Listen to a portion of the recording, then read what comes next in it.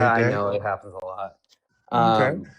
I just wanted to ask what evidence you guys got to disprove or to say that Christianity is not really that accurate. No one is saying anything about Christianity not being accurate. No one is arguing whether or not your God is real. I could care less if your God was real. That's not Oh, why. really? I thought Yeah, you were hold on, saying hold on, hold about. on, hold on. Uh, I don't believe, but that's not why I don't believe, because I don't think a God is real. Like I don't okay. believe in the Christian God. This is the God that we talk about. I don't believe in any God, but I don't believe in the Christian God. One, because of the historical um, uh, claims, the claims in the book not matching history, not found in history. I don't agree with the morals in the book. I don't like the Okay. effects that I've seen Christianity. I mean, the teachings, the different doctrines have on the people, the humans that I've talked to. I've had conversations for almost 3 years with Christians, over maybe 4 or 5 thousand conversations, and I probably met 6 Christians who are bearable. Dang near every believer who has come on this stage has done and said the most egregious things because I don't believe or because we're questioning. Last week we had a believer take his whole entire ass out on stage and shit on our stage on camera in the name of Jesus.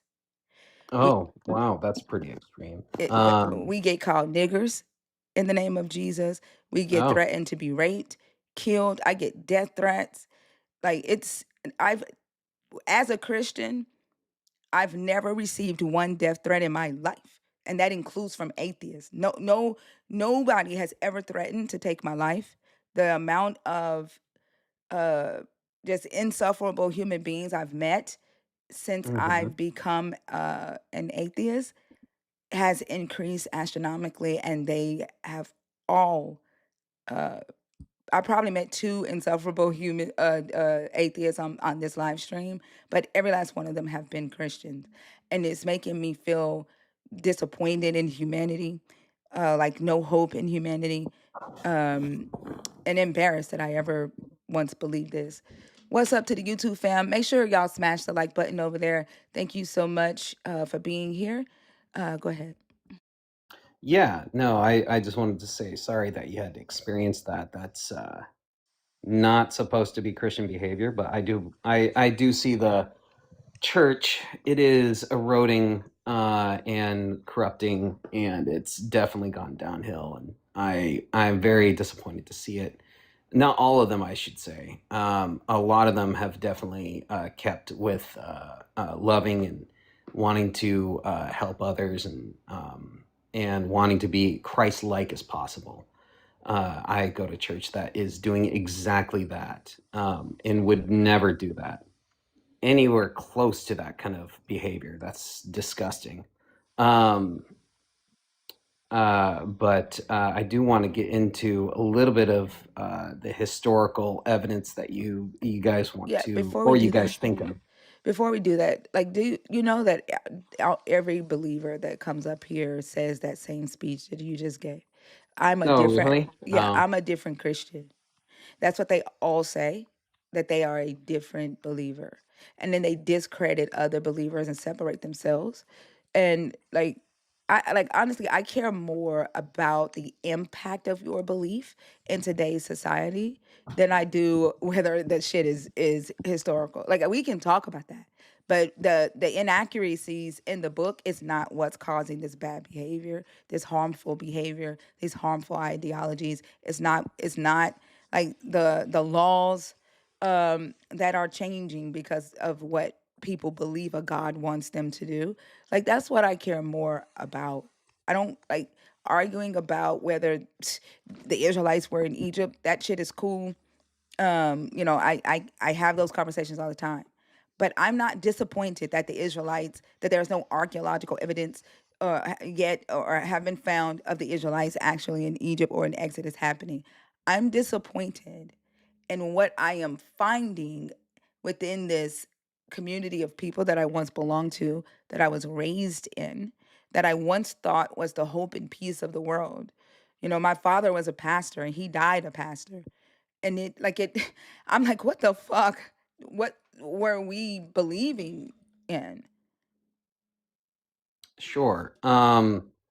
So okay, that's sure. Yeah, let's get in it. We can get into that. That's totally fine. I may not have a whole lot to say about it, but I do want to be clear that I wasn't separating myself from from any other Christian. I would say it's my fault just as much as anybody else that there's Christians like that out there. I hope and I really do hope that they see the errors of their ways and follow suit with God. But that's up to them. That's between them and God.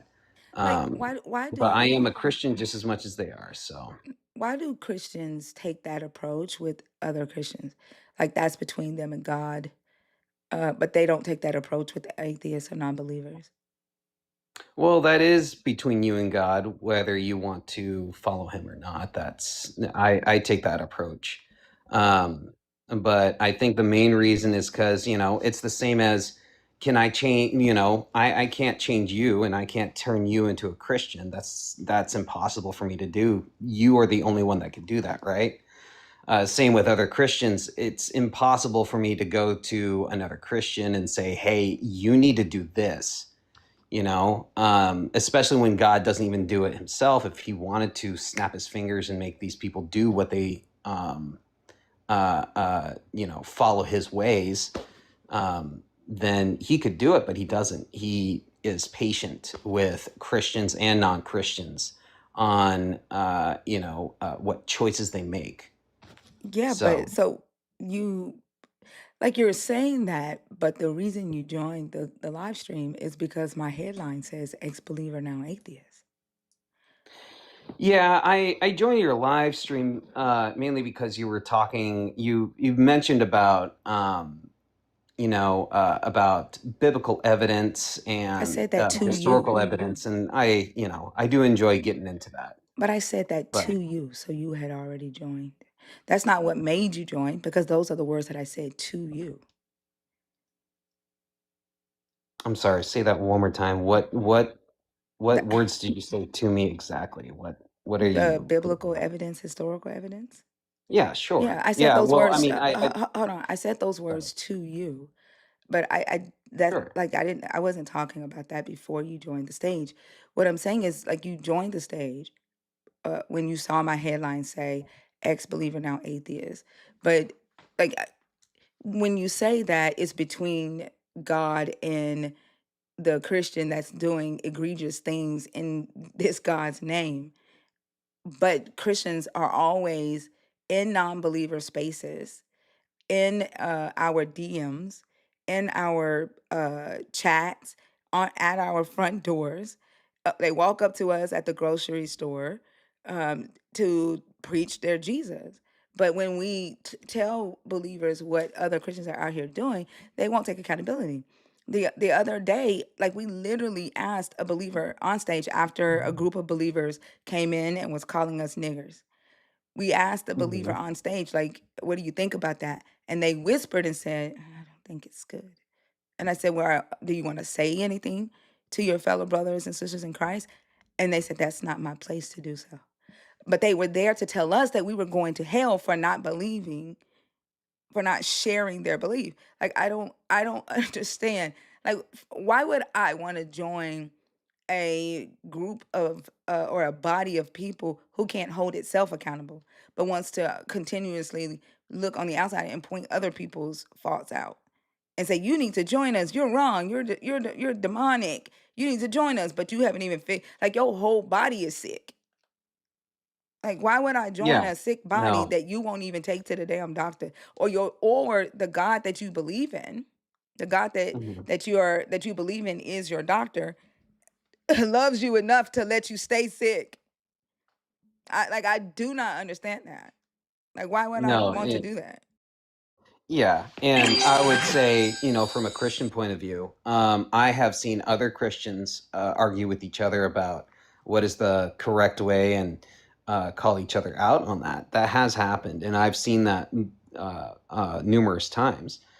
So it's not like there's no Christians calling each other out on things. In fact, I actually, in my hometown, I'm not going to tell you what town it is, but in my hometown, I went to a Skittles rally or LGBTQ rally.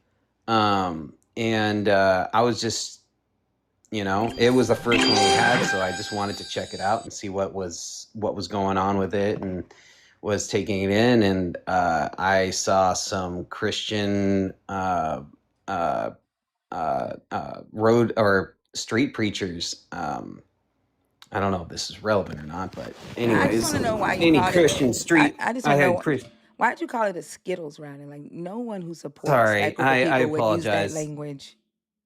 I apologize. That's I don't know why I said that. It was because the rainbow flag. But yeah, but Um, like that is very degrading to refer to them as it that. is. It is. I apologize. I shouldn't have said that. But that Um, but it sounds like that's normal language for you for that to come out no, like that's that. language I've heard before. Yes.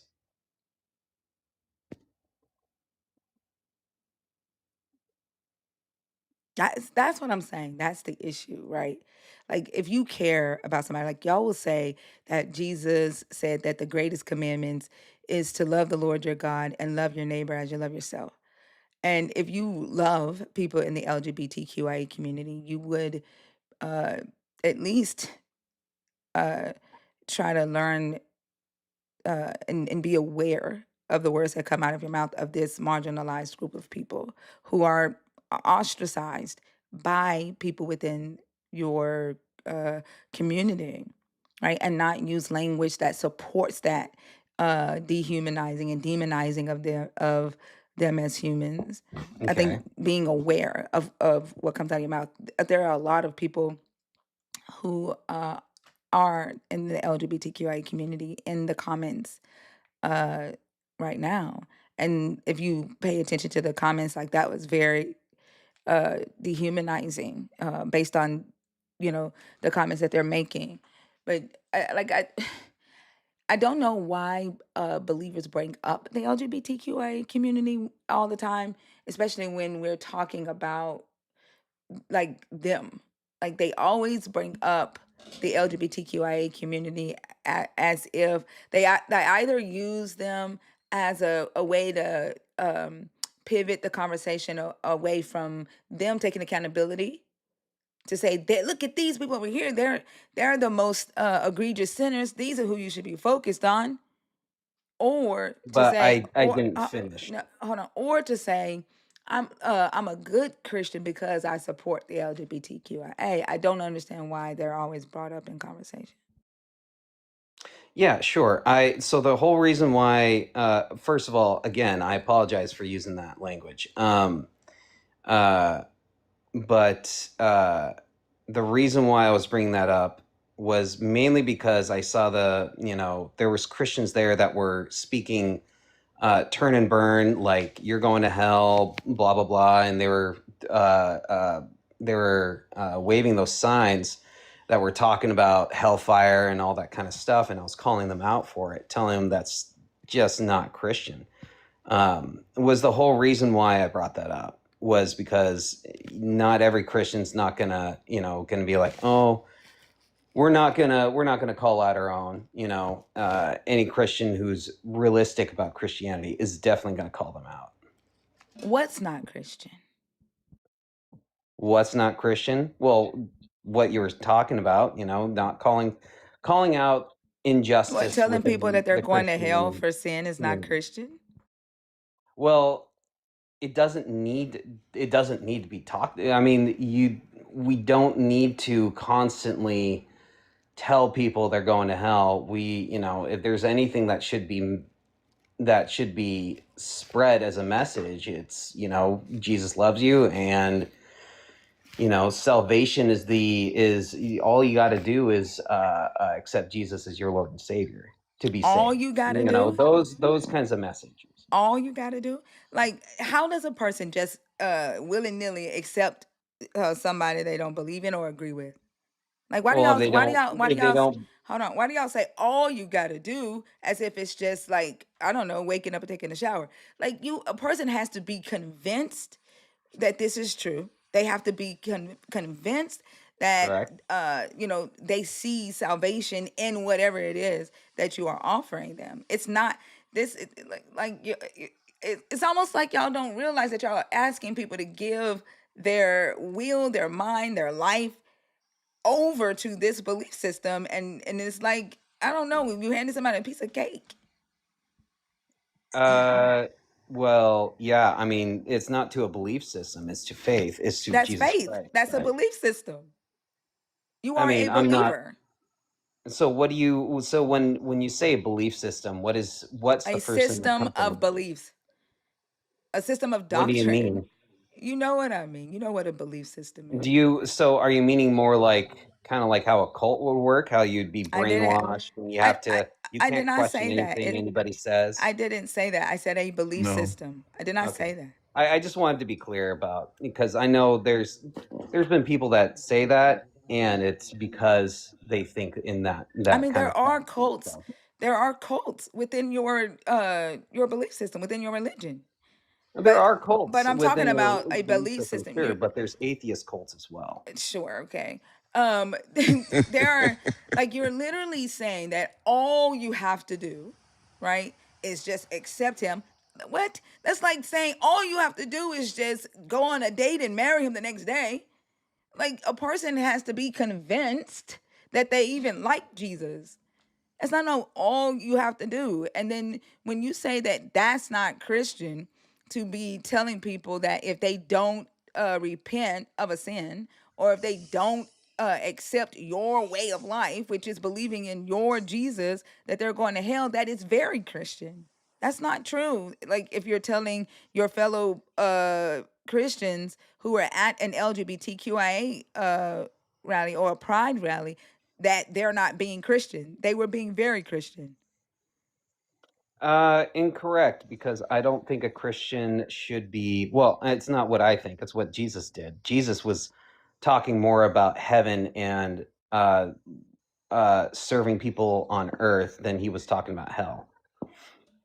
No, Jesus didn't really serve anybody like that on earth. He told y'all to. If you're talking about the poor, Jesus not one time fed the poor. Jesus Hold was the on, hold poor. on. He was the poor that was getting rubbed up by 300 denarii oil. He was the poor Wait, that was what? taking. He got rubbed down by Oh, an his expensive his oil. feet, Hold on, yes. no, like his whatever. She rubbed on his body. That oil was worth 300 denarii. Yes. He was a part of the poor that had a group of women financially supporting him. He was a part of the poor that took two pieces of fish and some bread from a kid who had followed him all day and did whatever magic trick with it to feed the people who he had taken so far away from the city. So, in all the He fed the marketplace. 5,000, yes. Because he had took them far away from the marketplace, not because they were Right. poor, right? Like, Jesus does not feed the poor when he's on earth. He tells y'all to. Jesus does talk about hell. Jesus does say, if your brother or sister sins, rebuke them, call out their sin, and get it right. I don't know why you're saying that. Well, so let's take it from the top. So first of all, yes, the 300 denarii of oil was the gal was rubbing it on his feet. I A just wanted waste. to make that A clarified. But waste. say what? I don't care where she was rubbing it. It's still oil that is a waste. Like, rubbing it on your feet when there's poor people. And then his response is, "Them motherfuckers gonna always be poor. I ain't gonna be here forever." That's some pimp shit to Well, say. what he was saying was the 300 denarii, you know, what she's doing with her money is her business. And plus, I mean, she was serving the God that's here on earth. Yeah, that's what mega pastors say. She was serving the God that was here on earth. Yeah, that's what And mega pastors praising say. him Yeah, is that's what what mega was pastors say. actually All I'm saying is that's some pimp shit. was doing so, but serving the poor, there's always going to be the poor to serve. I mean, they're always going to be there Exactly. for people to help and serve. Right. So just because Think about the she's fact that using your her God, riches right. Think about the fact to that your praise God God, who's already rich said, "Give me your riches because I ain't going to bless okay, poor so people because how there's is he always rich going to be again? Because he your said God, he, you believe that he is your God. He has everything at his disposal. Then he walked on water. He turned okay, fish. yes, He that's why he's multiplied. God. Hold on. He multiplied fish. He had coins come out of fish mouth. Like anything that he wanted, he could have gotten. He is Yeah, your God, right? So he right. could And have, instead, he right, got nailed but to a he's cross. here on earth taking from poor people, saying there's always gonna be poor people. That is your God making a decision right then and there that he has no plans on stopping the poorness here on earth. Okay, Give your well, I mean, that's him. the Give your sin on money this to earth is God. always going to be That's here, him saying, give. right? No, he didn't say sin. He said poor people. That's Okay, him. yeah, No. He but didn't. how does Stop. Hold on. He did not say sin. He said poor people, and there are poor people in Christianity. Like Christianity has the highest poverty rate of followers according to Pew Research. The average income of Protestant Christians is $18,000 a year.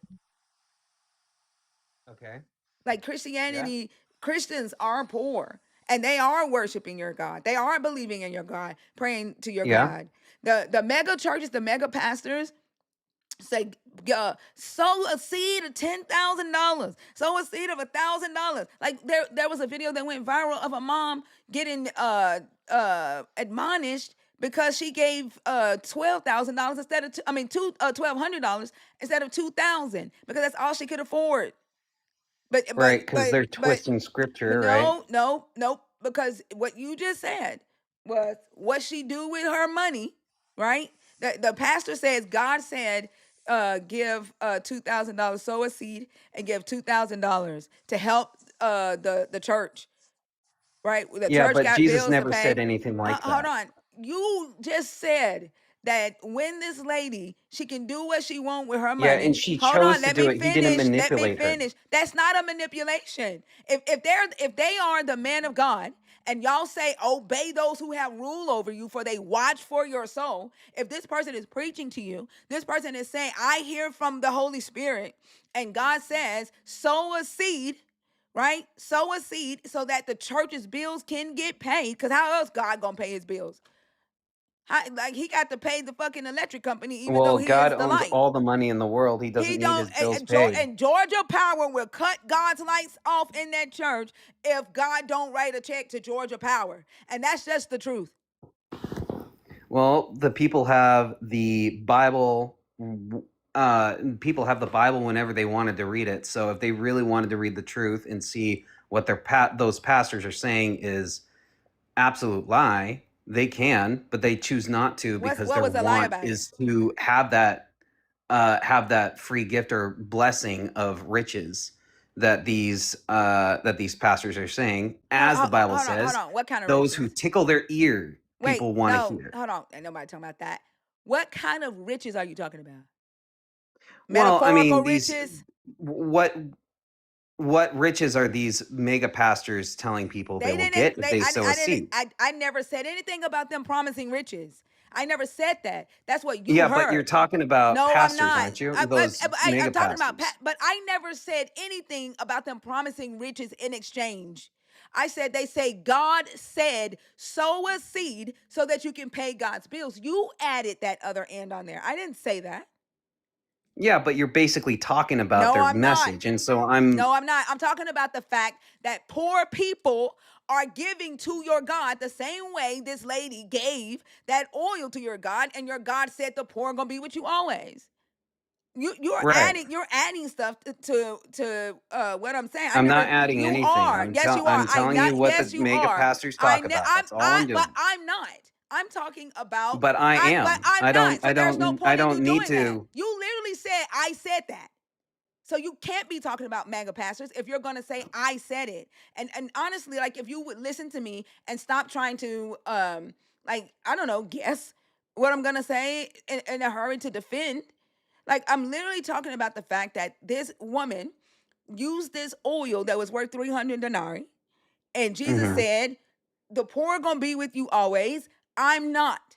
And this is your God saying, "I'm not going to do anything about poor on earth." You said the sin is gonna always be here. What the hell does sin have to do with being poor? Hmm. Well, it has to do with the fact that it's a corrupt world that we live in. I got a question, if you don't Yeah. mind. What? What's What, up? uh, do you sow your seeds at church? Do I sow my seeds in church? Yeah. Well, I do donate to my church if I feel like I want to. So when people sow seeds, it's giving money to the church, right? Yeah. Okay. Where are you getting that from? Sowing a seed. Well, there is a, oh my gosh, what's it called? Uh Parable. There you go. There's a parable that Jesus talks about sowing your seed. Uh with the farmer, and I'm trying to remember exactly what it said, but it's a blank in my mind. But sowing your seed, but it doesn't have to do with donating money into a church. It has to do with doing good works in God's kingdom, Okay. Well, serving the let me. poor and all that. It's obviously you going off what somebody told you, so I'm gonna tell you what's in the book. Okay. Okay. Sowing a seed. Luke 8:11 tells you what sowing a seed is. The seed is the word of God. That's in Luke. You go to Sure. Matthew, says the same thing. Matthew 13:19 says the same thing. Has nothing to do with money or anything. If you go to Mark 4:14, the sower soweth the word.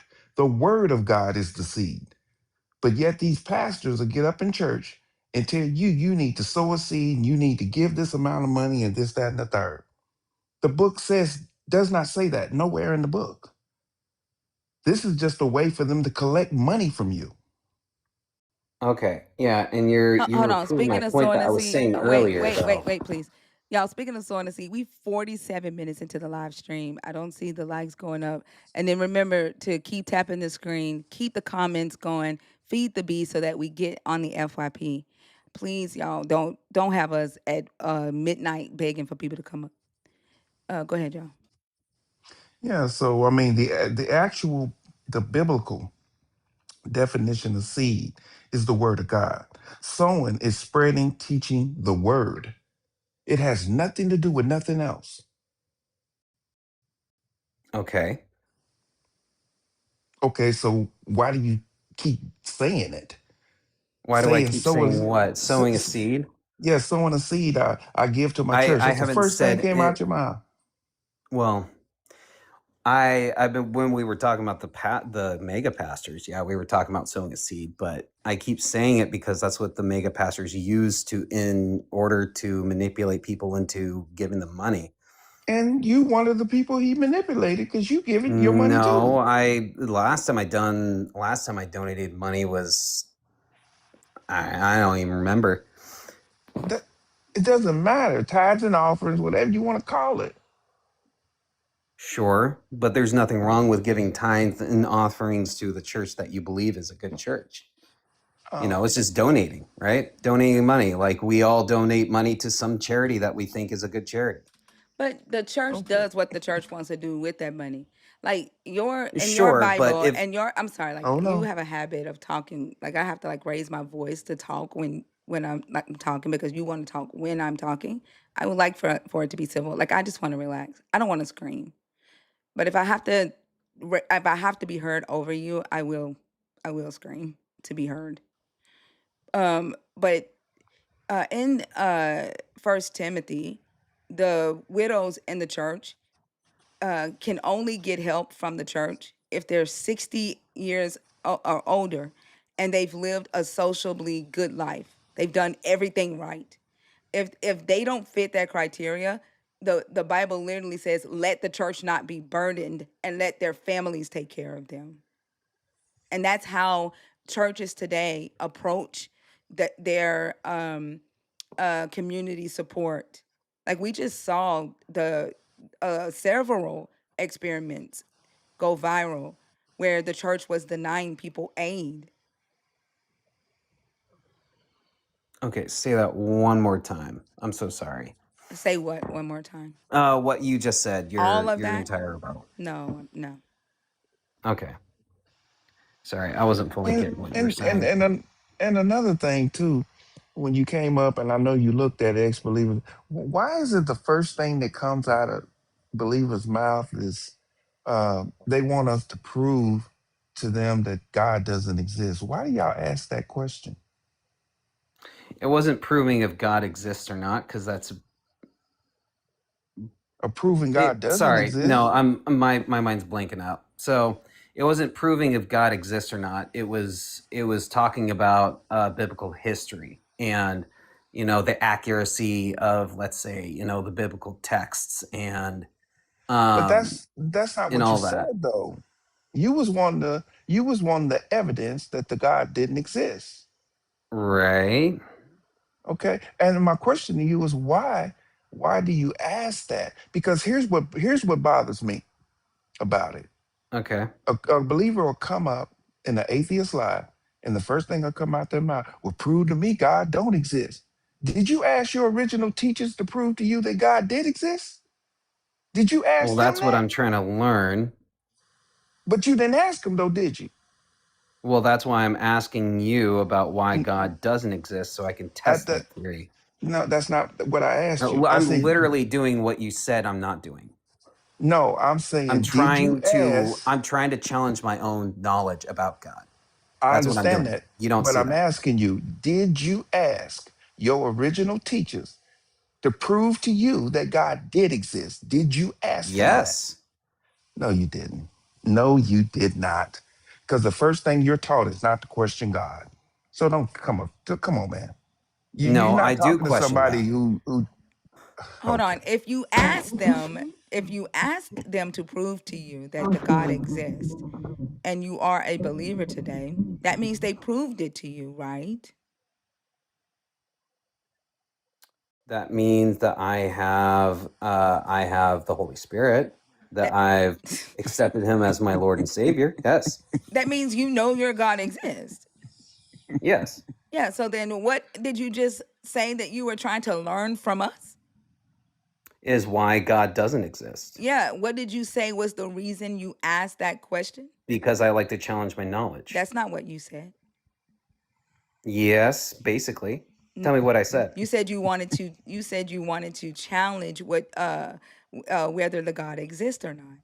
You said Yes, that's that's what correct. but you said you know the God exists. I do know God So then exists, but what I are you want to challenge my challenging? knowledge on that. Why would you They both can like be what true at the same knowledge time. I mean, you knowledge believe that hold God on, doesn't exist. I knowledge want to know that. challenging knowledge is one thing, but you're talking about existence. Either the God Yes, exists or he because you don't doesn't. believe he doesn't So what exist. does that have to do with you? Because I'm a Christian and I believe he exists. Okay, So and I want to that's all challenge that that matters. Why do you need to challenge that? If you believe that he exists, because then I'm I sorry, why love the are you pursuit of talking while I'm knowledge. Do you? talking? Why are you talking while I'm talking? If you believe that your God exists, that's all that should matter. It shouldn't matter whether an atheist don't believe your God exists or not. That's what we're saying. We don't understand why y'all are so infatuated with the fact that we don't believe in your God. We can tell you, and I did tell you, why we talk about how the belief system affects our life here in society. The things that y'all do, the things that y'all say, how y'all engage with family, with strangers, based on your belief. But if you believe a God exists, you going to other people saying, "Prove to me he doesn't exist," since you don't believe. What the fuck for? What does that do for you? Then why you have alive? I just explained that to you. I just explained that to you. It is the impact of what you believe in society. How you all engage with humanity based on your belief. Not the fact that you believe in a God. I don't care if the God exists or not. Because you believe a God has left laws or ways of living for you, ways of treating people for you. You engage in society that way, and you say and do things. You vote based off of what you believe a God has assigned your morals to be. Those things affect my life, whether I believe in your God or not. That's why we host lives. Hmm, okay. So yeah, let's talk about that then. I mean, No, I that's asked you a question, and Nelly asked you a question. Why does it matter if a person does not believe in your God? Why is that something you want to challenge? If you do believe that your God exists, why does it matter to you that an atheist does not? it doesn't matter. You just said you came in here to challenge that. I challenge my knowledge, yes. But if you believe or not, that doesn't affect me. Like, y'all just say stuff. Yeah, I mean it's I mean it's not uncommon for a believer or a Christian to, to say what you've said, because we've heard it before. You're so quick to offer uh someone salvation, and then you're so quick to say if they don't accept the salvation, you're also in the same breath to say if you don't, then you'll go to hell. Christians I and didn't say believers say that. that. No, I didn't say you said that. I said Christians say that. Sure. you know okay, what you know what let me ask you this. I don't believe in your God. I'm the first one to say fuck your God, fuck Jesus, fuck him all, and I'm one to say that. Now, by me having that, you know, brain of mine thinking that way and this, that, and the other. As you being a Christian, am I going to hell for that? Yes. How do you know? Because you have to accept Jesus Christ as your Lord and Savior. I mean, it's the same answer you're going to get. Yeah, I know. That's what's funny about it. See how What's so quick funny you can about say. it? I'm gonna tell you what's so funny, because see how quick you can condemn me to hell because I didn't accept the salvation. But you cannot prove neither or. You cannot prove there's a salvation, and you cannot prove no one's going to hell. Nelly, they got you for content contains themes that some may find uncomfortable or some. Go down and come back up. Okay. Y'all, if you're going to report the live, I want you to get out. I don't want anyone in my live that gets fearful or anxiety by listening to these conversations. I know that there are a lot of believers who have been taught not to question their beliefs, have been taught not to question this God, and that scares you. If it scares you, now you got to wait 10 minutes because they put the restriction button Yeah. on. Okay. Uh, If it scares you, I would prefer for you to scroll. I'm not going to miss you. You're going to have a good life. We're going to have a good life. Just scroll. Do not report people in here. That's immature. We are all adults and we have the right to discuss whatever we want to discuss. Some of us are not afraid of being struck down by God. So please just scroll, and then we'll ask y'all to leave, and y'all will stay. Y'all will stay and y'all will continue to report the live. You won't even respect boundaries. And then at the same time say that you don't care that we don't believe in your God.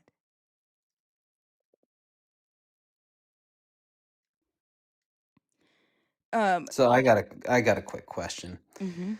So, what proof would you need to be convinced that our Bible talks about you if you don't believe, you go to hell? I don't need proof of that. Your Bible does say that. But you don't have Okay, any proof of a cool. hell. Like no one alive has gone to death and come back 2 months later and said, "Boy, hell ain't no joke." Like you have stories or claims in this book.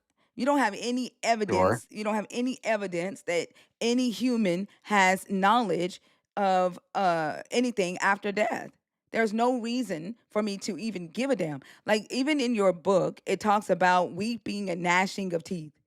Like Right. you, as believers, you either have to believe that souls have teeth and eye sockets to tear ducts to cry, and spiritual nerve endings and pain receptors to feel pain, or you have to believe that your God is sadistic enough to give everybody new bodies, bring every piece of dust that has deteriorated in the ground, and give them glorified bodies that are flame retardant so that he can burn it forever. Like even the concept of this eternal flame, this eternal fire doesn't matter. But I mean, doesn't make sense. But even if it did, I would rather go to hell than be anywhere where your God is. There you go. So he's doing the loving thing and not forcing you to worship him. I mean, however you want to look at it. I mean, yeah, it is. It's justice because you don't want to be near God, and so God's going to bring you to the place where he is not. Okay, cool. So there you go. Yeah. Okay. Like, I don't know. What did you expect me to say about that? Like, I didn't expect you to say like, it. I didn't expect you to accept you asked anything. me, like, No. what do I need to convince? Like, I don't care about hell. I don't want to live eternally. Like, and then if I'm gonna burn forever, I'm living eternal life any goddamn way. Like, that doesn't make any sense. That's eternal life. But I don't have any desire to live forever. Like, I don't even know why we were even taught that was a good thing to desire. Like, I think people that do have that hope to live forever love their life so fucking much that they think that they deserve to live forever. And then they're willing to sacrifice this life and everybody here in order to get to that goal of living forever. Sacrifice everybody here. What do you mean by that? Like, it's almost like you haven't been listening to anything we've been saying. Parents ostracize their children. They kick their children out of the house. There was an 18-year-old who came on the live last week whose family kicked them out. The church kicked them out for being gay. And they had to run away. They're on like living as runaways right now because the church kicked them out. Their parents kicked them out. There are a lot of parents. There's a young man in the chat now who he finally told his mom that he does not believe in God, and she disowned him for not believing. That's a sacrifice. Parents are willing to sacrifice relationships with their children in the name of this God so that they can get to eternal life. Yeah, I don't think that's so. Wait, so pause. You're saying that in order, so let's say if I had a kid, right? And if my kid was gay, in order for me to get eternal life, I would have to kick them out. Is that what you're saying? No. Is that what you're saying? No, we you didn't believe? hear me. Anything about you have to. I said parents do. Christian parents do those things because they want eternal life. That's what I'm saying. Is you think that the Bible commands us to kick them out? I'm going to tell you what. I'm going to this tell. is kind of crazy talk right now. Stop. I'm going to tell you exactly what I think. Don't put words in my mouth. If I didn't say it, don't say I said it. Okay.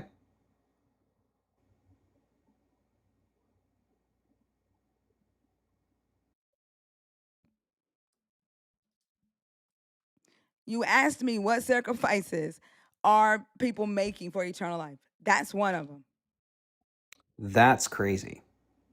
I agree. I don't believe that they're doing that because they believe that in order to have eternal life, they have to sacrifice kicking their kid out. I don't think that's it. It probably is an arrogant and hateful heart. Yeah, I believe that.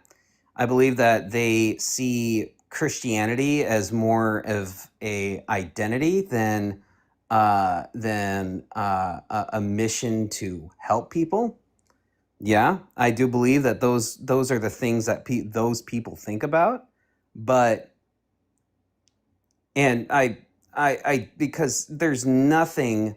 I've never heard the church or anybody saying that they kicked out their kid because they want to have eternal life. It's so interesting you say That's you never heard that's the very church. interesting. Like, it's so interesting that you say you never heard the church say that, as if you have sat in every fucking church in the world.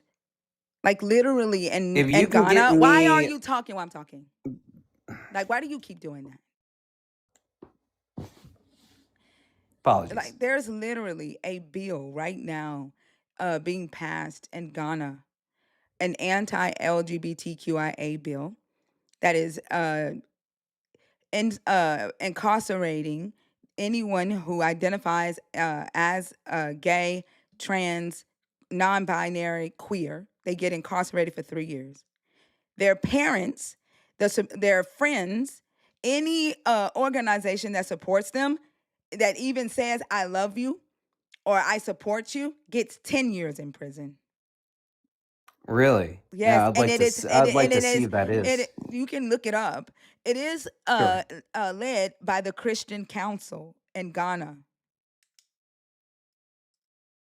Okay. And Senegal, they get hung. Yeah. Uganda, they get hung.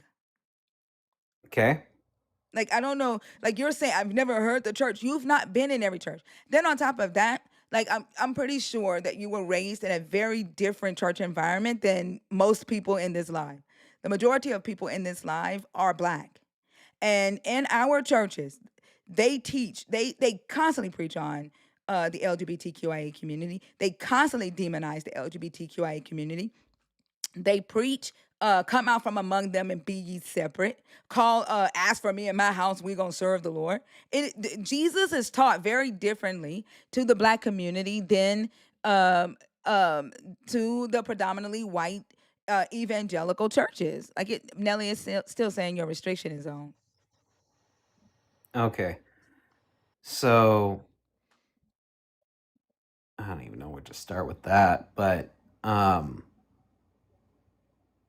so I guess with the government overreach on those issues, I believe that they, I mean, it doesn't matter what I believe really, but it does matter that the fact that it's not okay to have church influence in the government.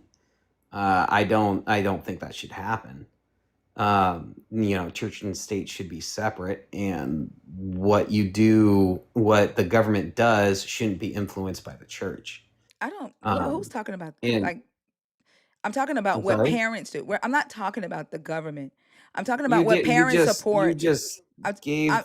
you literally Sorry. said the church doesn't preach this. I gave you 3 places where the church preaches it. The church preaches it. Therefore, it is laws in the government. But you said that no parent is doing this.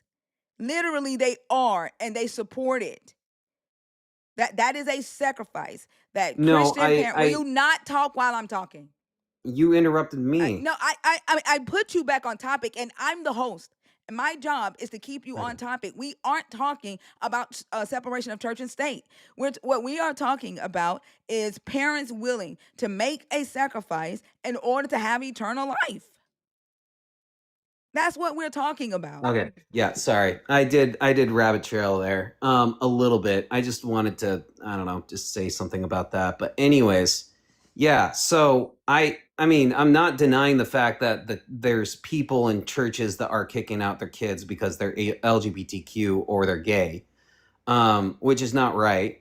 That's not loving to their kids. But I don't. The line that I'm drawing here is the fact that they're doing it because they want to sacrifice their kids so they can have eternal life. That's absolute bonkers. If you can show me some videos that show pastors preaching that specific kind of message, I would like to see those.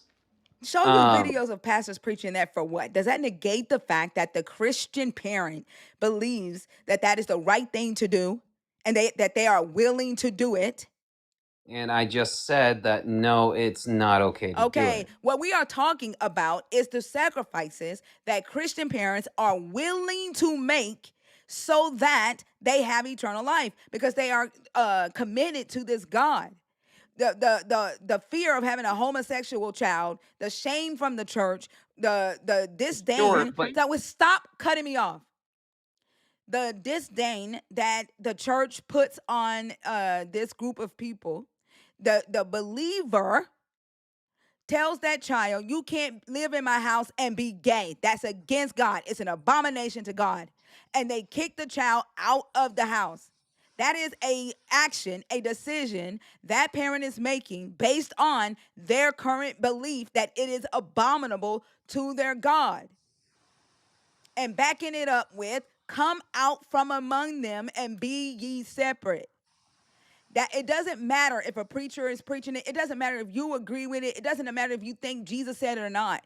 The reason they are making that decision is because of their love and dedication to your God and their hope to be with him one day in eternal life. That's the point. That's the sacrifice. That's not that has nothing to do with God. It has everything to do with how people perceive how to deal with people that have certain sins. Whether it's right or Wow. not is a entirely different discussion. But what we're talking about is it a sacrifice or not? And I don't see how you could get that bridge that it's a sacrifice and how this is the way to gain eternal life. I mean, didn't if I say have shit my about child, stop putting words in my mouth. I never said this is the way to gain eternal life. I said they do it because they have a hope of eternal life. Like, you don't listen, and that is irritating no, me. I am No, listening. you're I'm just not. You're not listening. You have put words in my mouth. You have responded to things that I did not say. You are not listening. okay. Well, so yeah, I am listening. I'm listening to what you're saying about Christian parents believe that if they sacrifice their kid or they kick their kids out, that's a sacrifice to their God, I to my did God. not say Correct. that. I said they are making, oh my fucking gosh. I didn't say shit about it being a sacrifice to your God. You are putting words in my mouth. I said they are sacrificing the relationship with their child because they have a dedication to your God and this belief. That's what I said. They're sacrificing the relationship with their child. All right. Well, it is past my bedtime, so I'm gonna head off. Oh, I'm sorry. I thought I heard you say drop me down.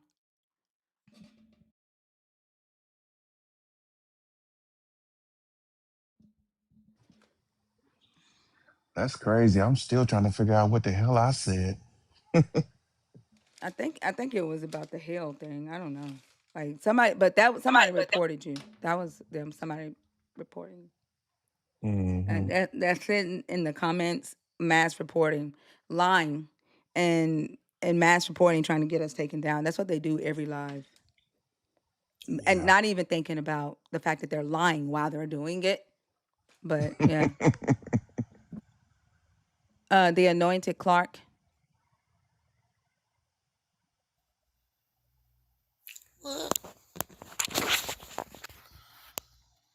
The anointed Clark. Are you there?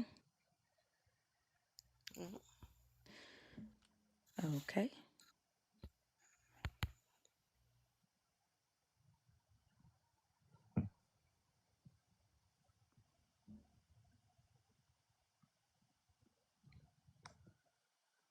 Remember, if you are a nerd and you're in the request box, I will not automatically bring you up unless I see a comment that says on purpose.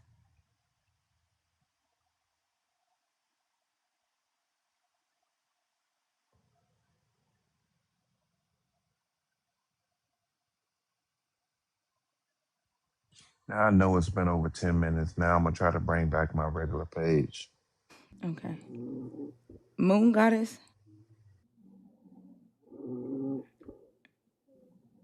that's what I'm talking about. Like people, everybody's already asleep.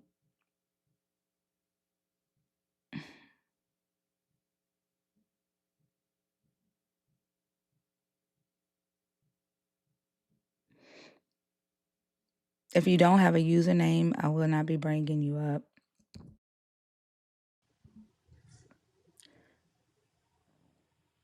There we go. TikTok's 10 minutes is a trip. Yeah, that's the longest 10 minutes I ever seen. It's more like 15, 20 minutes. Yeah.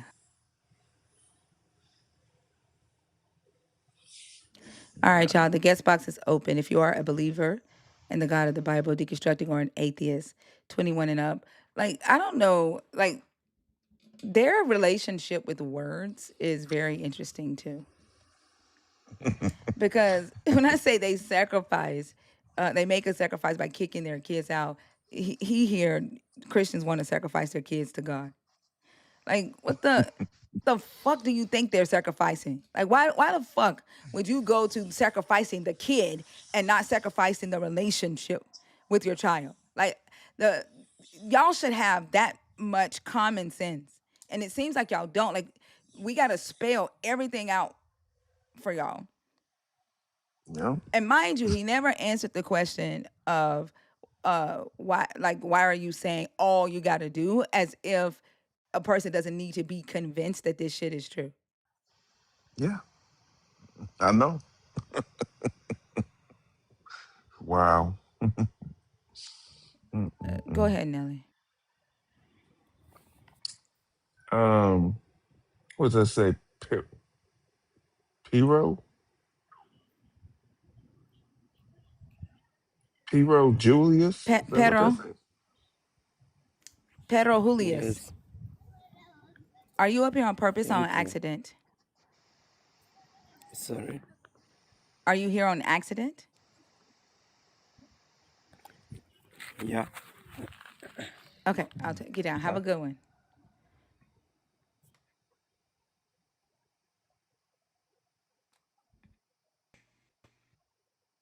Yo, what's up? Hey, what's going on? How do you pronounce your name, sir? Deus Volt. Deus, you said? Deus Volt. Deus Volt. Okay, Yeah. Deus Volt. How old are you? 27. 27 years old. Okay, and are you a believer in the God of the Bible? Or are you an atheist or Yeah, I'm a believer deconstructing? in God of the Bible. You a believer? Okay, great. I'm All Catholic. right.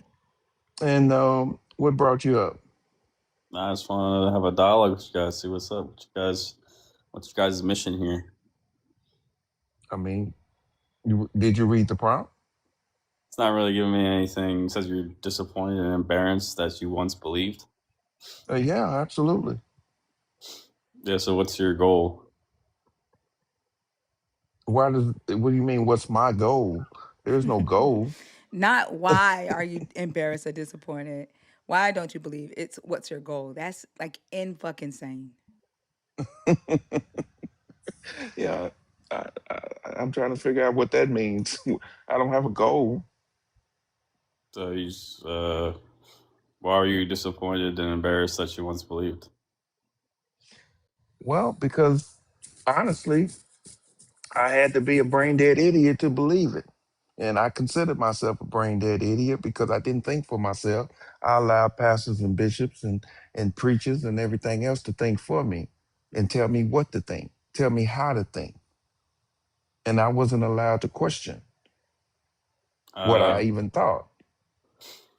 That just seems like you're at the wrong place. Where in the Catholic Church, we're allowed to question what we believe and have theological discussions. Oh, okay. You're allowed to do that, is what you're saying. Yeah, of course. Oh. And what are the questions you've been asking? Well, I ask things like why, ask why does God allow bad things to happen to us, or maybe, you know,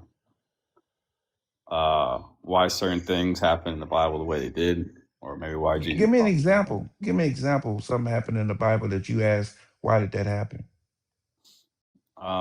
Shoot. Maybe like why the disciples didn't recognize Jesus when he came back after his resurrection. I asked that the other day. Did you let me ask you this? Did you think to ask why did God want to destroy the firstborn? Of Egypt. Yeah. No, I kind of figured why. Oh, why? It was because uh, to get Pharaoh to let go of the Israelites. Oh, to get Pharaoh to let go of the Israelite. So Moses, when he went there to get his people free, and then Pharaoh decided to let his people go, and then God turns around and hardens Pharaoh's heart so that he wouldn't let him go to keep the shit going. Did you ask that question? No. Why not?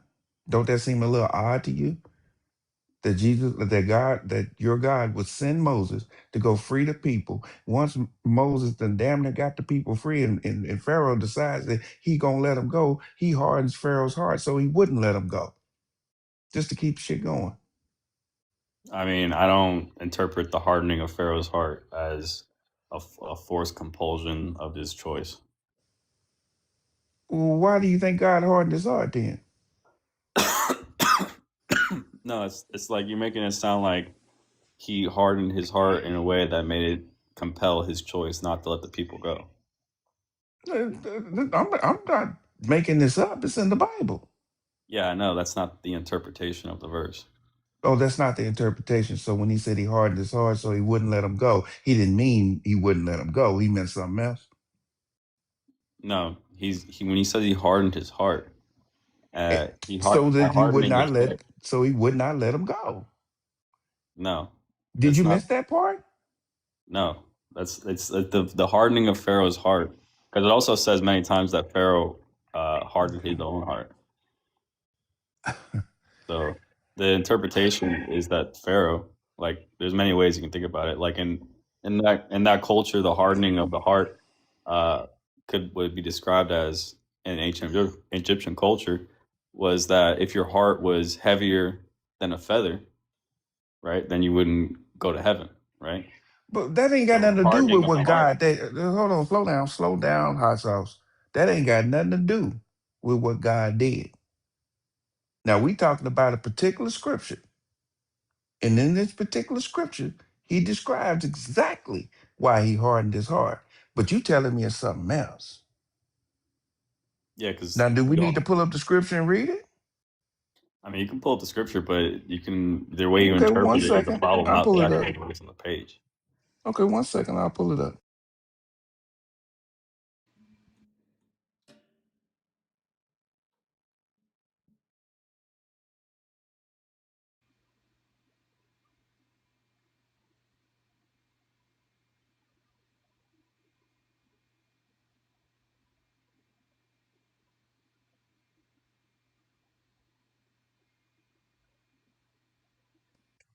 Let's see.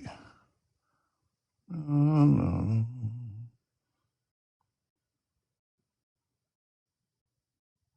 Let's see. Okay, let's go to Exodus 4:21. Yeah, read it. You ain't got your Bible? Because I don't want you to think I made this up. I believe I you. need you to see it. I believe you. Read it. Okay, Exodus 4:21 says, and the Lord said unto Moses, I will harden his heart that he shall not let the people go. Hmm. Okay. So, what does it mean to harden his heart? It doesn't matter what it means to harden his heart. He did it so that he would not let the people go. Yeah, it's very important to know what it means to harden somebody's heart to Why is that understand, so important?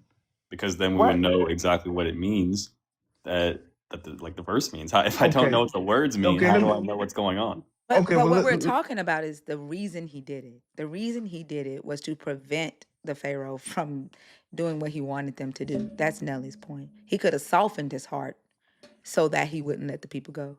It doesn't matter. Right, We're talking right. about why he did it.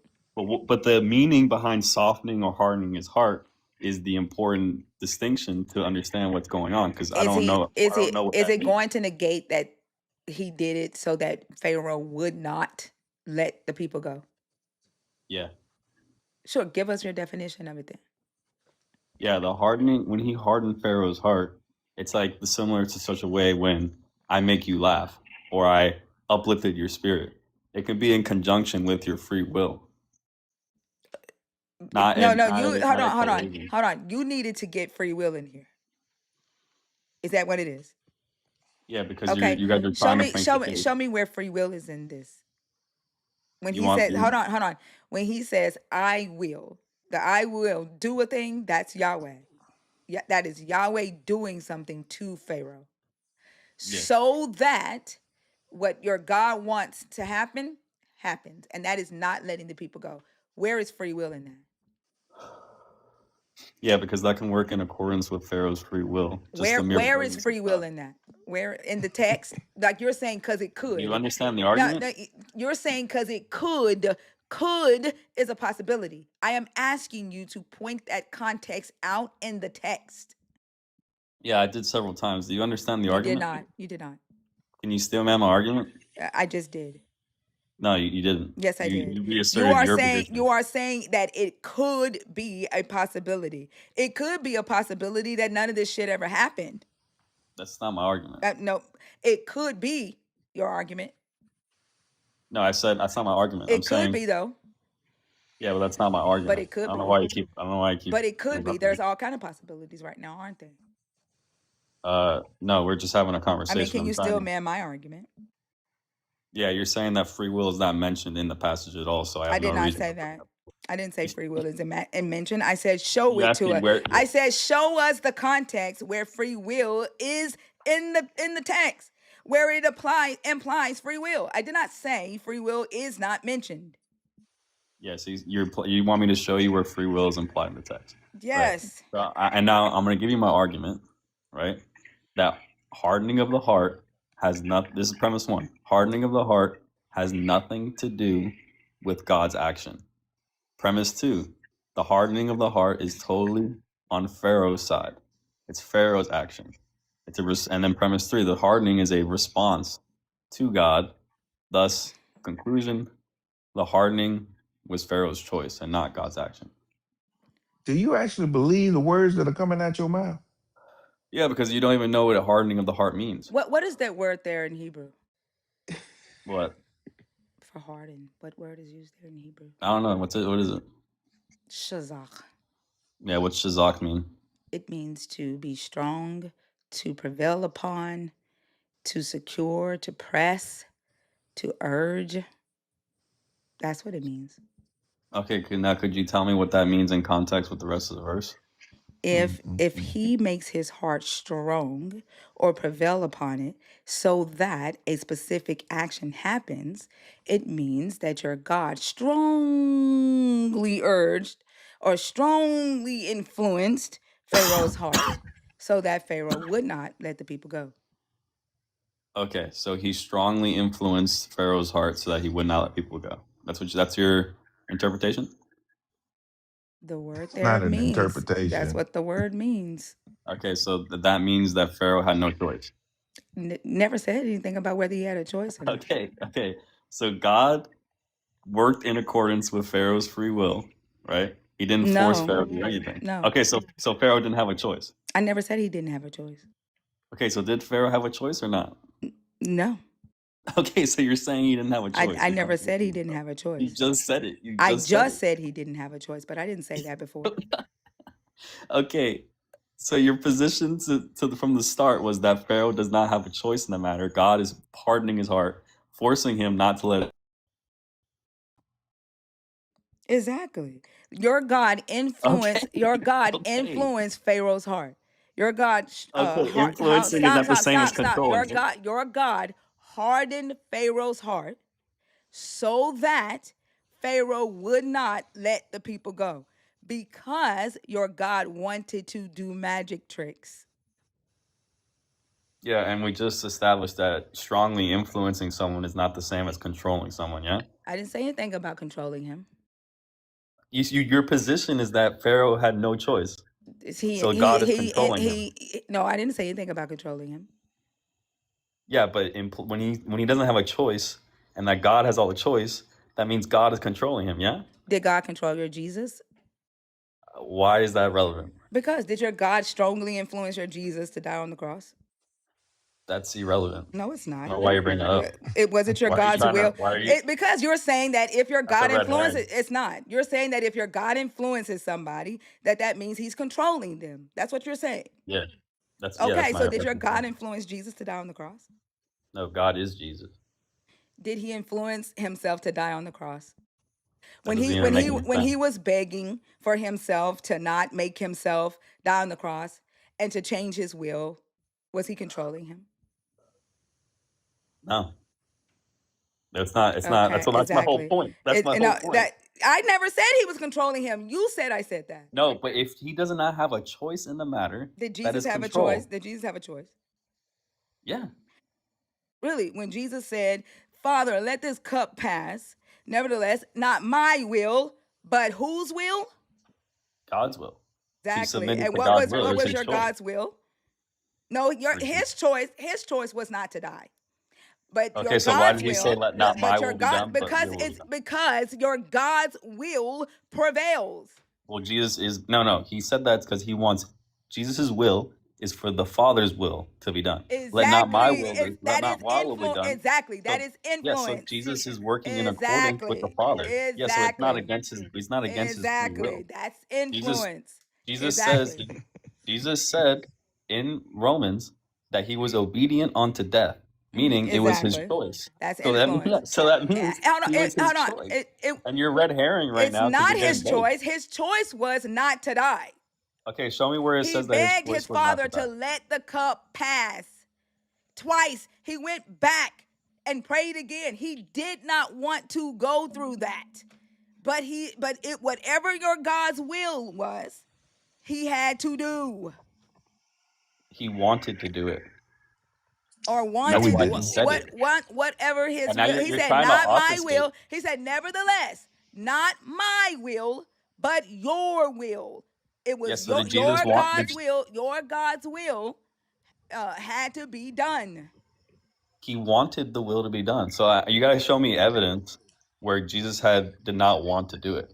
Was he influenced by your God for your God's will to He prevail? is God. He was not influenced. Was he influenced by himself to want his will to be done? That doesn't even make any sense. That's None incoherent. of it makes sense, motherfucker. Can you influence Stop yourself? talking while I'm talking.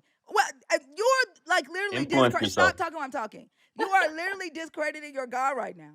Like Can you every influence time, yourself? no, you can't. That's why your God doesn't make any sense. That's what I'm saying. The fact of you saying that he is God and he's talking to himself, he's asking himself to not let It's not him himself. It's the Father and the Son. stop talking while I'm talking. You're literally saying he is God. He's asking himself not to let himself die on the cross, but let his will be done. And then All right, he still man the submits to, Trinity. stop talking while I'm talking. And then he submits to his own will. And then you go, it's not him, but it is him. But he's the Father, but he's not the Father. He's not the same person, but he is the same person. Like, you're literally discrediting your own fucking Yeah, God. still man the Trinity. And you're literally discrediting your own God and proving how illogical it is. Can you still man the Trinity for me, please? No, that's a waste of fucking time.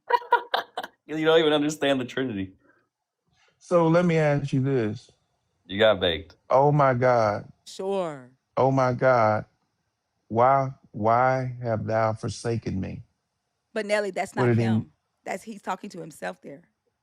Wait, Oh, no, Yeah, he's do you know- not. do No, you he's know what not. Je- Wait, do you know what- wait, do you Nelly. know- Wait, Nelly. No, he's not. He's talking to an essence of him. He's talking to a different person within the same Godhead. So that's him, Yeah. but it's not him. But he's the Father. He's not the Father. He's Can the you Son. steel man the He's essence not for the me, Son. please? He's not this. Can you steel man this? Can you put on steel boots? Can you steel man the essence, please? Can you divert? Can you pivot? Can you feel, bro? Can you steel man the essence, please? Oh, shut up! Like your Trinity is illogical as fuck. so who Hey, was? what's the logical contradiction? Well, who was I don't God? know. What's the logical was- contradiction, please? I don't Hey. know. I don't know. Who was Jesus talking to when he was on the cross and he said, "Oh my God, why have thou forsaken me?" Who was he Yeah, he's talking talking to the Father. Okay, so what did he mean by that? He mean, "Oh God, I want to do this so Yeah, badly. Thank you so What's much." Jesus quoting? What does forsaken me mean? Yeah, where does that come from? You don't It comes from understand. the Bible. It comes Yeah, from the so Bible. are those Jesus's words, or is he quoting the No, Bible? they're the Father. Oh, so where's the quote coming from? No, Jesus is quoting. it's coming from David. Like, what the fuck? Oh, so Jesus is making a quotation But to a he's the verse one in talking. Psalms. It don't fucking matter. He's Right. the one So quoting it. yeah, if you actually read the verse, you'll understand why he's bringing that verse into No one the asked book. you why. No one But asked you even why. if No we one can asked stick with, you. No one asked you why why he are you said it. interrupting No me? one asked you why he said, because I fucking can. You No did one, ask me no why. one, He no just one, asked me no. why. He said, what He the fuck just does asked it me mean? why. He said, Yeah, what does forsaken mean? Not why does forsaken mean? no, he's asked me why is he saying it, which is No, he actually he's didn't asking say me that. what. No, the fuck he did it. Yeah, what does that mean? Is the same as why is he saying it? Yeah, just the same as Jesus is the Father, and he's also the Son, and he's also the Holy Spirit. He's also the Trinity. He's also you. He's also Judas in a fucking toilet that was never in the Garden of Eden. Jesus is everything. I mean, Yeah, it's so wild how you have to do this mental gymnastics with your brain to, I mean, and you don't even see it either. You are so illogical right using now. It's critical thinking. What's the ridiculous. logical contradiction? My goodness. This This cat, I is mean, why You guys no, are low tier. I'm this is surprised. why I'm oh surprised yeah, 4 to because you 60 just people yell watch out you. philosophy terms. You're so hyped. Yeah, Philosophy terms? yes, It's called thinking. Your name no, is Thinker, you and you don't haven't even thought, think. you haven't said a motherfucking thing up here. Like Your name is this is Thinker, and you why don't even Phil think. bros get kicked out of these conversations. This is why nobody likes talking hmm to Your fucking name is Phil Thinker. bros. Your name is Thinker, but you don't Oh even my think. God, my Clearly. name is Thinker and I don't think. Ooh, You got wow. pride in front of That's the let, 400 first. let, let, people. That's the let first me time ask, I've heard that one. Good let, job. let me ask you this. I want to go back to when God hardened Pharaoh's heart. Let me ask you this. When God hardened Pharaoh's heart so that he would not let the Israelites go, was that to help Moses? Nelly, why do you keep asking him questions as if you're going to get an answer? I've given you an answer every single time. Like at this point, he is fodder. I've given you an answer every single time. I'm just trying to, I'm really, really, really trying to see just how illogical you can get. And I What's the really logical want to see it. contradiction? So I'm asking you, was that to help? Was that to help Moses? I'm just asking. Was that to help Moses? Yeah, it was to help Moses. To help Moses. So Yeah, you send somebody to go free somebody, but yet the people that he got to free him from, he goes behind Moses' back and hardens his heart so he wouldn't let him go. yeah, it was helping him out. That's helping him out. Oh, okay. Yep. Yeah. And you stupid, man. Yeah, you're the You smartest really guy are. ever. Yeah. You can't even tell me what the logical contradiction is. I'm done with So, this guy. You can't This even guy tell me the is definition of crazy. a word. you guys are clowns, dude. Get the fuck down. You guys are clowns. You are too. Bye. Hmm. You got fried. Yeah, you did too. Yeah. Bye. You Thank got you. Go tell annihilated. everybody you fried Mr. Nelson and thank you so Yeah, much. good Bye Yeah, it bye. was job. easy. It Good was easy job. too. Good job. Yeah, it was very easy. Yeah, good job. Good job. Yes, sir. Go pray about it. All right. Praise be to God. Yeah, good. Yeah. Okay. Which Praise one? these nuts. Jesus Go ahead. or the devil? You can't even steal Which man one? liquidity. Jesus or the devil?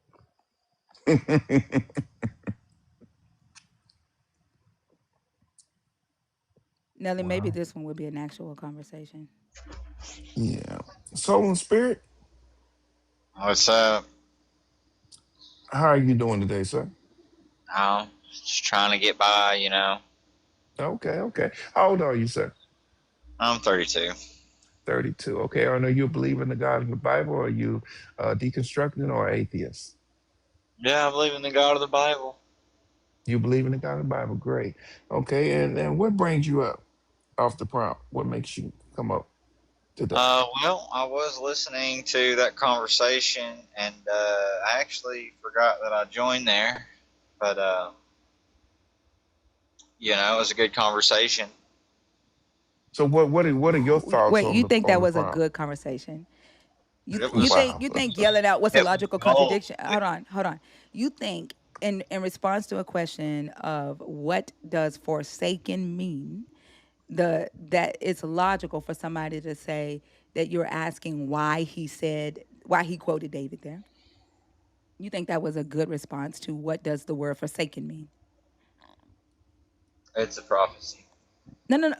Did you hear the question that I just asked? Yeah, it's a prophecy. No. Did you hear the question I asked? What Yes. did I just ask you? You asked if it was good for someone to say forsaken means No. what Like David quoted in nope, Psalms. nope. It's like y'all don't listen when we Ask talk. it again. No, I said Nelly asked him for the definition of forsaken. And his response is Jesus quoted that because. You think that was Uh, good? I mean, you want to know the definition of forsaken. No, I mean, I'm asking, do you think he that's didn't answer your question, I uh, guess. no, it's not I guess. Like y'all don't hold each other accountable at all. Like believers come up here and behave in the most disgusting ways. Y'all don't know how to have conversations. You have listened when you join these conversations, and then y'all champion bad behavior while trying to point out other people's lives. It's insane. Go ahead, Nelly. Yeah. So anyway, well, what are your thoughts? I want to know your thoughts. Forget the last guy. What are your thoughts on the prompt? Uh, I think it's pretty horrible. You think it's horrible? What's horrible? You're an ex-believer. Now you're an atheist, and you're disappointed. You used to believe and embarrassed. I mean, the scriptures tells us the exact opposite of that. It tells us not to be embarrassed and to actually be Just proud of in a way where like you can believe the Bible and just be proud of that. Where you have faith in it. but as a non-believer, I'm embarrassed. Oh, okay, okay. Well, yeah. Yeah, Well, that's yeah. a different. 'Cause I don't say that nowhere in the Bible. Don't give me no pointers on Yeah, that. if you're a non-believer, then that would be the reason. Like what she said. Like you don't hold each other accountable and like all these things because it's like people get it twisted and they have a higher sense of themselves, and so you know, like they have a hard time being genuous. Like because it's hard to explain a lot of these things. And I usually don't do this, but I'm gonna ask this question: why should I believe? Well, it brings me a lot of peace in my heart, to No, know I that. didn't say you. I see you didn't hear what I said. I said, why should I believe? I would say because it can give you peace in your heart. And I have peace in my heart. okay, what would you say brings you peace? Oh, a lot of things bring me peace. My life in general, my children, my grandkids, people I socialize with bring me peace. You know, Okay, what happens when all those things are gone? what do you mean when all those things are gone? You mean when all those people that pass away? Yeah, when you pass away or those people pass away. I don't know what happens after I pass away. Neither do Okay. you. Well, that's what I'm saying. The best idea is what the scriptures say in the book. That's the So best you idea. want me to hold on to an idea? But also, who gets to Well, I classify mean, it there's as nothing wrong with that. who gets There's to nothing wrong with that. who gets to classify it as the best? That it's the best to you. Like Well, what? no. I mean, like if you research, right, and you look into religions like Buddhism, Hinduism, the Quran, and you basically compare all the religions and their scriptures with the Bible, right? The Bible basically precedes all of these scriptures. There's so much more in the Bible than in any scripture or religion that you're ever going to find. There's so much more just in the Bible. That is not true. Wait, I promise you. why do I y'all promise you. pronounce it Koran? It's The Quran, Quran. It's the Quran. Quran, I don't, the Quran, Yes, it's Quran, not Koran. Quran, yeah, Yeah. the Quran. But yeah, I mean, just even the Quran. I mean, there's not as much in the Quran as in the Bible. There's especially not as much in like the Buddhism teaching, the Hinduism writings and stuff like that. I mean, if you was to just look at what they're teaching in the scriptures, there's way more in the Holy Bible than in any of these teachings. When you say Basically, way more of what? teachings, right? Like you can see that all the other religions and teachings basically just took a little bit of their teachings from these scriptures that we see that make up the Holy Bible. If you research all the religions, that's what you're going to find. That's not So true. what you? Yeah, I'm Chris, but Go ahead. Like what? you Like no, he's just you saying stuff. Like this is what I don't understand, why believers say stuff that they've not ever researched. Because there's no way you researched that and came back with that. mm-mm. Like most of what is in the Hebrew Bible came from Babylon, like Mesopotamia and Egypt and Canaan, and like there's the most novel thing that Jesus says in this book is love others the way I've loved you. Everything else he got from something else, somebody else. Yeah, and that's what I'm saying. It's the Holy Bible, right? Is the book now that has all of it there in one book, I, right? I have to That's I what I'm have to saying. do this. I have to do this because okay, do me a favor. Here's what I want you to do. I want you to name 10 things that this God has done for humanity in this book. Name 10 things. 10 things. Yeah, just name 10 I don't things need that 10 God done for things. you. I don't even need 10 things, bro. I mean, but God's done everything.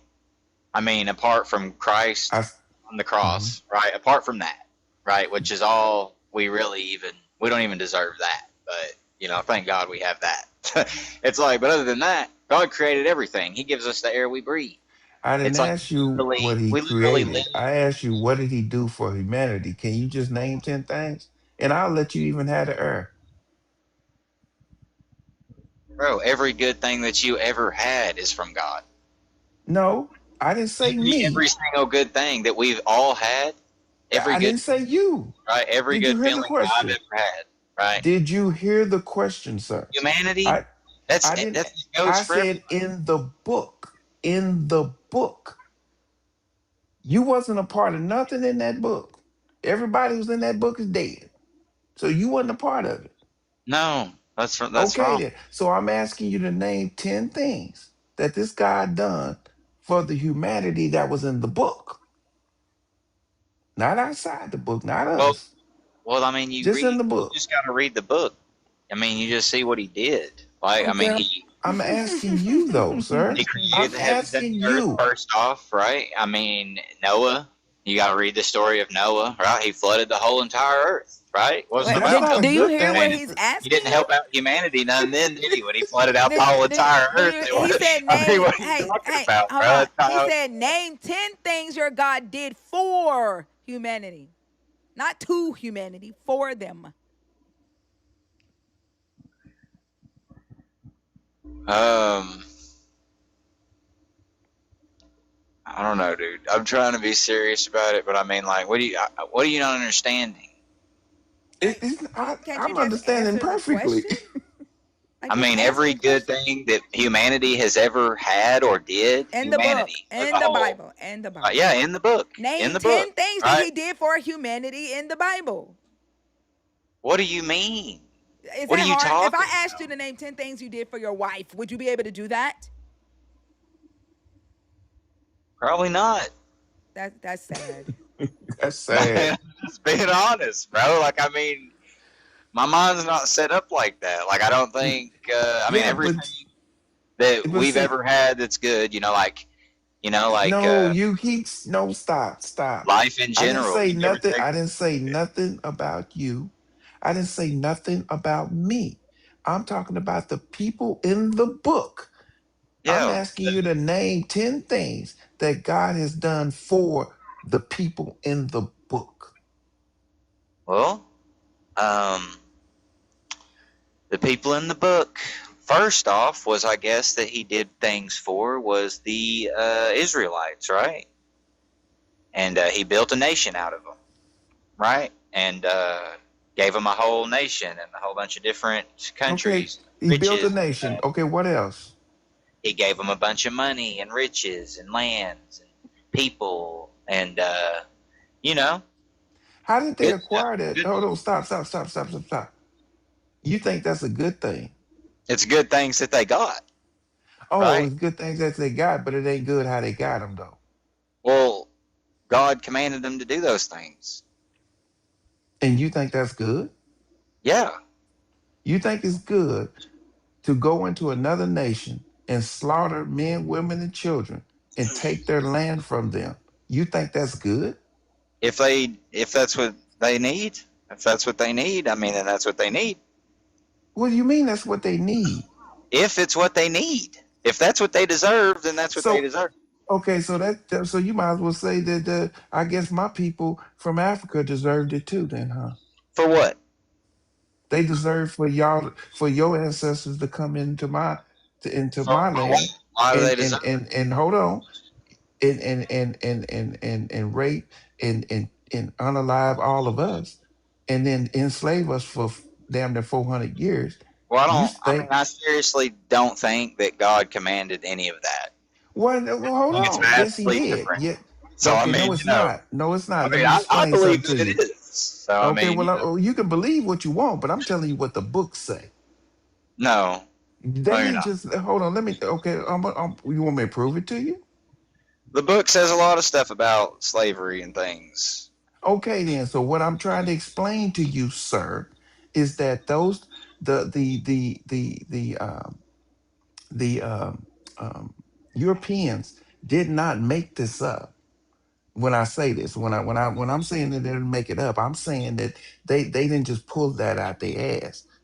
They read that in that book, and in that book, your God said that they could go into other nations Yeah, he and told they the could hold Israelites, on, hold right? on. They could go into other nations and they could enslave those people for life and pass their kids down. I mean, pass the slaves down to their kids as an inheritance. Now, does that sound familiar to you? No, not It really. don't. So the chattel slavery and it happened on U.S. soil. You don't. That don't sound familiar. Wasn't No, African? what happened Wasn't here Africa? was totally different. No, that's not different. My people was passed down for generations as slaves. But that What do you doesn't mean mean that, different? that doesn't mean that that's what the scriptures was talking about in the Bible.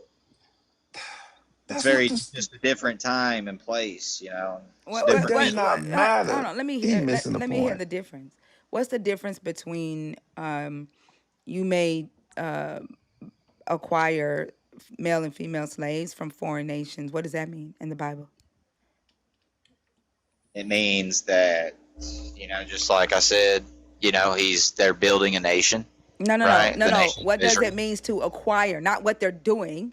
Goodness, like y'all. This. What do you mean? Hold on. This. What are you Hold on. talking Hold about? on. Stop. Y'all remember what I read at Mama Bash's live today in the apocryphal text of John the Baptist, and where John the Baptist called Jesus a deceiver, and he gave Jesus 4 questions to answer, and Jesus answered by redefining the words in the questions that John gave him. This is what believers do. I asked you, what does it mean? Not what they were doing.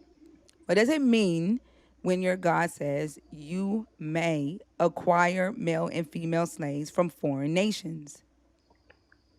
It means that the Israelites can acquire slaves from foreign I nations. don't know what That's what it means. acquire means. I said acquire. What is acquire? Uh, we'll just go with the first one. Acquire. What does that mean? Acquire. What does acquire mean? Acquire means you can take them. You can get them. Go get them if you need to. Buy them? Kidnap them? What? Yeah, take them. Acquire them. You can buy them. You can take them. You can So it do does whatever not. you It think. does not include. Take, it does not include taking them. That's not true. It does mean that you can purchase them.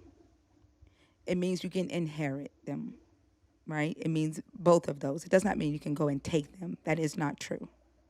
But Well, I mean, I he is said telling they're the in war. Israelites that they Then can they'll take them. purchase. He is telling the Israelites that they can purchase or inherit foreign people as But if they male, go to as war, then they'll like, take them. stop talking while I'm Right. talking.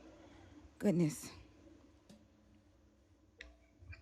He is telling them that they may inherit or acquire, which means to purchase, male and female slaves from foreign nations, people who do not, who are not citizens of Israel or ethnically Israelites.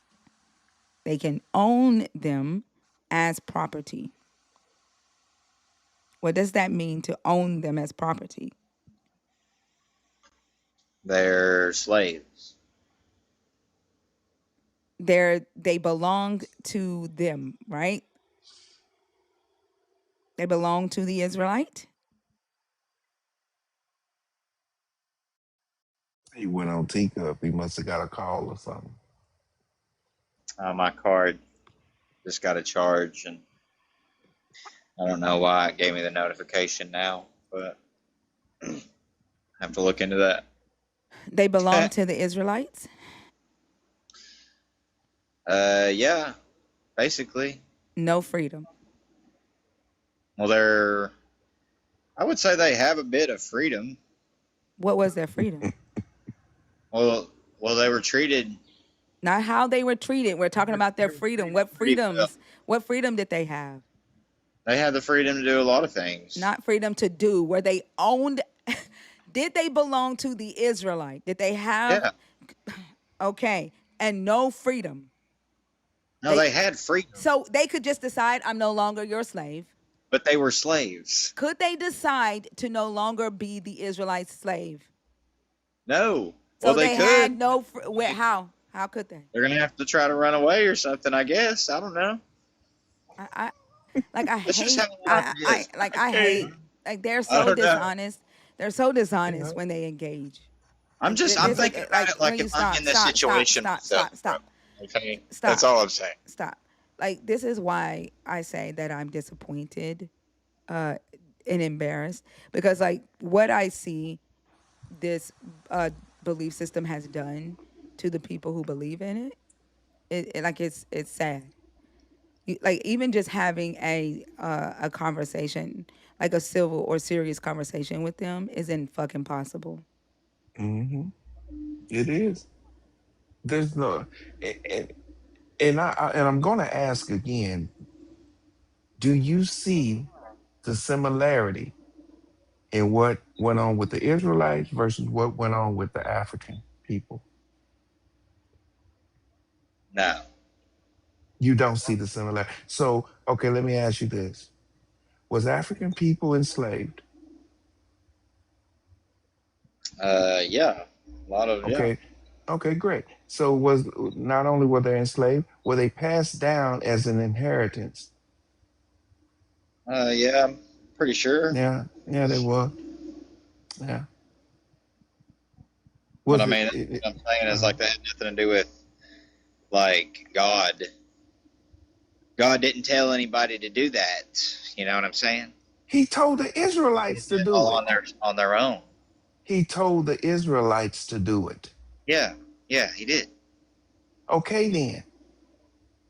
But that's not the same thing. That's what I'm saying. What do you mean it's not the It's same the thing? I same if don't God get tells that. them to go do it.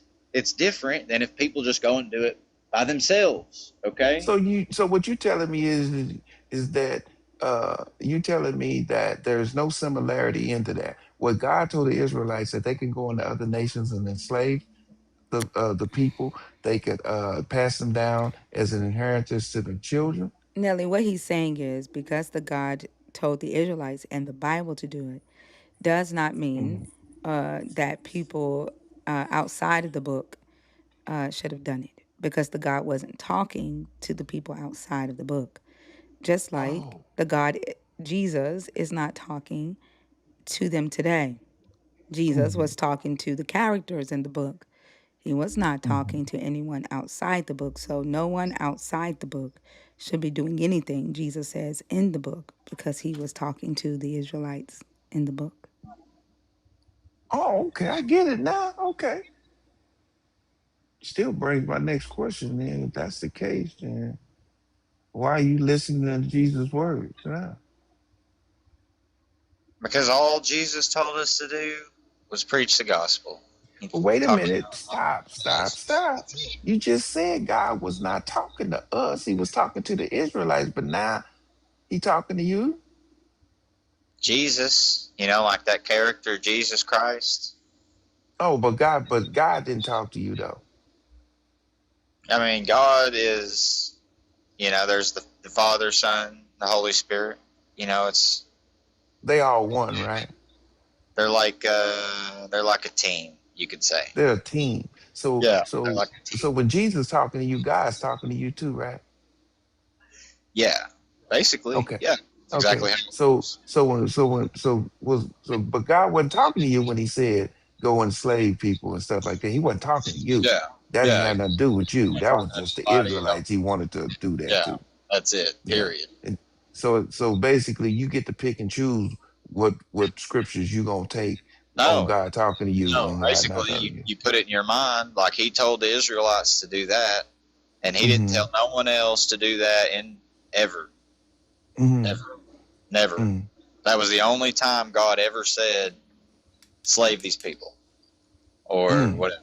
That's the only time. Really? That's There not was the no only other time. time where God came down and said he didn't told any other people ever and told them said slave those people. It never happened. That's what I'm saying. Mm. Where did he say don't do it? Where did When Jesus say, yeah, where did Jesus say don't enslave other people? Well, what it says is that masters should treat their slaves equal to themselves. Is what it says. Oh, but is that It's about the don't closest it is gets. that don't enslave people? Well, we're basically forced to be in this servitude, you know, just to work a job and pay your bills and all these things. Like we're actually servants. We're slaves paid a wage. We're servants. Like We're it's slaves like paid a wage. yeah, we're wage slaves. No, You know what I mean? we're enslaved people paid a wage. Oh, we're enslaved people paid a wage. Well, they were given somewhere to live and food to eat and They you know had that before they came and got them. water and stuff like that. And so they were slaves, Were they right? Now, see, paid a wage for their labor? no, No, they were not. Like, do that's you why think, they're hold on, slaves. stop. Do you think that a business owner who buys human capital is just gonna like let them be out in the snow, the fucking tornadoes, the rain, and just let their human capital die after spending $1,000 per? Or are they gonna take care of their investment? What do you think?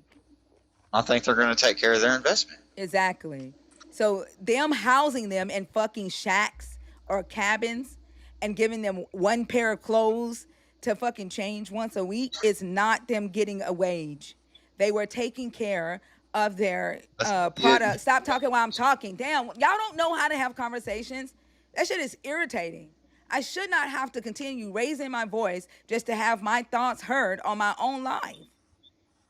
Especially if I'm gonna sit here and listen to you. I have no idea who taught y'all how to have conversations. There is no reason that a business owner who makes an investment, and at that time, slaves were an investment. There's no reason that they would just let their investment go to waste. Even them having a doctor was to protect their investment. It was not because they cared for the slave. Everything was to protect their business. Your job it pays you a wage, it gives you vacation, gives you option for health care, for mental health care. That's to protect their investment in you. But you sell your labor.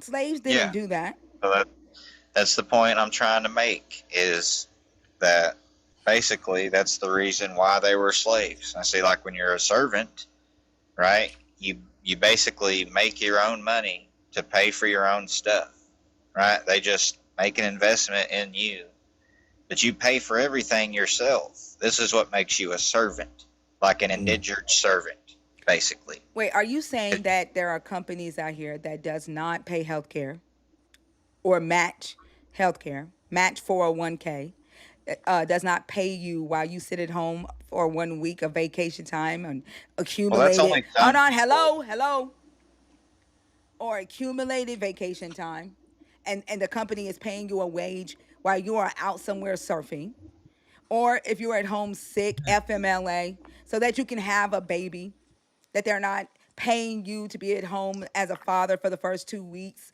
or as the mother for the first 6 weeks. They're paying you a wage to go and have a child. Are you saying that there are not companies out here that do that on top of paying your cost of labor? Okay, is this is investing into the product. That's what that is, basically. No, the statement you made was you pay for Because companies everything need your people to run. the statement you made was you pay for everything yourself. That is not true. Well, that is true.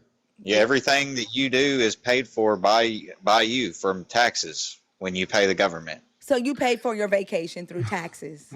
Yeah, Your you vacation do. time. You pay for The everything that you do. vacation time that you take at work is paid for through taxes. Yeah. I can't stand y'all. Y'all just lie. I mean, what do you think the percentage of taxes that we pay the government is? It's like 37 to 40% of everything that we make, basically. That's what we pay the government in taxes. It's Mind like, you, chat, this is who votes. yeah. I mean, when you make a paycheck and you get a 2-week paycheck and you make $1,200, you're paying $250, right, every 2 weeks to the government. How much do you think that adds up to in a year? It's a lot of money. And that goes to your vacation time, correct? That goes to a lot of things, lots of things. But It's just also not how many people but have a also job hold on, and they pay them. but also it goes to your employer to pay for your vacation time. Is that correct? Yeah, I mean, it just depends on what company that you have. They get that you work for, because then they get from the government to actually be a company. Well, y'all, we learned today Yeah.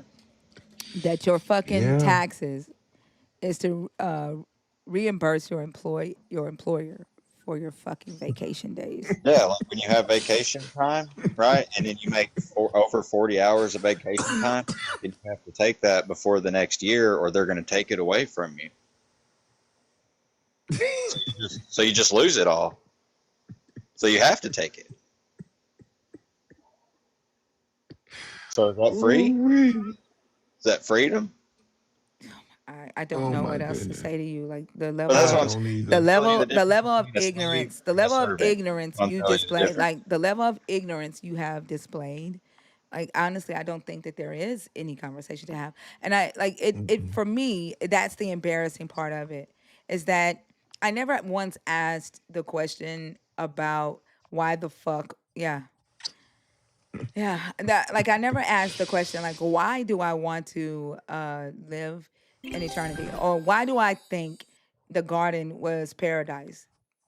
Like I never once thought to ask the question or think about the fact that this God did not give Adam and Eve a toothbrush. Like he didn't give them hygiene. Like they were in the garden without a toilet. The God knew about bread, yet he didn't give them bread. He made them eat leaves and seeds and stuff. Like it's interesting. I never once thought to ask these questions when I was a believer.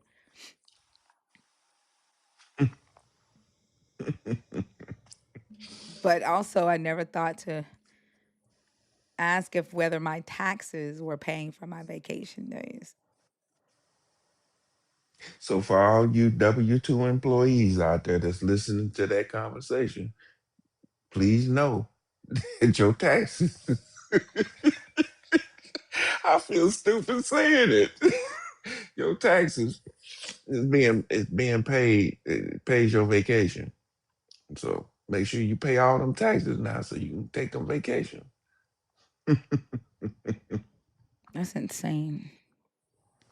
It's wild. He's definitely a Trump supporter. I promise you.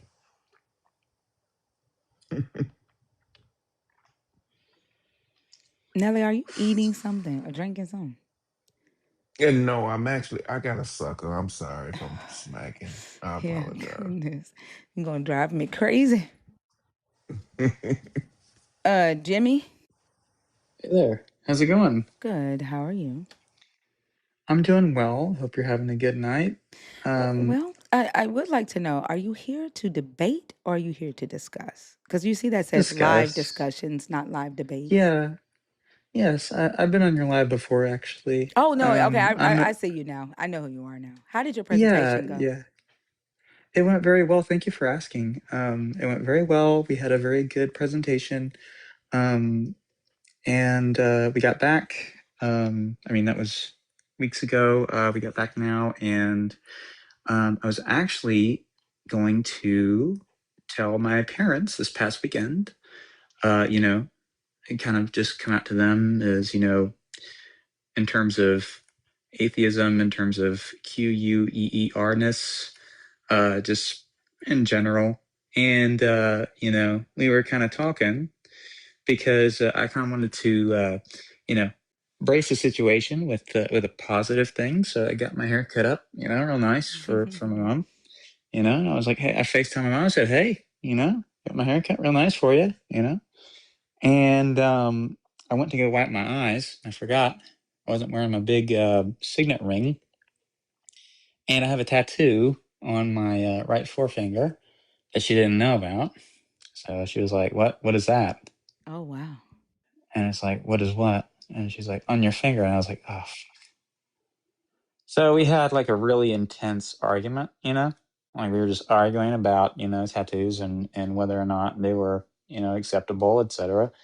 And again, she still doesn't know, but like the reason she doesn't know is that I had to get off the phone with her, and I had to, because at noon I was like, I have a conference at noon that I have to get to. We're trying to work out the Qualtrics, the software. There's a problem. We got to troubleshoot, but I will call you as soon as I'm done. And she said, okay, love you. I said, love you. All right, bye, bye. All right.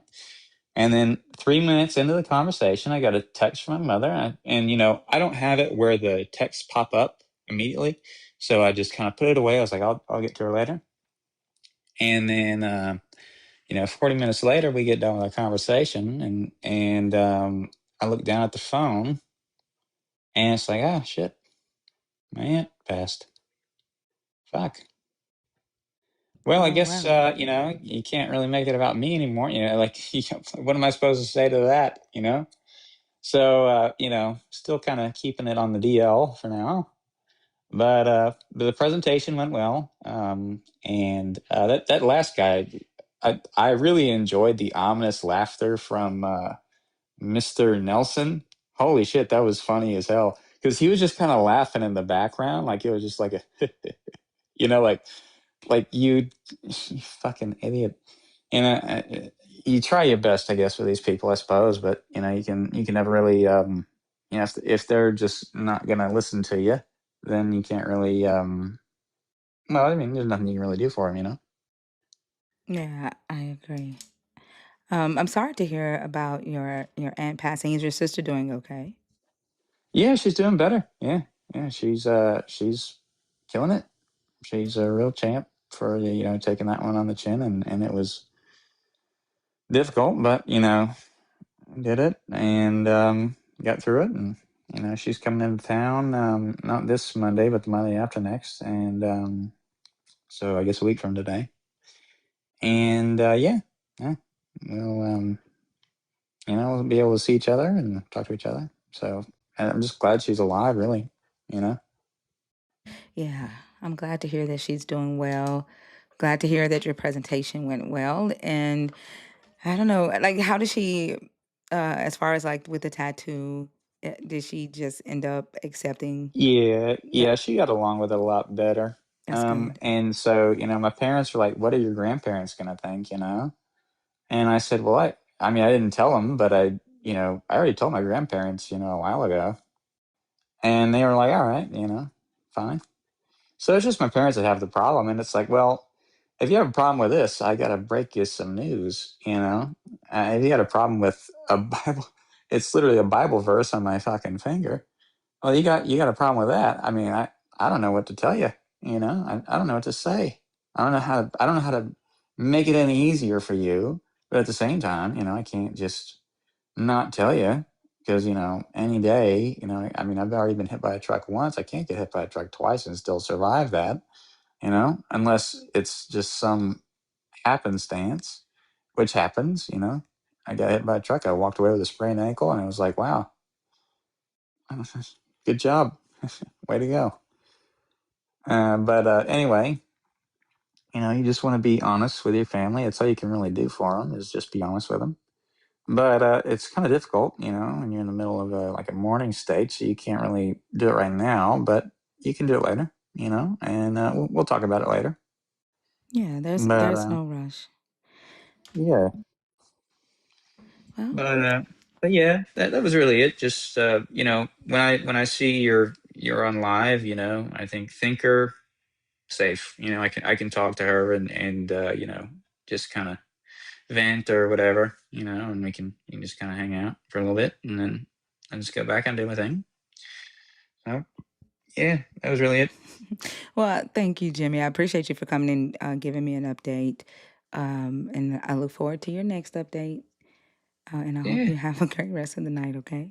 Yeah, you take care, okay? I really I enjoy your shows or your lives or whatever you call them. I like coming on here and talking to you. It's nice. Well, thank you. I appreciate that. And I like talking to All right. you. Well, you take care now, okay? All right, you too. All right, Jimmy.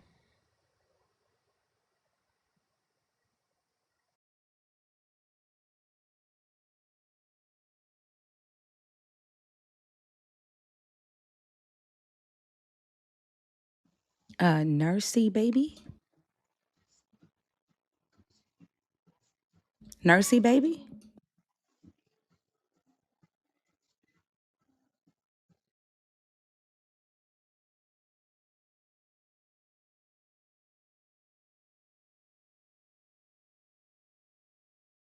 Bye. Hi, how are you? Realistic lady?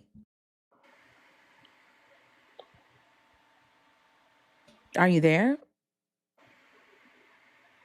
Hello. Yes. Hi, how are you? I'm okay. How are you? I'm doing good. Can I get your age for TikTok purpose and let me know if you are a believer in the God of the Bible, deconstructing, or an atheist? 54. And I am a non believer. Are you an atheist? Well, ex believer. Okay. Are you an atheist or are you deconstructing? Deconstructing. Okay. And what are your thoughts on the topic? Yeah. I feel very disappointed and embarrassed that I once believed this. And it hurts. Yeah.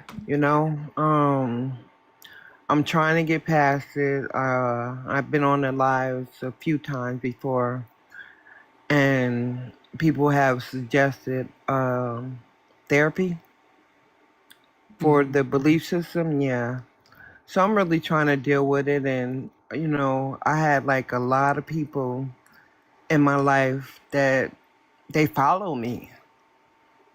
They follow me everywhere I went, where I preach, where I teach, they follow me.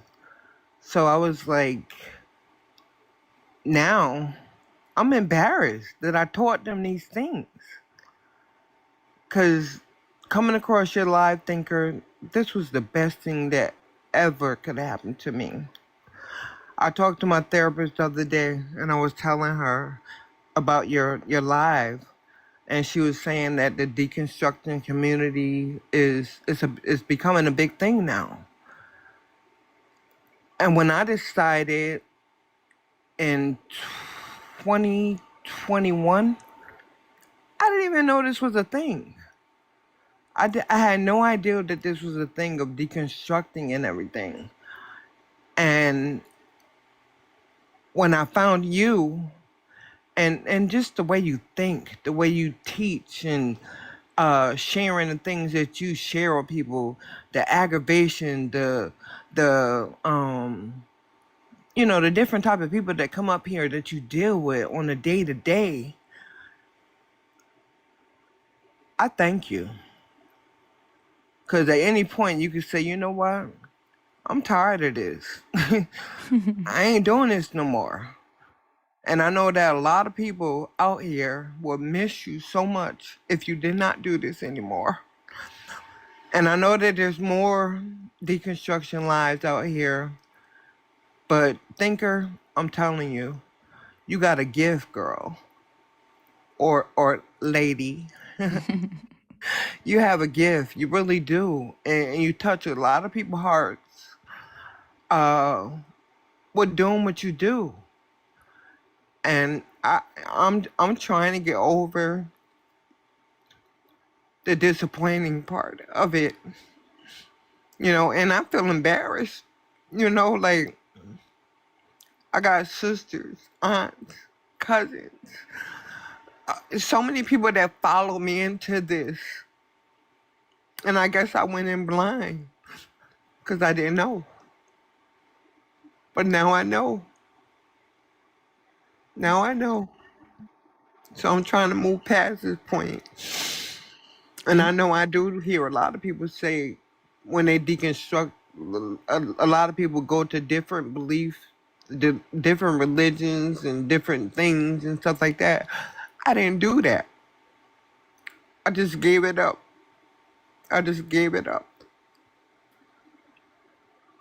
And I'm just trying to keep moving forward with this. But it's hard.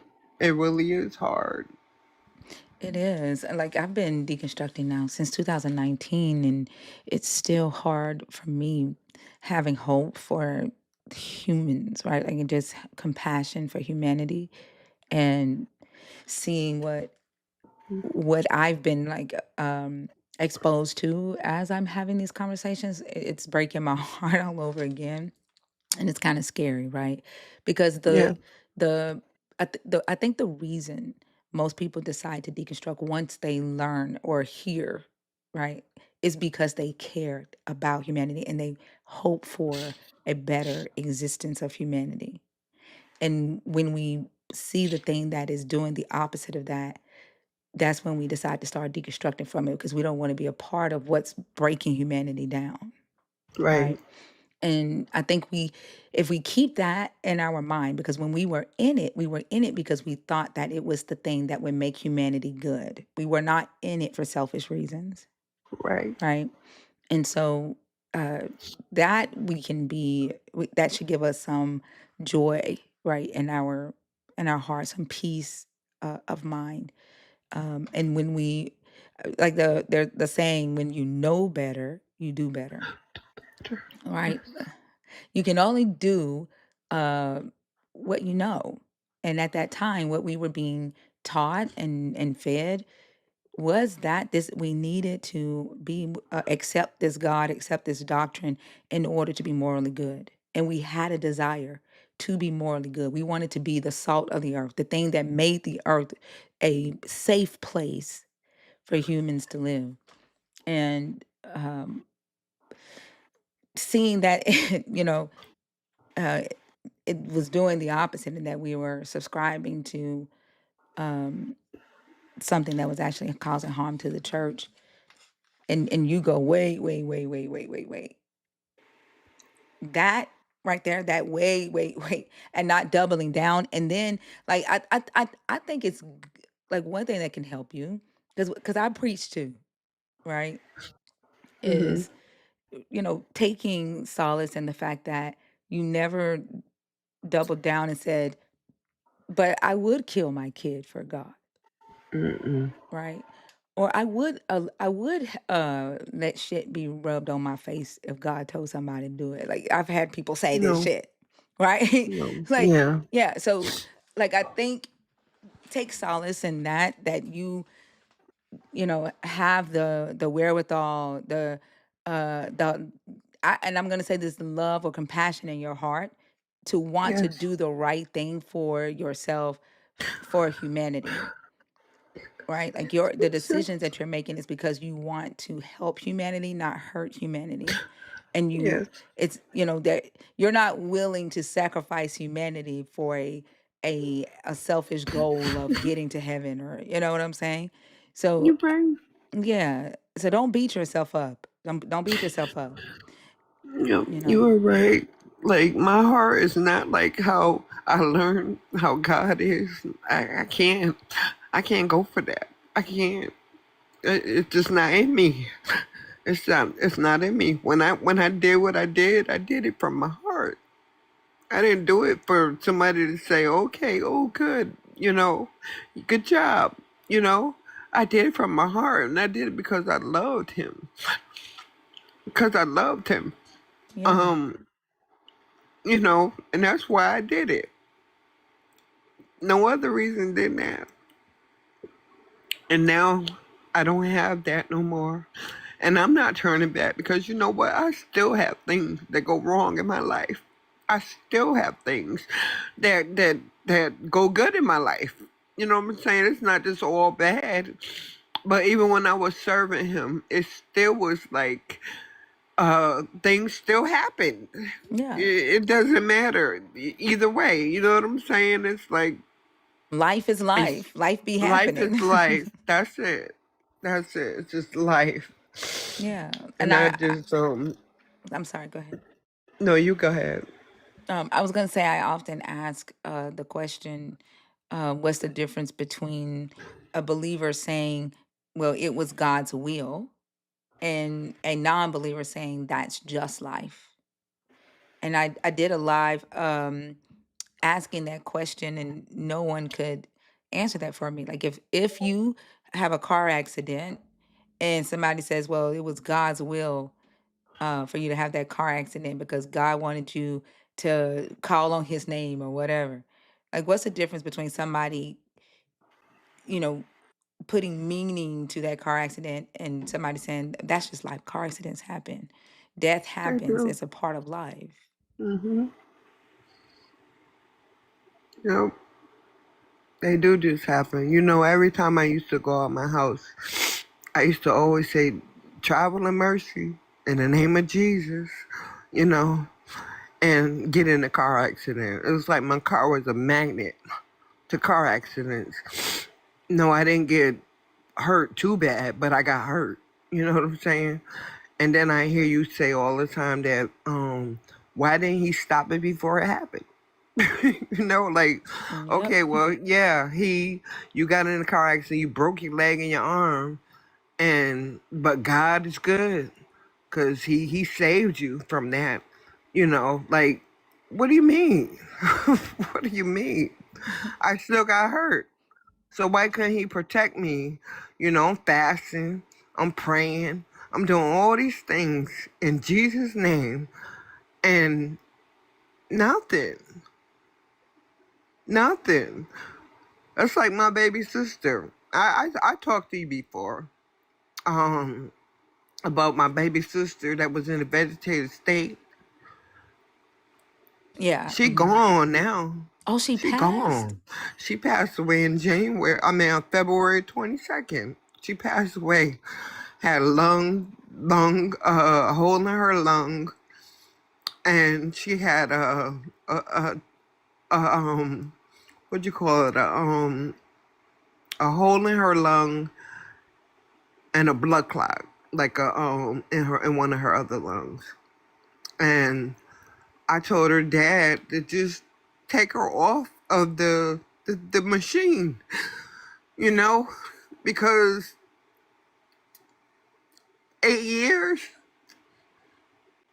8 years of fasting and praying and stuff like that, like Yeah. he said if I ask anything in his name, you know what I'm saying? Like, Yeah. I believed it. I believed it, and nothing happened. So I say now when I look at her urn, I say, you know what? You lucky. because I don't fear death. I don't fear it. You know what I'm saying? She's lucky that she's not here suffering anymore. She has no more bills, no more nothing. She don't have to deal with none of this no more. You know what I'm saying? Mm-hmm. She's not suffering anymore, and I didn't want her to suffer like that. I did not. You know, the first week before she went into the vegetative state, well, into the coma, we had a conversation and we was talking about the brain and the heart and which one would you, if we had a choice to not live with. And she said the brain.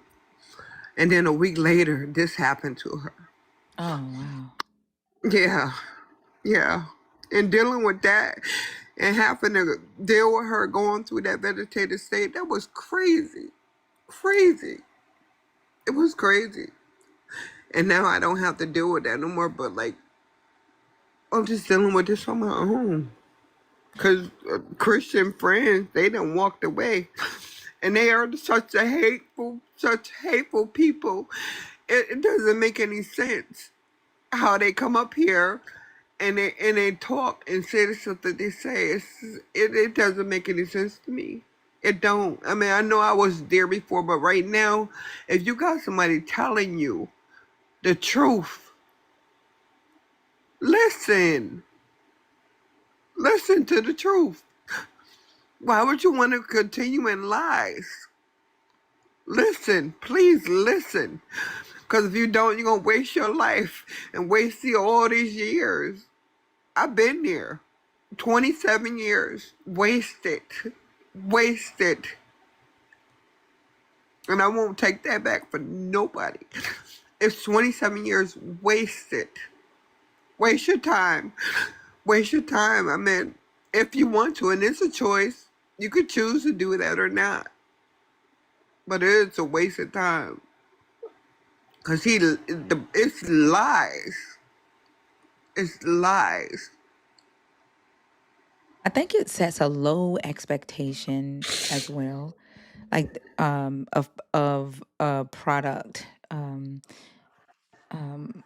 Like if they like they're selling you a product and say you need this God because he is rich and abundant in all things and he will do above and exceedingly anything that you can ask, and you know um if you pray, if you fast, if you live just and righteous and follow his commandments, he will bless you. And then you have that expectation and you do it. And then when you spend 27 years, I was a Christian for 28 years, and you don't get the outcome that you were sold on, they tell you that you should not expect it because he's not obligated, or they set your expectations to blame yourself and say, well, you must not have fasted enough, or you must have some doubt, or there's some sin in your life. And, or they'll say, well, it was just him saying no is him answering, right? Like these preemptive apologetics built in that that prepares you to not actually expect the thing that you were originally sold on as to why you need this God. And they try to shame you, right, for you acknowledging that you're not seeing a benefit other than the fear of hell, like life after death. Like, you want me to worry about some shit that I can't touch, a place that I Right. can't go. I can't go into death and do anything about the day that I die. That's unknown. I don't fucking know when that's gonna happen. I don't know how.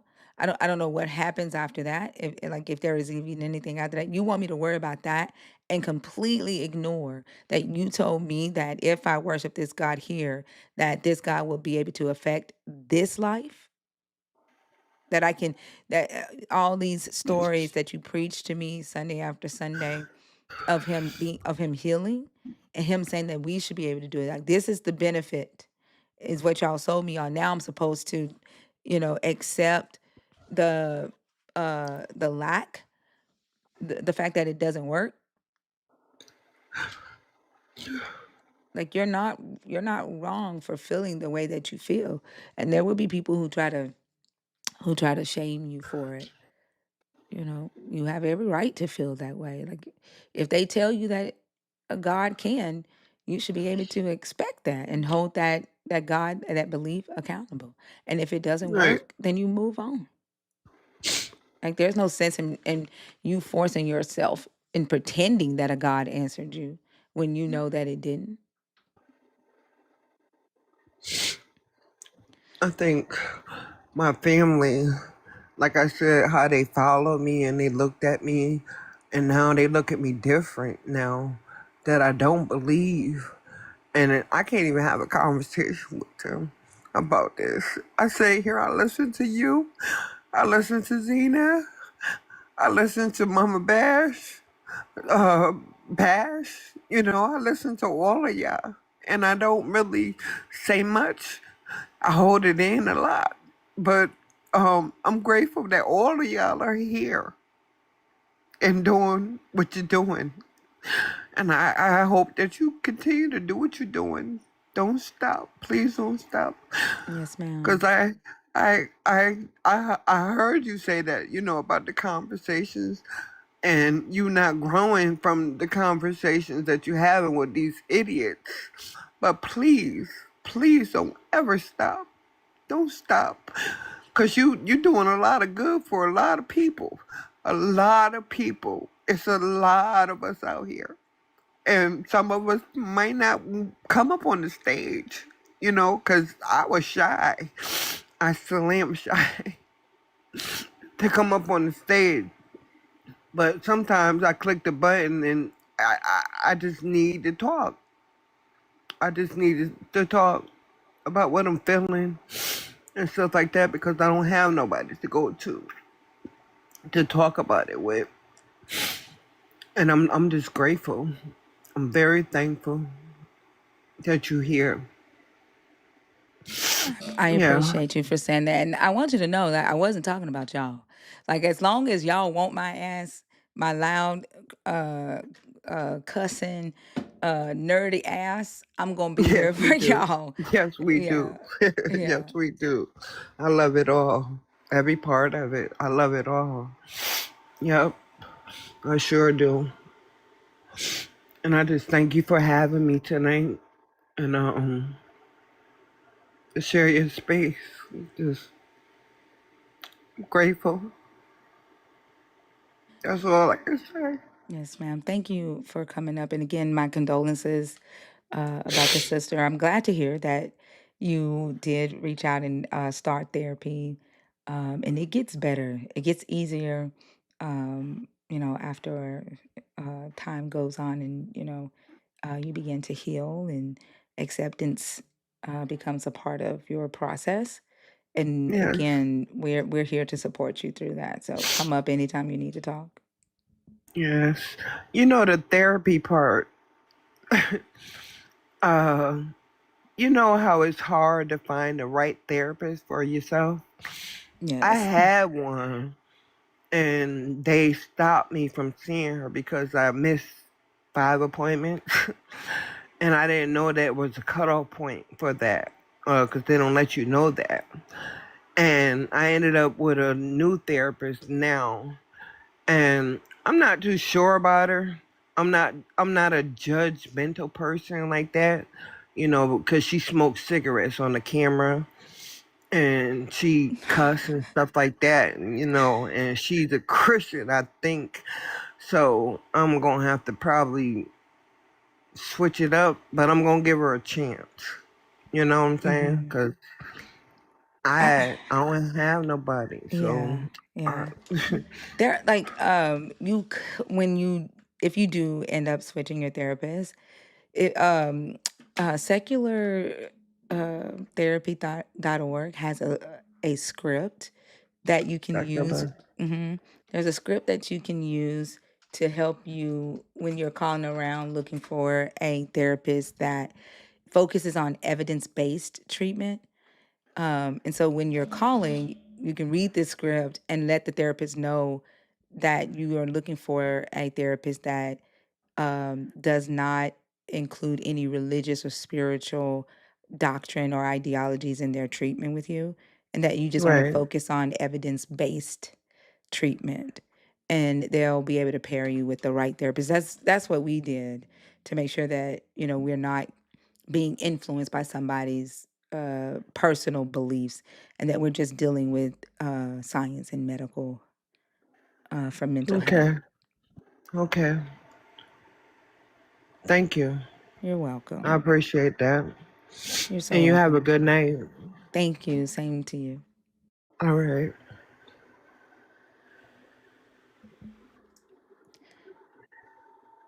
Yeah, seculartherapy.org is a good place to find a therapist. And then Recovering from Religion is also a good program if you're like, the thing is that you're like having difficulty with your deconstruction. Recovering from Religion is also the place that I recommend. Zaytoven? Hey, how are you doing? I'm doing good. How are you? Every day is made for love. I spoke to you like maybe once or twice in 24. I've been listening to you on and off for about a year and a half, and I've always loved your lives. Um, I Before guess before before you get into it, I need to know your age, and I need to know if you are a believer, deconstructing, or an atheist. I apologize, I don't quite remember the name, but I'm sure once we get to talking, my memory will be jogged. okay, yeah. I was gonna get to that. Yeah, I'm 56 and I'm in California, and I'm still deconstructing. Okay, awesome. Go ahead. I was listening to your live earlier when you had a guest on, and you was talking about, I think the part of the conversation where you was explaining how um, the church and the state aren't necessarily separate, so to speak. When you Oh, gave I the didn't example, say that. well, I mean, you didn't say that. I'm paraphrasing. I think you was explaining to him how that No, hold on, certain. hold on. So, as I told you, I don't discuss previous conversations with current I guests. had a question for you about church and state when it comes to religion. And if right now, I think that most churches are open door policy. You come in, you join, or you don't join. Yeah, What happens when it but I gets to? don't I don't like the if you come on stage, you have to address the topic that we're discussing, unless you Oh, are a community member. I don't answer random questions. oh, my bad. I That's apologize. okay. That's okay. Did you want to address the topic? Oh, no, no, no. I was enjoying your live, and when you had mentioned what you had talked about with that gentleman, it prompted a question that I thought maybe you could possibly answer. Oh, yeah, no, I tend to stay away from uh, stuff like that. And like usually when people hear are listening to a conversation, they may hear something one way, and it just takes the conversation somewhere that I never intended it for it to go. My apologies. I Yeah. wasn't trying to be disrespectful. No, I'm that's sorry. okay. That's okay. But thank you for coming up. Okay. All right. All right.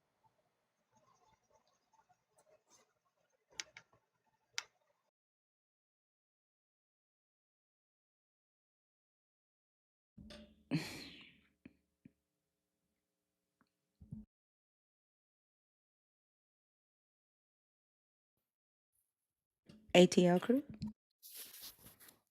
Yes, Thinker, how you doing? I'm good. How are you? All right. I'll go ahead. I'll jog your memory. I'm 76 from Atlanta and I'm deconstructing. But I want to say I'm completely deconstructed. Um the t- looking at what you have, speaking of being embarrassed, um, I'm definitely embarrassed over some of the things that I've done as far as leading someone to, as they would say, Jesus or to the religion, because I didn't know, and going to church starting at 6 years old in Atlanta. And even though things have really changed, but at that time, you was taught that there was a heaven above and hell below. And so you at a young age you was given the fear factor that you wanted to go to heaven because you definitely didn't want to go to hell and burn.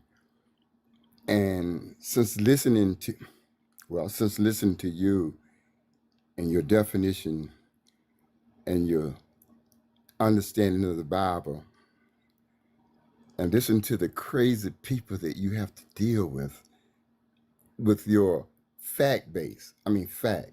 No one can prove.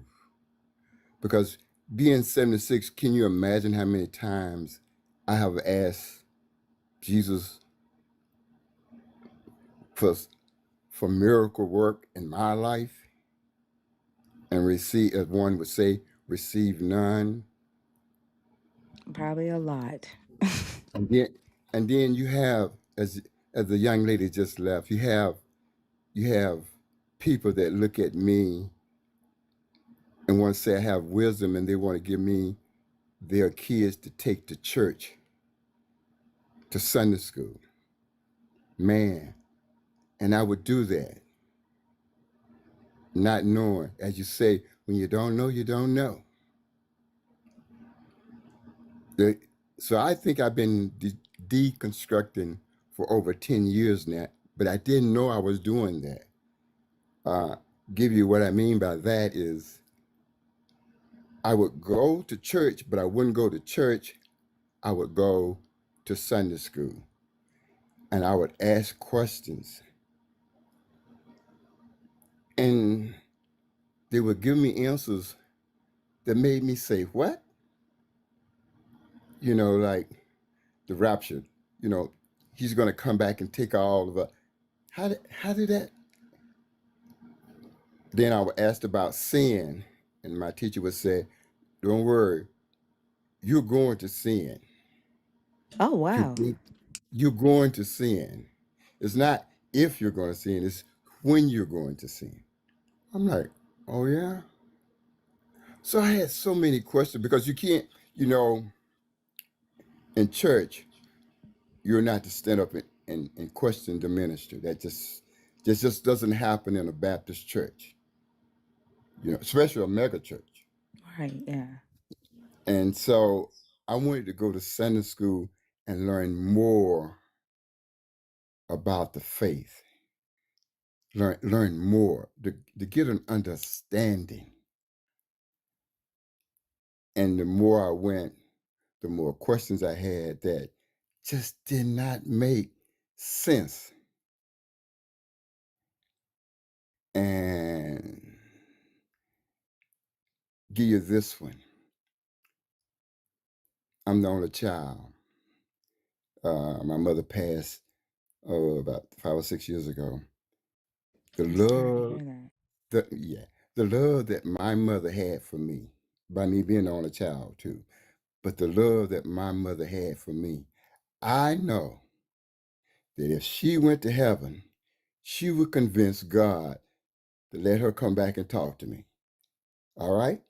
But I never, ever seen anybody pass and come back and tell me Right. about hell or heaven. So I'm like, mm. So I've been married over 45 years.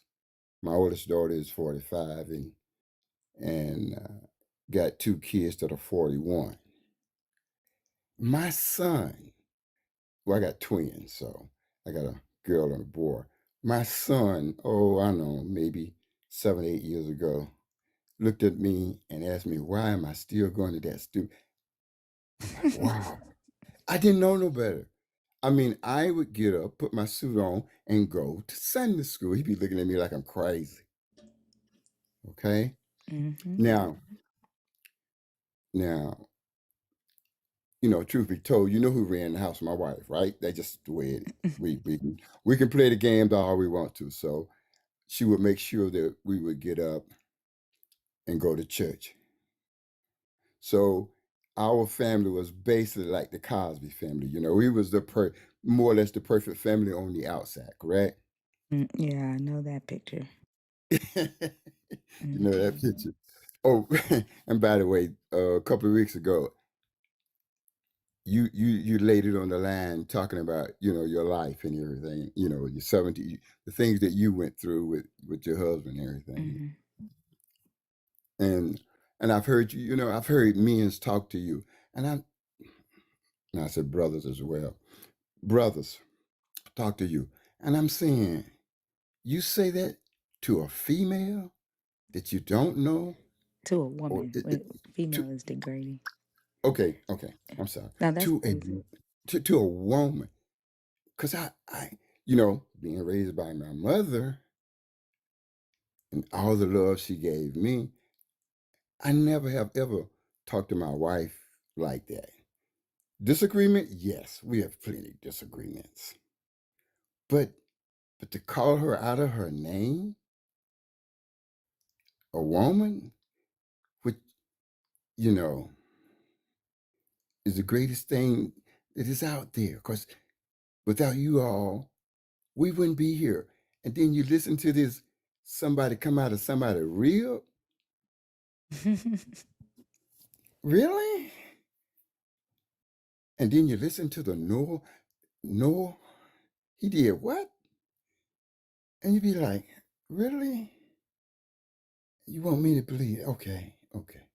Everybody else is believing it, so I guess I have to believe it, right? So in my deconstructing, I've looked at it like Santa Claus. You know how all of a sudden you didn't believe in Santa Claus, but you wasn't mad. You wasn't angry. You just Yeah. didn't believe in Santa. You didn't believe in Santa Claus no more, Yeah, isn't that right? interesting? That as And children we just said, "Oh, okay." Like we might have got a little sad, but then just went on with life.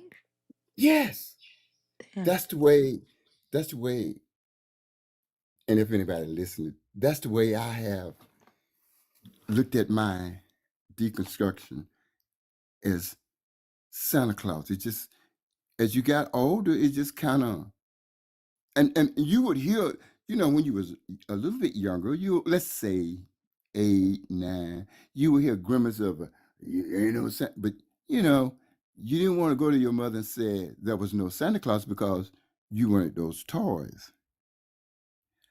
But by the time you got 11, you're like, oh, and then you start searching in the closet and everything, and I'm under the bed and everything, and you find something. You say, oh, they was right. But then you went on by 12 or 13 and be like, no problem, no problem. And so that's the way I have looked at the religion out of the Baptist, the Abraham faith. That's the way I have looked at it. That, oh, right thinker, right thinker, you're right thinker. What what facts do I have, or what was my prayer answered? And so then we come with that. If it's good, God did it, and if it's bad, the devil did it. Aren't they both of the same? But that's another story by itself. But I want to just stop and thank you for what you are doing, and the rest of the community. Like I said, Mama Bass, Venus, the rest of you guys. Oh, I can't go without Mr. Nelson, right? He I just want to ask you a question. Let me just stop you there. That's him, ain't it? Yeah. I just, can I just ask you a question? That's Mr. Nelson, okay? And Fee, if I'm saying it right, I mean, you got a terrific staff, Oh, they're not and my staff. They're my friends. Like I don't want to you. talk about them as if they're my staff. Like Oh, you don't. Okay, yeah, okay. no, they're my friends. You had some terrific friends. Okay, Thank everybody needs friends like that. You know what I mean? Y'all back each other up. I mean, Perry Mason couldn't do no better. You know what I mean? you. You guys are terrific. And I'm going to say this to you from a prince perspective. You're a pretty motherfucker. You're a sexy motherfucker. Is that okay? Not really, no. It's not. It's not. No. That's how a prince said. Saying I'm pretty or beautiful. Yeah, sex is that's a Degrading. yeah. You think Yeah. you're degrading? Okay. Yeah. I was just coming from that Prince record. The Prince song. Yeah, the Prince song. Oh, He okay. said, you sexy motherfucker, you know, because you know you like to say, you motherfucker, shut the fuck up. And I admire that. I admire the way you carry on with some of the stupid people, because when you bring facts to them, they just lie out their ass and they know they're lying. I just couldn't believe Christian people lie like that, or pivot from the subject, never answer the question. I didn't know that exists. Honestly, I didn't either, and I think that's why I'm so disappointed. And we were taught that, like, I think most of our anxiety in Kojic came from you bet not sin. If you sin, you got to start all back over from the beginning. Like we were told we had to be perfect, and that Jesus died to free us from sin, and we could not sin. And so the expectation was that if you messed up, like even if you called out of church, like calling out of church, you had to go on the altar and repent. And first fruits started all over again is what we were taught. So we were constantly starting over again if we fail. And so that anxiety was like it was off the chain. So I think like one thing that I will say, like if you were saying that your Sunday school teacher said not if you sin, but when you sin, I think that like release the anxiety of messing up. Uh, did you have anxiety of or scared to mess up because the expectation was set for you that you would mess up? No, no, no. Think I was an ass all the time. I can imagine.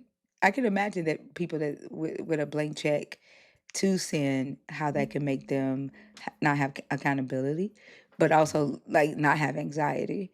We were assholes with anxiety because what it did for us was create like self righteousness, and we looked down on everybody. Kojic were the only ones going to heaven. Kojic were the only ones doing it right. Baptist was going to hell because they went to church on Sundays, clubbing on Saturday, and smoked a cigarette in the parking lot right after Sunday school. That's what the preaching was about Baptist, Jehovah Witness. Like we pointed fingers at everybody because we thought we were the only ones living right, but we were depressed, filled with anxiety, and complete assholes. I never got into the pointing in fingers or feeling above anyone. I just didn't quite understand it and kept it moving. You know what I mean? Yeah. Uh, I just, but I didn't see myself as anyone better or anything. Um, that's why I'm so surprised of what I'm hearing and what I'm seeing now, especially Mm-hmm. with these live. I'm like, I didn't know anybody believed like they believe, and some of some of the sisters, you know, how much they believe and feel so let down. Like I said, you know, I kind of look at it now. It's Santa Claus. It's, you know, okay. It lasted a while, but I never got the gift that I thought I should get by praying. And you know, you know, you have to go to church. What do you call it? The first of the year, the early in the morning, get down on your New knees. Year's, what is it? New Year's Uh, sunrise, not sunrise, Sunrise service, New Year's Eve. sunrise service. Sunrise, yeah, okay. Yeah, and I've been through all the rituals where you write down what you don't want to come into the year and you throw it away, or you Yeah. put it up. That didn't work. And they taught us that New Year's resolutions were evil. That we were Oh, not, yeah, mm, we were not to mm. do New Year's resolutions and stuff that was evil. And like it was some weird shit. What was the most embarrassing thing you did? Like I'm gonna tell you one embarrassing thing that I did besides speaking in tongue was I thought that I could go on a fast and like move the walls of the church out so that the church would grow. And I did a 3-day shut in at the church, and was walking around the church pushing the walls, thinking that I could like spiritually enlarge the church with more people coming in. Like I'm so fucking embarrassed that I thought that I had the power to increase the church in that way. Like, yes, like so embarrassing. So embarrassing. Well, I didn't have one because I was more of an observer. You know, I'm looking at the sisters shouting and going on. So I just never was that strong, I would say now, into the faith. You know, my wife kind of would get on my case about why in the hell you went to sleep, right? You went to sleep in church. Why in the hell you go to sleep? As soon as we get outside the church, right, all hell breaks loose, right? Look what you're doing to the kids. They're looking at you. I'm like, oh, okay. Didn't mean to, you know. Every other Sunday was sort of like, yeah, we changed churches, but it was always in the Baptist realms, you know. Not knowing what Baptist meant, not I read the Bible, right? Now understanding the difference between reading the Bible and studying the Bible. I didn't study the Bible, I read the Bible. So I know I never learned the verses, that I could just quote out, read out of there. I had heard them before, you know, but studying the Bible like you, thinker, my God. Girl, I mean, you be like, I don't mean girl, I'm sorry. Thinker, you be like the bomb. I'm like, really? And I know these other believers never looked at it. And you can tell they hadn't studied the Bible either. They read through it maybe just like I did. Because when you ask them questions, or even when Mr. Nelson asked them questions, they be lost and try to, and like you said, how you said, you're just saying some shit. They just be saying some shit. And they be saying some shit. Because it don't make sense. But look, let me not hold you. I want you to keep up the good work and tell all the rest of the family members, just keep up the good work. Don't get depressed or anything. Just keep doing what you're doing because you're gonna run into assholes, right? That's just the nature of the beast, But just Yeah. keep doing what you're doing. I enjoy you. Okay. Well, thank you so much, ATL. I appreciate you for being here and your kind words. And it was a great conversation. Okay. I'm gonna go down. All right, have a good one.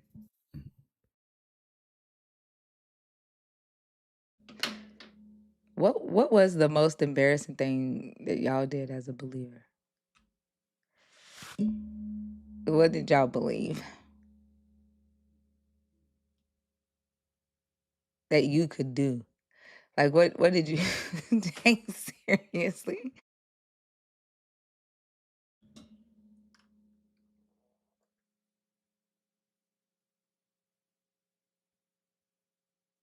Robbie, are you in the request on purpose on accident?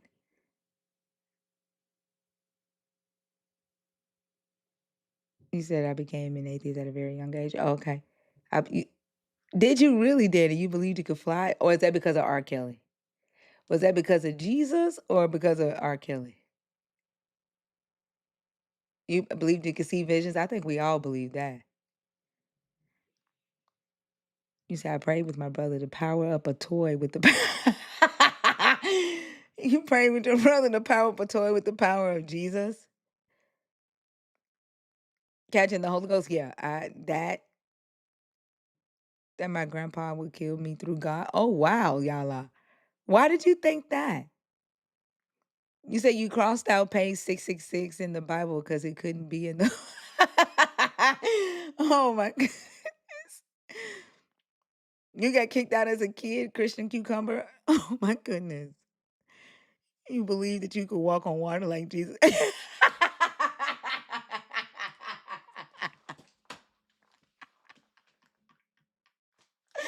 Are you joking, Lucifer's son? Like, you have got to be joking. Oh my God. Oh man, that is funny. He said, I thought if we all pray for rain, it would rain. I once thought that too. Right, you should have filmed that. You tried that too, Leviticus. You said not at all. I was very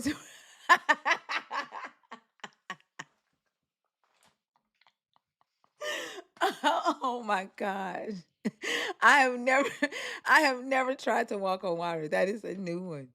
I guess I wasn't a real believer. Cause I shit, I know my ass would have fell. My ass would have drowned. You said you got on a scary roller coaster and prayed for God to stop it. Oh, oh my God. Believers are funny though. I will say we are funny. When we was believing that, I guarantee you there's even more shit we thought we could do. We thought we were superhumans.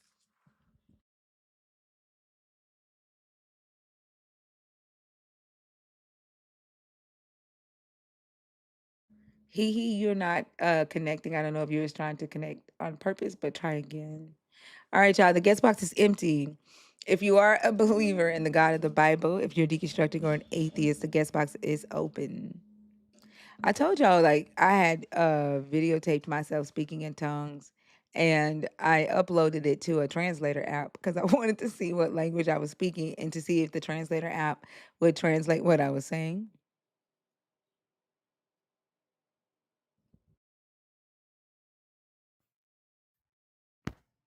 Hey, RB.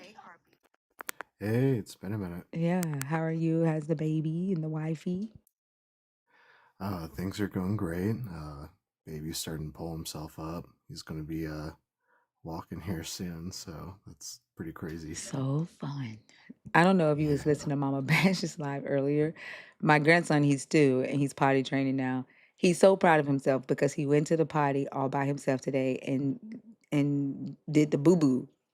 And so I'm in the middle of like talking to a Christian, and Five walks in the room, and he's like walking like his chest, like he's like, "Hey, get mama, a boo boo, egg mama." And I'm like, "That's good."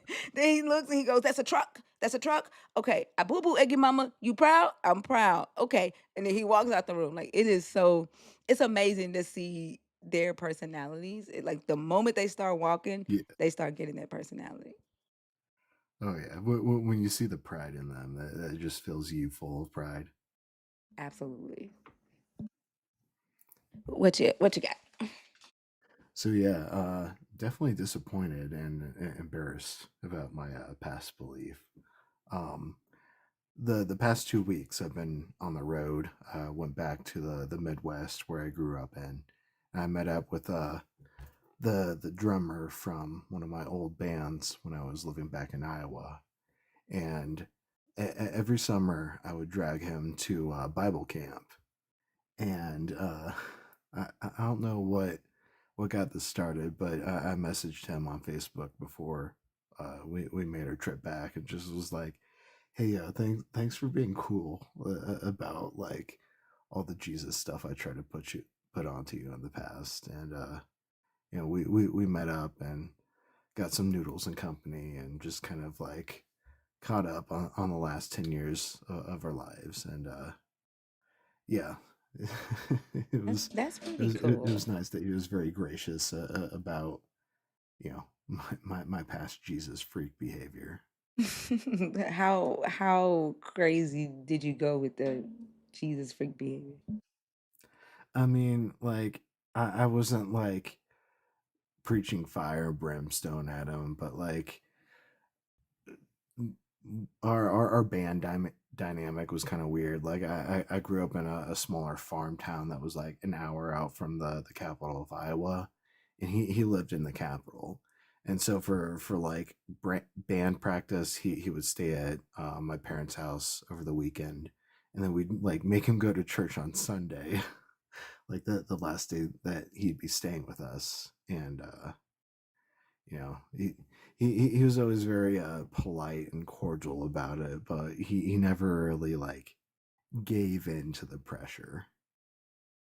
That's not too bad. Like, cause I think like Yeah. as believers, we're told that we're supposed to like bring other people into the community or the fold, and so that's not too bad. I wouldn't call you. I don't know. I think a Jesus freak is somebody who talks about Jesus all the damn time and can't like have a regular conversation. Like you be at the club talking about Jesus. Like that is a Jesus freak. like do a Well, karaoke night and you singing "How Great Is I Our mean, God." like, Like, yeah, I was the lead vocalist in our band, and like I would try to infuse like Jesus like into our performances and like our lyrics and stuff, oh wow. because like it was kind of in vogue at the time, like, oh, like kind of implying Jesus in your metalcore vocals was like not too cringe, but like 10 years later, it's pretty cringe. Well, I think it's cool that y'all got to meet up and, talk it through and Yeah, then reconcile and there are not any grudges held or anything. yeah. Things are going well in both of our lives, and yeah, it was just nice catching up and understanding that, like, even though like I was kind of pushy, like he doesn't really hold it against me, and like we're all still pretty cool. That's good. Nicole went. I know she came up last week and she was telling us that she reached out to a college friend who is LGBTQIA and apologized for when they went to church when they were young and her family pulled him up on the altar, well, pulled them up on the altar and tried to exorcise them Oh, and they yikes. lost touch. Well, they went to dinner, I think on Saturday. Uh, Mind you, like she said that when she reached out to them on Facebook, they cussed her out. And she said she just took the cursing and then they talked. Um, and then they went to dinner Saturday. And so I'm interested in knowing how that went. She was really nervous. um, but I think it's pretty cool. I'm not saying that people have to do stuff like that. I definitely will say be cautious because not everybody is forgiving or willing to, when they grow up they become different people. But I think Yeah, it's pretty cool that you and Nicole got that opportunity and it worked out the way that it did.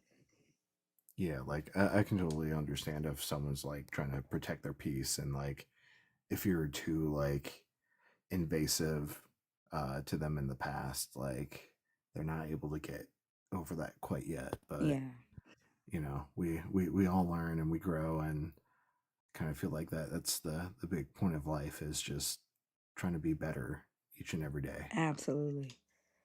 Absolutely. Yep. Did you have anything else?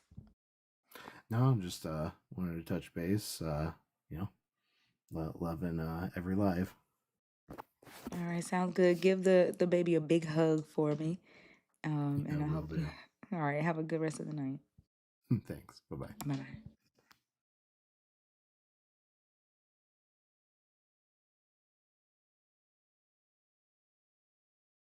Power Pig, are you in the request on purpose on accident? Four. What's up? Hey, how are you? I'm good. How are you? I'm good.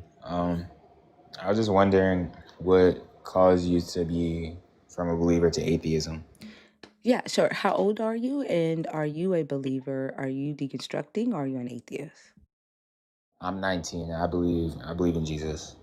All right. So I actually only allow 19-year-olds to come up on Tuesday nights when I have my younger co-host here. I You have to be 21 and up. Do you see that on the screen? Oh yeah, I see it now. Yeah. But if you Okay. come on Tuesdays, that's when we have three hosts who are range from 19 to 21, and you can discuss. We'll have this topic up, and you can discuss with them why they are atheists. Okay, my bad. That's okay. Thank you so much. Have a good one. Okay.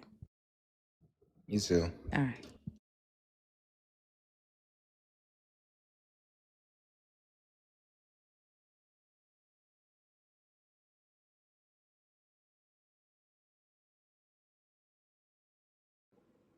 Kay. Hey, I have the same question he asked. Obviously, I'm 21 though, and I'm a believer. Okay. So I am an atheist. I used to be a missionary, but Okay. I'm an atheist once I started trying to get close to the God, studying more validating the claims in the Bible with actual history, learning Hebrew, lining up the text with the English translations, finding that it's a collection of mythologies from ancient Babylon, Mesopotamian traditions, Canaanite traditions, um, a some historical fiction. So there are some things in there that did happen in history, but the Bible places it in a different time frame, and then it mysticizes it. Mm. There, like, it doesn't matter to me whether the God exists or not. That's not what moved me to not be a believer. Um, I first started identifying as just not a follower of Christ, not a believer of Christ. I don't agree with the what the stories in the Bible teaches. I don't agree Mm. with the characteristics of the God, the goals of the God. There's supremacy ideology, elitism, patriarchy, male domination. Um, things that I just don't like. I was taught that I was made in the image of this God, and as I learned the God, Yeah. there's no way that I was made in the image of this God. It doesn't matter to me if the God is white or black. I hear that all the time. I wouldn't like it if Jesus was black. Like, I don't agree with it. Yeah. Yeah, and so and then, like, I started having discussions with other people who were deconstructing, and we would when I first started the lives, it was all research, right? Like, just research, and then Yeah. Christians started demanding to be a part of the conversation, and I Mm. started having conversations with believers. Like, I don't debate them, like, although they always want to debate, but I'm looking Yeah. to discuss and challenge what I think I'm learning, right? What I think I know. And I would say, after Yeah. a year and a half of these conversations, it was the conversations that I was having night after night with believers that eventually one night I said, "Well, I'm atheist." And I was like, "Wait, what the fuck did I just say?" And, like, that was the Mm. moment that I realized that I didn't believe in any God. Um, and it was over, it took me 5 years to denounce Jesus. Okay. But it took me, like, after I denounced Jesus, it took me about a year and a half to actually identify as a agnostic atheist. Okay.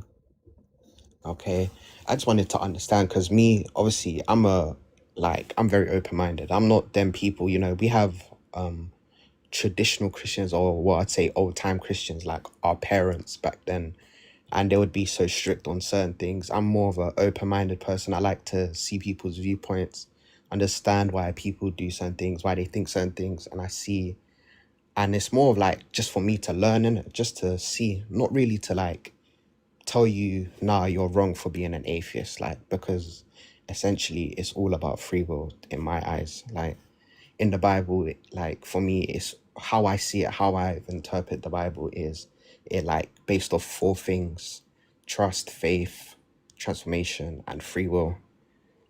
Like, obviously, those stories, we've seen stories from a long time ago, how certain things happened. And to me, yeah, I think those times are crazy. Like, living in Old Testament times was like not a fun time, especially for Christians and other people. And now it's like the world is slowly transforming. Like, certain things are becoming more mellow, but you still hear the craziness that happens, that people talk about, like their experiences with Christianity, how people told them they can't do this and certain things. And it's, for me, I think certain things that they told me as well, I think it's kind of crazy what they told me. Yeah, I think it's interesting, like, when people say it was a different time, right? Like, living during Old Testament time, was pretty harsh. But that was when they had the God, right? According to, if we're doing an internal critique, and from the mindset of a believer, Yeah. that's when the God was on earth, when the God gave laws, right, pertaining to what believers are saying was the toughest time to live. Uh, and like, I don't understand how or why believers will say, well, it was at that, like, that was the time, that was the culture at the time. Yeah. When the belief is that there's this all powerful God, all knowing God saying, hey, here's how I want you to live. And we're supposed to ignore that the God condoned the owning of other human beings by one specific group of people because they are this chosen group of people. We're supposed to ignore that and say, oh, well, he had to do that because he had to take time with them because they were already enslaving people. Slavery was already a thing, and it was. Yeah. Yeah. It was back in But the Egyptian times. Yeah. well, back in Babylon, slavery started. Further back. Yeah. Yeah, Further back. Yeah. but that shouldn't matter when an all powerful God is giving laws condoning the practice of slavery and establishing or regulating a slave system in his newfound land called Israel. Saying that the God had to do what the so-called evil nations were already doing on earth because humans were already doing it, like that means that the God has no power, or you're trying to gaslight me into ignoring the fact that your God condoned slavery. Like, that doesn't make Mm, any sense to me. And especially throughout this whole book, the God is saying, don't do the abominable things of the other nations. Yet he regulates an abominable practice like slavery in his newfound holy land.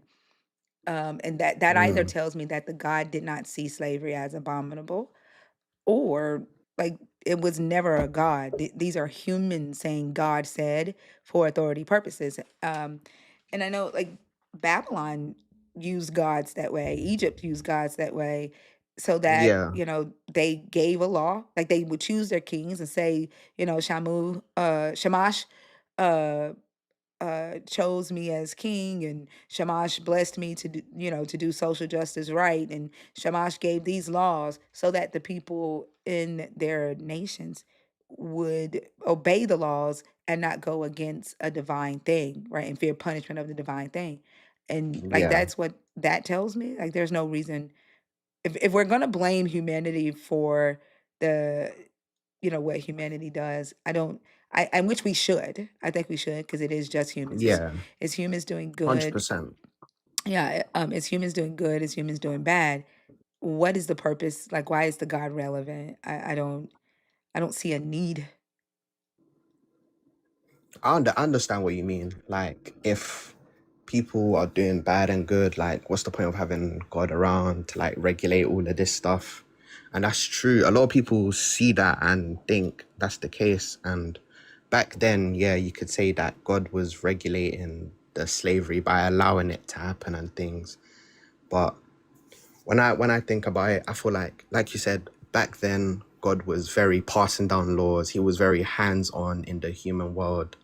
And when I read about it, like when I talk about free will, I think what God realized was that how am I creating any sort of free will if I'm always hands-on, if I'm always doing certain things? Am I truly building this free will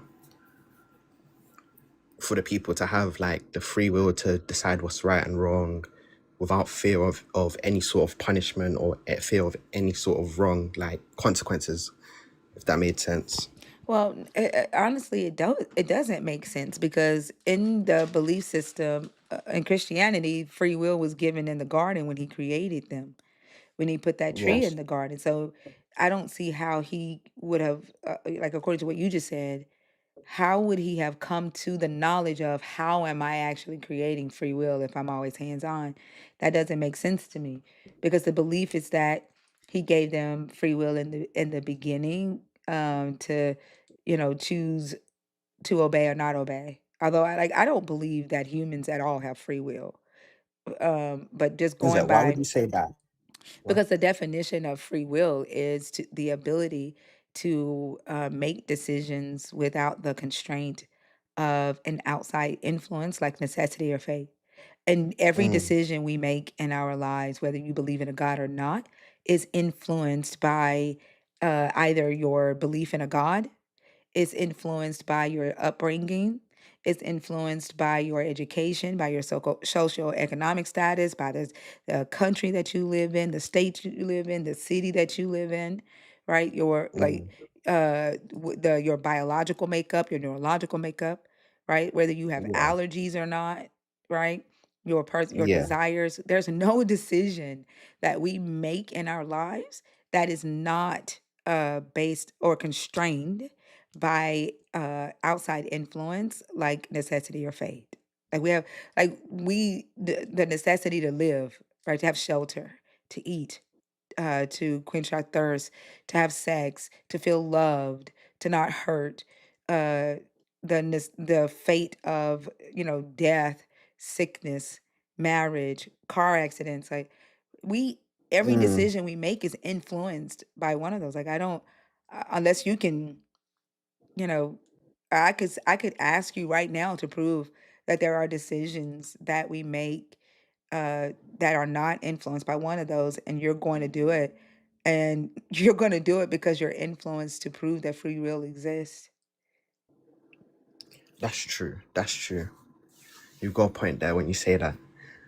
But to me, obviously, I always thought that although we have those things like natural causes, like our genetic makeup, certain things that put us in a constraint, don't you think to an element of an extent there is still some sort of free will to be able to choose, although we have these constraints, to still be able to make a choice out of our own judgment? I definitely think you have the ability to choose. So I think believers, when they're talking about free will, what they actually mean is choices.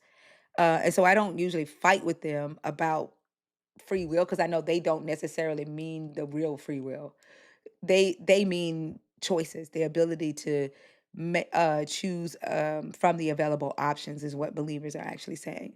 Right? They're saying the options that are presented to me on a daily basis, I can choose from those available options. And Mm, whatever you choose from the available options that life presents to you on a daily basis, that comes from your choices influenced by the things that we discussed, right? And yeah. so, yeah, you definitely have that ability to choose, but you don't have free will. Okay, so when you talk about free will, you mean like full autonomy over everything, to be honest. Right, like you're like being able to, decide something without being influenced by your need to eat, right? Being influenced by Yeah. your need for safety. Like I don't think that we as humans are able to do that at all. Mm, that is a good point. That is a good point. Well, I honestly just wanted to ask about how you, obviously, because you said on your thing, disappointed and embarrassed, I once believed. So I just wanted to ask, because I don't Yeah, have much time as well. But yeah. it's No, always good to find out these things. Obviously, me, I'm not a person to judge. Like, obviously, also in the Bible says not to judge anyone. Like, that's a sin, obviously. But for me, I always find it curious, and sometimes you get new perspective on things. So yeah. yeah, so the Bible doesn't say that it's a sin to judge. That isn't true.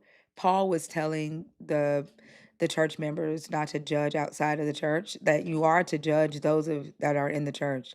That is your duty. You shouldn't be judging those that are outside. And he says that your God will judge those of us that are outside the community. But things that Paul say, like Paul isn't creating sins or laws for you to not transgress. He's interpreting law. And so there Mm, isn't a law in your God's will or his commandments that says don't thou shall not judge. Um, but I agree with you that I think we all oh, make like judgments yeah, on a when I daily. when I mean by judge, I mean like out of like a form of this doesn't please me, so I'm judging. You know what I mean? If Well, that made sense. yeah, well, I think we do that, right? I think you judge your God even when you say your God is good, right? Yeah, 100%. Yeah, I question a lot. Yeah. yeah. So I think even saying that the Holy Spirit gives you discernment, discernment is the ability to judge right. And so like it's interesting to hear believers say that the Bible says thou shalt not judge while saying they have discernment. That's like a Mm, contradiction within itself. And I see a lot of believers holding cognitive dissonance, with trying to hold two different points at the same time. Because, like, the book is a collection of, m- you know, uh, rants or stories written by different men, like over, 40 men.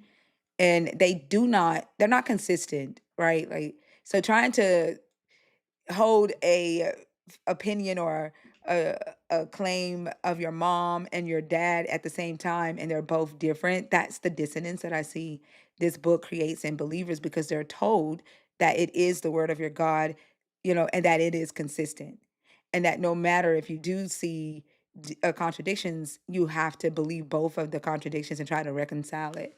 And that confuses a lot of people. But I think the book, because of the way the book has been put together, um, it it can uh, serve for any belief that a person has, right? mm, It can condemn homosexuality and not condemn homosexuality, right? yeah, Yeah, it can condemn patriarchy and not condemn patriarchy. Like, because it is a collection of thoughts from different men from different time time periods as periods. well. Yeah. Yeah. Okay. Well, I just wanted to ask that, but thank you. You're welcome. Thank you That's for really coming all. up. No worries. Have a good day. You too.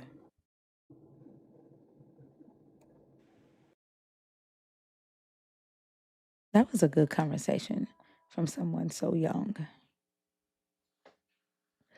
and a believer. At least he was like not cocky and disrespectful. And I will say, uh, Danny,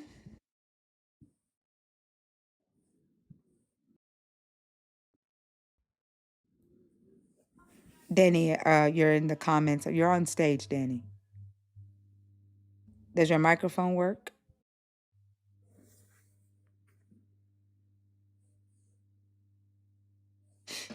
Danny, I saw your comment about the universe. Like, are you afraid to speak through the microphone? Do I need to drop you? I can hear you moving, Danny. Interesting. Okay.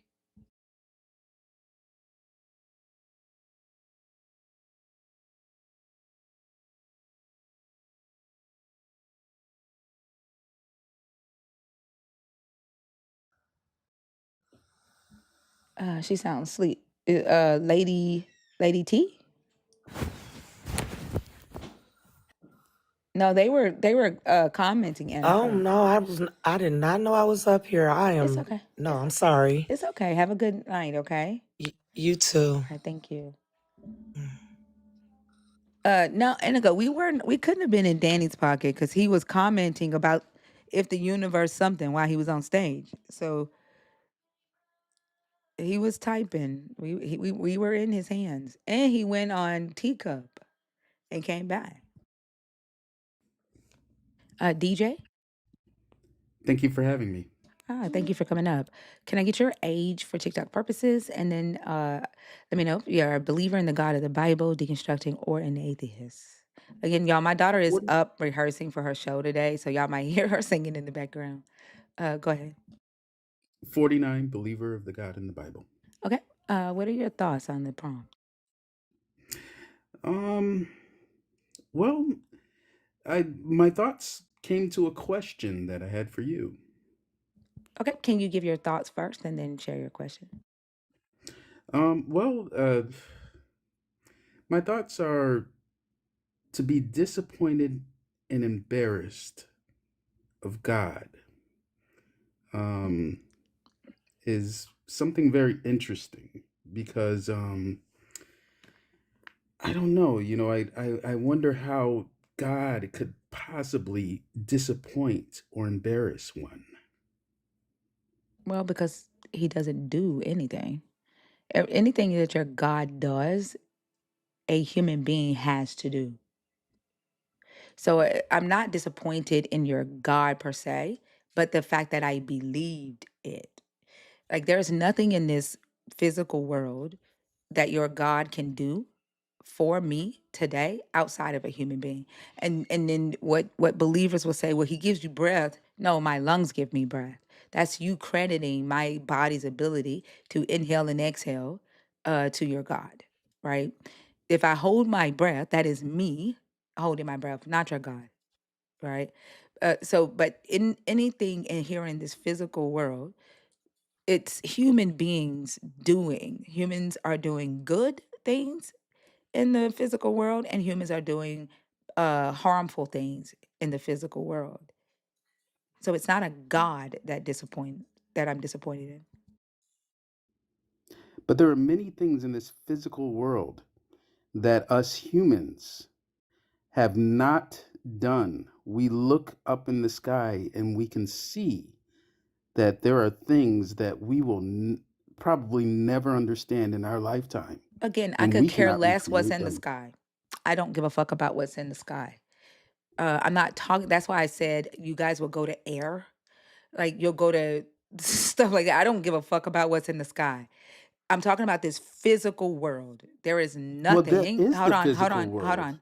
Here in my life, there is absolutely nothing that your God can do outside of a human being. I don't give a fuck about what's in the sky. I barely look at the sky. That shit is there. It's been there. It'll be there when I That is your die. world. I don't give a fuck. That doesn't make me want to worship a God. Let me ask you this, and this is my question for you.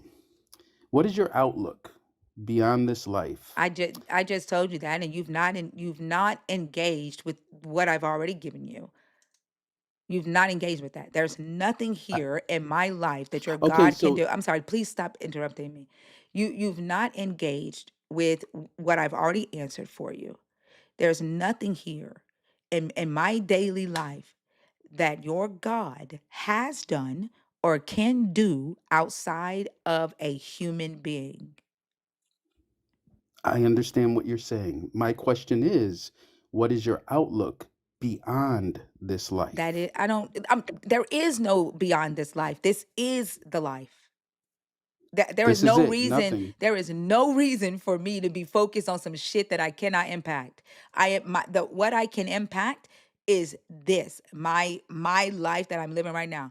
I do not choose to worry about some shit that I can't I don't I like I can't even close my eyes and look at that. That's a waste. I'm Y'all always want to go to the outside. This is what I talk about. Anytime I'm talking to believers, this is why I get disappointed too. That like if I draw a circle, right?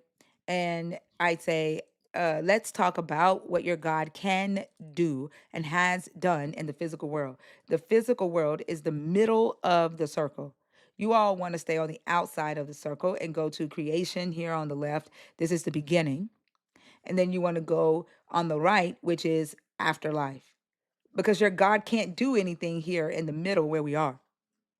And if I give the example of children playing around at a pool, like believers to me are scared to get inside the pool. Y'all are running around on the outside of the pool in the unknown with super capes on, pretending to be superstars, super heroes, and then dipping your toe in the pool and then taking it out.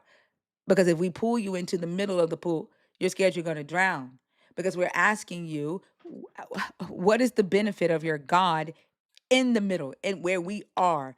Like we're here, we're living, we're breathing, we are awake, we are engaging with each other, we are doing things. Why okay. do I need your God? I will answer that question for you. If you will answer mine afterwards. No, The ain't no benefit. if. There is no if. First off, Okay. you need to remember whose stage you're on. Right? I've All already right. answered Well. I've already answered two of your questions, and you've yet to engage with the information Okay. Well, I'm stop engaging. I'm going cutting to me answer off. your Stop question. cutting me off. Like show at least that your God can influence you to have patience, right? And have a civil conversation. Like I'm answering. I don't interrupt you, right? When you're speaking. I'm listening intently so that I can answer intently, and I expect the same from you. I've answered you Okay. twice and you've yet to engage with me I am saying engaging. I'm you're trying to answer your listen all question. the way, because you don't even know what I'm saying. I'm not talking about you engaging in the conversation. You have yet to engage with the information that I provided to your first question, and you already want to ask me another question. Okay, I can engage with that information to my first question.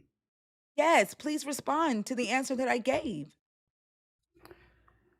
You are saying that my God, I don't really have a God, I just have the one God, has not given you anything here in the middle, right? Like you're saying here in the middle, not before, not after, right now. Um my engagement to this is that, of course, as a believer, I'm going to have to disagree because I think that you are getting all the benefits of God, including the air that you breathe, that you just said.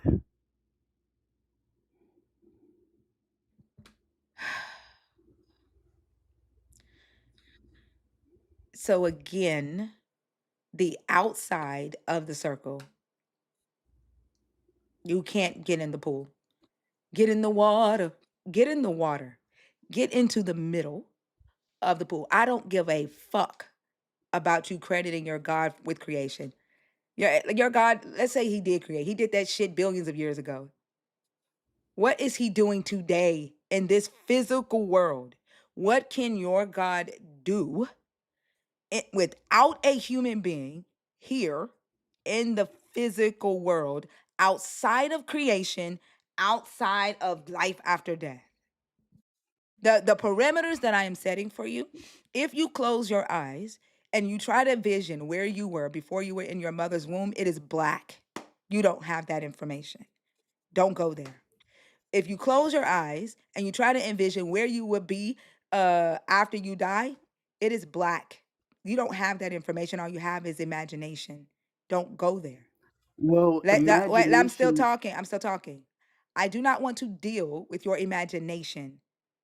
Let's talk about the middle of the circle and our reality and our physical world. What can your God do outside of a human being here in the physical world? Well, you're using words like imagination and information, and we're talking about things that we don't know about, so we can't use those words, Why are right? We you don't speaking know in if we? it's Who is we? imagination or information. Who is we? Who don't know what information is? Who don't know what Oh, imagination is? Because you can't speak for me. oh, okay. I'm speaking for us Christians, not No, you you. said we, are all Christians on here using those words right now? Okay, well, no. Okay, so I'm speaking for myself. Right. So the proper pronoun to use there would be I, not So we. all right. So I think that imagination and information are two different things and they live outside of faith. I don't care about that. I asked you, here in our physical world, what can your God do outside of a human being? And you're asking God to prove himself to you. So the answer is nothing. Is that why you're doing this? Well, and that brings me back to my original question.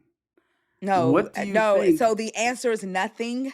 He can't do anything outside of a human being. Like, if you would be honest, then the conversation could advance. Well, no, the answer isn't nothing. I Well, just then what told can you. he do outside of a human being? Outside of I think creation, that the outside of life after very death, what can he do then? well, I just told you, human beings are not giving you the oxygen that you're breathing That to is be talking right now. creation. What can your That is God not do? That is creation. creation. And your God How isn't do you giving me that. know? You you Stop you talking while you I'm don't talking. believe in. Stop talking while I'm talking. I don't. The fact that if I have to believe he's giving me air, he's not doing it because I So who's breathe. giving you Stop talking air? while Because I'm human talking. beings are Stop not. talking while I'm talking. God damn, y'all are irritating. Shit. If I have to believe that your God is giving me air, then he's not giving me air because I breathe regardless if I believe he's doing it or not. That doesn't make sense. I don't, and I've already given you credit for that. I don't give a fuck if your God created the earth or not. I don't care if you credit your God with that shit. What the fuck do I need your God for on a daily basis? What is he doing outside of human beings and fucking air?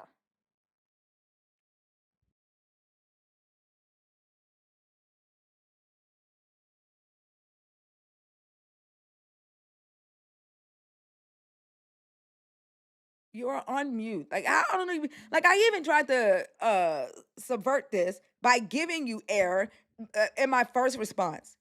I even said you can say your God created it, he did it billions of years ago. Like I've already given your God credit for all of that. Like what you don't want to do is admit that there's nothing your God can do outside of a human being. And if you would just admit that, then we could get on to the rest of the conversation.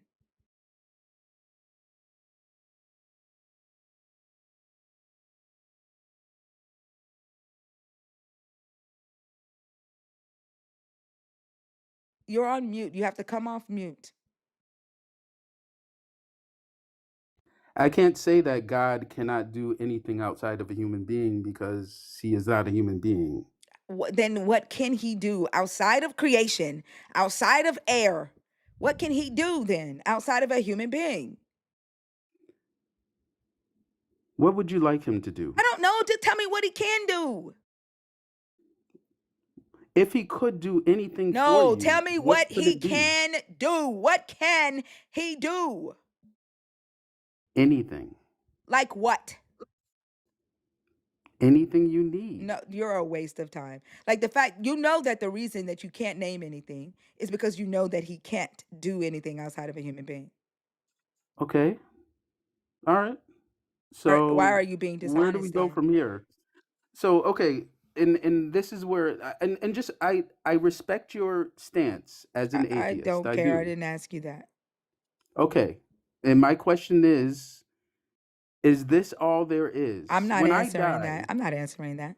You didn't answer my question. What makes you think that I'm going to answer your well, question? which question did I I'm not not. You answer? know what question you didn't answer. Which one? You know that. I'm not your kindergarten I teacher. know I don't know. That's why I'm Well, then asking you. ask Which one? Jesus. Ask Jesus to tell you.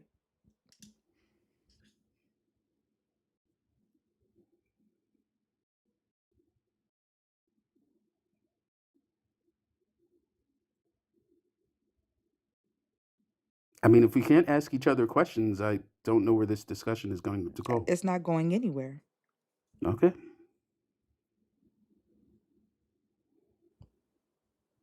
And I guess that means you should leave then, right?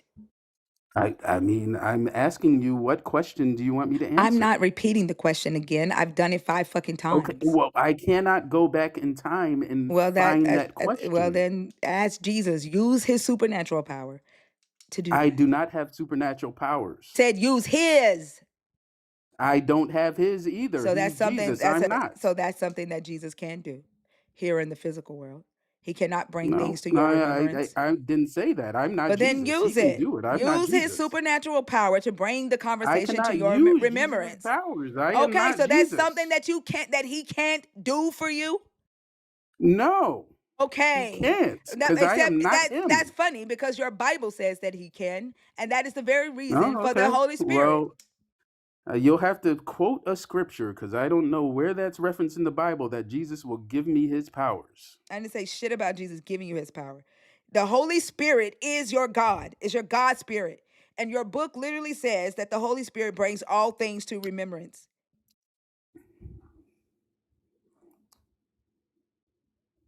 Okay. And so I'm supposed to now tap into all the memories of of my life and be able to recall them. I mean, I don't know what you're asking me. You're I'm not trying to asking go you and say that anything. the Bible says that I can recall any memory. Would you just repeat the question? No. Hmm.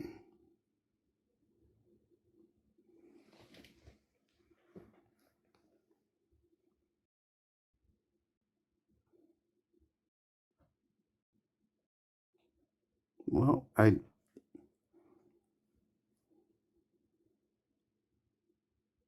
can't have a discussion with someone that's not willing to have a discussion. I agree. I agree.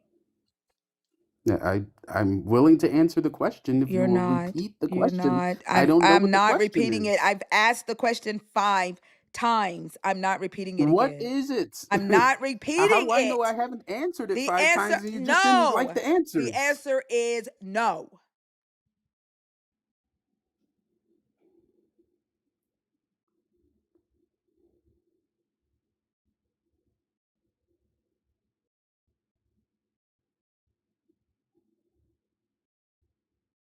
I think at this point you should leave.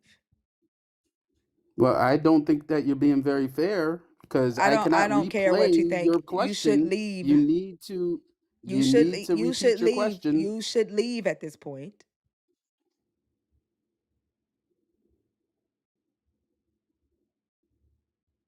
What was the question? Leave. What was the question? So you're just going to cross my boundary. I don't know what the question is. Leave. You're telling me to leave because I'm not answering a question that I don't know was asked to me.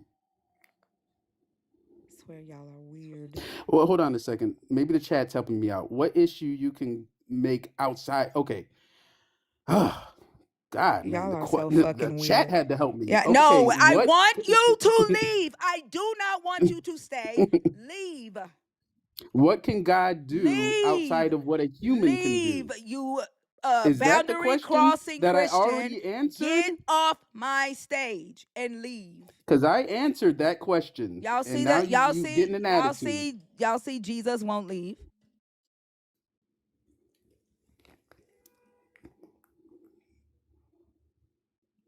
And the chat had to prove that I already answered that see question. that Jesus won't leave.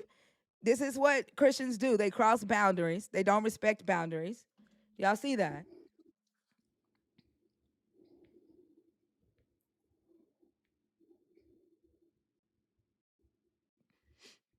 Well, I said, I respect you. I respect you. This is what they do. Their egos are fucking inflated. Especially religious men. They're very dangerous. You tell a religious man no, he's going to stand his ground. You can't tell me no. They're going to invade your space.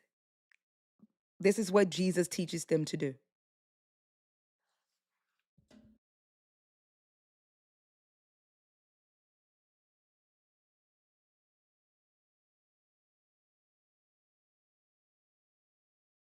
Leave my stage.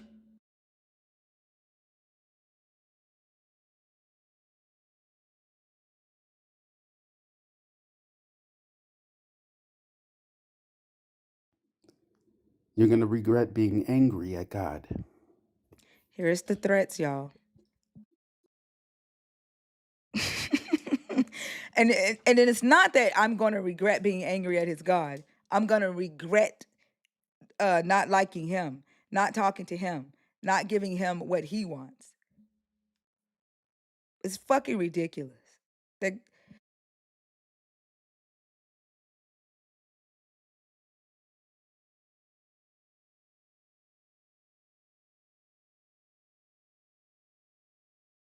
Powder Pig, are you in the request on purpose? Howard Baker, are you in the request on purpose? Crisis King, how old are you? I'm 25. What are your thoughts on the topic? Well, to start off with the question that you're asking. I don't want to talk to you about the last guy's conversation. Oh, okay. Yeah. What are your thoughts on the topic here? Oh, like, okay, so as you can see, my name is Crisis King. My name is Joseph. That way you don't have to call me that. And I'm a believer. I figured that much by your username. What are your thoughts on the prompt? Okay. Let's see. I've seen it. I'm sorry. I may be missing something, but is the prompt in your picture, the picture that you have here, that you're an ex-believer, disappointed, embarrassed, what you once believed? Mm-hmm. Yeah. Okay. So based on that, I mean, I've seen a couple of these things cross my TikTok page now, where it comes into this whole deconstruction thing. And I wonder where does it come from?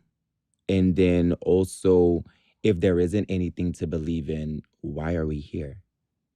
I'm here for my own reasons. Like, I give my life purpose. I don't know why you're here. I can't answer No, that I'm for you. sorry. I'm sorry. Don't interrupt me, please. I can't give your life purpose. Like, I don't know where this idea comes from that every human being has to share the same purpose for existing. Like, I don't know why you're here. Your mommy and daddy had sex, and then they informed your worldview, and your beliefs, your core values about yourself and your environment that you grew up in. So I can't answer that question for you. Good morning, Fee. But also, Good morning. when you say that, what is it for? You've seen like these deconstruction lives, and what is it for? I mean, people are talking about their process of deconstructing from a belief system that they were more often than not involuntarily indoctrinated into it by their parents, by their school teachers, right? By their community. But I don't I'm embarrassed and disappointed that I ever believed in this belief system because of the conversations that I've had over the last 2.5 years with people who do believe. The behavior that comes from the people that are in the belief system that I once thought was the good thing, like the way to be good or the way to help the world, is filled with people who are responsible for the reason that a lot of the bad is in the world. The low level of uh, inquiry, uh, uh, questioning, critical thought, even literacy amongst people who believe this belief system. The literacy level is low. The lies, the deception, the demoralization. Like, it's just it's embarrassing that I once thought that this was the thing that I needed to subscribe to in order to, you know, live a peaceful, happy, joyful, moral life.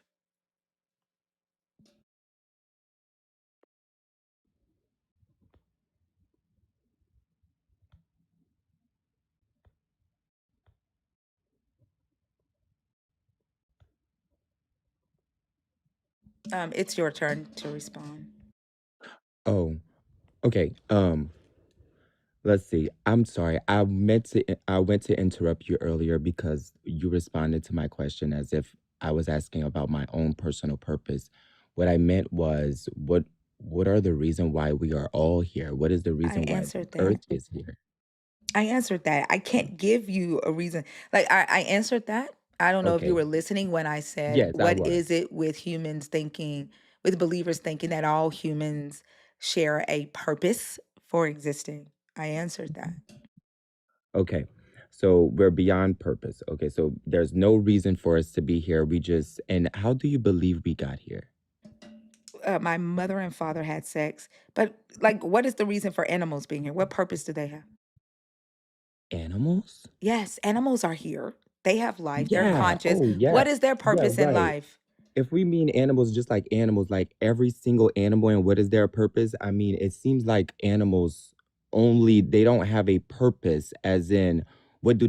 They don't even have higher intelligence to come together and have a purpose or anything in that sense of being like us, intelligent. But what I mean is their purpose seems to be to help us. Without certain animals, our world wouldn't even continue the way that it does. That's their Without certain utility. ecosystems, everything works together in The an fact that he ecosystem. said that their purpose is to help them, but they're not intelligent, is insane to me. Absolutely It's not that they're insane. not intelligent, but they're not intelligent. We have a different level of intelligence, is what's insane to me if that's not understood. You have a Well, if different you type of intelligence. Okay, you can break down the words however you like, but if you can get a monkey to talk, feel free. If you can get a dog to talk, feel free. If you hey can get that hey dog to also build buildings as we do, feel free. Christ, I need you to settle down, right? This is a conversation and we need to Okay, it's understand a each other. Can you conversation stop? and I'm Can trying you to understand. can you stop? Just have a conversation. We don't have to say things the way that you do. We can have a discussion about how we see them differently without it getting to this point. You're elevating for no reason. Oh, You think I'm sorry. that I'm sorry. I probably heard it. I probably heard it wrong. It sounded like there was some sort of dismissive sort of connotation there, but that's probably me. I'm sorry. Go on. no, hold on. Even if it is dismissive, she has a right to see it the way that she sees it. She does not have to agree with you, and neither do I. We can Okay. have, hold on, stop speaking over us. We can have conversations about this topic, see it differently, and it does not have to be contentious. Where are the mods? There's someone typing in caps spamming. Do not type in caps in my comments or you will be muted for the entire live. Stop fucking spamming my chat. And I think this is a perfect example of what we're talking about. You know, why this belief system is so embarrassing, because you are upset at us having this conversation and Live. saying that, again, can you not do that? Go on mute until we finish speaking if you can't control yourself, because this is ridiculous. Y'all talk about, as Christians, you know, humans are the most this, and, you know, make a monkey talk. Well, make a human live in peace with other humans for a consistent basis, because you have other species of animals that can do that. Y'all think that being able to say words out of your mouth, make sounds with your mouth, is the only way to communicate, and it's not. And the only reason y'all think that is because most Christians, like Thinker was saying, are not curious. Most Christians, because they think that God has given you a purpose, and even if we were to ask you what that purpose is, you're going to say it's to get to fucking heaven. That doesn't help us here on earth. And being able to ignore the fact that the very panacea that you offer does not do anything actually of benefit on this planet that we experience, that we live on in this one life that we know we get, is what makes this frustrating, is why it's embarrassing that we ever bought into it. And when y'all continuously come up here on this panel to try, I mean, I don't even want to say to try to engage in conversation. You come up here defensively like that last guy, and like you did at the beginning of this conversation. It's unnecessary. That's why it's embarrassing. And then y'all will say that you don't care if we don't believe in your God, but y'all behave that way. And your behavior tells us that you do care, that you do need other people to believe in this with you. Huh? I mean, I did say words with using higher intelligence. I'm sure you understood what I just said. I'm just trying to figure out when I'm supposed to talk and when I'm not. So whenever y'all are done, can y'all tell me, go ahead, it's your turn? Because a lot of things are said that I can't respond to at the time. So I have to like kind of like wait until y'all get done. Higher intelligence would say to get a pen and a piece of paper if you're in a Oh, and I'm discussion. writing. Why are Believe you you me, I interrupting am. me? Why are you interrupting me? Like, you're the one who brought up higher intelligence, yet you're not choosing to use it. We've both said some things to you, yet you don't know what we've said, but you're writing.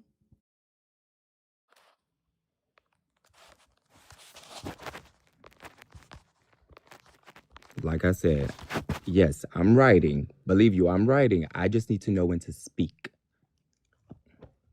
Did you know to speak at that time? Sound like you asked me a question, I responded. And so that means you knew when to speak. Right. But when you're done making a statement, when do I know when to speak? That's the thing. The same way you just knew to speak then. Okay, great. So I'll speak. If I'm out of line, y'all can tell me so. Now, when she mentioned living in peace and communication, yes, I do believe animals communicate. We're all aware of that they can communicate. What I mean by, like I was saying, animals help in the world. Animals keep the world turning, whether it be from the smallest ones to the biggest ones. It happens. We have our decomposers and all of that. They take care of things. Okay, beyond that, we all know that animals don't communicate necessarily like us. Do they have the same level of intelligence when it comes down to, us? Like, for example, we have theology. We have some people who don't believe. We have some people who do believe. We have people that believe different things. When it comes down to the animals, I feel like they have instincts and they follow those, and all have generally they all have the same instincts as it relates to their group, category, classification. They're born with these instincts. Unless there's something that's off, then there's an abnormality. Okay. What does it have to do with what we were talking about? I was getting Okay. ready What to does? ask you, Fee. Like, does any of this make you want Okay. to work? Well, she I'm mentioned. talking. I'm talking. I Oh, was getting ready to ask you, Fee. Does any of this make you want to serve Yahweh? Absolutely not. Because it didn't address anything that we were actually talking about. what? So I was writing googly gosh when you said that animals, people, humans, us Christians believe that animals speak or don't speak a certain type of way. Animals and sound. There's different ways of communication. Whenever you address that, and I backdoor and address it to clarify my stance, I'm not. I'm only responding to the things that fee. Is that how you say that? Yeah, it's fair. No, it's not. It's I'm Faye. responding to different things. I'm responding to different things that you said, and I'm not saying that has anything to do with following Yahweh or Jesus or anything of the sort. I was just responding to those things, and Yeah, I wasn't finished. But I go think ahead. you missed the point of what I'm saying, right? Okay, Go ahead. if the only thing is, okay, it seems like throughout the time when you were speaking, I heard a lot of generalizations when it comes down to humans and Christians and this, that, and the other. So I don't want to be lumped into the group. So I was pointing out how, there's differences, like getting to heaven being the purpose. I wouldn't have said that was the purpose for us being here. Well, but the craziest part about this is that you're saying that not to group humans or group you with other Christians, but you're trying to group humans in terms of, I guess, positing that we all have the same divine purpose or we have a divine purpose. You either want individuality or collectivism. It can't be both. We were talking about specifically the communication of animals or but I mean, the fact that we are animals and we're talking about animals as though we're not part of that, the same fucking group is insane. But you're talking about being able to speak as though that is the only way to communicate. You're saying that animals move off of instinct. So do humans. Humans are animals. Humans are a type of great ape. But this is what I'm saying. Like, we talk about things in this live that are beyond just surface level. And this is the lack of curiosity that most believers exhibit. We've said that all the time. Like, we've said that repeatedly. Most believers are not curious about science. Most believers are not curious about why we say the things that we say about the planet that we live on. Because this belief system comes with, nope, God did it, all that other stuff that we can explain, that we can predict with, that we can rely on, and that we do rely on for medical advancement, for all of this stuff. Don't worry about that. God did it too. That is a problem. That's what we're talking about. I agree.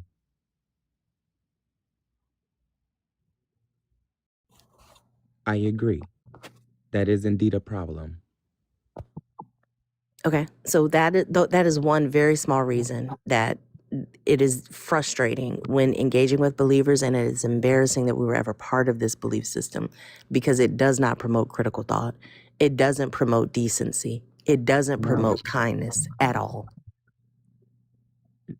Now, the kindness part I have to disagree with. And the reason why I say that is because some people don't exhibit it, some people don't show it, some people don't treat people the way that they should. And um, I don't, like I said, when it comes down, I understand we lump people together and people claim to be certain things. But because you claim to be a Christian doesn't mean that you're identifying with Christianity as you should be.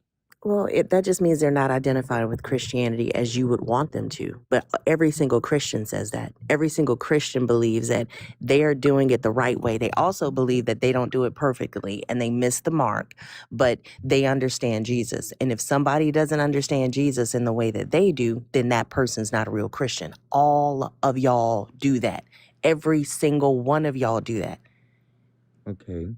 And the only Christian that I know, the only Christianity that I know is the one that follows Jesus. And if we look through where Jesus did his whole thing, even when he was flipping over money changing tables and all of that, there was still always a message of love and treating people with some sort of respect, kindness, loving the neighbor like you would love yourself. I don't see how people can walk around. Yes, people call themselves Christians, and yes, they may think they can get up and curse people out and do whatever they want. And I'm totally against that personally. Well, Jesus wasn't. Jesus wasn't. And that's the other thing. Y'all don't read this book. Even what you just said right now about this thing, the way this being Jesus' overarching message, no, it wasn't. And if you read that book outside of theology, which is wild that that's the first thing that you claimed as being a win for humanity, outside of theology, if you read that book, you'll see that. But everybody doesn't use Jesus that way. Everybody doesn't follow Jesus in a kind and loving way. Some people use Jesus to hate black people. Some people use Jesus to hate immigrants. Y'all use Jesus in any way you need Jesus to be used. And that is Christianity. There is no template for Christianity. So basically, Christianity is whatever somebody walks around, says it is, and puts their own spin on. Christianity is what Christians do. I've been saying that forever. Christianity is the sum total of what Christians do, the good ones and the bad ones. Wait, huh? Wait, okay, I'm sorry. I could be completely confused, but I think, okay, so Christianity is not objectively a thing. Point to it. I'm sorry? Point to where Christianity resides outside of a Christian. Point to where Christianity resides out of a Christian. So Christianity is like, Christianity can be defined, right? You said it can't or can? It can be defined, right? I mean, yeah. Like I mean, it it's a has an follower. objective definition. Sure, it's a follower of Christ. That's what Christianity is. Okay. So if you're a follower of Christ, yet you're doing the things that Christ specifically speaks against, are you indeed a Christian? Do you sin? Did you answer the question? Yeah, the answer is yes. Do you sin? Okay. And I'm showing you Do I how. sin? Yeah, I'm showing you Yes. how that's the case. You do Yes, sin, right? I've sinned. Yes. Did Jesus speak against sinning? Yes, he does. Are you still a Christian? Yes, I am. Okay, so that's the answer to your question. And you Okay. determine So- how you determine the gauges on your Christian meter. You are the one that determines that. So you decide how much sinning Jesus will let you do and remain a Christian. And your hold on a second. Your meter may be low. Like you may not turn yours all the way up to 10. You can only do one sin, okay? And then you can still be a Christian. You determine that as a Christian. Every single one of y'all make that determination individually. So Christianity is what Christians do. So if Christians One second. Do me a favor. If you are a nerd and you are requesting and you're coming up as a dragon, drop a dragon emoji in the comments. That way I know you're trying to come up and participate in the current conversation. If you are a nerd and you're coming up to have your own conversation, just drop on purpose or a nerd emoji. That'll help me know how y'all are trying to engage. Sorry, go ahead, y'all. Yeah, you good. Yeah. What was your name? You told us your name. Joseph. Joseph, okay. I just want to make sure I called you right name. Yeah, go ahead, Joseph. Yeah, so I was gonna say the whole sinning situation, right? You're supposed to be a follower of Christ, you believe, repent, baptism, all of that. Now, whenever it comes down to things that you do after that, you're supposed to strive for perfection. You're supposed to do these things. Now, where there's a willful disobedience, because you're supposed to be able to stop sinning. That's the idea. Your book says if you have the seed of God in you, you wouldn't even be able to sin. So again, Well, no, I think that's a little off.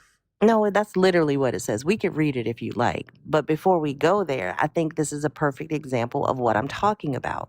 Your version of Christianity does not allow you to continually sin and continue to be a Christian. But you get to decide what number It's hits not a. continue. Go ahead. You get to decide at what point it crosses over from sometimes to continually. That's still internal, is what you do. You're the person that's controlling all of these knobs of Christianity for yourself.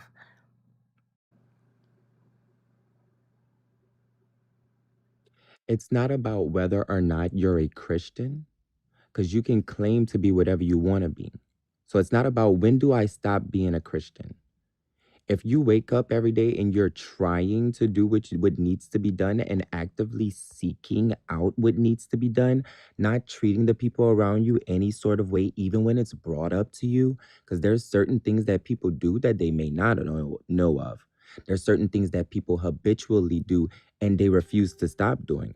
There's some things that people do and they won't even admit that there's a problem, and therefore they continue doing it as if nothing is wrong.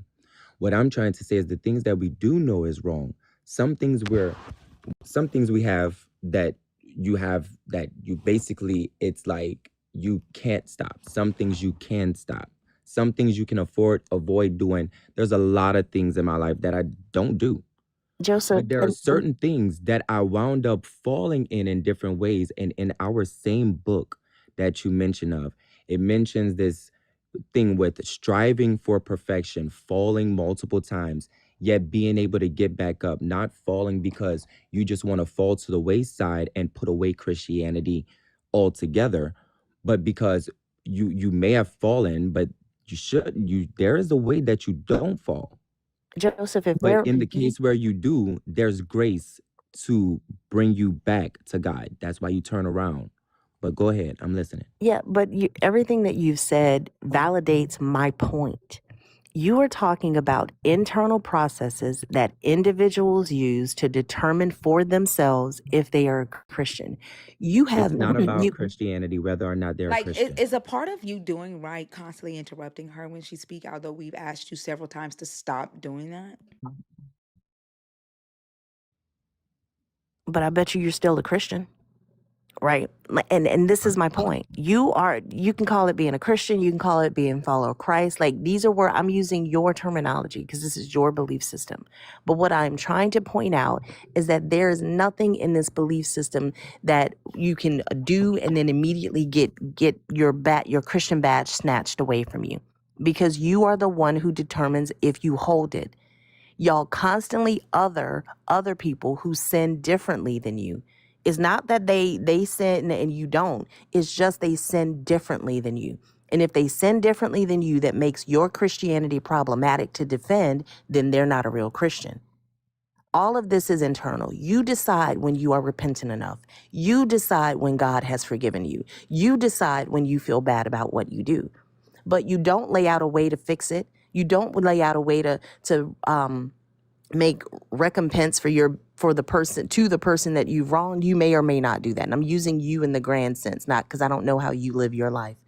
But the reality is there's nothing in this belief system that necessitates y'all being better people in order to stay in it. You can keep forgiving yourself. You can keep telling yourself, oh, well, I didn't mean to do this again, but they did it, but you did it. I just fell. Maybe that fall was cussing somebody out. Maybe the fall was touching a child. Either way, it's internal. And that's why this belief system is dangerous. It's self-regulated membership, and it doesn't make y'all better people. I don't believe that Christianity alone, claiming Christianity alone, can make you a better person. No, it does not. We can all walk around and say we're Christians all day long and act worse than anyone that claims to be an atheist. So, no, I do agree with you that just to claim that you're a Christian and try to use that as a blanket or a cover up can indeed be a problem. On the other hand, if you're a true believer, will it make you better? Well, let's look at it. If somebody lives their life one way and they're involved in all of these things, whatever that may be for that person. And then they turn to Christ and those things stop happening. Can it make you a better person by having certain parameters that you work in, certain things that you want to do, certain things that you refrain from doing, certain ways that you treat people, like we mentioned, being kind and things of that sort? Can it make you a better person? I feel like it can make you a better person. Does it make you better than anyone else? No, you aren't ever better than anybody else. We shouldn't look at ourselves like that. But can it make you, like when it comes down to character development? I feel like it can. That If it sounds could, like parenting. it does. And Yeah. if it, Like oh, go children ahead. get parented, children get parameters. Like that just sounds like parenting. Like you don't need a God when you have parents.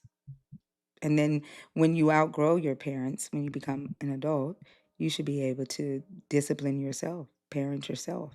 You don't need a God for that. I mean, it's externalizing a process that needs to be internal, right? Like it's looking outside for things that and triggers that I think if, like Thinker was saying, if you have been parented properly, then you build that mechanism internally. And I think that's the problem. Like you're saying, can Christianity make a person better? I think it can. I know people who have changed because of Christianity, but they changed. Christianity may have been the vehicle they used to arrive at that change, but it's not necessary. And it creates some of the most narcissistic people I've ever met in my life. Those who get defensive when others don't think the way that they do. Those who are judgmental because others don't love the way that they do. Those who feel as though those of us who don't agree with this belief system should never say one word about it because you're not going to talk about my God. My God don't play about me. Well, your God don't play at all because he ain't got no fucking legs. He can't do anything. If this belief system were truly a solution, a problem, then it wouldn't create such negativity in some people and positivity in others, especially with that positivity being on the lower end. If you stick around these conversations long enough, you will see how your fellow brothers and sisters in Christ act. Now, you are going to say they're not real Christians, and I'm going to push back on that with the no true Scotsman fallacy. If you don't know what that is, read up on what that fallacy is. That's how y'all always do. If they don't do it the way you do, they do something that's embarrassing to the brand, then they're not a real Christian. Like their Nike symbol is going in the wrong direction or some shit like that. But they still have the badge, and you can't kick them out of the club. And the owner of the club, your God, I guess his bouncer is on a smoke break because he doesn't put anybody out. If anybody was around repping my name and doing some fucked up shit, I would speak on it immediately. No, don't put that on me, Ricky Bobby. I don't move like that. Your God won't make that clarification. And every single person who claims to be a Christian is by definition a Christian. You don't have access to what makes a person a Christian in the same way we don't have access to what makes you a Christian. What we have access to is your personality. What we have access to is your actions and your words and sometimes your fists, because y'all can be some real violent people in the protection of your God. So no, I don't think it makes a person. I think if a good, I think even a, I think good Christians are good in spite of Christianity, because Christianity doesn't teach love and acceptance. Jesus tells folks to kill the ones who don't want to be led by me. The Old Testament God, Jesus in the Old Testament fucked everybody up. I mean, everybody who didn't want whatever it was that he wanted, kill him, get him out of here. So no, it's not about love, sunshine, and rainbows if you actually read the book.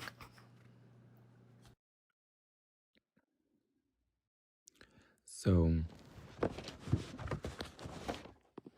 the the whole parent sort of situation, yeah, it can sound like parenting if you haven't had any, but outside of parenting, it's a totally different. I feel like it's a totally different situation. Whenever it comes down to certain Christians and what they're doing, whether or not their badges can be taken, what I can say is that our book also tells us to judge them by their fruits. It doesn't say not to judge anyone. It says that you should be judging them, as a matter of fact. and to see if they align with what they claim, because there are going to be many people that come out, many false prophets, things of this sort, that decide to speak and say, in Matthew, it says that they'll say, Lord, Lord, haven't we prophesied in your name, cast out devils and all of this stuff, right? Okay, but he's still going to turn to them and say, I never knew you. So it's like they claim to be Christians. They went through the religious acts. They went to church. They did this. They did that. Yet somehow they still didn't wound up there. So apparently they weren't in the family as they claimed to be, whether they repped it or not.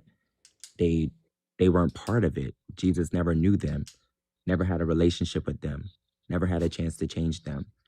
Change only comes through obedience. So Yeah. What's the yeah, symmetry breaker between parenting and your God? the symmetry breaker, really, honestly, they call him the father, right? So it wouldn't be that much of a surprise that it would seem like it's a parenting sort of situation. You So said they're where different is the though. Where are difference? they different? Yeah, where's the difference? The difference is that as a parent, as a parent, a child has to do what needs to be done, right? Or there's consequences. Now, in this case, we all have free will. We can do whatever we want to do. Now, at the end, you decided to be separated from Christ. Here, you'll stay separated. It's the same That's all thing. that is. It's the same exact thing. You just said a bunch of Okay, different words well, to if try it to is make the it. I'm same sorry. thing, Hello? Like, I don't know. What is the issue with you? Like, where is Jesus at teaching you to not talk while other people are talking? Where is Jesus at? Is he here with you right now? yes, he is, and he's helping me hold back. He's not doing a good job. He's doing a really piss poor job at that, because this is going to be my third or fourth time asking you to stop doing that. It's the same exact thing. You just used a bunch of different words to make them sound different. If you, what you call free will is your ability to choose, to make a choice out of the available options life presents to you on a daily basis. And you are choosing whether or not to obey your God or not. No more than a child is choosing whether or not to obey their parents. There's consequences on for both.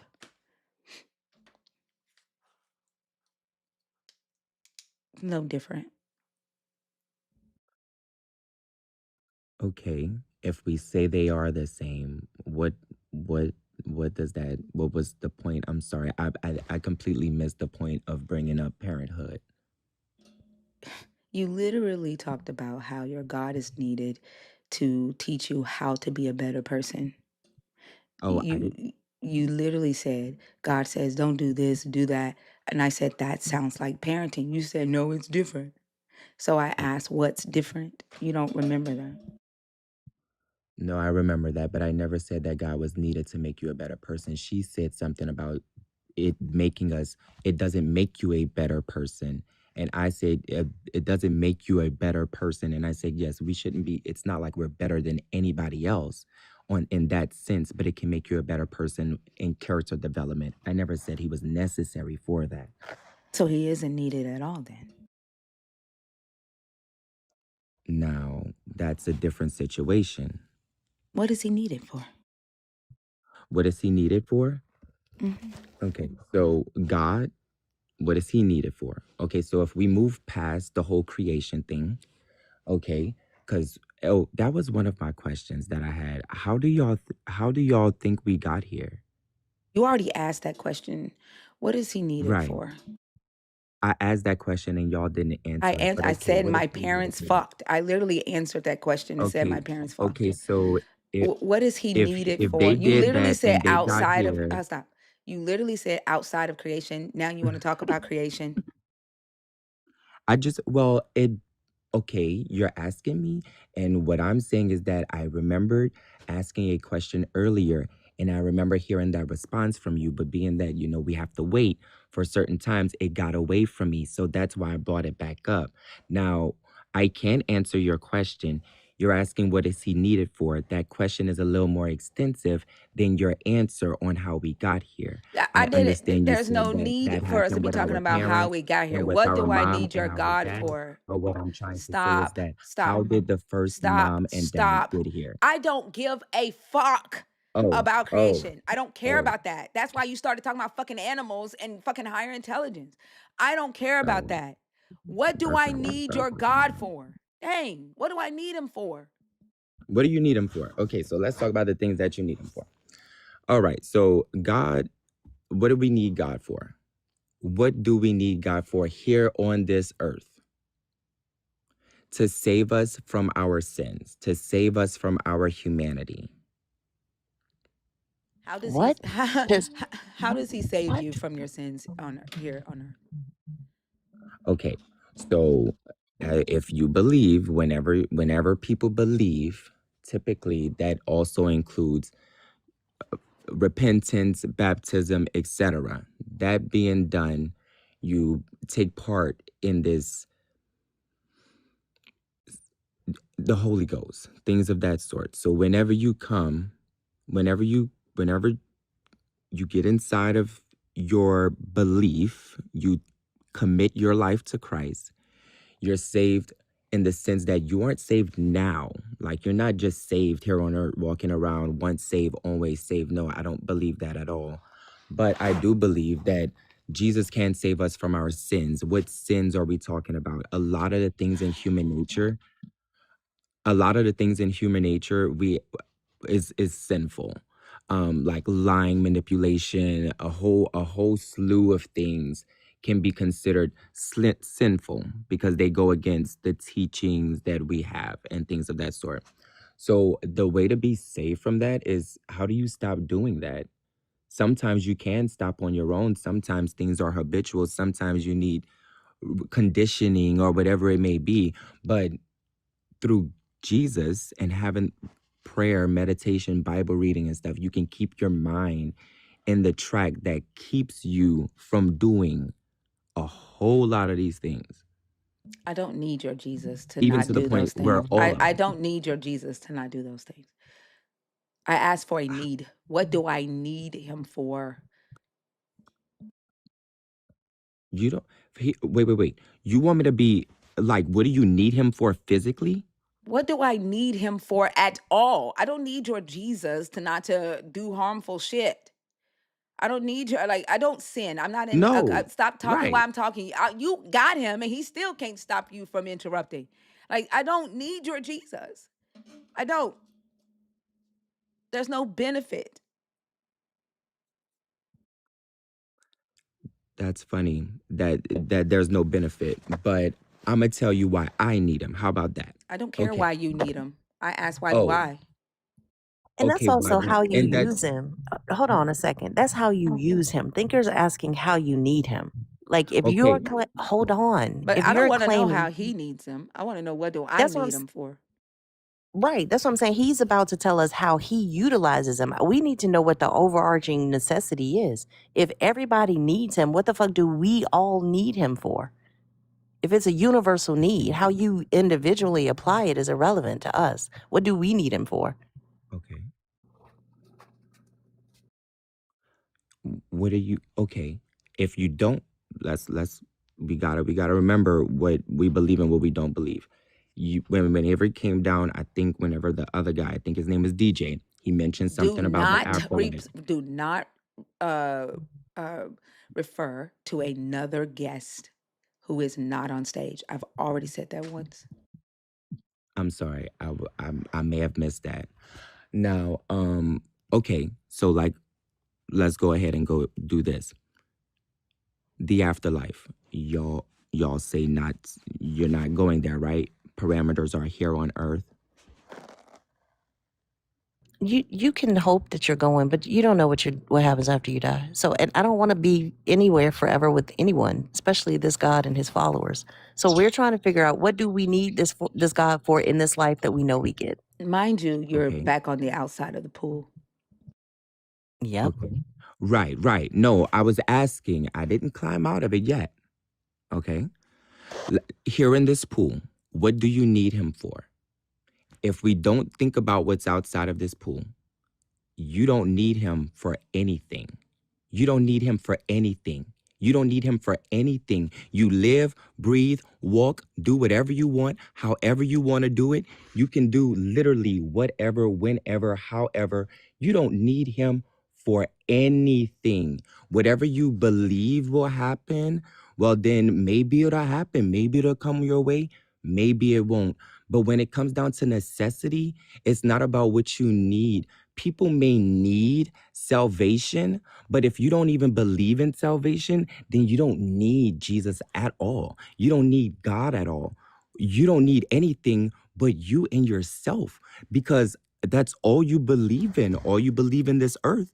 So all you need is the things, these earthly things. Exactly. I don't need your God. There's no benefit to your God unless you have this imagination in this fear of death. I don't need your God. There's no added benefit. And all of this stuff that you're saying, you could do whatever you want. Like, you all do that with your Jesus. You I all don't. do fuck shit with your Jesus. I don't. Sure. And then proceed to forgive themselves after doing said fuck shit because of grace. Yeah, right. I mean, I think the reality is you keep going back to if you believe, which sounds extremely Peter Panish, because if it has to start with my belief, then I am fabricating a necessity for it. I am curating and just crafting necessity for a thing if it has to start with my belief. Because to Thinker's point, y'all function in this world the same way that we do. You get into car accidents, I get into car accidents. I mean, hopefully neither of us will, but it happens. Non-believers, break limbs. Believers break limbs. There's not one fucking thing that you are protected from that we are not as a result of your belief in this God. It's all about what you think how it's going to benefit you in some life to come. There's no modern day necessity for it. I think if anything, it's a cancer on this planet that's continuing to erode the minds of humans and stall progress.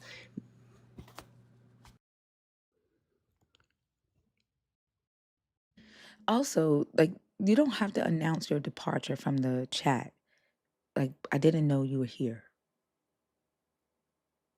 Unless you are a nerd.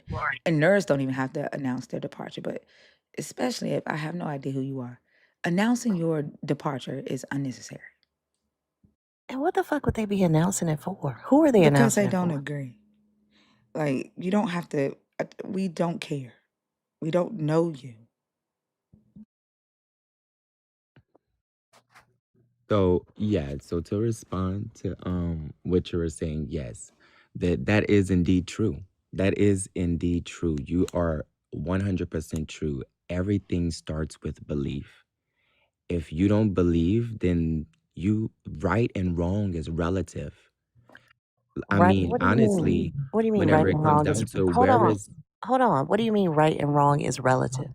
well, I mean, okay, let's say exactly what I said. Right and wrong is relative to what you believe. Because if you don't have any moral, what do you base your right or wrong on? Yet yours are relative too. What are you talking about? You act as though all Oh, Christians see the same rights and the same wrongs as different. Y'all's are relative too. Y'all's are just as subjective as ours. Name one subjective thing that all believers agree on and do not do. But they all type in all caps in the comments, and they subjectively think that it's because we are scared of what they say. Stop fucking typing in caps in my fucking comments. Caps are for mods only and for people who have a vision impairment. You will be muted, and it's not because you said something smart. so that's funny. You better stand on business when it comes down to these comments. But yeah, so basically this whole thing, like I said, relative about right and wrong, yes. Some people find, yes, like we've already established, many people are claimed to be Christians. Many people claim to do these things. They do things in God's name that people look at it like this is ridiculous. It's Okay, horrendous. I mean, even think right. about some things where people make things go boom, right? Joseph, hold on. Don't get too far away from what we're talking about. Name one objective right that you think all Christians follow? That you're saying that apparently Wait. because it's not subjective, right? Huh? Wait, there are things that are objectively right and wrong. I think we're crossing the thing where we're saying whether or not you do it makes you a Christian. It's No, not a that's not what she said. She said okay. It she sounded like said that's what she said. no, she said name one thing that all Christians believe is objectively right. Well, name one thing that all Christians believe is objectively right. Well, if you look at the Ten Commandments, those are objectively right. But that's a, oh my goodness, that's a framework. I mean, stealing is a framework. Except when your God stole. That part. Except what? When your God sent his disciples to steal a donkey. Except when God sent his disciples, I would have to look at that and see exactly what you're talking about. But like we've talked about, it's objectively there's certain things that are issues. Now we do realize that That God we're looks at the talking about contents of one the right heart. now, though. I can't respond to you about that because I You am don't not know where your aware of Jesus that. had them go steal a donkey so he could ride in town on a donkey and they cry Hosanna? I remember that story vividly, the part where they were stealing the donkey. I do not. So I can't tell you Well, he anything about that did. because I don't remember it. Well, he did. He sent them to go and take somebody's donkey and said, if anybody asks you about it, say the Lord needs it. And bystanders asked them about it and they said the Lord needs it and they just took it. They didn't ask the owner of the donkey if they could have that donkey. Okay. That's absolutely fine. I don't, like I said, I can't comment on that. I don't know the context of this situation or anything. All I know is what I just happened, gave you the and I don't context. know what happened there. Yeah, He I told them to understand what take you gave somebody's me, but property I just said, right, and I understand what you told me. The only thing is that I don't have any objective clarification on the because it's subjective, because situation it's your myself. God. Like, because if I told you that I took somebody's donkey without asking or sent my friends to take your donkey without asking, you don't need further context. You would label that as stealing. But because it's your God, you need further context, which is why it's subjective and not objective. We can claim subjectives, objectivity all day. There's nuances in different But do you situations, but forget that generally, you just right, claimed the Ten like Commandments it were, says. I thought you we don't just disrupt people, claimed, though. no, I you thought we just, don't disrupt people. I do. Because you Oh, okay, just because it's your claimed, stage. yeah, that's right. That's right. That's right. And remember, you are the fucking Christian on the stage. You just claimed that the Ten Commandments were objective. And the fact that you refuse to call a spade because your God is involved, it proves what Fee said. You don't hold one objective morality, uh, uh, objective moral, not one.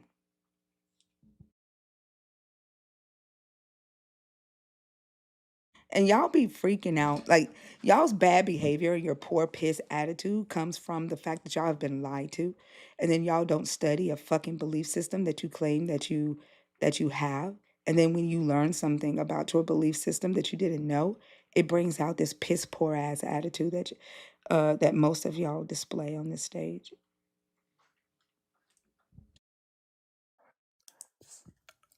So, yeah, like I was saying, we can claim objectives and subjectivity. I see what you're saying. Like I said, I don't know what happened. But what I would like to say is when I meant what is right and wrong is relative. What I mean is if you don't have any basis for what's right and what's wrong, then what is right and wrong except for what you believe to be right and wrong? You don't have a basis. Yours Well, my changes. Yours change depending on what the fuck is in this book and what the fuck you consider to be right or wrong. You don't have a basis. That's the point. I do have a basis though. That's what I'm saying. Like if I say it's right or wrong to lie, for example, it doesn't whatever situation I'm in, whether or not I won't take like okay, so we can say spying. Whenever you spy, It's literally lying for a job. So even like the states, like you'll have a legal law that is supposed to be followed, but with certain permission, somehow, some way, you're not actually breaking the law because you've been given permission to break the law, even though it's supposed to be a law that's not supposed to be broken. This won't end well for you. Well, I Okay. mean, what I want to So know, what I want to know so is, and I'm sorry, do you not hear me talking? What I would like to know is, you said lying is wrong. Is it wrong to uh, call someone to lie? I'm sorry? Is it wrong to make someone lie, to call someone to lie? Yeah, I would believe so. If you know what they're saying is a lie, Mm. kind of like in court, you wouldn't get a witness up there to perjure themselves. You're supposed to not allow them to do that. Is it wrong every time?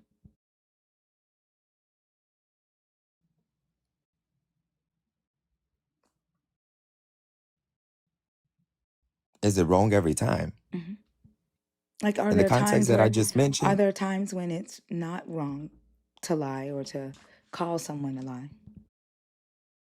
Well, in the context that I just mentioned about this lawyer situation, I said it was wrong. Now, if there was anywhere else that you would like to go, I feel that you should proceed I said, freely. I'm asking any time. I didn't ask you about a lawyer situation. Is it wrong at any time Yeah, to lie or call someone to lie? and I hear you, and I'm telling you to proceed. Answer the question that I Whether asked. beyond my answer, I'm not answering that. I told you a I mean, situation, either and you lying is can tell wrong me or how it's you feel not. about it. I don't give a fuck Okay, about a lawyer situation. I didn't ask you that.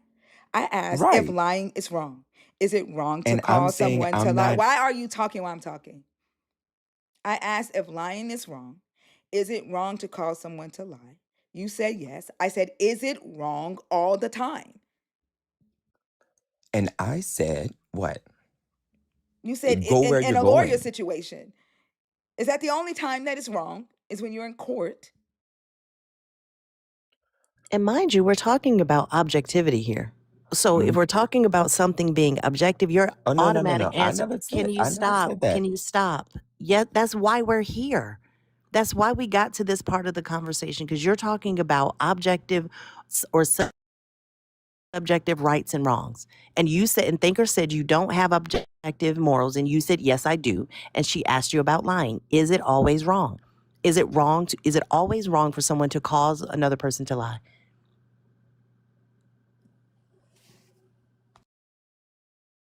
And what did I say? I said, go where you're going. I feel like you're going somewhere, so get there. No, Why answer the can't you answer the question. question first? Because he's scared. Because the question is no, it's not about being scared. It's about I know what the question's intentions are. This Sure, is a tell me use of the intention. Aquaria, and I'm telling you to just go where you're So going. that means that you're scared to answer it. And if you claim that, then so be it. Answer it Yeah. as if I said yes. Nope. Answer it as if I Nope. said no. No, there's no need to. Okay, You've well ended the then we move conversation on. there. Okay. You're afraid, and the reason you're scared to answer it is because you know that your God does fuck shit, and you know that your morals will change Okay. depending on what So, your God huh? does. Okay, so tell me about that. No, you should already Oh, know okay. what your God does. Okay. So every Christian or everybody that believes should have a full knowledge of the Bible. I mean, it's your belief system. It is, and it tells us to study to show ourselves approved. But what I'm saying is that there's a level to this, right? So at what point am I supposed to know everything? Because I understand that being an atheist and having to go through deconstruction, that whenever you look at these things, you would have to be able to pull out these things to tell to believers. So my thing is that I haven't viewed my Bible like that yet. That's I not haven't my gotten fault. to that level That ain't my fault. I of have no viewing my desire. Bible in the I have no contradiction. desire whatsoever to tell you what you don't fucking know. So move the Oh, fuck on. okay. Okay, it sounded like you were headed that way in that I direction. figured It you sounds knew, but you okay. don't, so move on. Oh, okay. Okay. So moving on. What if I decided to go and we do things because there's no right or wrong necessarily. So animals, for example, they take what they want. Last I checked, that's what they do. So, I mean, Why can't we just go on the streets and pick up whomever we like and have our way with them? Because we're Well, not fucked up people. Because we're and because what? there are laws because we're not fucked up Because what? people. Like, what the fuck is wrong with you? Like, Well, you said we were all animals, I and you never said there said, was a different level of you intelligence. are animalistic because you don't know how to shut the fuck up. And no one on here said anything about everybody being animals, although we are. Fee said that, or Like, you are you said that. fucking okay? Like, why the fuck are you raising your voice? Y'all said it. Don't lie about it. I didn't fucking say it. So why I would said it. I said it, and we are animals. And if you read a 8th grade science book, you know why that's true. Yeah, we're animals. and So you why are can't I go get one? you're animalistic. But again, as I stated, the reason we don't take whatever we want and do what we want with other humans is because we don't have a desire to. But also there are laws. Whatever the Mm-hmm. legal consequences are, you will be subject to those consequences. Right, right. Still no But does God that make it involved. right or wrong? I never said it was right or wrong. You asked about Oh, consequences. I never said you said that. You I'm just said, why asking. I'm can't just I saying. do? You said, why can't Well, I do? I never said anything about it being right or wrong. uh-huh. You suffer the consequence, whatever Okay. the fuck that Uh, may be. yeah. So what I'm saying is, does it make it right or wrong? Because the question that brought up all of this, or the statement that brought up all of this, If it's was that if you legal, don't believe in anything, then it's your right. right and wrong is You don't relative. understand if it's legal, then it's right. If it's illegal, then it's wrong. Okay. So we base right or wrong off of the legal system. Yep, because good and evil are different than right or wrong.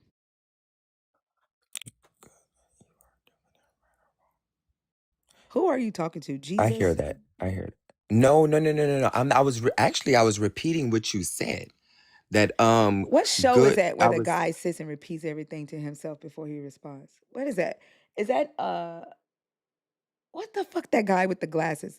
What the fuck is his the name? good doctor. No. No. Fuck.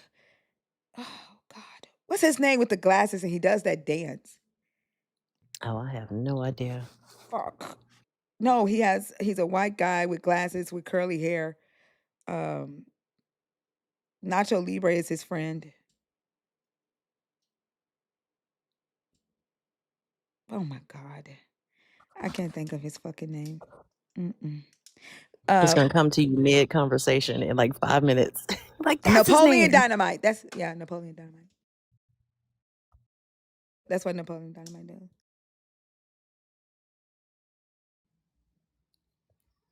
But yeah. So generally, like I said, you don't need Jesus for nothing. You don't, especially if you don't believe, if there's anything that you're talking about physically here on this earth. Why do you need him? If you don't believe in salvation, Jesus is only needed for salvation. And if you don't believe in that, then there's no really reason that you would need him at all. Are you saved? Am I saved? Mm. I don't believe in saved. Salvation. That's what saved is. Right, right. But I believe that's something that comes in the end. I don't I don't believe that care. you're Like, are once you saved getting or always saved. salvation? God damn. Am I getting salvation? Yes. Do I believe Okay, that I'm on the right track? I have no Yes. desire to be like you. You are arrogant. Okay, You that's are okay. arrogant. You lack self-control. Like, you are all over the place in this conversation. Oh, And that's you have funny. admitted that there is no need for your Jesus other than to spend a undesirable eternity with people who are like you. And if you believe that, well, that's like I say, I don't have what can I do? That's your opinion. And I have my own. I wasn't asking for your approval. Okay, I said what I said, and that was that. And I mean, that's it. I wasn't really giving you my approval. I'm just saying there's nothing that I can really say to that. Okay. So I believe All that right. So this then is it.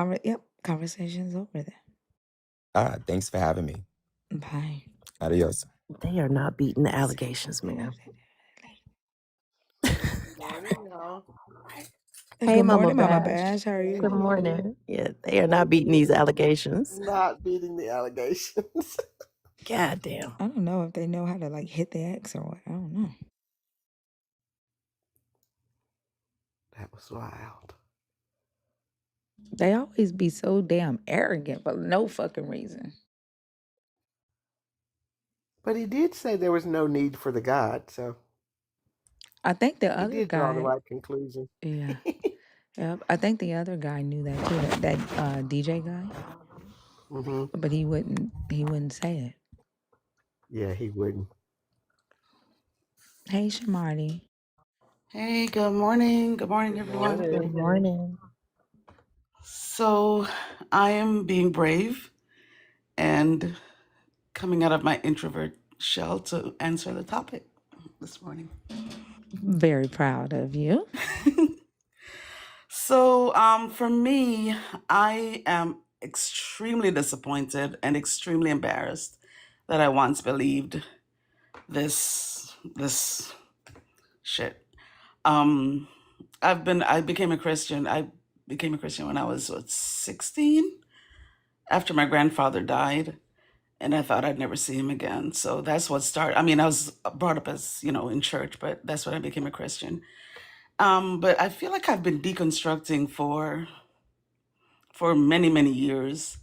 Um, and it accelerated when my brother died in 2018. So wait, I'm just realizing I came to the faith because of my grandfather's death, and I accelerated leaving the faith because of my brother's death. Oh, Wow. that just occurred to Yeah. me. So yeah, so in 2018 when my brother died, my deconstruction was all tied up in grief. So I really couldn't see that I was that accelerated my deconstruction. But what really set me on the path was the events of October 7th, 2023, which because always been the social justice Jesus type of Christian. And so I always believed that, that God would deliver his people in that land, the indigenous people of that land. And, I always held on to that. But then when October 7th, 2023 happened, that just, and I went into earnest prayer and fasting and calling government officials and praying and the whole 9 yards. And I saw that nothing was changing. That just threw me for a loop. And so that really, I actually left the church I was attending because they were not speaking out against what was happening. And I went to another church that was, but then it just didn't sit well with me. And then in 2024, I said, I need to figure out where my faith is. And that's when I started listening to these lives. And this is where I fully deconstructed in terms of actually leaving the faith, because hearing hearing some of these, how people would come up and talk to, I started listening to Christina's lives first, and then these lives thinker, and I did not know that Christians existed like that, the way they approached the conversations, the way they responded to questions or did not respond to questions. And that was really where I said enough is enough. So yeah, I'm absolutely embarrassed and absolutely disappointed that I once believed this. And um the big thing for me is I realized that there really is no one coming to save us. There's no one. There are no answers to prayer. Prayer does, like, there, the God. And I look back over my life and I'm like, there really there, I could not think of one time or one prayer that I prayed for the big things, what I'd call the big things, not like getting a job or anything like that. The big things, for example, like when my brother was sick, I can't think of an answered prayer. I couldn't think of an actual prayer that was answered. And so it just didn't make sense to me after a while. So yeah, and I do have to say thank you so much for all that you do, Thinker and Fee and Mama Bash and all of you who host these deconstruction lives, because you have been such an immense what's the word I'm looking for? Such an immense blessing in my life, and I'm going to reclaim that word from Christianity. It's, you guys have been really instrumental in my life, and I just want to, take this opportunity that I'm on stage and shaking to say thank you. You're so welcome. I appreciate you for coming up and sharing that. I appreciate, like, I wouldn't have thought that you were an introvert because you are always one of the ones that come up doing sub only and participate out of, like, it's usually 3 or 4. And so I appreciate the interaction that you provide and help me cut the tension of me constantly talking and giving me somebody to talk to and research with during sub only. So thank you for that. And I did want to ask before you leave the stage, what is the most embarrassing or funniest thing you believed as a believer? Oh, oh yeah, I wanted to answer. I heard when you asked that earlier, and I put it in the chat. Oh gosh. I literally thought that I had the faith to move a mountain. Did you really? Did you try? I really did. No, I remember specifically, and I was an adult, a grown 20-something adult, thinking that I could use my faith to move a book across the room. Like, oh my God. Yeah, I think that's the most embarrassing thing I can think of right now. Well, at least you didn't try to walk on water like somebody I know in the chat. But I literally thought I could. I really thought I could do it. Who tried to walk on water? A person in the chat, I can't remember their username, but they said they tried to walk on water and literally almost drowned. Oh my goodness. But yeah, coming up on sub only is easier for me because I'm learning and I have a structure and something to focus on. That's not me, and that's not like about me personally. So yeah, it's easier. Okay, I understand. Yeah, it helps me. Like, I don't like a lot of attention, and so like that's why I'd be like during the lives, I'm like, somebody better get up here and talk to me because I will not be live if I got to be the one doing all the talking. So, but I appreciate it. My tagline is, I don't want to be perceived. Yeah. Yeah. So thank you all. Thank you, Thinker. As I said, thank you, Fee. Thank you, Mama Bash. I so appreciate all of you. You're so welcome. Can I say something, Shamadi? Sure. Because one of the reasons I deconstructed was the same as what you're saying about unanswered prayer. Mm-hmm. And I looked back over my life and I said, you know what? I gave the God credit for all the things that I did, like applying for a job, going to college, getting a job, getting a parking space, all the things that humans can do. But when the only time you really need a God is when you can't, as a human being, get it done. Mm-hmm. It's the things that humans can't do that you need a God for. And that God never showed up. Like, I have a friend right now who's in a coma. He's been in a coma for over a year from a car accident. And we've asked Christians to pray for him. He's still in a coma. Yeah, I've heard some of those prayers, Mama Bash. Yeah, I mean, it's like he never shows up when you need a God. But we give him so much credit for what humans do. And that really started me to deconstructing. I had a lady in a wheelchair in my church. She was the pastor's daughter. And we prayed for her. We were at church 6 days a week, twice on Sunday. We prayed for her every day. And she never got out of that wheelchair. And that started me deconstructing. So I agree with you. The God just doesn't answer prayer. And it's the confidence with which we were taught. Well, like in my church, the church that I attended that I accepted Christ in, and I was in for a long time. The confidence with which we're taught to pray, and I don't understand it because my brother, when he got ill suddenly and passed away in the hospital like the next day, and we were all there praying. We were all there, just praying in the waiting room. We had a waiting room to ourselves. And, my aunt who, considers herself some type of prophet. And she was giving these words that, this sickness is not unto death. So when he died, It shook me. It just shook me from to my core, because this wasn't supposed to happen to us, and this was not supposed to happen in our family, because we're Christians, and we prayed, and we spoke the word, and we said all the scriptures, and and he still died. Yep.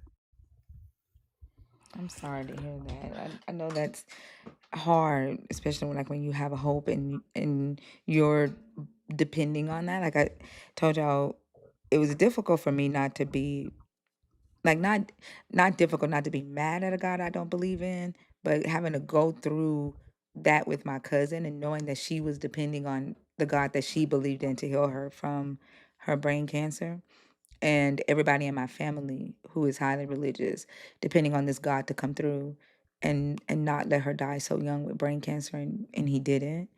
um and then seeing them say, make excuses for, well, God gave her brain cancer so he could bring her home. Like Mm. that pissed me off. I couldn't even stay inside the funeral and listen to the eulogy. And like it's difficult, right? When you have that belief and the God doesn't come through.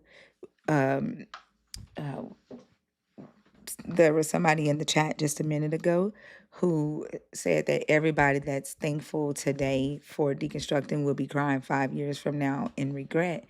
And even that claim, right, after there has been two believers on stage, they could not give it a benefit of the God, in our actual life. That type of threat, you're gonna regret it in 5 years, is is is as if we are losing a benefit. But when we ask them, what are the benefits, right? Like the things that we are supposed to be able to count on, y'all tell us that, we're not supposed to depend on that. We can expect healing when we have faith. We can expect superior blessings when we have faith. Our prayers be answered when we have faith. So the threat, like these empty threats that they give, as people are deconstructing, it's just a way to shame people for uh, acknowledging, right, for accepting their reality, and acknowledging the truth. Because if you can't if you can't give me a benefit of why I need them, or like what do you have access to here that I don't, then you shouldn't be saying that shit, because you're just Absolutely. straight out lying. Absolutely. And the thing that I am so thankful for is that I've been able to let go of that fear. Because when I tell you, and I did, this is something unexpected from me deconstructing. I never expected to feel the freedom and the peace that I feel now that I'm no longer a part of that religion.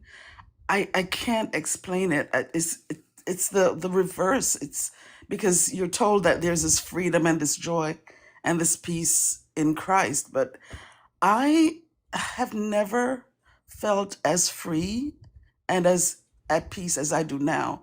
I mean, I still have, just me being me, have my anxiety that I manage, but the freedom and the peace that I feel that I have now in my life, I wouldn't trade it for anything.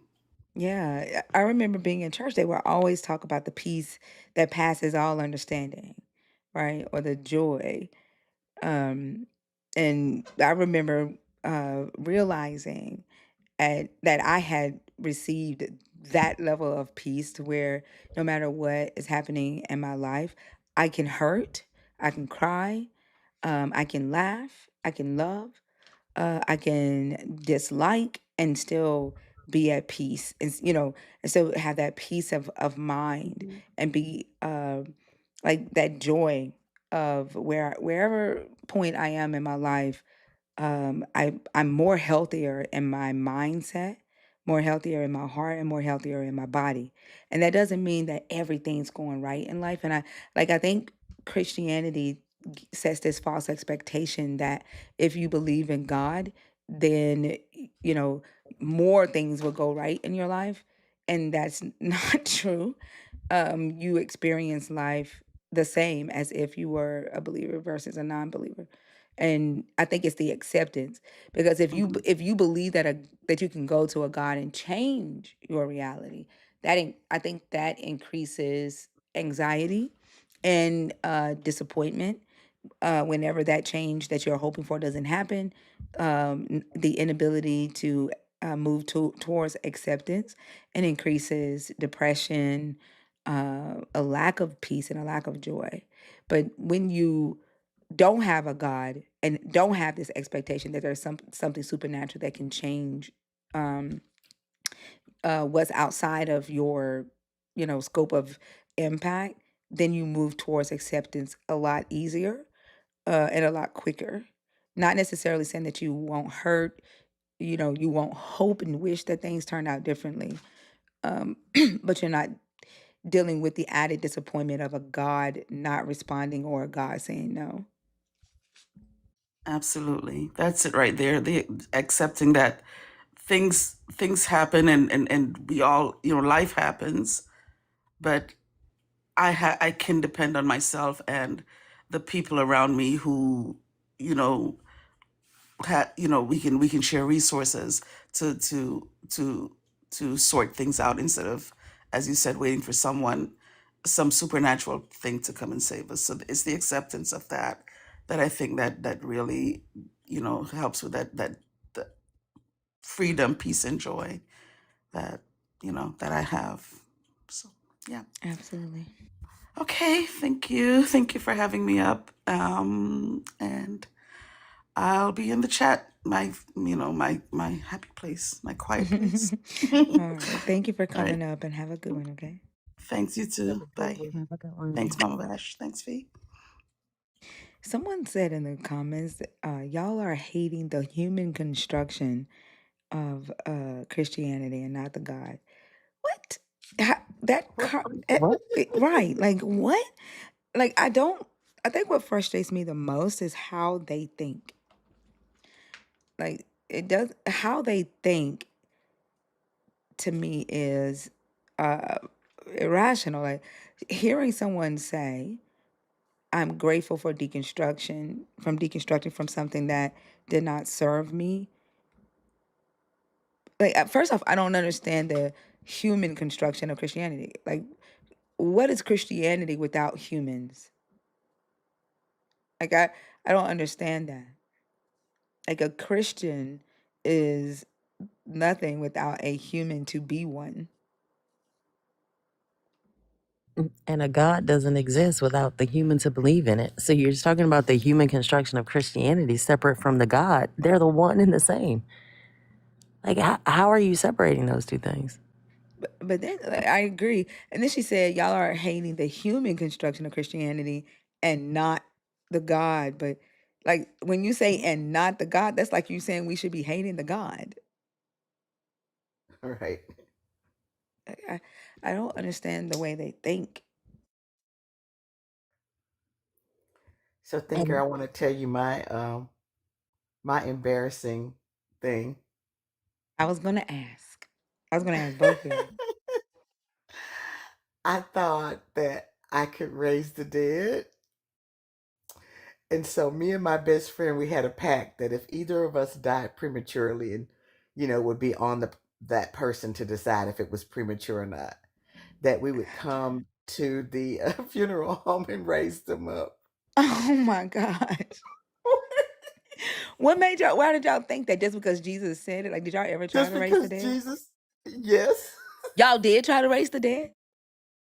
We never tried it, but we Oh. just made a pact. We just made a pact. Hey, if I die prematurely, you come to the funeral home and you raise me up. And she was like, okay. And if I die prematurely, you come raise me up. And I was like, okay.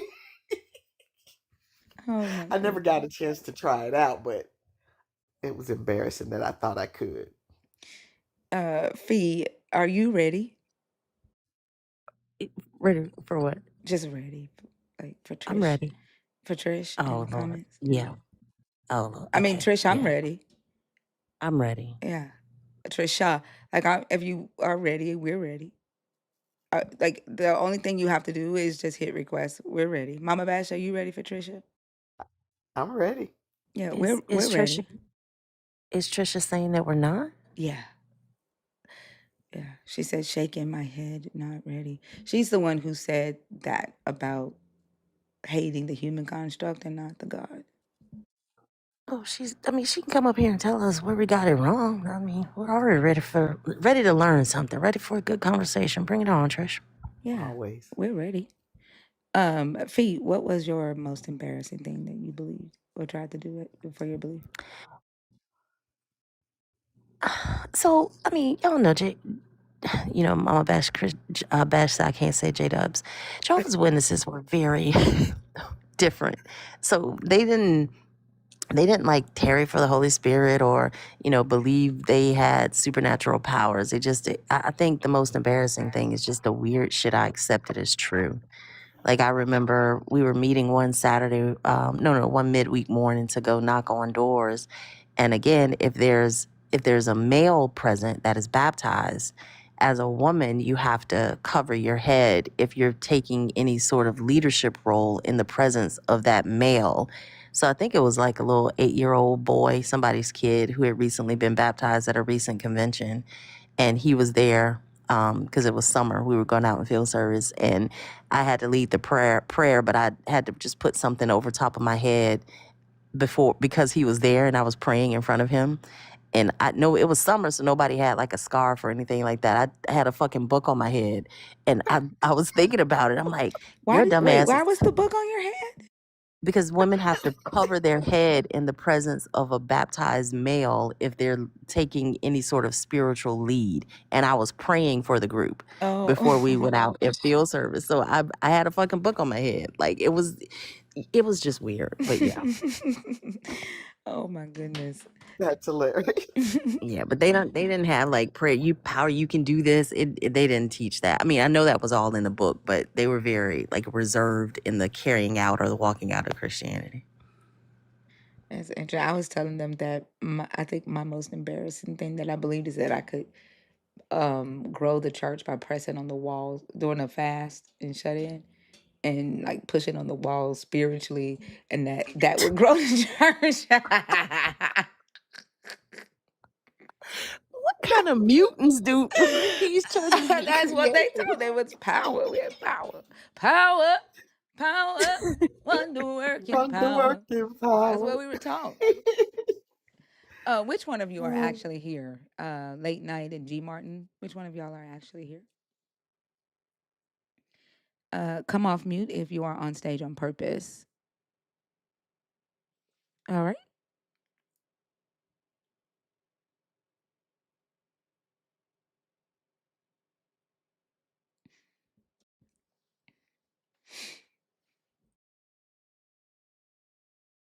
Uh, how did I say your name?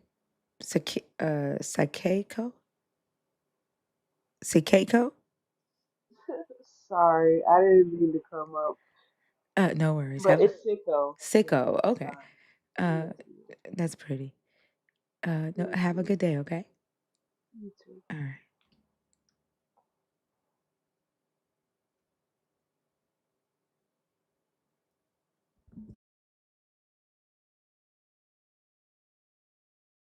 Not that person. I don't know what happened to that person.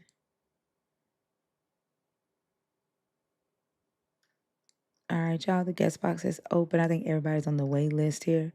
If you are a believer in the God of the Bible, if you are deconstructing your belief in that God, or an atheist, the guest box is open and you must be 21 and over. Thinker, my mom was doing something like what you were saying. We were looking for a church building and we were walking around the building, like the walls of Jericho. So we were walking around this church building and there was written on the wall and it said HITHERE. So my mom said, "Hey, everybody come over here. It says hit here. Hit here." Oh my gosh. So we were all beating on the wall. Hit here, hit here. God's Oh gonna my give us this building. And Bash came along and he was like, "That doesn't say hit here, it says hi there." God. Oh my gosh, it was an embarrassing moment. Oh my gosh. That is hilarious. It's crazy the kind of stuff we believed. It's so Absolutely. embarrassing. Mm. Like why I don't know, like believers don't ask themselves like why would it um you said can you get paid for being a professional mod?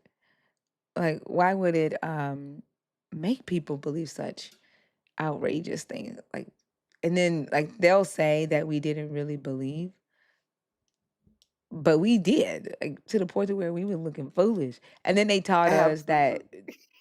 uh Christians were peculiar people, so it was okay to look weird or be weird. And that God chooses the foolish things to confound the wise. So the foolish shit we were doing, we was like, that's holy. Like that is Right? insane. How you doing, sexy mamas?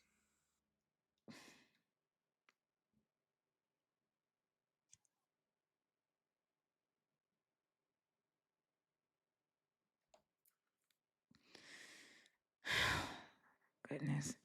Remember, if you are a subscriber and you're in the request box, please drop a nerd emoji or a dragon to let me know if you are coming up on purpose. If I do not see that, I will not automatically add you to the live. I will think that TikTok threw you in there on accident. If you are a believer in the God of the Bible, deconstructing, or an atheist, y'all, the guest box is open. Goodness gracious. I'm still Did you have? picturing, huh? Oh, I'm gonna ask. Did you have good calls last night? The same old, same old. Mm. Yeah. I was hoping this topic would, because when you ran it this past weekend, it was like really good, decent conversations. Like I think they're more focused on trying to prove that their God is real. Like they're like this is what I don't understand. Them denying that they care that we don't believe, but also want to prove that we're wrong for not believing. It's just ridiculous to me. And then because the reason that I'm disappointed right now is because of what I'm learning about what believers believe, right? And the things that's happening in the world and my interactions with believers. And so when I try to keep the conversation on that, they don't give a damn. They don't care to talk about their actual behaviors, right? And like the impact of the belief on society. They don't care. They want to argue and debate whether the God actually exists, whether the claims in the Bible are true. Like they don't care. They to have conversations about the impact of the belief on the mind of the believer and how that impacts society as they engage with the real world. Hey, Steph, how are Yeah. you? Oh, sorry, Fee. What were you getting ready to say? No, I was just gonna say, yeah, that's definitely a through line with so many of them. Like the guy talking about the animals. Like that was the stupidest shit. Animals are here to help humans, but they're not intelligent. Uh, and what does that have to do with my lack of belief in a God? And like I don't they always go to then what's her purpose for being here? If I don't know what your purpose is. Like and then why do you think that all humans have to have the same purpose? Like what? Like I don't know. Uh, it's I don't know, it's so surface level. What's up, Steph? Hi, thank you. Hi, everyone. Hi, Fee and Mama. Hi. Good morning. Yeah, I can relate to a couple of the people who come up, a couple of the atheists who come up already. Oh, hi to Lily in the comments. Yeah, I'm very, like, my father passed away in February this year, and I'm sorry to like hear since that. then, yeah, thank you. It's really affected me. Like, yeah, I just have been more reticent than usual to come up and participate in lives and things. But yeah, so like, but I also just really, that was so I could so relate to just a number of the people who came up as atheists, talking about, yeah, it's that sense of regret. I feel like this topic for me is such a big theme in my deconversion, and like for me, the embarrassment because I converted as an adult, like at 21 anyway, and I feel so embarrassed about that. That I didn't get it, indoctrinated as a child and have that excuse. But I mean, it's such a predatory religion, I was in a vulnerable spot when I was young. Yeah, I've had quite a few struggles along the way. I still have struggles, but at least now I've learned not to rely on an imaginary friend for answers. Yeah, the disappointment with myself I can really relate to. And also I can just relate so much to a couple of the people who were, it sounded like they were expressing the regret that I feel of taking until later in life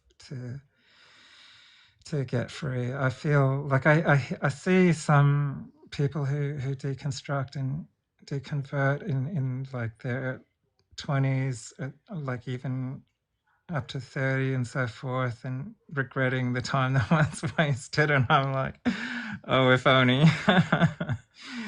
but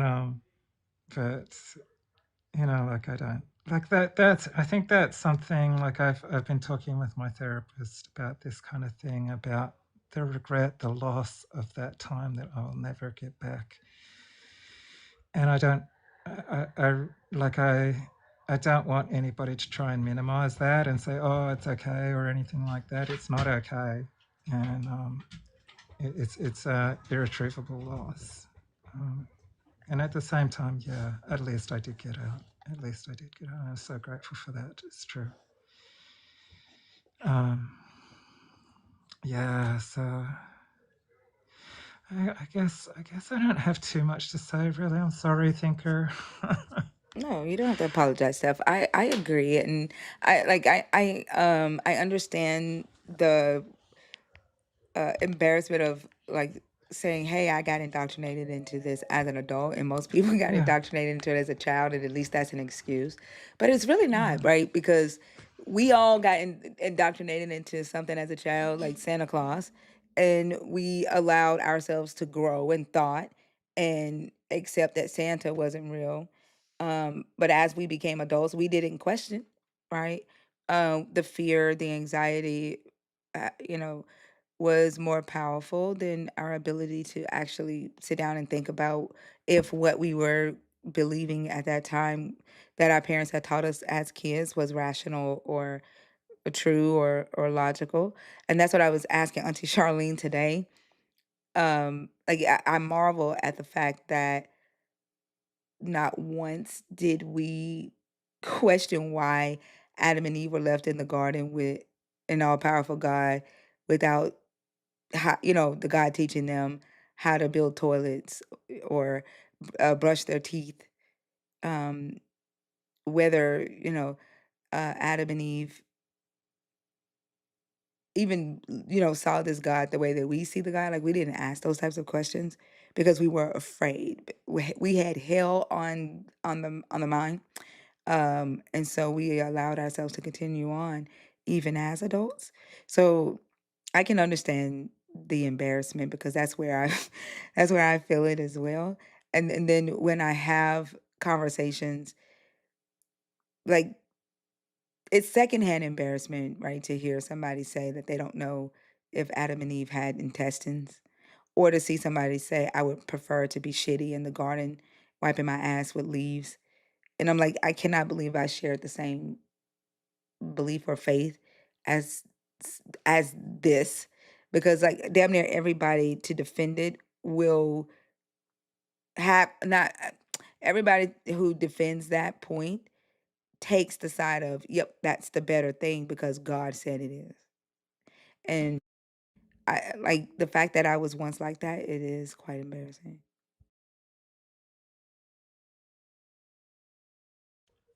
Sorry, I fumbled the mute switch there.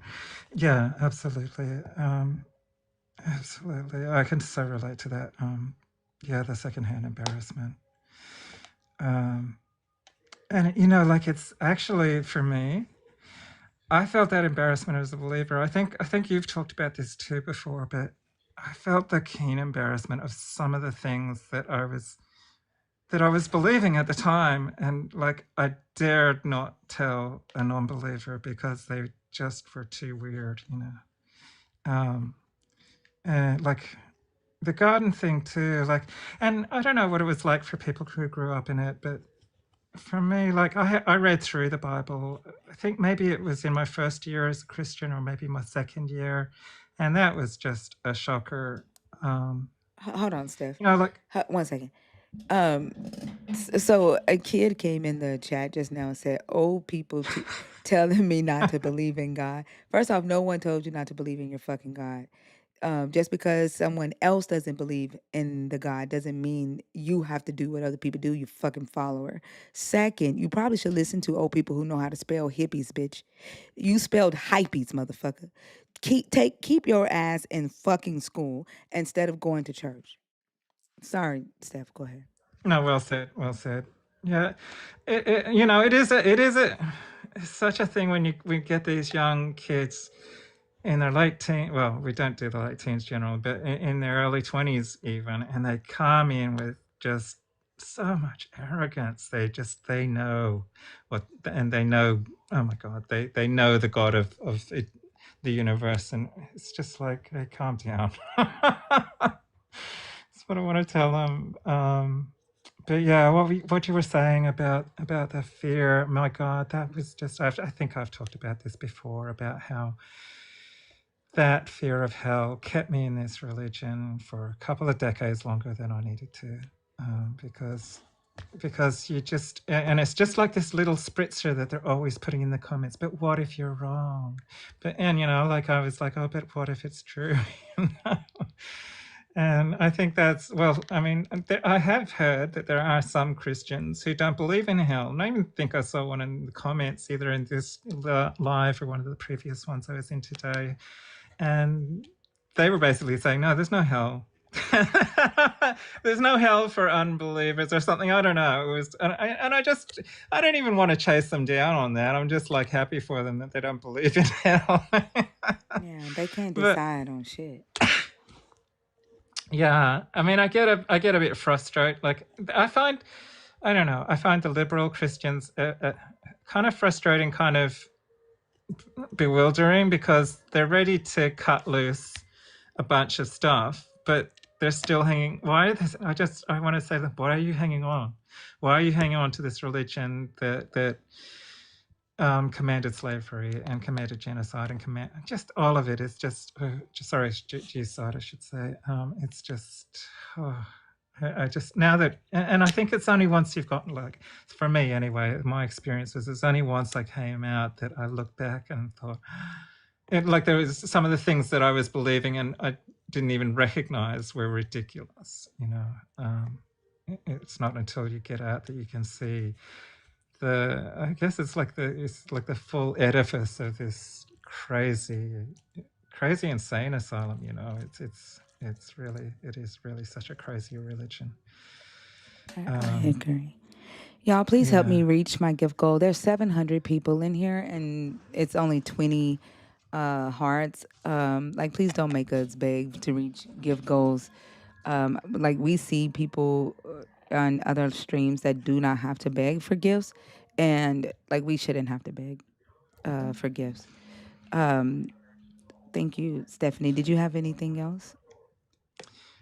One last little thing about, you mentioned Santa Claus, and I don't know where I heard this, but I heard the story that parents who don't tell their children that Santa Claus is real, I heard that they actually, when they do that, they actually fortify the child better against kind of like against religion, like against being conned, actually, because they teach their children that they can't always believe what they're told. Yeah. Anyway, just but we don't learn that though, even with that Santa Claus thing.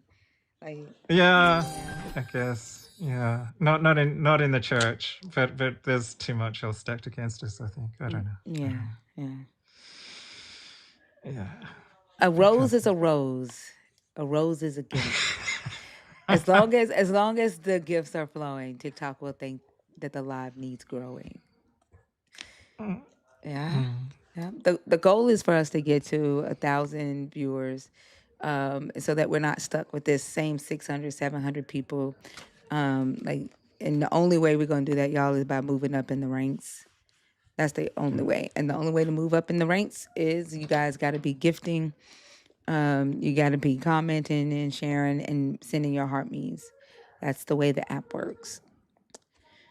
And y'all know I don't like to ask for gifts. And hopefully we're doing a good enough job that y'all just do it because you enjoy the content. You don't have to say bye, Lisa. I don't know who you are.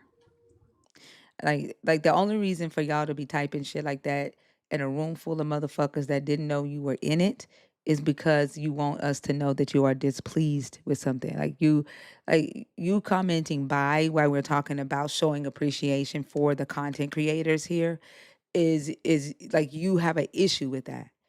If you don't like to see Black women appreciated, just fucking scroll. We didn't know you were here, Lisa. We didn't know you were here. It's so funny. I love how you guys kind of elbow drop on these ones Like that are announcing their departure. It doesn't make any sense. Like the only purpose to announce their departure is because they want to, like, they think that they're going to offend us by saying bye or I'm leaving or I'm out. Like we don't know you. We're not going to cry. Like we don't give a fuck. 100%. And the spitefulness as well from these Christians, like it doesn't take much to lift the lid. Was it DJ? I can't remember whether it was DJ or the next guy. Like the mask slips off so quickly, and it's just oof, it's so ugly. Yeah. But yeah. Marduk, thank you so much for the 1999 super chat. I love you back. Thank you. Thank y'all for gifting Steph as well. Appreciate thank y'all. Did you have anything else, Steph? No, I'll get off your stage and let you get on with the night. Thank you so much, Thinker. And I wanted to say a thank you to everybody who came up tonight. Yeah, I still find it hard to. You find what hard? Yeah. You've been up here several times. I know, I do. But I've got this. It's like, this is part of my neurodivergent thing. Whenever I was in class and the teacher would ask for the answer, even if I didn't have the answer, I'd try to answer. That's good. That is a good mindset to have. At least, but don't be like the believers. Like try to answer the question, but if you get it wrong, accept the right information. Don't double down. Yes. Yeah. Oh my God. Yes. Absolutely. Yeah. Like take your drops, and oh my gosh, what is it? No, you can't. That is the thing that has been incredible for me since I've deconverted, is how, I had this funny experience where I wanted to go back to some of my friends and tell them about me deconverting. And of course, they just, actually, to the credit of one of them, he was pretty smooth about it. But then later on, I accidentally made a comment on my face page, and he couldn't hold it in any longer. Did he go off on you? He kind of little bit, he didn't really go crazy, but he obviously wasn't as cool as I thought he was. Oh wow. I'm sorry. And I don't know, it was a funny thing, because I feel it was so funny because I was so naive about it. I thought that I'd be able to go and talk to him and say it's all a lie. And they'd be like, oh, wow, I didn't know. No, you should know by the conversations we have in here. They don't. Well, this was before I think I'd gotten onto Thinker. Okay. It was pretty early on. Okay. I can't believe how green I was. When my deconstruction, you could say it happened over a couple of decades because I was miserable for that entire time and never would have been there except for the fear of hell. But then when it actually did happen, it was like an IED. It was an explosion. It was just over in almost in an instant, really, because just like the scales were ripped away, and I was like, oh, there's nobody there. There's nobody listening. So it was kind of instantaneous in a way at the end. Okay. Yeah. And then I just plunged into deconstruction content, and that was to do things like to get rid of to really, like, I think that's why I'm still here. That's why because I feel like, I don't know. I feel like we were so programmed, and I feel like I'm still deprogramming. I think we Um, always will be. yeah, yeah, yeah. It's a shocking religion. Awful. Well, thank you Anyway, so yeah. much for So coming up. And thank you so much. And yeah, I'm getting less afraid of coming up. It's really nice talking with you, Thea. that's good. All right. Good night then. Good night. Good Have a night good all. one, Steph. Have a good one, Steph. See you, Bye-bye. Steph. Oh, thank you, Happy and Free. Oh, that's so pretty. It sounds so cool on the microphone. Thank y'all so much for gifting. I appreciate y'all. The goal is to get us to 1,000 viewers so that the conversations are constantly going, and like we're not waiting and trying to get people to come up. We did really good tonight. Y'all see the impact, right? When you're active, if we like that becomes a habit, then we can keep the conversations going. We can get to different perspectives, people with different intellectual levels, and maybe get some really deep conversations. That's the goal. Cornbread.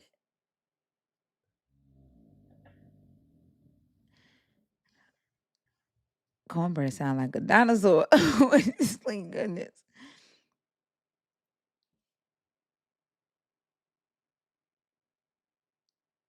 Yep, higher intelligence. People have a higher intelligence level. That's what we're looking for. People who actually read the book, who can challenge what we think we know. We've been getting a lot of people who don't read the book and they just want to come up and talk. They don't know definitions of words. We're not. Those conversations are beneficial for other things, but it would be good to talk to believers who are knowledgeable of their faith. Thank you, Happy. It would be good to talk to believers who are knowledgeable of their faith, like the historical context, the literary context. We don't get to come across that many. For some reason, modern day believers don't think they have to read the book at all. For some odd reason, but they don't have to read the book, but at the same time, they don't believe that their God downloads information into them that was in the book. So it I I know I don't know. Have y'all figured out why they don't need the book? Have y'all has anyone said anything to y'all about why they don't read it? I don't think I've heard anybody give a reason as to why they don't read it. I think I've come up with like my own observations as to why, but I don't think that they have one. I don't either. I haven't ever heard anybody say. Yeah, and then they don't have an expectation for the Holy Spirit to just like download it to them. So like, what's the purpose of the book now if you're not reading it and then the Holy Spirit isn't downloading it to you? So like, I don't know. I also think, like, what's the purpose of studying for, like, an exam when you're writing your own answer key? Like, why would I put any effort into reading the prep material when I can just decide what it means on my own? I think eh, intellectually, they're lazy in a lot of ways. And as opposed to verifying that what they believe is true, they can just decide. So I think that's why they don't bother reading it. Yeah, that's it right there. I think I agree with you 100% right there. They're making it up as they go, and it's like they're the ideal Christian at any given time. Exactly. Yeah. Late night, you were on the stage earlier. Is this the Bang Bang? Is Come this again? this is the Bang Bang? But what does that mean? Is your name the Bang? Not the bang, tabang, Tabang. Have you been on the stage before? tabang. Yes, yes. But I didn't even get an opportunity to actually submit. I'm not talking But about tonight. I'm talking about, have you ever talked to us before tonight? no, No? no. This is probably the first time. I actually, well, in South Africa, it's morning, so I woke up and I just So there's came a, across. oh, okay. Tabang is a normal, like a popular name in South Africa. Yeah, tabang. It means be joyful. Oh, okay. Is that your first name? Absolutely. Okay. All right. Um, and I assume you are a believer, Tabang. Not really. You're not a you're Um, not a believer. You're an um, atheist. no, not even an atheist. I used to. You used to what? Myself, I used to be an atheist. Well, if you're not a Um, believer, but you're not an atheist, what are you? Because an atheist is just someone who lacks a belief in a God. I Hold on. An atheist is someone who lacks a belief in a God, and a believer is someone who believes in a God. And you said you're neither. So what are you? well, is it okay? Is it really necessary for me Yes. to be Yes. any of those? Yes. Yep. Maybe that's probably the reason why I left being an atheist I don't because care why you left being an atheist. There is a reason for me asking you this, and you need to let me okay, know if you are a believer in the God of the Bible or if you are an atheist. Which are you? now you're being specific. Now That's when you that's the say that's the exact a same question I believer, asked you. yeah, well, I didn't understand it earlier. Sorry. Now I understand when you say a believer of the Bible. The God No, in the Bible. Are you a believer of the Bible? yes, I am a Yeah, I figured believer, you were. I figured you were. but I but figured not a it. believer. But I don't believe in the God of the Bible. Okay, so I do have to take you down. I only talk to people who believe in the God of the Bible or atheists. Okay. Oh, okay. Can I No, have my submission though? no. I only speak with people who believe in the God of the Bible or atheists. Okay. So I do have to take you down. Okay. No problem. Thank you. All right.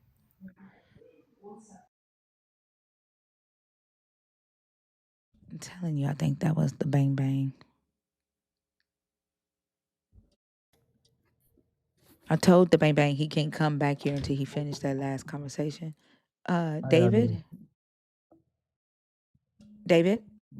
Yes, ma'am. Hi, how are you? Pretty good in yourself. I'm good. How old are you? I'm 21. Exactly, just turned. Okay. Are you a believer in the God of the Bible, deconstructing, or an atheist? I believe in God and the Bible. All right. What are your thoughts on the topic? Mama Bash, do you want to So start this one off? Do you want to start any of them off, Mama Bash? Sure. Okay. Go ahead. What are your thoughts? And you'll start off with Mama Bash. so I believe that how I view it at least, right? So we don't know for sure, right, if God is real or isn't real, right? But I would rather believe and then be wrong, right? Rather than not believe and be wrong and go to hell. That's how I look at it, at least. Um, that's what my preacher told me. Um, so I try my best to, keep up with the Bible, read about the Bible, etc., rather than not do it. And then the time comes and I do pass away, and I never believed and I go to hell, rather than, not believing. Or you know what I mean, right? I do, but this is not about whether or not a God exists. This is a story about us. So this is about me. I Okay. used to believe, and now I'm an atheist. And I'm disappointed and embarrassed that I once believed. That's what it's about. Okay. May I ask why you're embarrassed about it? Yes. So I believe that the God would do what he said he was going to do in the book. Like there are places where he said to take no thought for what we would wear or how we would eat, that he clothed the lilies of the field and he took care of his creation. And he would do the same thing for me, for those of us who believe. And I found that not to be true. There are places in the Bible where he said, you can ask anything in my name and I would do it. And I Right. found that not to be true. So after years and years and years of believing those things and him not doing the things that he said he would do, I was disappointed. And so I started thinking it was me. So I thought, well, maybe I don't study enough or I don't pray enough. I don't believe enough.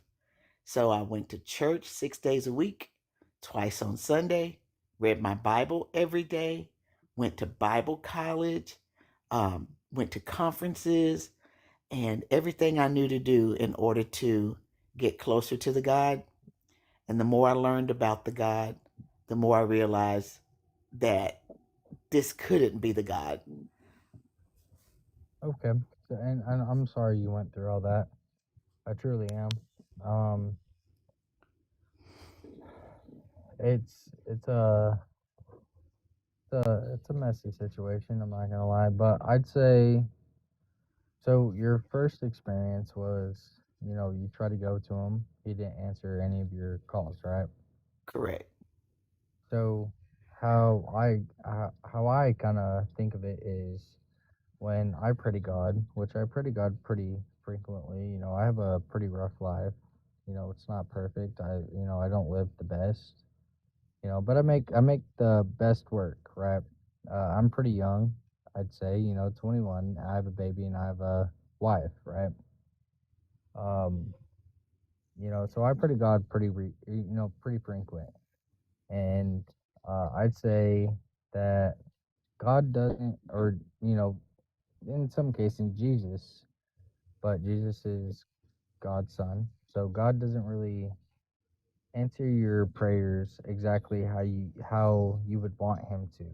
He does it in time, right? You have to believe in him. You have to put trust in him, and it takes some time for you to actually understand him. And it's a hard thing to um, think about or to come to conclusion about, I guess.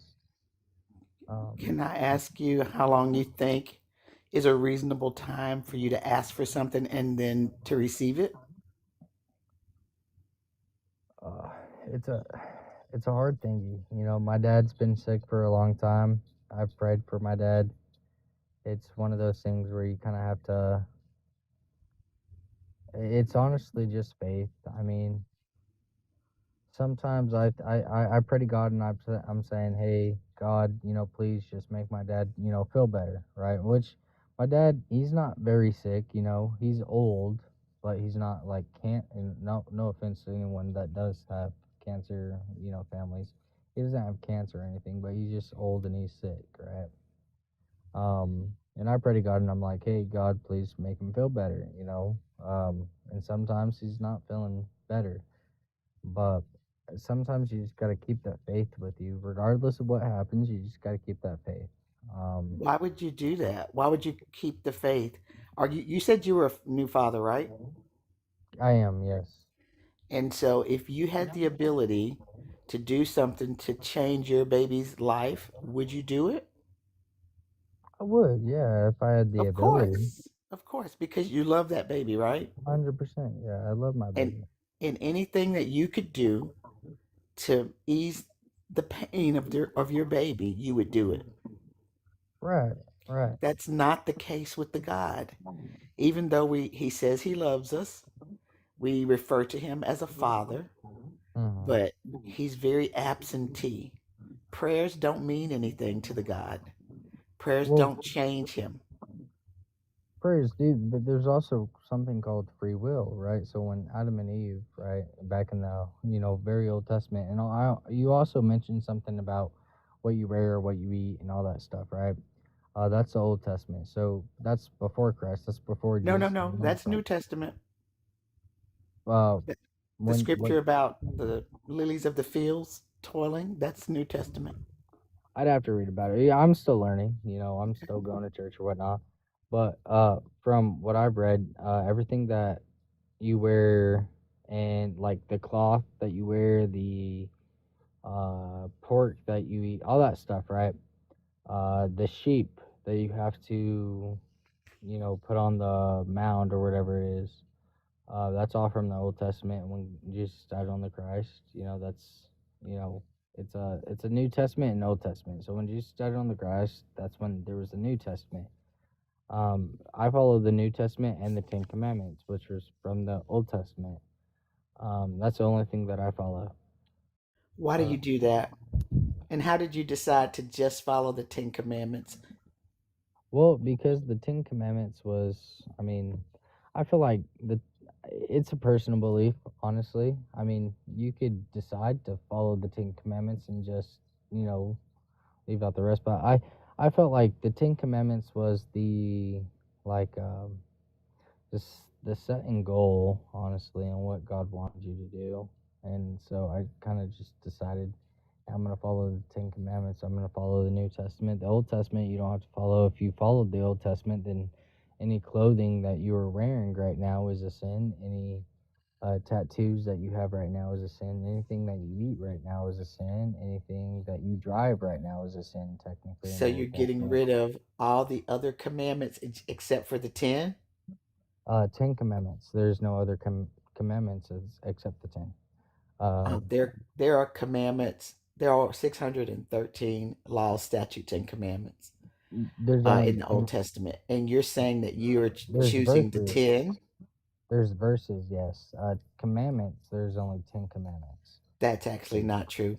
There's other But verses, there's other laws back in the, you know, Old Testament, laws that you would have to follow back then, but that's not laws that we have to follow now because we're in a new testament, which is why Jesus died on the cross so, for our David, sins. do you remember when the young man came to Jesus and asked him what was the greatest commandment? I remember the story. I don't remember the name of who walked up to him. Do you remember what the commandments were that he said were the greatest? I do not know, ma'am. Fee, do you have access to your computer? I do. I'll pull Can it you up. pull that up?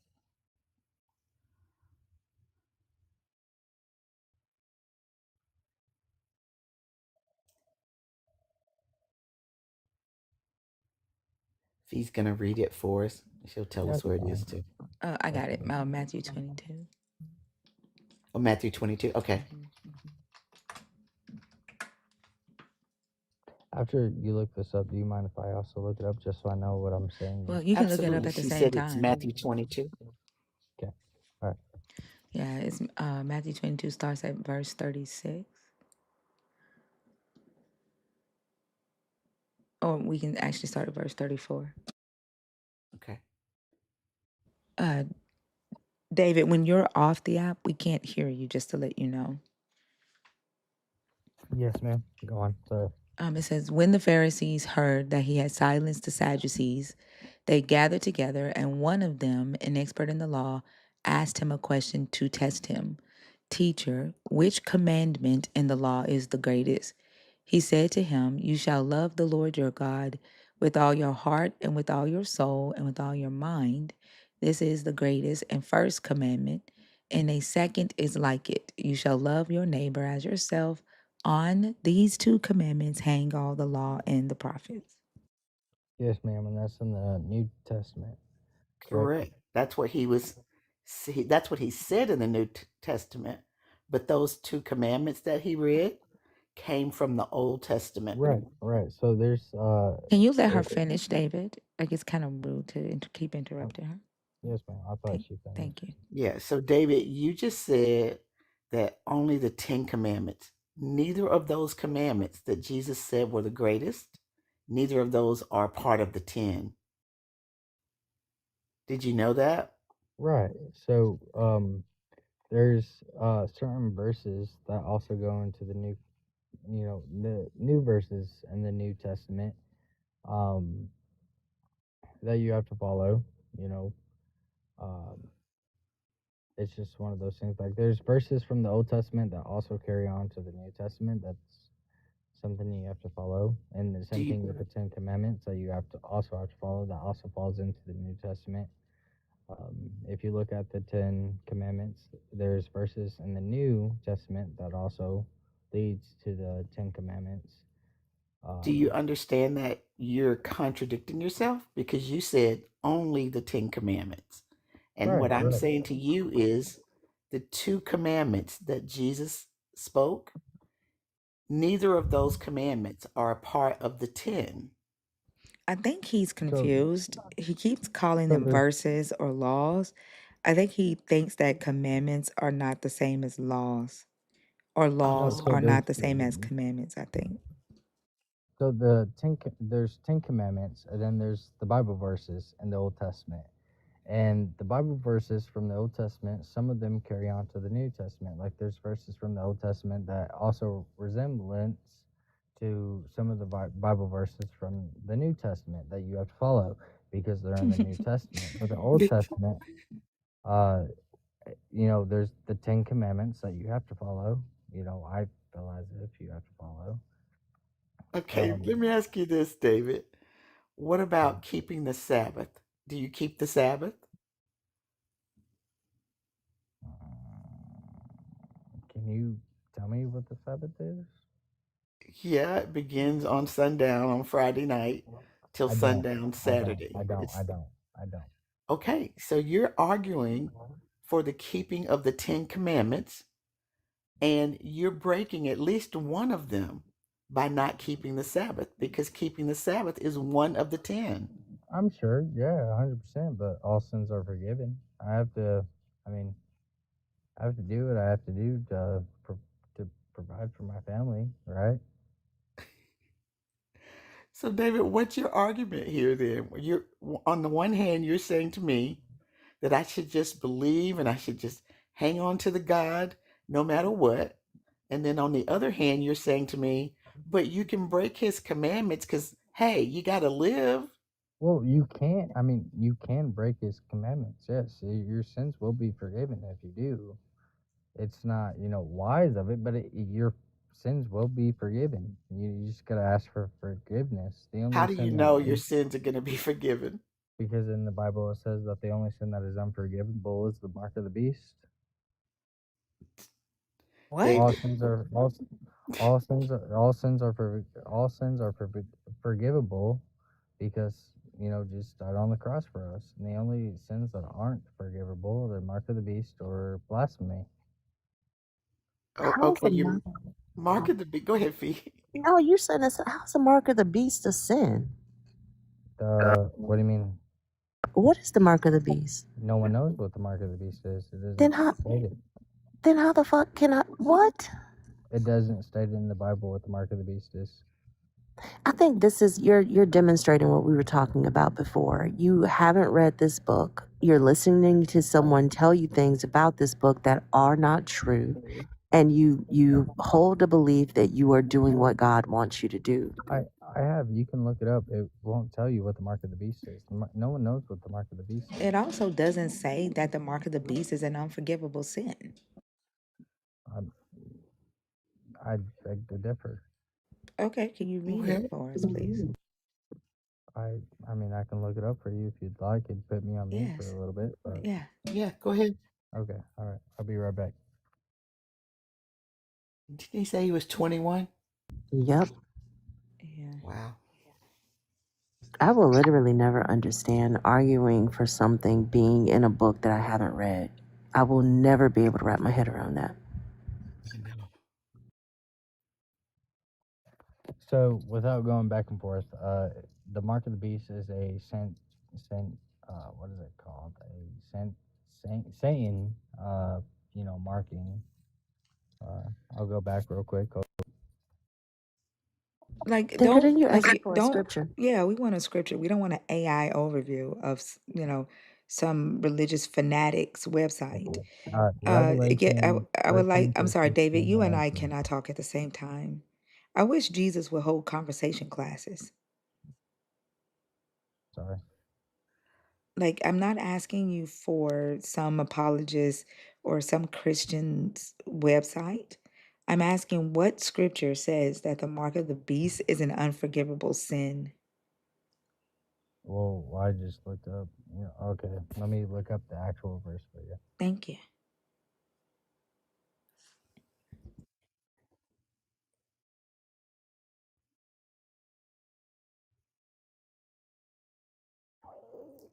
I feel like those old Christian Southerners. I just want to say, bless his heart.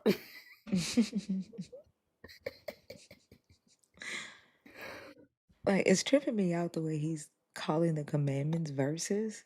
Verses, yeah, me Re- too. Revelations 14:9 and 11. Revelation 14, 9 Yes, and 11. yes, ma'am. Okay. Yes, ma'am. By the way,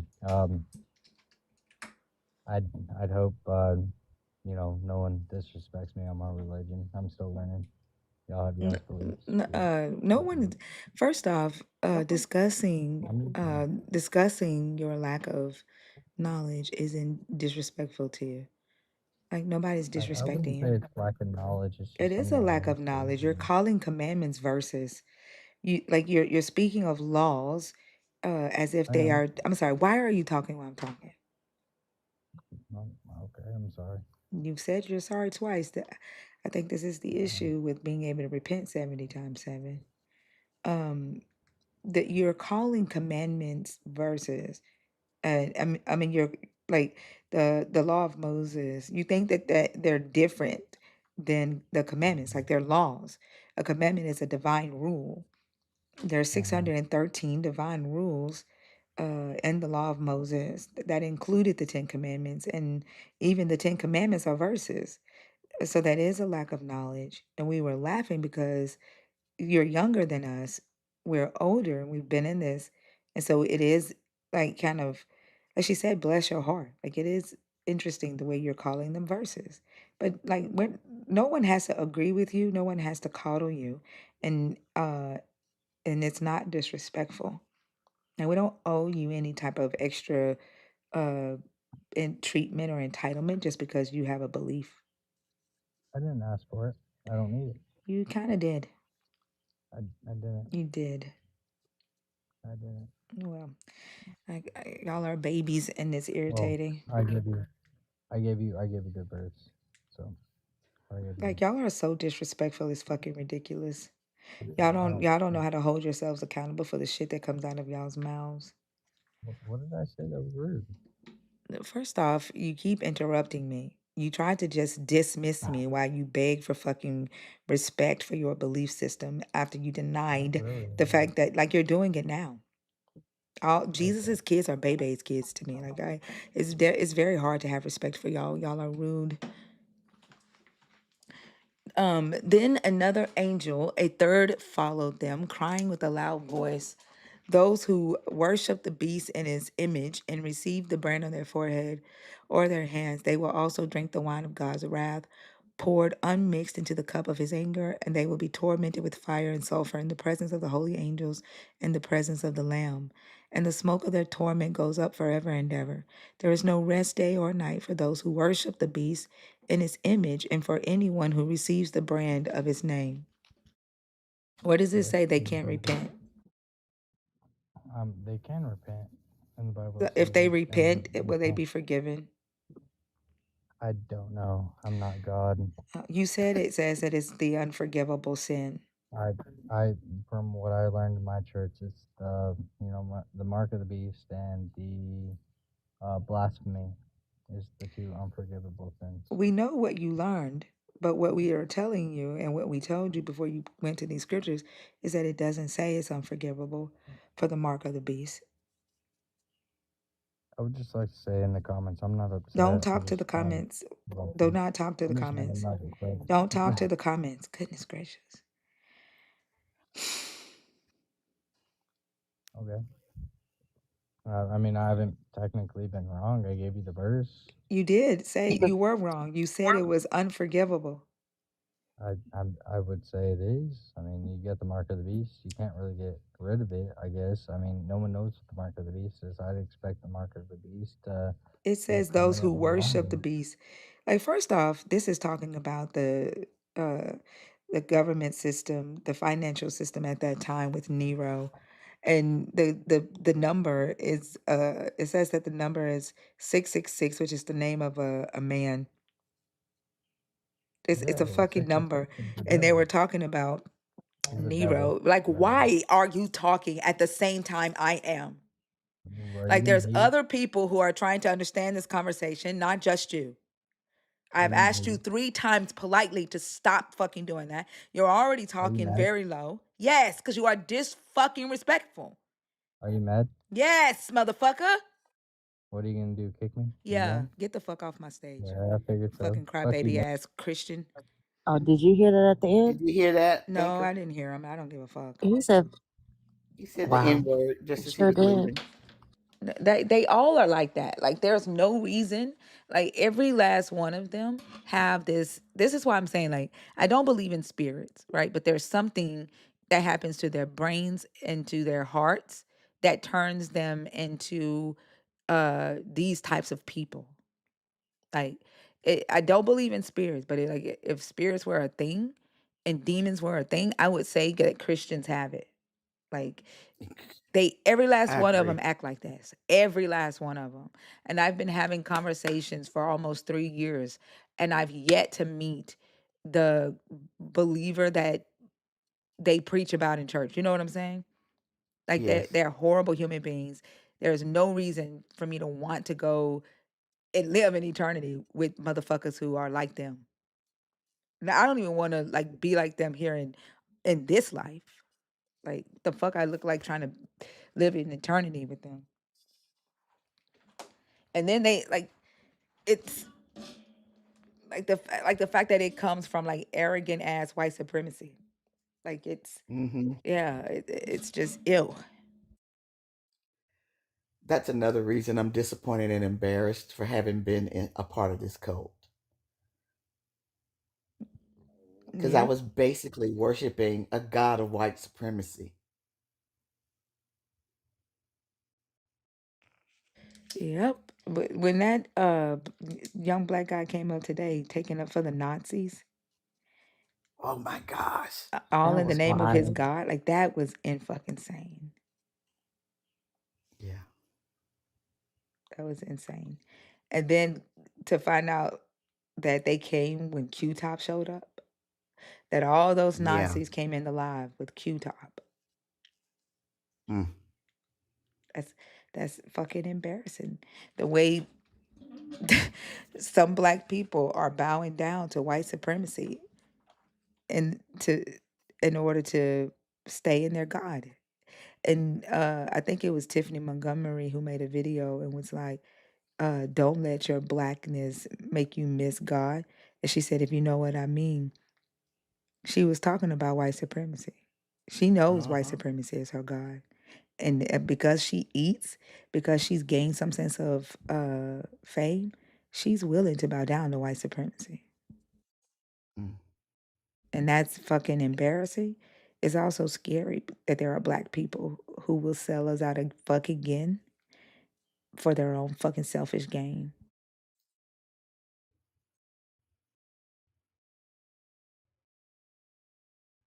Serena Williams said that too. Oh, I didn't hear that. No, I didn't hear that. I've met her before. She usually has a different mindset. What did she say?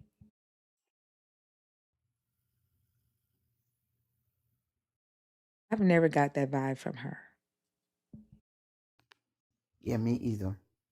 But I haven't heard that. Yeah. I've met her a couple of times.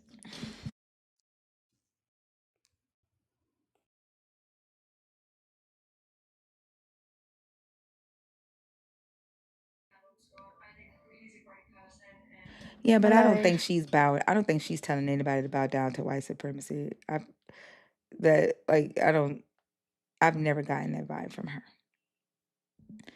Um, Michelle. Hi. Hi, how are you? Good, thanks. This sounds interesting. How old are you? I'm 54. What's up, BA? Are you a believer in the God of the Bible, deconstructing, or an atheist? I was raised a Catholic. What are you now? Green Lantern, that I can believe. I thought you were saying she's telling people to bow down to white supremacy. I was gonna say, no, not. All right, I've never heard that. What are you today, Michelle? Yeah, well, today I do believe in a God. Okay, so we're only talking to people who believe in the God of the Bible, people who are deconstructing or an atheist. Okay. The God of the Bible, as in Jesus. Yeah, you don't believe in that God, so you wouldn't fit the conversation. Okay. Okay. All right. Thank you so much. I hope you have a great morning.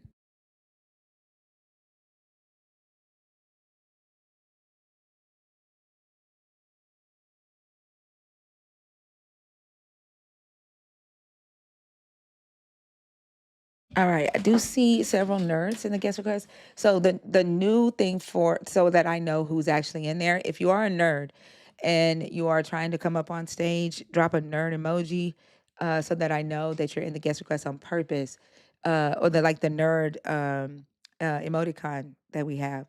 If you're trying to come on stage as a dragon while someone is on stage, or while there's a guest on stage, drop the dragon emoji so that I know you're in there. If not, I won't bring you up without seeing that. That way I don't have to keep asking, are you in there on purpose? That'll help me a lot. But the guest box is open. There's 800 people in the room. I appreciate y'all so much for being here. Thank y'all for tapping the screen, for sharing the live stream, for feeding the beast, feeding the gifted the panelists as well. Welcome to Monday morning, y'all. Thank you to the YouTube fam over there. We're doing good. We have 120 people over there where normally we sitting at 100. So continue to share that live stream out over there. Keep the chat going. With 900, almost 1,000 people watching the live stream right now, the guest box shouldn't be empty. Don't be afraid to come up. I do want to hear some of y'all's most embarrassing things that you believed. So if you have something to share, what was embarrassing about uh, like when the time that you were a believer? Like, yeah, I'm interested in hearing some of those stories. Like, who tried to pretend like they were speaking in the tongues, and what did you say? Yeah, I read it out, Brian. Thank you. What did you like? What was the most embarrassing thing? Somebody said they said chaka laka laka laka laka. Nelly said his friend said chicken chicken chicken chicken chicken. Uh, Tamikia. Oh, okay.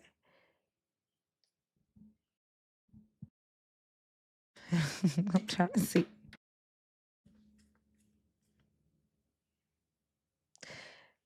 I gotta teach you how to use our emoticons. That ain't the right nerd emoji. You said that's too many. What's too many? Chaka laka laka laka laka. Six pain, you're not loading. Oh, there you go. Yeah, I have like really bad Wi-Fi right now. Oh, It's okay though. well, I mean, if you have bad Wi-Fi, that means that I can't hack your shit, right? Ah, right. Yeah, that makes so much sense, Did man. you see that in I Mama seen Bash? it. I saw that. See, when I lag, it's me preventing you from getting to my page and That hacking was my. hilarious. The logic behind that is insane. Yeah, look, y'all, today on Mama Bash Live, there was a guy that joined her live and said that the reason his Wi-Fi was bad, he did it on purpose to keep me from hacking his personal information on his to hacking into his Wi-Fi and getting his personal information. So Yeah, you're not gonna get my social security. that is Not that easy. insane. Insane. I think that might be that person's most embarrassing thing that he believes as a believer is that an atheist witch named Thinker can hack into your Wi-Fi. Yeah, Um, insane. Oh man. what's up, So Love Bug? yeah, I'm just gonna share, like, I guess, which one is it? Disappointed or embarrassed? I think it's embarrassed, to be honest with you, or disappointed. I think I was disappointed in myself for, like, growing up. I had to agree with Christian nationalists, like Chuck Norris, for example, and I didn't even know he was a racist to begin with. I didn't even whole time I was agreeing. I had I to agree with know. him, Ain't that crazy? right? Yeah. I had to literally just ignore the fact that I literally disagree with the shit, right? And I had to watch my family do the same thing, right? Because not only would they watch the news and what the politics are talking about, they would talk about it in the house, and they're Haitian, so they're loud as shit, so you can hear everything. And I'm just like, they don't even agree, because I'm there, so I can hear the TV as well, and I'm hearing them. I'm like, they don't even agree with this, but then in church service, they're supporting it. And I'm like, okay, this is odd. Now my dad, he's cool like that. You feel me? Sometimes if it's like pushing too far, he would just leave the church. We actually have moved a couple of churches, different denominations. Uh, so yeah, I think I was disappointed in myself because I even had friends like, man, I was a coon for. I ain't gonna hold you. I was one of them. I was friends with folks who would, like, white folks who would just call me the N word, and I did not like it. But I was like, I guess they're Christian and they don't really mean it like that, and I would excuse that. I would use that excuse. They're Christian, they're walking in God, and they're trying their best to do better. And I was like, bro, no, I don't agree with them at all. No, I didn't feel comfortable, and I myself, I don't like, company too much. I like being by myself. I'm a solo kind of person, to be honest with you. I don't like, all that stuff. But yeah, man, it was, oh, wow. It does Thinking teach you back to like now, turn the other cheek, right? yeah, Yeah. I hated that. I hated that. I had I to see like you, be Midnight. passive. Yeah. Because you're trying to love and you're like, oh, like I was so naive. I thought racism was solved. I thought racism was solved. Yeah, no, same. Damn it. I think that's the embarrassing part too. Just, I thought racism was just a thing of the past. Seeing all those movies, with what was his name? He was in the movie Remember the Mustangs. I think that's what it was called. I don't know, but him, movies with him in it, and I would see like, okay, yeah, Christian values. This is how we change the world, and fix the racism and all that stuff. And the racism was coming from the house, the house of God, apparently. That's the Uh, crazy part. We were praising and dancing to that shit. every day, every Sunday, actually. Wasted my Sundays, man. I could have been watching cartoons or something better. Or at least bonding more with my family. Like, man, we wasted our Sundays for real, for real. Like, now we actually talk and all that, but we wasted our Sundays, man. We could have been family bonding, growing together. Nah, we ain't did none of that. I swear, So I guess just go ahead. I was gonna say finding out Chuck Norris was racist is about the same as finding out the God of the Bible is the devil. Or you know what I'm saying? Like it's like because you grow up watching the movies and you're a fan and then you like, what the fuck? Because you see something different on TV. Mm-hmm. And you feel like you know them, right? Like, Yeah. yeah, it's the same thing. And what was his name? Damn it. I don't. You know who Hulk I was Hogan. gonna like? I was gonna be hurt if when Betty White died. I was Oh, like, please don't let nothing come out. Please don't let nothing come out. Like, cause I fucking love Betty White. And Me too. yeah. damn. Yeah, that's crazy, man. When I heard about Hulk Hogan, I was also upset too. I was like, is it all of them? Is it every one of them? Because he also, I think he had Christian values as well. So I was like, okay, cool guy. He seems like a outstanding man. And that I think that was the thing. I put too much trust in Christians and the Christian value thing. It's bullshit, to be honest. Now that I'm looking back at it, it's like, that was dumb. Yeah. That was dumb. I didn't really, I didn't really like any of it. And honestly, not to be fair, you know, like I feel like if Christians were honest, none of your prayers were answered, dude. Like none of them. Bro, I prayed like my random burst of sadness would go away. That shit never went away. I don't know what the fuck that was. And then like sometimes I would just grant whenever I felt like a slight bit of joy. I'm like, you thank God? I'm like, no, that was just me doing it. I would change my habits and shit. So I would, you know, start drawing and stuff and like or go play outside and I'll feel like joyful and I'm like, God, and that was at first, right? Nah, that was me. I was doing that. Shit, whenever I felt joy, I would feel guilty because and scared, like anxiety, because I'm like, oh man, God finna get me because I'm not supposed to be happy. We're supposed to be suffering. And if we're happy, that means the devil is blessing us. Like that's the crazy thing. Like we were taught that the devil sends blessings and suffering was God. Like if you to suffer with him means to reign with him. And so we would do suffering checks. Like Oh that's no. fucking insane. Oh no, you just ruin your own happiness. That's backwards working. Yeah, Oh man. because we were taught that we were supposed to be persecuted and suffer because he suffered on the cross. And if you're happy and you're not suffering, that means that the devil got you and you don't sin because things ain't supposed to be going right. Like you're supposed to Oh be wow. tested and tried. Like that's what we were taught. That's hella stupid. What the what kind of Yeah. I'm glad I didn't go to that church because what the hell kind of I was taught if you feel a sense of joy, that's God. I was like, okay, yeah, hell yeah. But well, at the same time, saying I got joy, joy, joy down Right? in like, but if you feel that joy, you get scared because you're like, wait, I'm not supposed to be happy. That's insane. I think I think it was in reverse for me. I couldn't feel sad because every time I felt guilty feeling sad. It was I think it hindered me as a boy, you know, to be honest with you, because I instead of letting it out, I would just be like, you know what? No, I don't deserve to be sad. You know, I'm a dirty sinner. I ain't no good. I don't deserve to be sad. I need to lock the fuck in. And I never let it out. And maybe that's why sometimes uh, I get agitated easily. Not at just Christians, you know, just on my day to day, you know. I try to like, be peaceful, you know, keep the peace, because that's just me. I don't want to hurt nobody. But I get agitated so easily.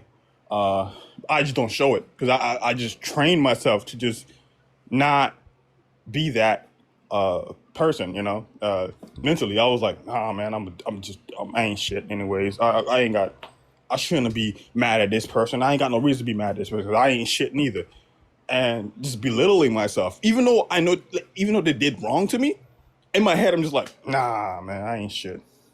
Yeah, we told ourselves that we deserved whatever abuse we were experiencing because we were not deserving. And so I believed there was a song that I used to sing whenever I had to do like the solo before my dad would get up and preach. And the song would start off with Lord, I've come on behalf of my brother. Even though I have needs of my own, real joy means you first, Lord, than others. And that's how I approach life, right? Like I approached life like it is first God and then everybody else. And I prayed for everybody else and did not believe that I was worthy for this God to bless me. And then when I did get blessed, I still believed that he blessed me, you know, by the things that I was doing. But I had faith that if I prayed, like my brother had these cysts in his head, and I went on fast and I prayed for the cyst to be gone. And of course he had surgery, but I Oh, believe okay that then. he answered my prayer. because it went away. But Yeah, like fuck I what the would, doctors did. yes, like I would go on fast for my siblings, um, and stuff, and but I did not believe that I deserved the same. Oh man. Yeah, because I didn't think that I was worthy for the God to bless me the way that He would bless other people. Yeah. Yeah, I could. Yeah, damn. I guess it was affecting us. It affected you a lot. I ain't gonna because you weren't even allowed to have any job. Right? Yeah. I don't mean to laugh, but damn, damn. All in all, in the church, I had a good time. Band. I was in the band, doing my thing. It's not to say that hey, church is horrible. Nah, it's the belief system is horrible. The community was great. Great community. Some people were fake, sure, but that's everybody. There's a lot of fake fucks out here, but the community was great. So it's not I'm church hurt. It's just I'm disappointed and little me and what I accepted, knowing that I just did not agree and just squandering how I felt just to appease some magic dude in the sky. And I didn't even know he was there in the first place. Now, shit was stupid as hell. Defending it in the first place while I knew nothing, right? I was so uneducated and I thought prayer would give me the answers, right? I thought like if I prayed for wisdom, I'll get it. Nah, I was embarrassed many times because of that. Instead of educating myself, I was seen as not useful, uneducated. That was just me, and I hated that. Yeah. And now, as someone deconstructing, like you're very intelligent and fucking talented as hell, Six. Like, have y'all seen Appreciate it. Six art? Have y'all seen his art? I go crazy. Oh my gosh. haven't seen it. Oh my Is it God. on? Six, Is it are on you able to Discord? show It's on some my right page. quick? Are you able to show some Yeah, right go quick? ahead. Well, Oh, turn, show yeah, some. yeah, yeah, yeah. Oh, let me let me find one of them. Yeah. Go to screen Like, he background. is talented as hell. Like anime. I'm talking about professional grade anime. And then modernized. Like, his shit is so good. Motherfuckers are stealing it, claiming it's theirs.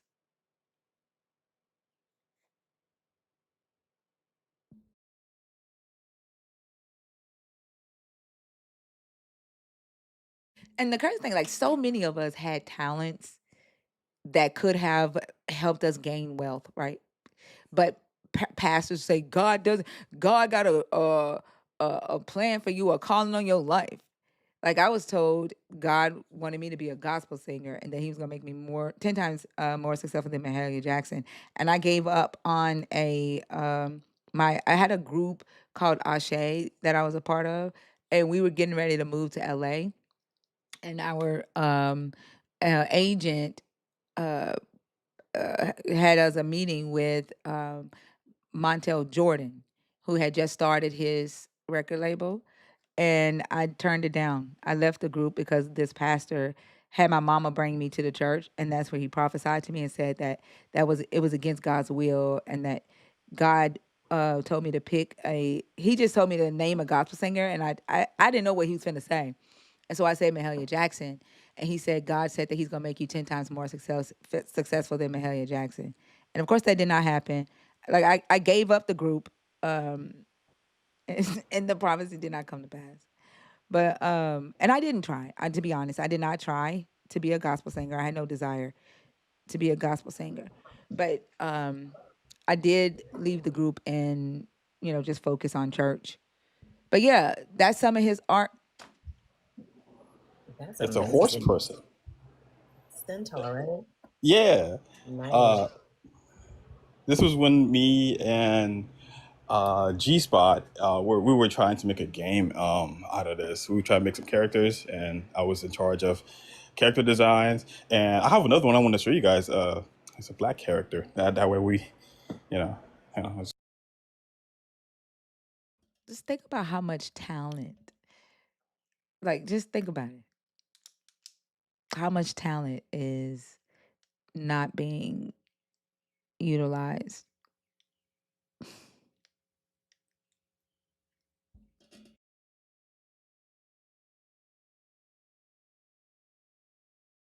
get that shit. Oh my god. God damn. Wow.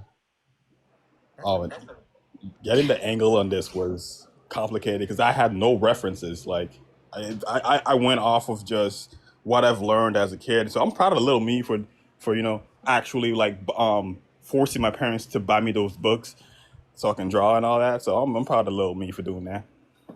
Dude, you have professional grade talent. 6. Appreciate it. I do also get paid for drawing on the side, guys. It's just a thing. Commission me, guys. I whatever you want, I'll draw it. Like, Sometimes. if you have contacts that can get 6 drawing, illustrating for animes, reach out to them. Because, like, honestly, like, goodness gracious. Do you I'd already go do that? dummy in there. Huh? I'd go dummy in there. If man, somebody contract me, hell yeah. Right? Somebody said they need dang. to see this. Right? This needs to be in the anime show. Like, god damn. I think I've done like a comic, just a 1 page. Hang on, let me see if I can find it.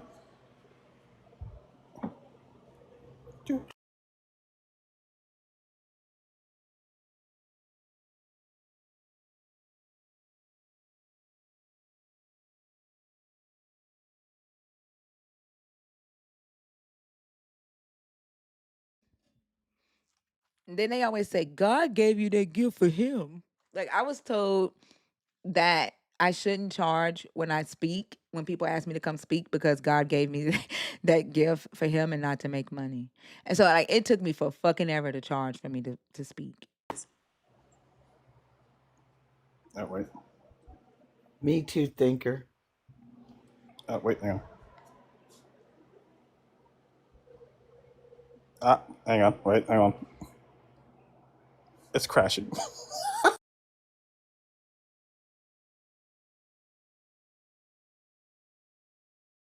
Right. It's okay for Olstein and TD Jakes to make money. But you know what? I think they only told that to women. What do you think, Mama Bass? I think so, because all the guys I knew were getting paid. Yep. My brother, when he started preaching, he was getting paid. Like, I think they only tell that to women. I think so. This is old, okay? Excuse the bad We can't anatomy. see it. Really? Hang on, let me.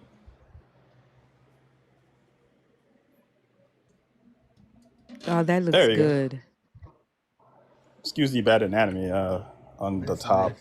What bad anatomy? The top left. That's wrong as hell. What? I can't see. What's wrong with it? We can't tell. Okay, since you guys can't Look tell at you. it, Like it's a win. motherfuckers be pointing out flaws, but other motherfuckers can't see. Like, stop doing that. Like, we don't know what the fuck you see. Like, that's your professional eye. It looks good. Like, Appreciate it. This is old though. This is like what 2021. So this is old. I'm a lot better now with it. The premise is villain becomes hero, kind of ish. It's kind of like a redemption story. It's bad though. It's bad writing. I can't write it. So there's that. And the God didn't bless me with writing, I guess. He said, fuck you. I hope that you get connected with the right people and you are able to share your art with the world, with anime fans, with children's books. Because I definitely think that you would be a great illustrator for children's books. You have a lot of talent and you deserve to be able to use your talent so that you can provide for yourself and then at the same time provide some entertainment and joy and happiness to people all around the world. Yeah, that was my goal as a kid too. The goal was simply just become an artist, get my art out there. And I'm living it. Actually, technically, I'm living it. While making some cash while doing it as well. So this is great. I'm proud of mini me for doing it. Since God wouldn't answer my prayers, mini me, past me, did that shit. Yeah, that's it was right. hard. Hell yeah. That's what's My up. parents didn't agree with it though. My parents for a minute they didn't agree with it. They'd be like, "Oh, that's demonic and all that stuff." And I'm just like, "I'm just drawing a skull. I need to learn anatomy." No, that's demonic. I'm like, okay. Drawing the skull that's in your head is demonic? Yeah, apparently. Welcome to that. Welcome. I didn't get it. I didn't. And listen, me didn't get it. You know, we just wanted to learn to draw. That's it.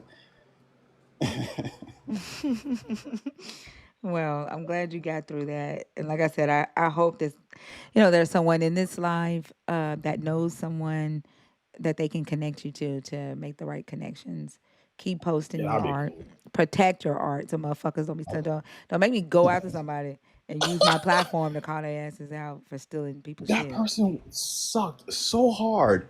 And the thing is, I posted the drawing on a comment section of this person. It was of a person. It's not just a character design. It was of a person who was cosplaying a Gachikura. Gachikura is a anime. Y'all should watch that. I'm dropping these names. Watch it, okay? It's a great anime. It's about trash. Um, and she was cosplaying and she was doing her own version. So I was like, oh, cool. I'm gonna draw that. Drew that. She was happy with it, and I posted it in her comments. It has like 200,000 likes right now, I think. Wow. And the person grabbed it, and then like about 10 people came and told me about it, and I contacted the person. I saw the video that they made. They made like two to three videos of it saying that this is theirs, and I was like, no, it's not. Wow. And every time I commented that in their comments and told other people in their comments that that's not theirs, they would remove my comment, and then I DM'd them, and then they blocked me. So yeah, that's about it. I tried to tell them, hey, can you cut that shit out? It's not cool. Is it Yeah, still I up? still have your original. Yeah, I think it's still up on their page. People have DM'd me about it, and I was like, I don't know what to do about that. Do you want me to make a video? No, it's fine. It's okay. Because honestly, it's not even an OC of mine. It's just of a person who cosplayed. So it doesn't really affect me. And plus, it's not like canon to anything. It's not canon to the anime that I watch, so it doesn't ruin anything for me. So it's pointless. I can make 100,000 more art pieces that they can't have anyways. Better than that one. I didn't even try on that one, so they can have it. I don't care anymore. I was upset, but I don't care anymore. I grew past it. Yeah. Okay. Like, yeah, put a water tag on there, a watermark. I will. Next time I'm doing that, I'm gonna make some videos today. Actually, see if I can post it. Oh, it's gonna be fun. Oh, I appreciate you letting me up, Fee, Mama Bash. I ain't never got to speak to Mama Bash. You know what? I'm gonna come to your live one time. Please do. All right. I'll be in your the chat. I'll be in your chat, but it's just not on the stage. I'll come up and say some words. Okay.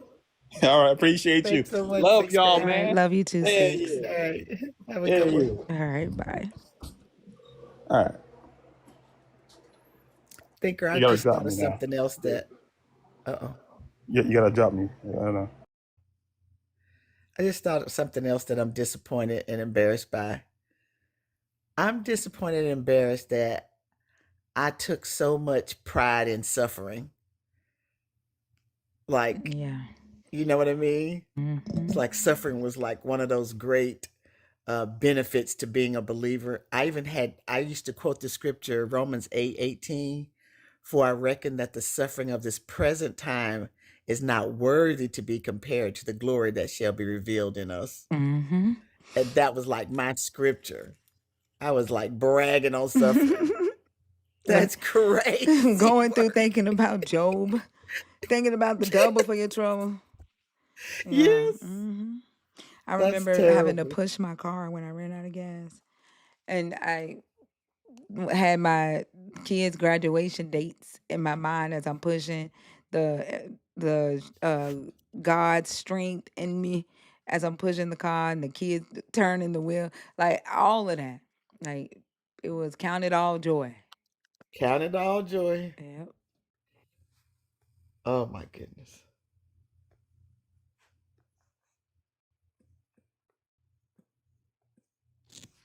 Hey, Midnight. Hey, yeah, so I got a couple of embarrassing stories. The first, when I was like 14, I was eating a bowl of cereal and it tasted like super sour and rancid. I've never tasted anything like this before. And I thought, I don't know why I thought this, but I thought it was a demon like In your messing with cereal? my No, like messing with my senses. Oh. And Wow. I sat there and kept eating it because I didn't want it to know that I knew. I'm over here eating sour. So I'm the youngest child, and like my mom would buy like 2 gallons of milk because we'd go through it really fast. And when my 2 older siblings they moved out, she was still buying like 2 gallons of milk. So when I go to eat the milk and cereal, I've never in my life tasted sour milk before. So I thought it was the demons. I thought it was the demons. And I just sat there and kept eating it. I'm like, and then Oh eventually I my stopped, and then I realized it was expired. I was like, oh, okay. Did you tell your mom? I did. Well, I didn't tell her about the demon part. Oh. I, The I just demon told of, her, hmm. I was just gonna say the demon of expiration is wild midnight. Like I've heard a lot of creative demons before. Crazy. I was a very creative child, so religion just fueled that a lot. So I'm sure the demon came when your stomach started bubbling. there Did it was a make you demon in the sick? toilet. No, I was fine. I think. Okay. Yeah, thankfully I was fine. But yeah, I've never had spoiled milk before. So that's the first one. The other thing I can think of, because I have more embarrassing stories being just spiritual because I went from being Christian to being just spiritual. I have way more embarrassing stories for that. But as regards to being a Christian, when I was in high school, I was going through a lot of stuff at the time. So that was probably a part of it. But I actually had a friend that was like convincing me that the rapture was coming. And she was like older than me too. It's like, girl, you should know. And she kind of convinced me to drop out of high school because I thought the rapture was coming and I wanted to prepare for it. What? So you Yeah, did? I did. Were you able to go back when you realized that it wasn't coming? Yeah, I ended up doing The GD. it was actually a high school diploma program online. So Okay. it's kind of similar to a GED, but How old was the yeah. friend? Were y'all the same age? No, she was like I've known her for one, it's wild because I've known her since I was like 5 or 6 years old because I was friends with her brother. But must have been like 24 and I was like what, 16. And she convinced you to drop out of school. Were y'all JW? Was that Jehovah Jehovah Witness? Witness? No, we weren't. We're Christian. Wow. Well, Jehovah Witness is Christian, but you were Pentecostal. I was Baptist actually. Okay.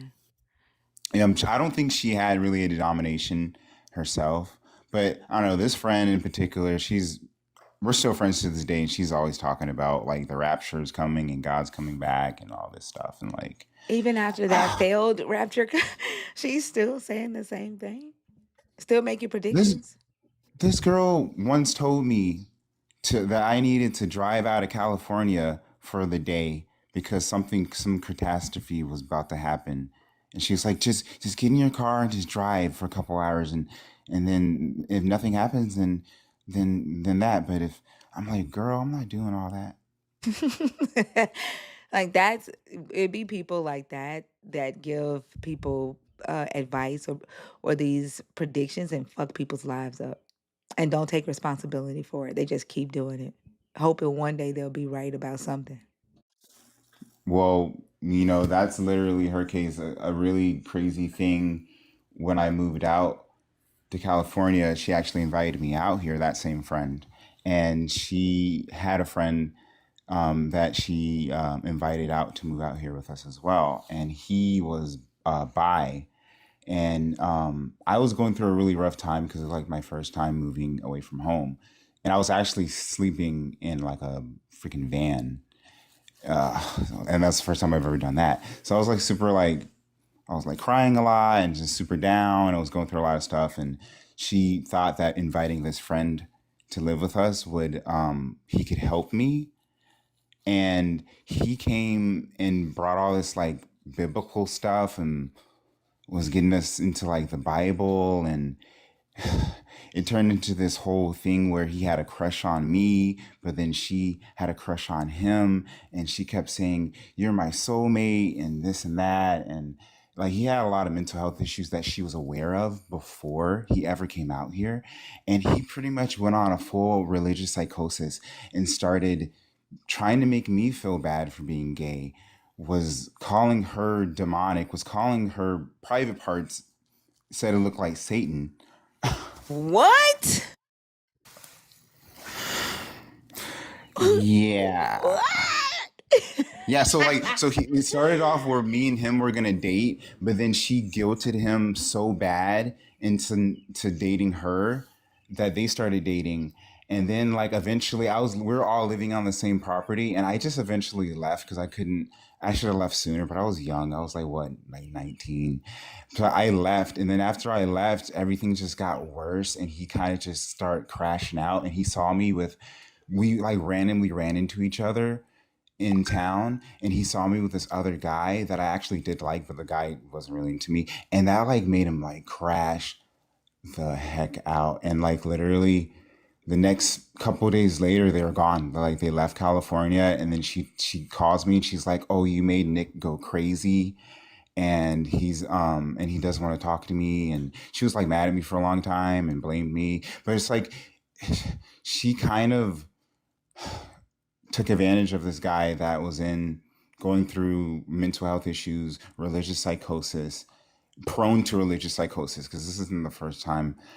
But like, it's crazy though, because he told me at one point that the only reason he brought up the Bible and all that stuff, because he said before coming out here, he wasn't really into Christianity anymore, but he thought that that's what I needed. He thought that's what I needed. Wow, that is insane. And like young people with these types of belief systems, and like kids discussing this stuff, and I know y'all were like, 16, 17, 18, 19, 20, still too young for the conversation to be the Bible. Right, for the focus to be what a God is saying. Like it's very dangerous, and I think it does speak to some type of mental illness that everybody involved, like we all did. We all Yeah. did that at that young of an age, and it's dangerous. And our parents they don't have the information necessary in order to identify religious psychosis until it's too late, because they're seeing a demonic attack. Right. Mm-hmm. Yeah.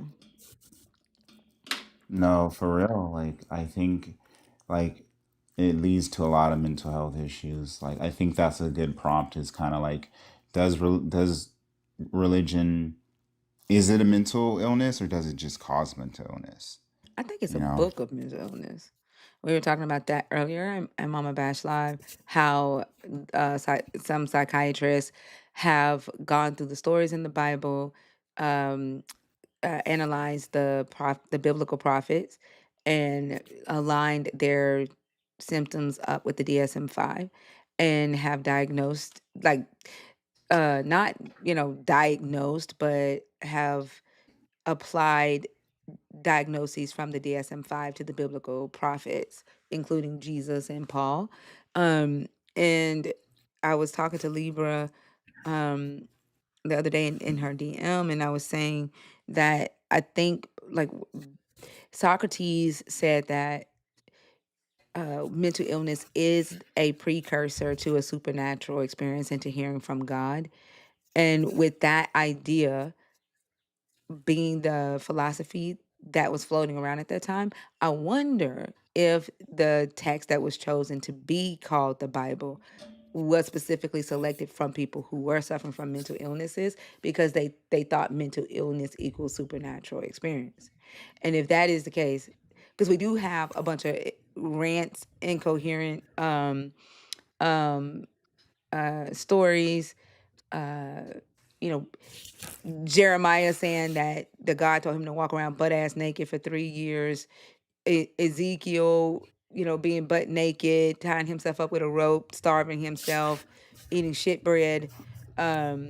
Malachi saying that the God told him he gonna rub shit on the faces of the Israelites. Like we have Elijah in the cave asking to be, for the God to take his life. Paul's incoherent rants. Jesus believing he can walk on water. Like all of these like delusions of grandeur, hallucination, auditory and visual, depression, suffering, shit. Samson begs the God to help him take his own life, and the God does. And like it's Paul falling on his own sword, taking his own life. There's a lot of mental illness in the book, and it's not preached about. It's taught. It's not preached about from a place of mental illness. Like these are the wrong things, but these are the holy things. These are the divine things. And so I think that indoctrination and those stories being preached over and over and over, and people just sitting there and being preached at, I think it definitely can and has affected a lot of the minds, and which is why we have what appears to be, because I'm trying my best not to say things as fact, but what appears to be a society of people who are suffering from undiagnosed mental illnesses. No, that makes a lot of sense. Yeah, it's really scary to see, and I've experienced the psychosis myself. Even recently, like I think a couple months ago, I was listening to like The Line or something, and there's a theist, and he was preaching that good old what do they call it? Revelation. They like to call it revelations, right? But and it actually started to cause some anxiety and panic, and I just felt the way I did when I felt the end times were coming, and I was like, "Whoa!" I had to turn that off because I was like, "What the heck?" Hell yeah, I used to have dreams about the fucking rapture. That shit was scary. Yeah, it's just crazy for like years later to feel that and be like, "Oh my god!" Like it can creep back up on you. Yeah. Yeah. And did you have anything The else? only other thing, Oh, go ahead. yeah, you mentioned something about how they say God, you shouldn't profit off of what the gift God gave you, or something of lines that line along that lines.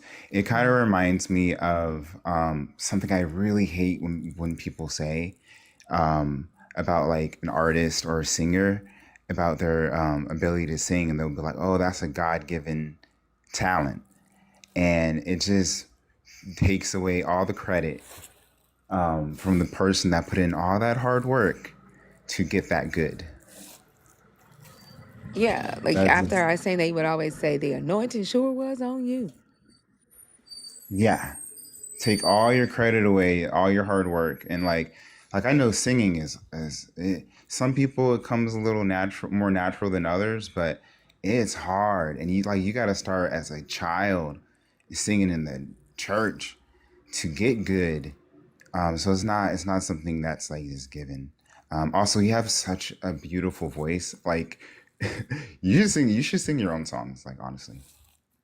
Thank you. Now that I have when I had my thyroid cancer and they took out the left side of my thyroid, they had to hook my vocal cords up to a machine to keep them vibrating. My voice has not been the same since. And then I have like a benign tumor on the other side now. And so I can't hit the ranges that I used to hit it. And I'm kind of scared to try to belt right now. So, Right. yeah. That's interesting. Yeah, well, yeah, as always, it's great to be a part of this community and listen to you all. Y'all be cracking me up. I be like screaming. So yeah, keep doing you. Well, thank you, Midnight. I appreciate you. And I hope you have a great rest of the morning as well. You too. All right, bye.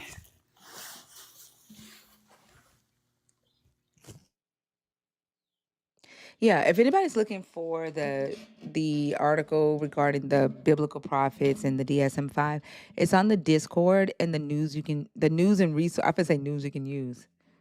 I should have liked that name. The news and resources channel on the Discord. Hey, Jarian.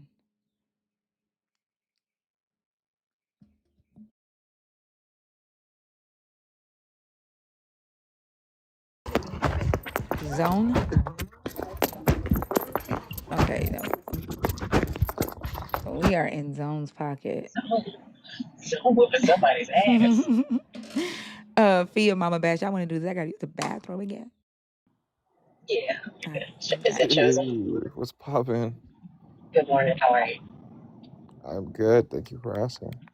Are you over 21? Yes, ma'am, I am. I'm 25 years old as of 3 days ago. You said 3 years ago. 3 days ago. Oh, happy belated birthday. Thank Are you. you a Christian? Not really. I do follow Christ, but I wouldn't categorize myself as a Christian because, yeah, I'm a follower of Christ. Okay, well, I think that still applies if it's the God in the Bible or Jesus as we know it. I don't know why do y'all say that? I'm not a Christian, but I'm a follower of Christ. That's like saying I'm not a vegan. I just don't eat animal products. What's the difference in your belief? Personally, I feel like Christianity has become so, um, has become like a religion. It wouldn't be no different than, say, Islam or Buddhism or certain religions, right? But I Well, guess that's I would because just it say, is a religion. right, it is, and I totally agree because with the church and traditional practices, but I don't agree with a lot of them. But I don't deny the deity of Christ. Well, the, yeah, I'm sorry, Sylvie. I was wondering the same thing. But like the prompt. What are your thoughts on the prompt? I'll start with that. What are your thoughts? Excuse me. What are your thoughts on the prompt? We are ex-believers who are now atheists, and having conversations with believers of this God, whether they call themselves Christians or not. And honestly, reading the book, actually, literally putting eyes to paper, has left us feeling pretty disappointed and embarrassed that we were even a part of this belief system. It seems that you're stepping away from the label may be indicative of you feeling that same embarrassment, but you've held on to the God we haven't. Can you talk to us a little bit about why you did that? Right. So to a certain point, I agree with you because even I almost was an atheist, and I was on like deconstruction walk until I started really doing a deep dive into atheism, and it just didn't make sense to me, and not in like the Well, like logical well, sense that's or because scientific sense. well, that's because it's not a belief system. It's the lack of a belief system. Yeah. Like Right. atheism is like you're saying looking into atheism. I don't know what that would even mean. Yeah. Can you tell me Um. what doesn't make sense about not believing something? Well, I started not to believe in God, right? Because I started looking at the world around me, and I love the scientific process, right? And logic, and just looking at the world for what it is, right? Through our five senses, and just try to live according to just logic and reason.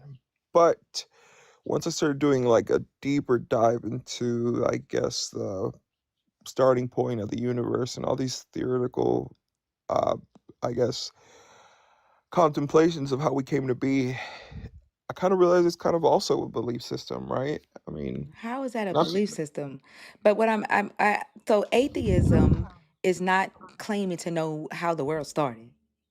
Atheism is a lack of belief in a God. I'm asking how does that not make sense? Lack of belief in a God. It's not claiming you know the answer.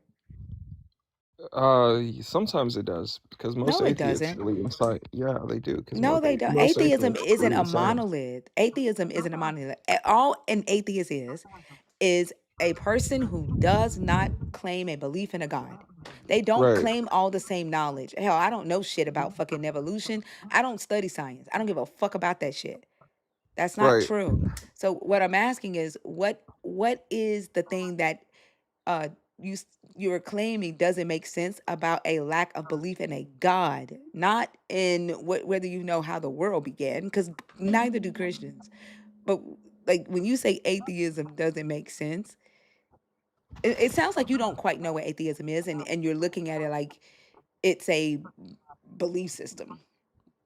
It's a belief of not believing, if that makes sense. You can't believe That doesn't no, it make doesn't make sense. any sense. It's paradoxical, but it makes No, it perfect sense. doesn't make sense. It's a lack of belief. In what exactly, though? In a God, it's a lack of belief in a God. You said it's a belief in a lack of belief. would you disagree that most atheists practice science? Nigga, you practice science. You practice What science the when you fuck? go to the doctor. You practice science when you fucking pull up at the fucking McDonald's. Like, what do you mean? And you agree with its principles and its teachings, So do right? you. Not, there is no what? I cannot. There are This no is fucking principles and teachings in what? science. It's fucking formulas in math. What are you saying? Like what? Are you Never up here mind. fucking with us? Cause this can't be real. Like you fucking with us? A little bit. All right, a Like little what? bit. Like Let me go please back stop to. doing that. Yeah, like stop. Cause like what? I'm about to lose my shit. I'm sorry. It's All right, not let's get funny. back I to. don't call this man a nigga, and I think you white. Like, are you white? No, I'm Mexican. It's Oh, fine. okay, okay. I'm just playing. All right, let's go back to the prompt. Go ahead. So yeah, I just want to know what made you like deconstruct, because I was on my deconstruction walk as well, and for the most part I'm like 50-50. I'm like, okay, so I love science, right? The reason I explain all this stuff is because I love science. I love everything about space and the theories and all that stuff. But as well, I mean, I do believe in the deity of Christ, but I'm like 50-50 on like either I should like both of them make logical sense to me, to be honest. But I don't really agree with the whole far-fetched like stories of the Bible, because a lot of them are analogies and metaphors and parables, and they're really hard to understand, right? But like I'm in the verge of being either one or the other. I'm like I can't tell anymore. But I'd like to hear how you guys got to your point of like being an atheist. We don't believe this shit. Like, what are you talking about? Y'all, I just placed an order for breakfast and my order number is 666. I think that's God. That's That's God. no, that's Maybe that's atheos. how we That's atheos. atheos, yes. That's how I landed here. Okay, nice. Nice. Like atheism is a lack of belief in a God. Like no God has shown up and did anything. Like I'm not convinced of the God claim for any God. Like, and it's not my job for me to convince myself that a God exists. If that motherfucker exists, then he just needs to exist. He needs to show the fuck up. I'm like looking under tables for his ass is fucking ridiculous. Right. Yeah. No, I completely agree, because I read the stories of the Bible, and I read all these supposed like demonstrations of faith and how God shows up as a burning bush and splitting the sea and all these miracles, and sometimes I contemplate like, hey, like how come that stuff doesn't happen nowadays? So how come all you hear is just stories of people who just say left addictions or things of that nature? But it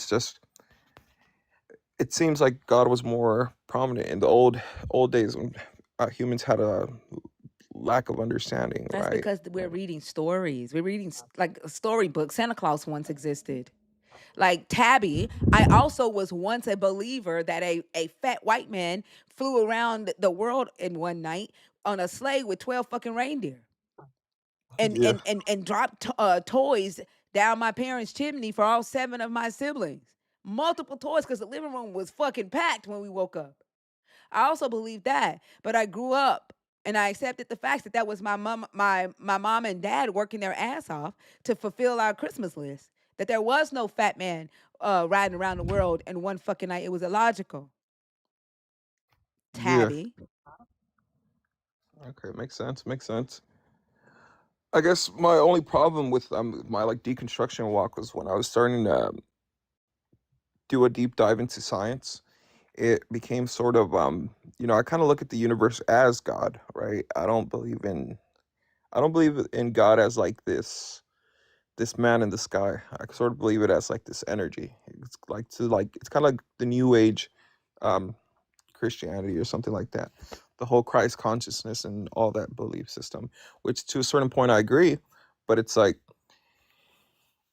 in theory, right, when you look at the universe and how we came to be, because it never made sense to me, right? To me, an eternal universe would make much more sense than just the Big Bang Theory, right? So where time and matter and all that came to be. That's kind of where I like struggle to comprehend sort of the atheistic point of view, because it kind of seems to me like they're referring to something all powerful. Like imagine an energy that can just appear out of nowhere and like turn itself into everything, like atoms, molecules, and planets, stars, fish, grass, all that stuff. To me, that's like kind of like the precursor to what defines a god. But who knows? I mean, technically, I still kind of believe in Jesus because I just like his way of like being the standard of morality. But I don't know if I believe in this like quote unquote sky daddy. I don't think Jesus is the standard of your morality, but we'll get to that in just a second. I don't think so either. Jeff, what were you getting ready to say? Good morning. Good morning. I just wanted to know if you've considered that there are some scientists that practice real science that sit in pews on Sunday. They're not mutually exclusive. Yeah, what about the guy that just went to the moon? That just piloted Artemis 2. He's a believer in a God. Moon landing's fake. Imagine. What? What do you mean Imagine he's I was one of fake? those guys. I mean I don't believe it's bullshit either, but what do you mean he's fake? No, I'm just messing. I don't know. I have no clue. But you ever hear of those guys that believe in like the moon landing's fake and stuff, and like flat Earth theories? Now those are crazy people. There's also atheists that don't practice science at all. Like they just live their life. They don't even think about like trigonometry or That's me.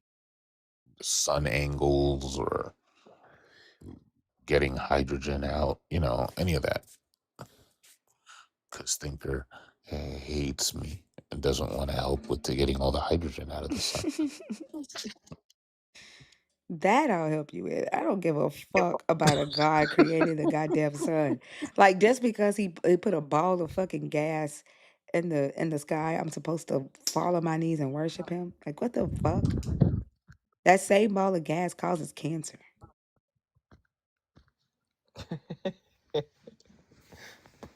That's true. I mean, the fact that whenever we're talking about theism versus atheism, y'all always go to the origins of the universe, to me says that your God, you use this idea of a God as a way to fill in a gap in your understanding when it doesn't have anything to do with where any of this came from. It has everything to do with the fact that you made a claim about something being true. I investigated that claim and that shit is not true. It's not positing an answer or an explanation in any sort about the origins of the universe. And as Neil deGrasse Tyson says all the time, the universe is under no obligation to make sense to any of us. It functions the way that it fucking functions. Like, what is wrong with you believers? Like, Tabby, like, y'all don't have the fucking guts to come up here and tell us why y'all get offended when another person does not share your belief. Like, instead of you listening to the conversation, you are down there judging me and then discrediting my time as a believer and then lying, saying I was raised in a fucking atheist household. Like, you as a believer done made yourself a fucking liar, and then you will come up here and say, we're not supposed to judge, because judge not unless you be judged by the same measure. All because you are fucking uncomfortable with the fact that I no longer believe in your God. Like, why the fuck do y'all need other people to believe with you? Like, if your God is real to you, okay, go live your fucking life. Why the fuck do you need other people to share your fucking belief system just to make it real? The reason my answer to that would be most Christians aren't intellectually honest. They're more so just trying to evangelize, and I don't really like that.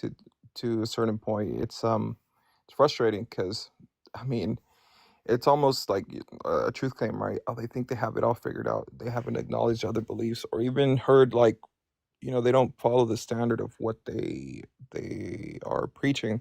So, for example, say somebody tells you their testimony on how they found God, right? It can go both ways towards like atheism, like how I deconstructed from it. And in their mind, they go for I'm trying to save your soul from whatever. And I hate that. Me personally, I don't like that either. But But this isn't saving your You came up soul. here. Oh, go ahead, Fee. I was just gonna say, you're talking about them being intellectually honest, and you came up here talking about Buddhism. So let's What? not. That's what you said. You came up talking about when you looked into Buddhism. I think he trolling. No. It's because I've done a deep dive in like Islam, Buddhism, What the fuck is It's Buddhism. not Buddhism? Buddhism. Buddhism. There are there are probably some Buddhists on this planet, but it is not the people that you're talking about. Hey yo. Are you That's trolling? hilarious. No, I'm not. It's just I find you guys like hilarious as hell. It's my fault. We're hilarious. You are calling Buddhism Buddhism. I know. How many noble truths are there? You asking me? Yeah. I have no clue. So how did you look into it? I guess just talking to friends that are, I have a lot of Indian friends, and they kind of like talk to me about the principles and what they actually believe in. And I'm be honest, a lot of the stuff is a lot of the stuff is almost like the teachings of Christ in a No, it's sense. not. I would follow a Indian person before I would follow a fucking Christian. Like I work with a lot of people from India. They're on my development team, and them motherfuckers got so much self control. Like you could piss them off with and make them do the code all over again. They not finna lose their shit. Like they Right. have so much self control and decision making. Like I would follow the teachings of a Indian person who studies Hinduism or Buddhism just on the I don't even know their belief systems because we don't talk about that shit. My CTO told me Thursday in the meeting that I motivate him, and I have no idea how because I don't give personal motivational speeches in the meetings and stuff. But the just knowing them and their work ethic and like I've never had an argument with any of them, and I've been working with them for years. Go ahead, Jeff. Um, I don't know. I just think he's trolling. No, I'm not. I'm not. I'm Well, trying to have a serious conversation, but it's just a lot of stuff that you guys say. no, It's fun. if I say I looked into Buddhism, but I Right. don't know how many noble truths there are, which is like it would be like if I said I'm a Christian, but I never heard of Jesus Christ. Right. Let me rephrase that. I sort of did a little bit of research on it. I didn't dive as deep as I could have. No, like knowing that there are four noble truths in Buddhism is like if you grab the Buddhism book and open to page 1 and look at the very first thing. Right. And what would they be if you don't mind me asking? The truth of suffering, Hmm. the cause of suffering, accepting that suffering can be stopped and that there's a way to do it. Right. Okay. Yeah, a lot of it is about suffering. I think all the major religions are about suffering, right? And how, because I mean, I don't think you're understanding my point. and can you restate your point? Oh, let me restate it in not so many no uncertain terms. You're trolling. No, I'm actually just doing a deep dive into truth, because again, like I said, I'm like partially a follower of Christ, but then I also want to hear you guys' point of view, because I'm like, I don't know, I'm somewhere stuck in the middle of like I don't know what I believe, so I'm kind of like trying to like do a truth dive and like pick your guys' brains. Hey, maybe you guys can convert me. Like maybe I can deconstruct right now, if that makes sense, Nobody wants to because I'm convert not you. fully there. Like we don't want to convert you. Right. But I'm also not like here to like, bashing like you guys are atheists. Hey, you guys could do like I'm honestly on the verge of either I become an atheist, right? Because I'm not fully aligned with the Christian point of view, but I'm not fully like gone from there. So I'm just trying to see where I would stand. It's probably something you need to do with a pastor or something. We can't help you with that. But that's the thing, because if I deconstruct from Christianity, I'm gonna be an atheist, We're not and I'm here just to trying to get you convince guys' point of anybody view. to deconstruct. People make that decision on their own. Like based off of y'all's behaviors as believers of this God, like people decide whether or not the claims are true from them studying and the impacts of the belief system in society, and the lives in each of you. The God does and says when you all do and say. And so, based off y'all's claims that this Holy Spirit is inside of you, this God is inside of you, and what the God is supposed to do and make you like this moral human being, most of y'all have horrible morals, horrible behaviors. You mistreat humans because they're not like you. You lie on them, Tabby, out of your fear and anxiety or hatred. And so people, when they come here and they listen to these conversations or watch them, they decide to deconstruct on their own. We're not telling anybody to deconstruct. Right. Okay. No, yeah. See, that's one of the major issues I have with the religion of Christianity. I see that as well, and it's like blind faith believers, and I can't understand that type of faith.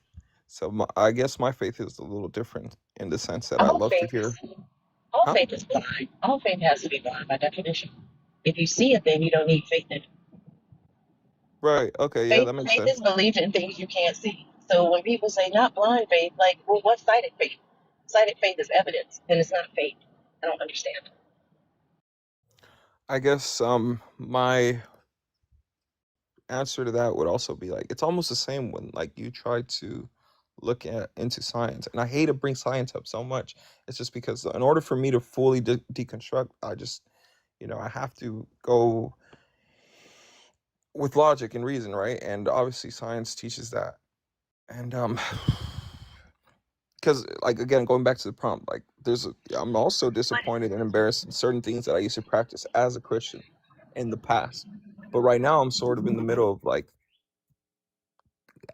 is this the correct path to follow? Is it not? It's just it's difficult. It's difficult to really understand. But But for the most part, you came up saying that science or belief in science, acceptance of science requires faith. If you think that, you don't understand science. You don't understand the scientific method because there's not one step in it that requires faith. Literally none. explain. Where's the faith in science in the scientific process? Where's the faith? If you have a headache and you go to Walgreens, and are you going and you see on the counter Tylenol, and then you see faith-based headache medicine, which one you grabbing? Shut the fuck up, 805 Echo. Ain't nobody scared of your goddamn God. Like if you scared, get the fuck out. Like y'all's fear mongering don't fucking work here. It's just annoying. God damn. Which one are you grabbing? I'm grabbing the one that actually proves, that has a proven results. Which one? The one that actually works, Which right? one is that? I don't think I ever understood the question. Like, why the fuck are you not you? Why are you talking about homosexuals? Like, what is y'all's problem? What is y'all's problem? Like, what is like, does homosexuals prove you're God or some shit? Like, why do y'all I don't believe in God. Show me where two gay men can have a baby. What the fuck is that? Nah, you misinterpreted that, thinker. That was a question like he was complaining. Like, why can't a man make a baby with another man? Like, that was a complaint to the top office. Like, god damn, I know the gay community is tired because they be in y'all's motherfucking mouths. For real. Which one are you grabbing, Chosen? I'm grabbing the one that is Which proven one is to that? have to. Tylenol or faith-based medicine? Which one has the most I'm evidence grabbing some behind it? Tylenol. Okay. Some So Tylenol. so there, you don't have faith that Tylenol is going to work. There's evidence behind it. That's science. Right, for sure.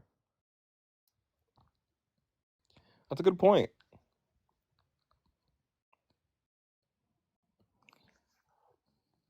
It's a really good point. Like, is there a website that y'all get all these incorrect statements from? Like, why do so many believers say you have to have faith to have in science, or atheism is a religion, atheism is a belief system? Like, y'all all say the same thing. Where is this coming from? Is there like a website that y'all are getting this from?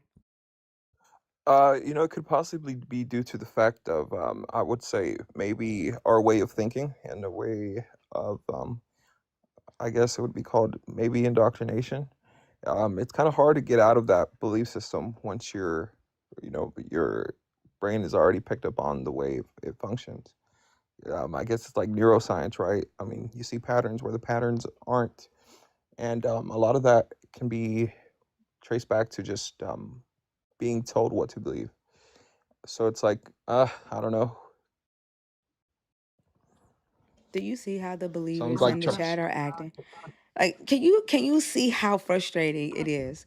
Like, to have an intellectual conversation about a God, about a belief. We got to deal with anxiety and fucking fear and threats and fear mongering and shit. Like, can you see how frustrating that is, that you cannot intellectually discuss morals, or needing a God to be moral without that shit? Like, who the it's fuck crazy, wants to isn't it? deal with like people filled with anxiety and fucking threats of, oh, you're gonna go to hell. You're gonna go to hell for asking if you know how to refrain from killing without God. Like, what the fuck is that? Right. There's a statement that I like that Jordan Peterson says. Um, how does it go? Uh-oh. That's where you're getting your information from. No, I mean something that applies to Christians or like say people. There's like no morality in being weak, right? Say for example, like the false proclamation of supposed morality is based on being like just passive and naive. So it's like you can't be righteous if you're not capable of violence, and that made sense to me a lot because I Wait a mean, minute, how what? do you Say that again? you can't be good if you're not capable of violence. And if that makes sense, it means like there's no morality in being weak or being incapable of violence, right? I feel like a lot of Christians are just really passive and they get their supposed morality No, they're from the not. Bible. They're not passive at all. What are you talking? Do we get threats on a daily basis to ourselves and our children? I mean, actual violence, like That's actual like like that you don't know good unless you know evil. right, right, and it's like That's not true. it's At not. all.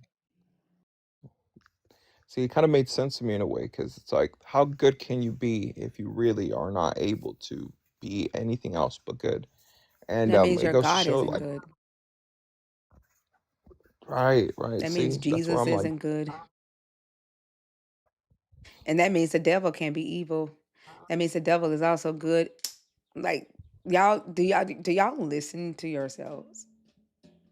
If good needs evil, then evil needs good. And that means that everybody, including your God, is both, including your devil. so like, say for example, what does good even mean, right? Like, what's the standard of good? It's not a standard of good. Good is an experience. Like y'all try to personify and externalize everything there is about being a human. You don't a baby who is well cared for will enjoy that care and thrive in that caring environment, whether they've been fucked over in life or not. Y'all say the most ridiculous things, and I think it's the Jordan Petersons of the world that talk fast and say a whole lot of shit confidently that doesn't make any fucking sense and nobody questions. I mean, it makes sense if you really study it. It doesn't. It doesn't. It only makes sense when you don't think about it. Thinker just debunked it right there. If that is true, then the entailment of that good with no good without evil is that your God is not all good and that your devil is not all evil. You make these special categories for these characters in this book to carve out the necessity for them. And what we are saying is that we don't need your book to not be fucked up people. If you need a justification to not do harmful things to other human beings that's outside of the fact that it's not cool to do harmful things, then that just makes you a fucked up person.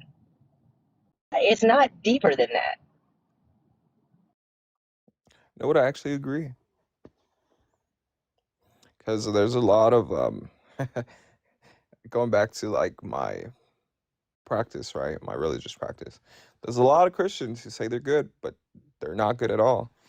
But then it goes back to like what even is like the definition of good. So I understand what you're saying, but I mean like almost everybody has a certain standard of what good means. Good is an adjective, not a noun. Y'all talk about it as though it is a noun. You can't point to good except when it's paired with an experience or a thing, a person, place, or thing. Y'all talk about it as though it is this essence or this something that exists separate from the experience, and it doesn't. I'm talking about like the action of being good, Well, right? I that's mean, subjective as well. right. So where is the objectivity in it? It's hard to explain. Let's see. Look, y'all, Right, let me rub my 805 list. Echo wants y'all to know he was married to a shitty woman named Eve in the garden who was pissing all over herself, eating fruit, talking to a fucking snake. He wants y'all to know that shit. See, Adam.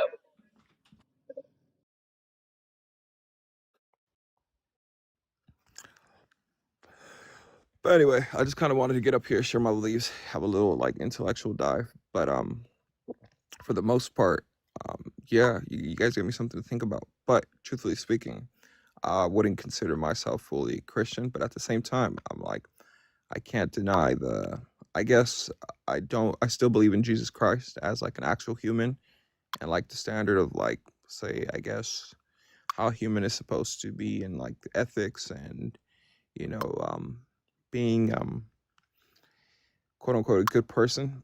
But I don't fully believe in the religious practices of Christianity. But at the same time, it could be possibly me deconstructing. So I was trying to get a little more educated, more knowledge. But thanks for having me on. Have a good one. Bye.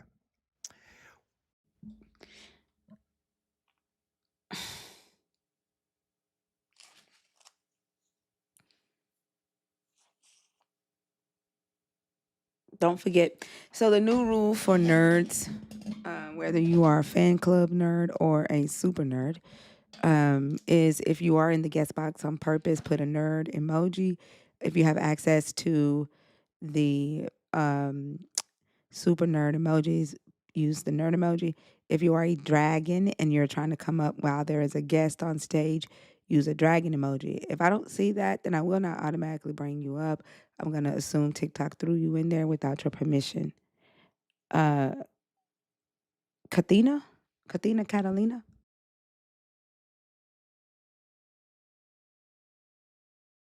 All right.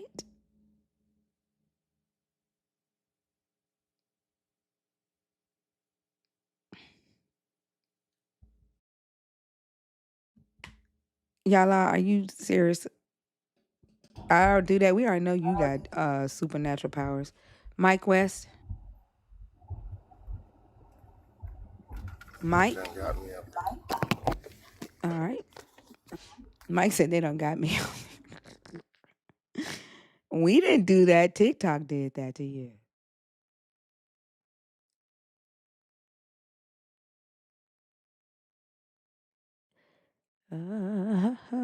Let's see. All right. I'm going to clear out the guest box because I don't see any dragons or nerd emojis. You said I was trying to type the word. Oh. All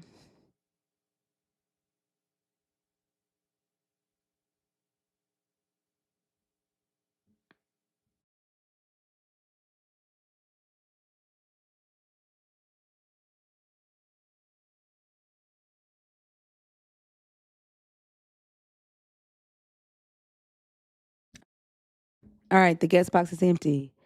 If you are a believer in the God of the Bible, and you are 21 and up, if you are, I would like to know why you or your belief system, people in your belief system, get offended by someone just simply not believing in your God? Why do you take the position of immediately invalidating their experience as a believer? Why do you, um, get scared, or I don't know, like on the defense? Like, why can't you discuss the lack of belief with a non-believer from an intellectual or just a conversational manner without the anger? Like, y'all get mad, and then uh, you start persecuting yourself when we cuss you out because of your behavior. The second thing, if you are deconstructing, I want to know, what was the most embarrassing thing you believed as a believer? And did you try to like do some supernatural stuff? And then an atheist. What is the thing that you, as an outsider, like if you have deconstructed, you can answer number two, like what was the most embarrassing thing as a believer, but also if you are an atheist, what are you disappointed in as far as like these conversations, disappointed or embarrassed as far as the conversations that we've had over the past couple of years, if you've been watching for a while or throughout, you know, the atheist conversations? Like, what are you disappointed in the conversations, or embarrassed by the logic or like the position that humanity is in, like the cognitive position that we're in at this age in this time? That's what I would like to know.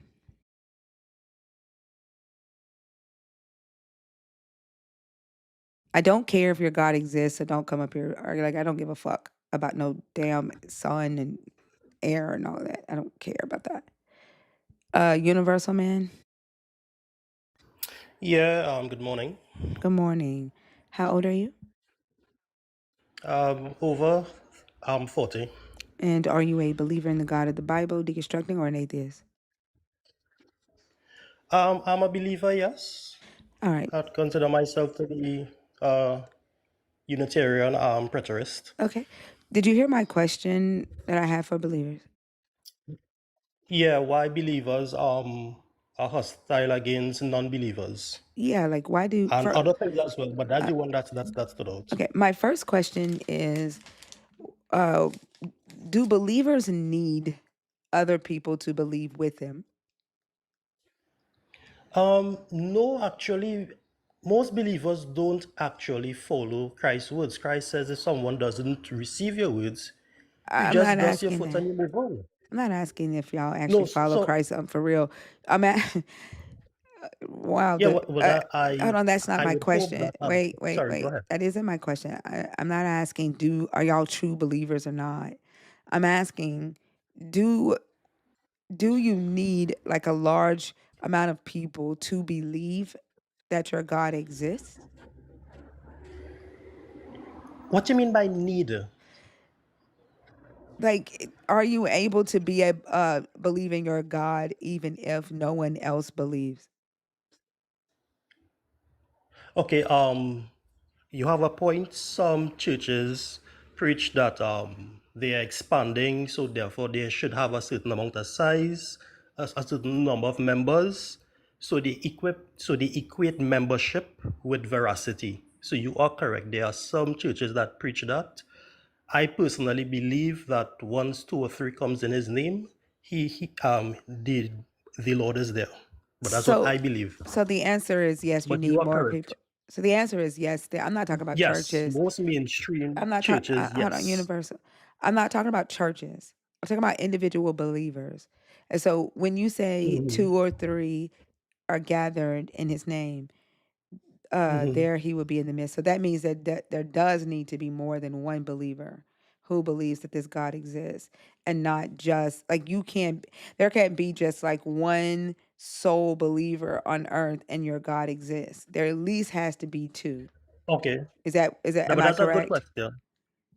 Um, it's a good question. The best way that I could answer it would be like the case with Daniel, how But then again, but even Daniel had Shadrach, Meshach, and Abednego. But Daniel would be the best case of an individual believer believing in Yahweh and the faith still being true and not needing a majority consensus. That's the best example that I could give you. Yeah, give me an example.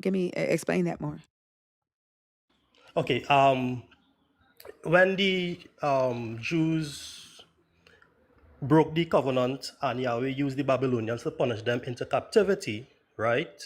Most of them started to follow after so pagan gods. Daniel, Shadrach, Meshach, and Abednego remained faithful. So even though they were in a minority, right, they didn't needed like all the other Jews among them to believe that Yahweh still existed. They personally believed that Yahweh still existed, although it was just the four of them. Yes, Right. and, So and that's the that's best not example Daniel. I could give you. Well, that's not Daniel being alone then. That's like Shadrach, Meshach, and Abednego worshiped Oh, okay, Yahweh. okay, just now, hold on. But Elijah, when Elijah said, Lord, all of your people have forsaken you, and Elijah thought that he alone was faithful. And then Yahweh pointed out to him that there were so many others. But in that moment, Elijah thought that he was alone. Oh, That's the faithful, best example. but faithful Yeah. has to do with obedience, not belief. Like there were Yeah, other yes. people. Yeah, let me finish, okay? Because like if I'm quiet when you're speaking, I need you to do the same for me, okay? Um, faithful has to do with obedience. I'm talking about belief in the God's existence. There were other people that believed Yahweh existed. They may not have, obeyed him all the time, but they believed or knew Yahweh existed. Elijah wasn't the only one who knew Yahweh existed. That's not what he was saying. I believe from my reading of the scripture, I believe Elijah thought that he alone was faithful. Yes, And faithful means he was praying to it. obedience. Not Yeah, that yeah, not, yeah. I'm not talking about Obedience. obedience. I'm talking about believing in the God's existence. It feels like believers need other people to also believe the God exists in order for it to be real for them. A lot of believers, yes. I would say, yeah, you are correct. Personally, I do not have that view. I believe it's just one person alone being faithful. Yahweh will destroy the rest of the world just as he did in the flood of Noah, right? So I don't believe that that Yahweh or me personally, that the faith needs to have a majority for it to actually be true. Yeah. But you just said earlier, so keep in mind, I'm not talking about faithful. Okay, faithful has to do with obedience and persistency, right? Um, Earlier, you said that you did need believe that there are other people required, and then you quoted the scripture where 2 or 3 are gathered in my name, there I will be. You quoted that earlier. So now are you saying that that's not a requirement of yours? Um, I would say that the 2 or 3 would be a general principle. For example, if I could give an analogous principle, for example, Christians are not supposed to eat food sacrificed to idols, right? And that's a general principle. However, when the apostles and the disciples went preaching in Ephesus, Paul told them that even the meat from idols that they could have eaten once they didn't stumble their brother, because everything in service to the Lord was clean, right? So although there's a general principle, right? For example, something that is holy in any temple should only be eaten by the Levites. When David and his men were hungry, Yahweh consented to them eating food that should have only been to the Levites. So yes, Christ did in fact say when 2 or 3 are there in his name, but I believe that he said that as a general principle. I believe that the spirit of that verse is that if there is someone who is believing faithfully, he will be there. That's how I understand it. Right, but you quoted it. I'm not asking you to interpret the scripture for me. You quoted it as a response to my question of whether or not believers need other believers to believe with them. It doesn't matter. Like, I don't know, like everything that you just brought up, like as far as the dietary laws and all of that. I don't quite see how that's analogous to Jesus saying where two or three are gathered together in my name. That's not really analogous. But also interpreting the scripture for me doesn't help, right? Because you're the one who brought that scripture up in response to my question on whether or not believers need other believers. But we can move on. Um there is this um like reaction that we keep seeing over and over and over again from believers who come across our live streams. And the first reaction that we get from most believers is that of anger, that we would have the audacity to publicly question or um, express our lack of belief in this God. Why is that the shared reaction for the majority of believers that we come across?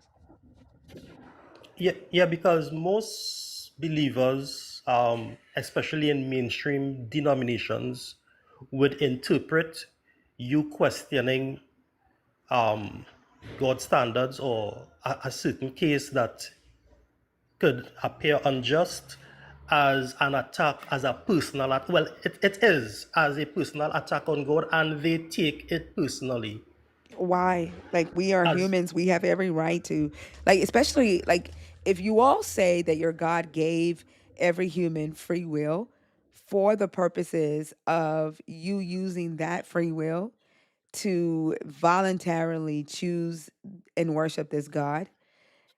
Like, if that is the goal of your God, allowing human beings the ability to do horrible things, then questioning the claims in the book, questioning the moral claims, the historical claims, the ethical claims in the book, you would think would be something that is welcomed when making the decision on whether or not this is a God that you want to worship.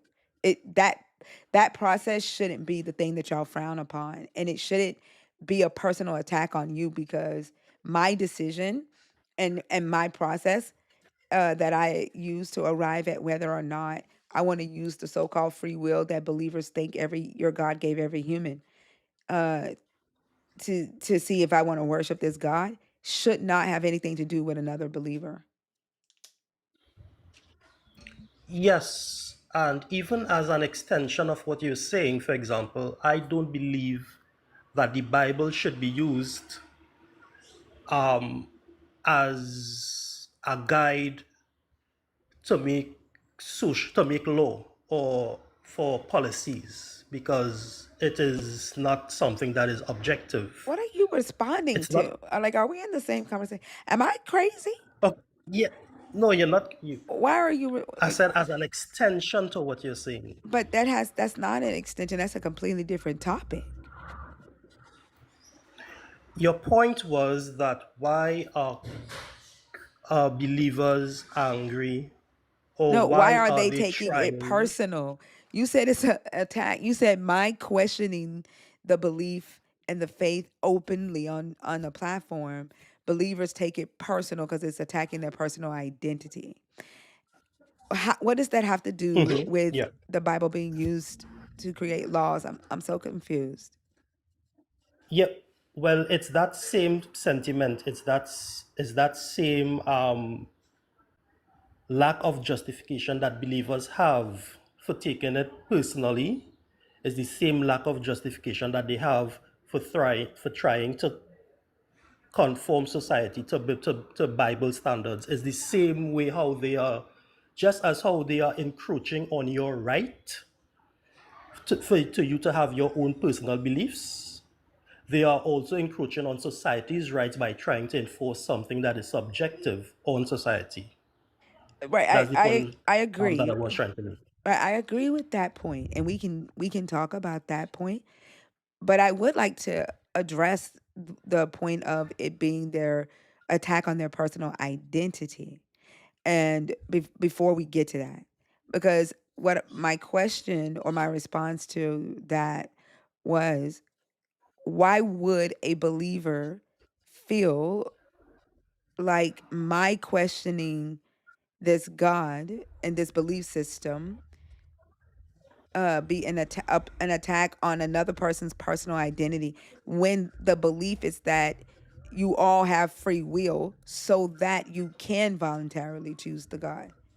Like, why don't believers see my questioning as me using my free will to make that choice? Why is it, what Um, does my choice have to do Go with ahead. their personal identity? Okay.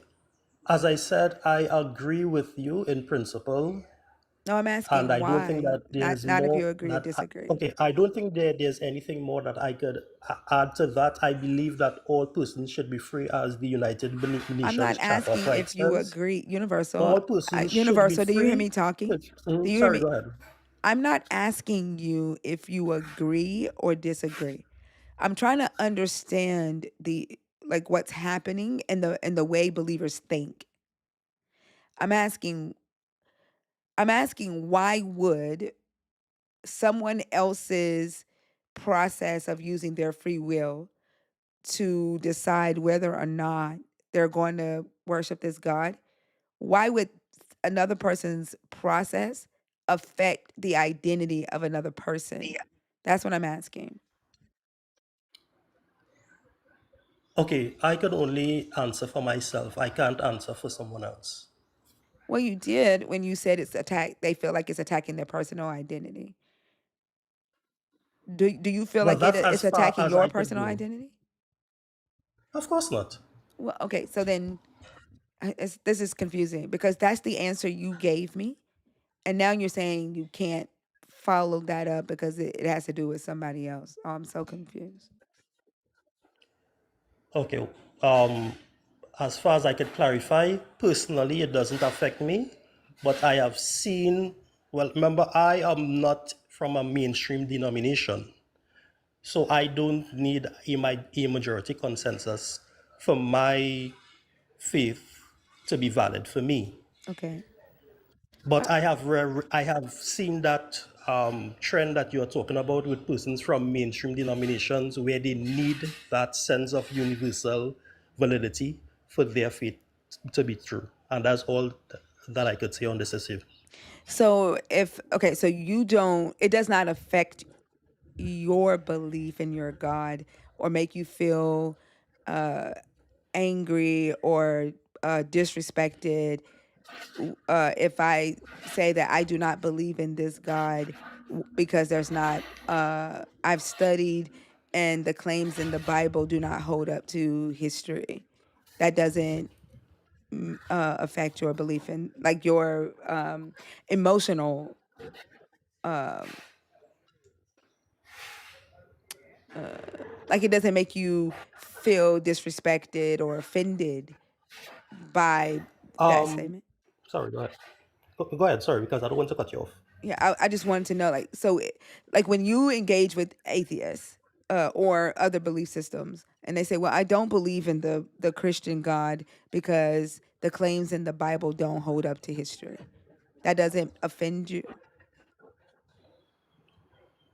No, because most of the time they don't have my understanding, right? So I would normally tell them, well, let's decide on one thing that offends you the most. And most of the time, when they understand my perspective, there's not necessarily an acceptance, but at least I come across as being rational, as opposed to most atheists who look at believers as being just completely irrational. Yeah. What does your understanding have to do with whether a biblical claim is actually able to be proven or not proven in history, like in archaeology. For example, there's a biblical claim of the Amalekites as a nation, yet there is no archaeological evidence that a people called the Amalekites ever existed. Right? Archaeologists have been looking for proof or evidence of this nomadic group of people, and there is none. Right? What is your understanding? How does your understanding affect the fact that there's no archaeological or historical evidence for a nomadic group of people called the Amalekites? Okay. I would put those archaeologists who are stating that there is no evidence for the Amalekites.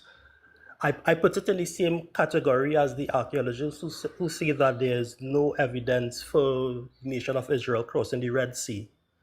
And how I take those two streams of criticism is that I remember the Black Swan argument that lack of evidence is not evidence of the lack, right? It doesn't disprove, so it neither proves nor disprove. So if an archaeologist could say, well, there is no way possible that they could have been in that area at that time, that would quicker cause me to question my belief system.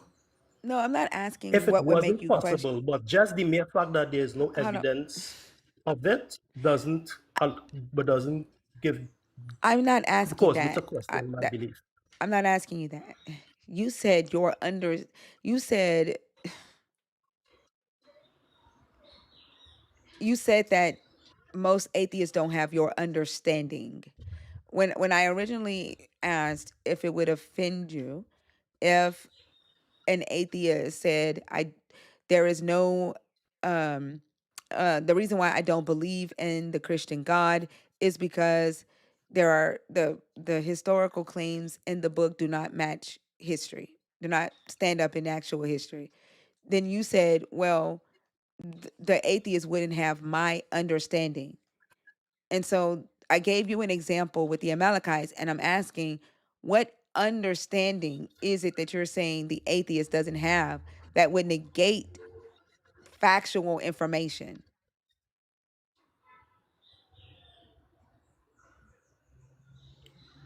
Yeah, hello? Mm-hmm. Yeah, okay. When I said that the atheists didn't have my understanding, I was talking in terms of, for example, Dr. Bowen was here about 3 days ago and he was talking about how God could have unalive the babies, right? So I was not speaking to historical claims. I was speaking to more acts of Yahweh You're that talking about a an atheist might conversation have that I had with questioned. Dr. Bowen 3 days ago? No, just now, follow about what I'm saying. When I said that an atheist may not have my understanding, I was not speaking about historical claims. I was speaking about justification claims, not But historical claims. why? I should have clarified that. But why? Because I didn't ask about justification. I asked about historical. Why would you jump to justification claims when we were not talking about that? Like, that's confusing. Okay, and I understand that, so that's why I tried to clarify. So again, if I say to you, I do not believe in this God because the historical claims in the Bible claims historical accuracy, right? From the stories in the Bible. But after conducting research, I have found that many of the claims are not true or do not hold up to actual history. Does that offend you as a believer? Is my question. Um, concerning historical claims, Yeah. no, it would not offend.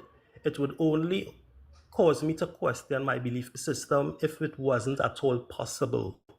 If it's completely anachronistic, that would cause me to reconsider. But if it's not completely outside of the realms of being anachronistic, no, it would not.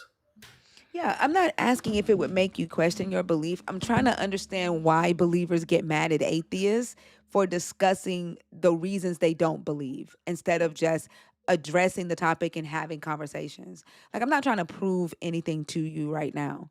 Like for example, it's almost as if you all, like, we speak a different language or something. There is a believer in the comments named Winter who's like, call her out. She's arguing from silence. I'm not arguing anything. I'm trying to learn why believers behave the way they behave when atheists discuss their lack of belief. So it's almost as if you think we are in a debate, like Winter thinks you and I are in a debate when I'm trying to discuss and understand. Does that make sense? Like it's like there's a It a does. communication gap here. But could I ask you a question? Sure. Do you believe that I right now am displaying those same traits that you're referring to? No, you have not.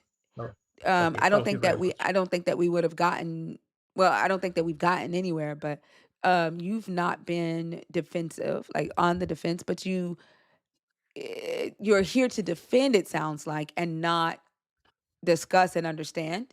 I'm trying to understand believers' mindset, right, when it comes to atheists.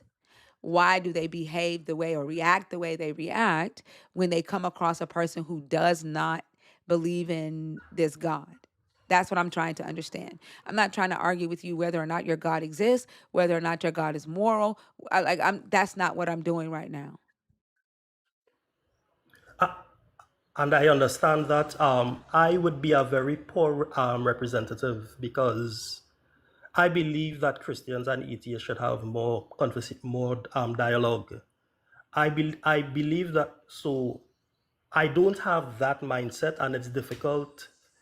I could only see it from the outside, Like and I'm not from a like do me, major denomination, so I don't have that psychology. So, and that's as much as I could say. you don't have psychology. Fair enough. That's psychology. Look at Winter's comment in the chat if you can. Now, okay, before you do that, do you understand what my goal is of the conversation with me and you? Yes, and I might be the wrong person for you to ask those questions because I'm not coming from a mainstream denomination, so I might be a poor representative. Why do you keep talking about denomination? Like, I'm not talking about any organization. I'm talking about individual believers. Like, I don't think it matters whether you come from a mainstream denomination or a smaller denomination. You are a believer of this God, right? And I've talked to believers of different denominations, non-denominations, people who don't identify as Christians, they just call themselves believers. You are believers of this God. So like your denomination doesn't matter. I'm talking about your reaction to non-believers when people do not believe in your God. I'm trying to understand that. Is what I'm saying. Yeah, And I it think that. feels like Sorry, go ahead. just talking on about you know non-biblical concepts and talking about real life events, it feels like believers can't do that when the topic is their God or their belief system. It almost feels like there is this block um, or a difference in communication because I don't think you quite understand what I'm asking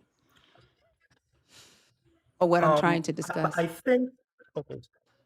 Um, okay. I think that you are assuming because I'm a believer that I would automatically understand the psychology or the defense mechanisms that other believers have, and it doesn't necessarily translate because I am a believer. I would understand other believers' defense mechanisms. Do you So I remember think that that you gave that answer? I didn't ask. I asked about you, and you brought other believers in it. And you said it's because their personal identity is being attacked. You offered that answer on behalf of other people. I didn't ask you to ask for other people, to answer for other people. I asked about you. And I even quoted your first question of where 2 or 3 are gathered together, right? You brought the other believers in and answered for them. I didn't. oh Yeah, I okay. didn't do that. So I'm not mistaken. When you did that, then that made me think that you knew why Okay. believers do that. Like I think too, like a lot of times when I'm talking to believers, they'll say something and they don't remember what they said or why they said it. And like almost as if there's not an expectation for people to actually listen to what you say attentively and respond based on the words that come out of your mouth, because we are really looking for understanding. But it feels like when believers come up here to have these conversations with us, that your only purpose of coming up here is to defend and not understand. Okay. The first when I said the first statement that I made about believers, I should have clarified that I am not speaking in a personal capacity, which I did not. So you are correct. I did say that statement as if I included myself in that category when I was just making a general observation on what I had observed, and I should have said that. So No, yes. I don't think you were including yourself. Like you were answering for other believers, and you said that I'm assuming that you could. I didn't assume that because you did answer for other believers, is what I'm saying. You offered that. Yes. I didn't ask you about other believers. I asked about you. Your response was, well, other believers feel that their identity is being attacked. You offered that. I didn't ask you to answer for other people. Okay. Okay. Yes, but I hope that I would have stated along the way that as for myself personally, and I believe that I did state it, that I am not offended, and I believe that Right. I agree. believers and non-believers should have more dialogue. So I hope that along the way I would have clarified that statement.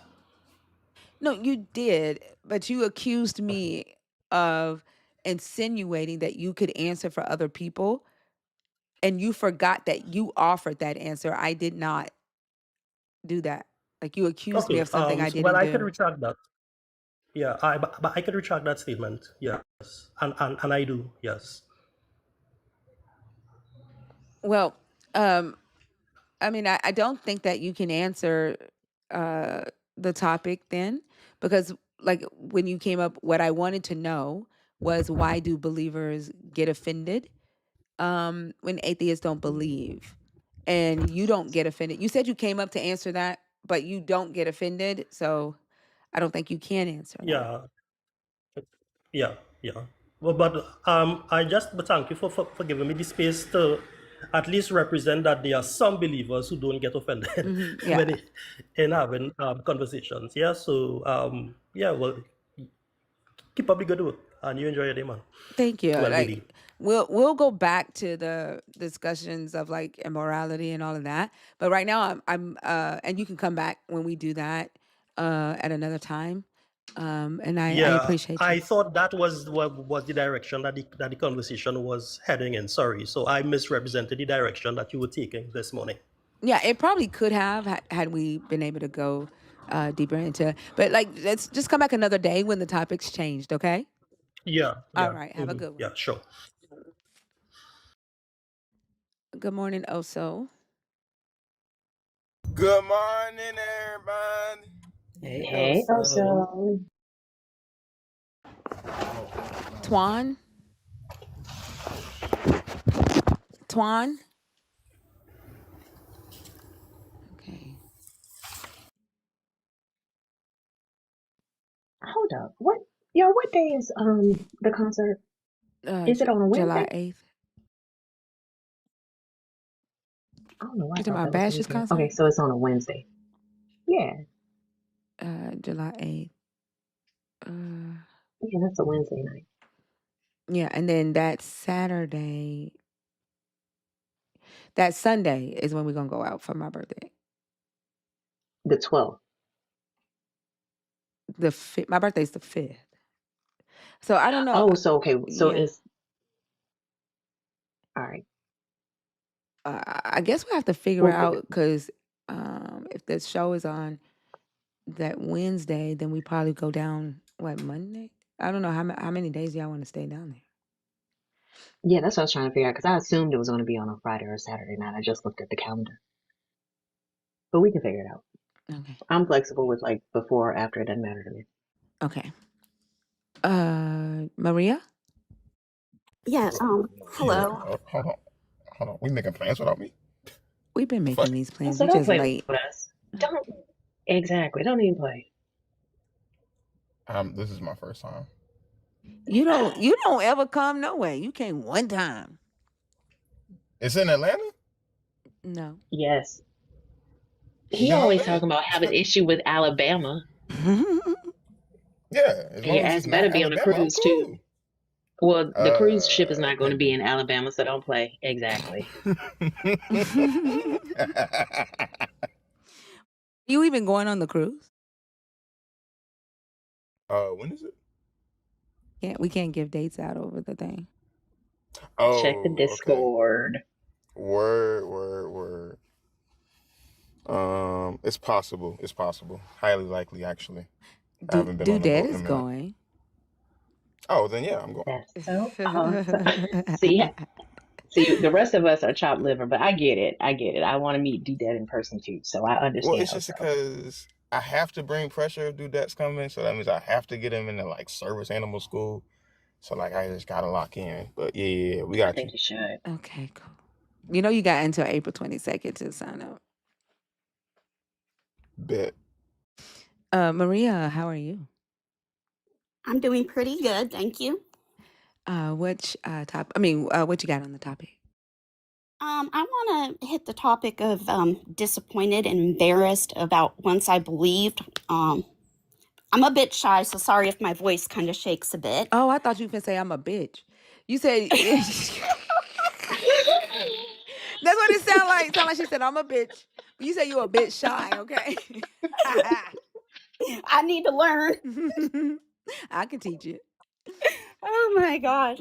But I believed everything was supernatural, even like my thoughts, I think would be more I come from a cult, maybe would be the best way to put it. I don't know.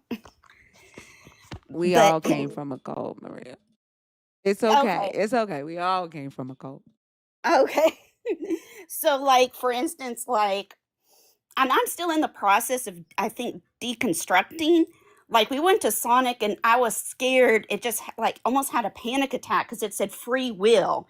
And it had like an ice cream thing on it. And it says, what do you do when you choose free will? And it's Sonic had that? uh-huh. What? And yeah, my daughter had an appointment and we went there to go get her some ice cream for a little treat, and I just started freaking out. And then I'm like, I had to breathe, and I'm like, it's okay. And me and my daughter ended up taking a picture of it. But Wow. we get sick, and it's just like all of a sudden I think, okay, what did I do wrong? What thought did I have that I shouldn't have had? Oh, you got sick from the ice cream? No, we in my cult. We were blamed if we got sick. It was due to you didn't pray enough, you didn't fast enough, you had an unclean thought. Like an example, I miscarried. That was blamed on having an inappropriate dream. Like a Oh my septic. gosh. You're married to your spouse. A demonic spouse. Oh man, I know that was torturous. And so, I mean, now that I see it, like I came across your live and I was scared to even listen to you because there's even a demonic spirit of intellect. A And demonic spirit of intellect? uh-huh. Like you're not even allowed to question things because it's demonic. So if you're thinking or it's demonic.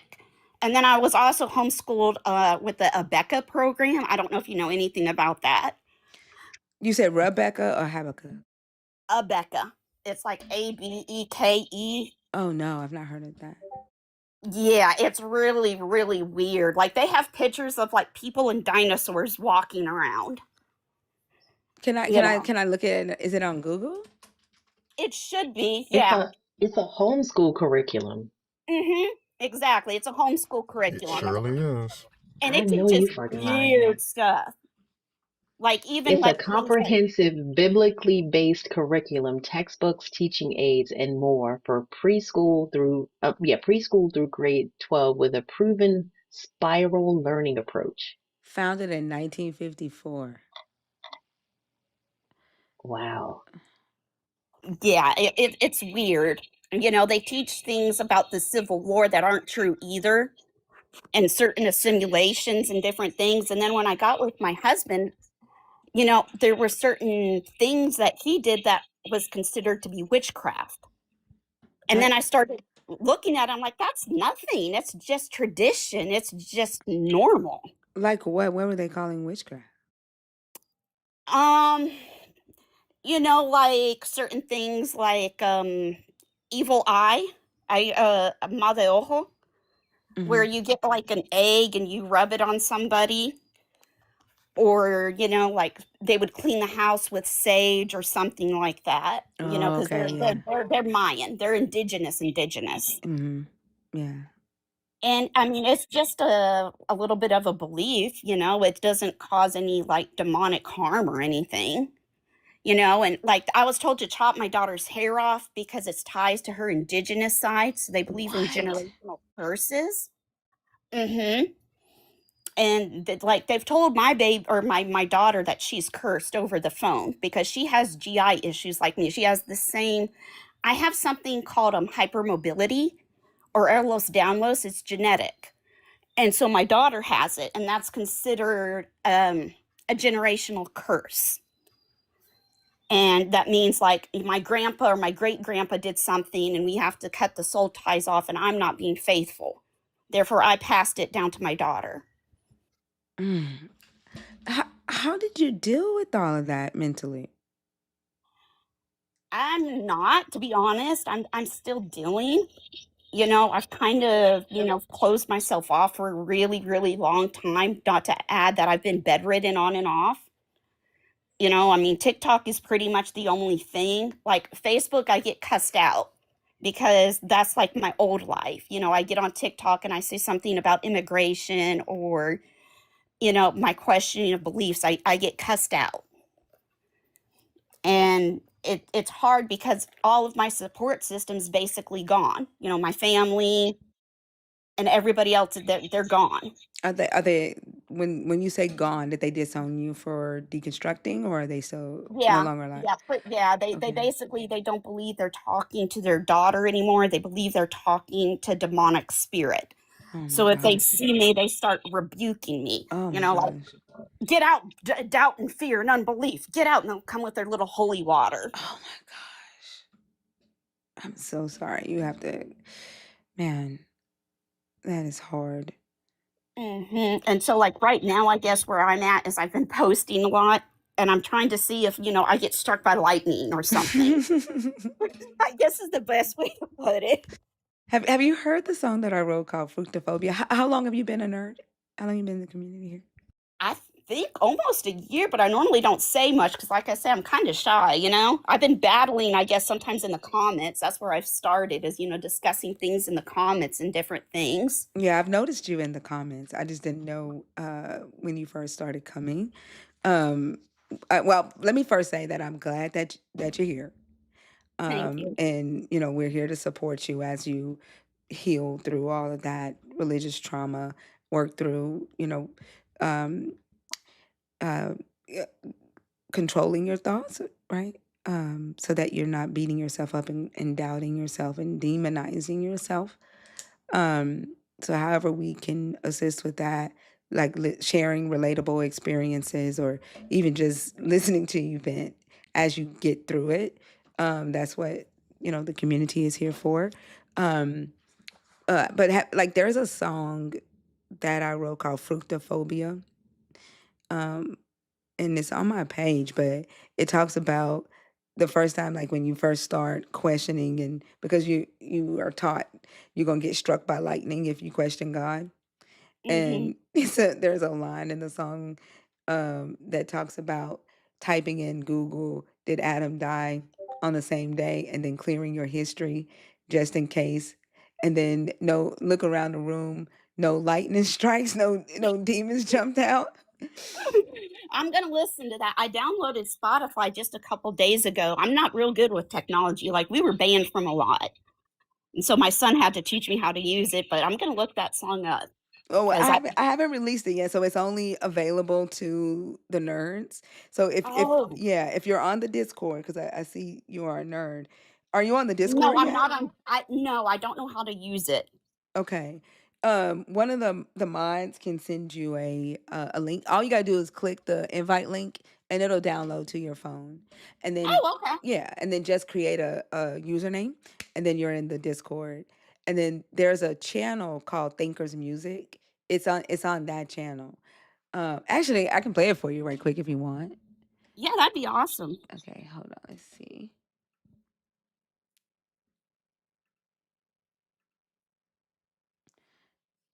I wrote this song because of Fee and Special K. Uh, both Fee. See, uh, Special K thought he went blind.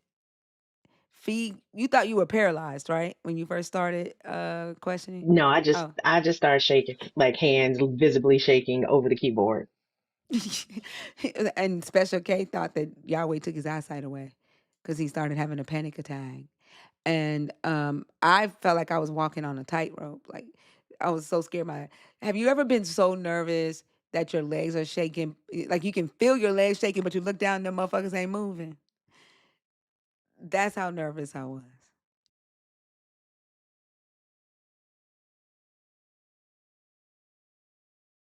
Let's see. Here's the song.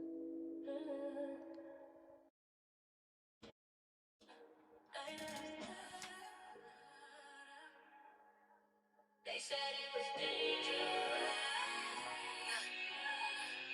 Everyone had a voice I trusted. Every rule was heaven's name. Every question felt like trespass, and every doubt felt laced with shame. Sitting with a book in the internet, tight chest, shallow breath, fight or flight around. Wait. I'm sorry. Hold on, y'all. I forgot to mute the YouTube, so it's echoing. My bad, y'all. I apologize. Sorry, YouTube.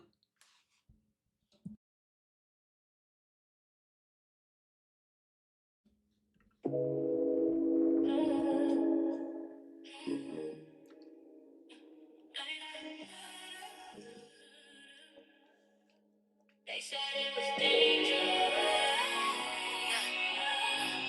Everyone had a voice I trusted. Every rule was heaven's name. Every question felt like trespass, and every doubt felt laced with shame. Sitting with a book in the internet, tight chest, shallow breath, fight or flight around the thought like curiosity meets death. Should I research the answers they approved of? If I don't stay aligned, will I go blind? God's gonna give me for pushing in faith.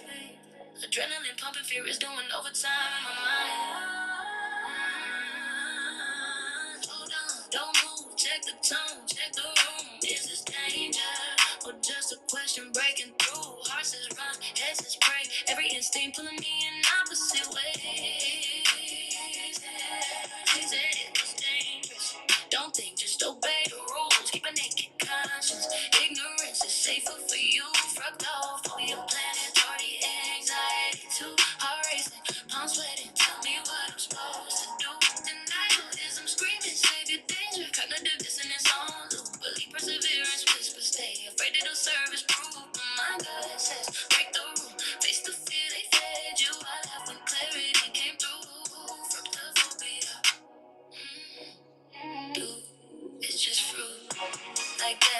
just fruit. So I Google one thing, like did Adam die on the same day? Clear my history twice just in case. Close the text, pray the prayer we pray. Waited on light and nothing took place. Read one line from a post, right? Look around like someone might see. Whole body experiencing mental overdrive. Over 1,000 in quietly. No demons jumped out, no sky fell apart. No voice yelling, how dare you try? Just me a screen in a moment of silence like wow. I really believe the lie. Hold on, don't move. Check the tone, check the room. Is this danger? Or just a question breaking through? Hearts that run, this is pray. Every instinct put me in opposite ways. Fuck the phobia, I realize it ain't true. My rational brain broke through the panic. Now I feel like a fool. Embarrassment and shame, some lost though be it too.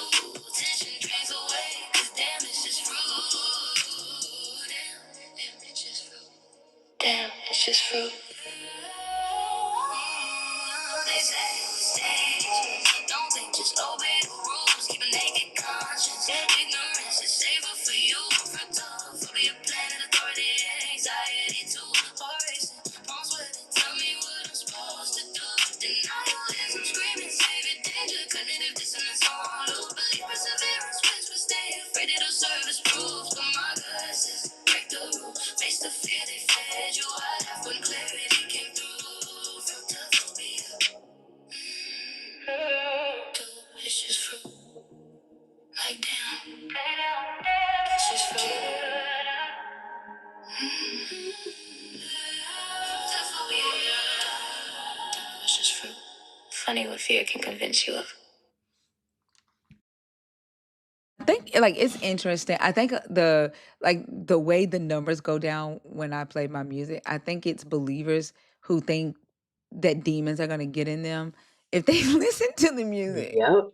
That is I crazy. think so too. They'll be back because they rather argue about their God and getting here and call us lost or demonic or witches or bitches, but they can't listen to music because a demon's gonna get in them. It's insane.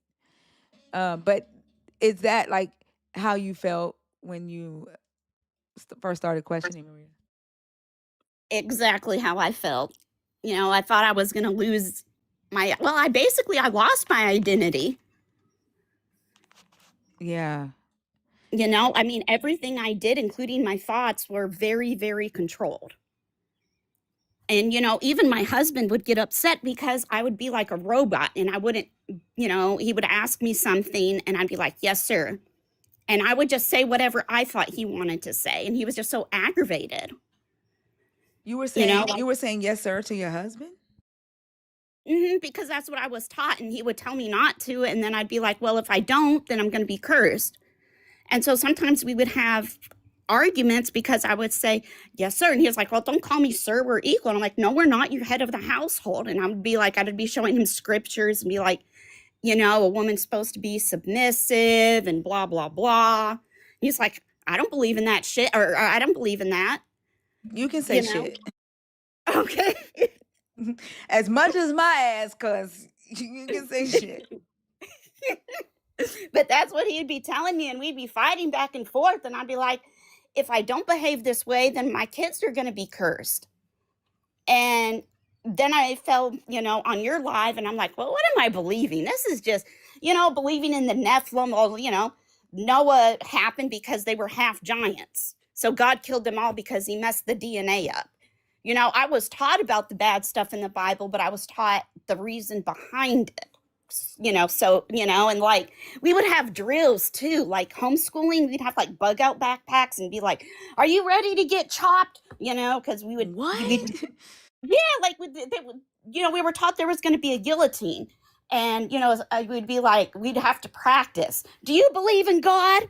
And we'd have to say yes and all this other stuff. And yeah. Oh, they were training you all to become martyrs. Yeah, that's the word I'm looking for. Yeah. Damn. And then my parents, they were involved in the Heritage Foundation too. Oh, wow. And if you want, there's even another, like they jumped from one cult to another cult. In Colorado, there's something called Pillars of Fire in the Westminster Castle. They lived there for a while. My dad actually did a radio, whatever over there. So they've jumped from cult to cult and kind of homeschooled both me and my sister. So it's been kind of crazy to say the least. So when I started questioning, I thought I was having a demon inside. I'm sure you thought I was a demon on your FYP. Yeah, I literally did. I thought just listening to you would cause like a portal, to open up in my house, and I'm just scroll through. Oh my goodness. And then I'd be sitting there being like, okay, build a hedge of protection and stuff like that. Let me go in the living room. I'm sorry. I live really close to a train. Oh, it's okay. We can barely hear it. But yeah, I would be like building hedges of protection and stuff against you and stuff. I was terrified of you. Well, I'm glad you got over that. You sound adorable. And I think you're like, again, to come out of something like that. I'm glad that you have your husband supporting you and your husband shooting that shit down and saying, I don't want that shit. I don't care what that book says. I don't believe that shit. And that's not what I expect from you or want from you, because you deserve better than that, and you're equal. I'm so happy that you have someone who loves you and is close and doesn't not want that for you. Um, and like I said, we're here to support you. I'm proud of you for fighting, you know, um, the fear and the anxiety, and then for taking your mind back. That's not easy at all. Thank you. I appreciate it. I really do. And I really appreciate this community, but I'll drop down. I've got to get my daughter anyway ready here, but I'll listen. I just thank you so much for this community. It's really helped me. You're so welcome. Don't forget to reach out to Ahmad so that you can get the Discord link, okay? Okay, will do. Thank you so much. All right, Maria. Have a good day. Thank you. You too.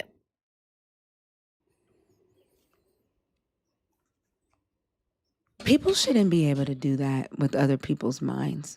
Like, that's the thing. That's why that's why I cuss motherfuckers out, because sometimes believers can come on that stage and come on our stage, and you can tell that they are manipulative. And I've said this before, when they try to use those tactics on us, like, it makes me think about who in their life they're using those tactics on every day. And that's why I be going so fucking hard and cussing their asses out, because, like, it's just abusive as fuck to have another person scared in their own body so that you Especially can like control thought them. crimes. Exactly. Yeah. It's frustrating. And I think sometimes like believers who just come in here and just kind of rag on us don't realize how much in like mental fortitude it takes to reverse your own brainwashing. Like I don't think that they realize how much work that is and how much honesty with self it requires.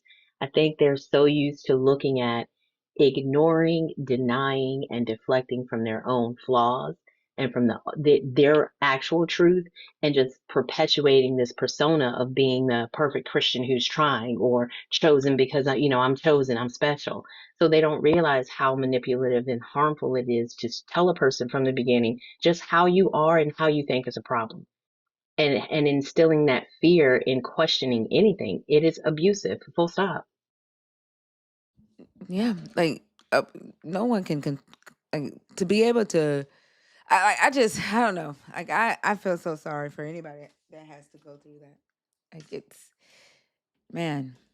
Like I told y'all, when I was going through the intrusive thoughts, and the thoughts kept telling me that, I wasn't worthy of being loved, God didn't love me, that I needed to go ahead on and take myself out.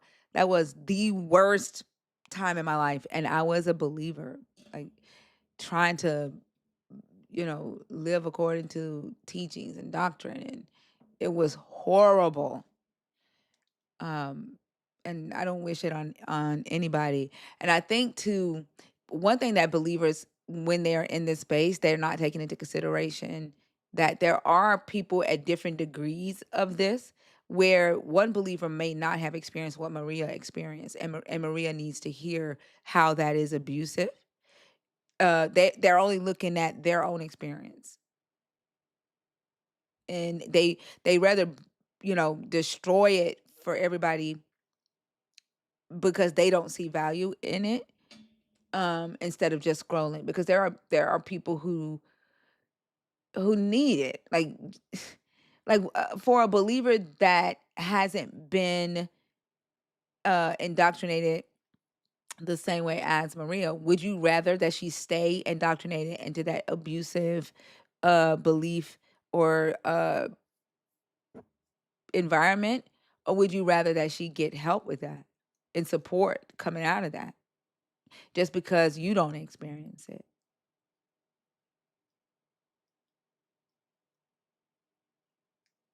Yeah, because I think that's the way most believers approach these deconstruction lives. They think that everybody has the same experience with this belief system or this God as they do.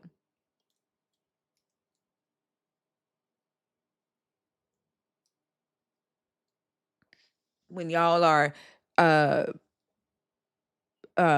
mass reporting the lie, like you're making a decision to take away the support that another person needs because you're only thinking about yourself.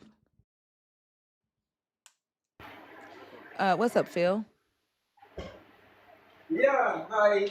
Yeah, it's funny that I was going. One of the things that actually it was still an embarrassment to me, right?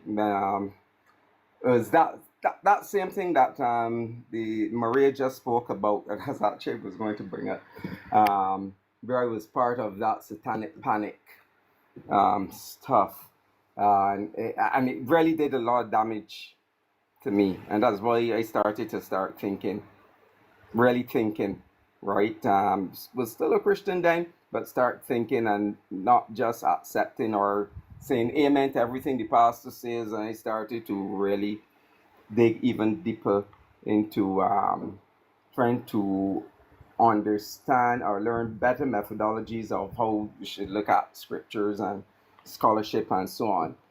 But yeah, I was around age 19 when I had a episode as a result of what Maria just spoke about.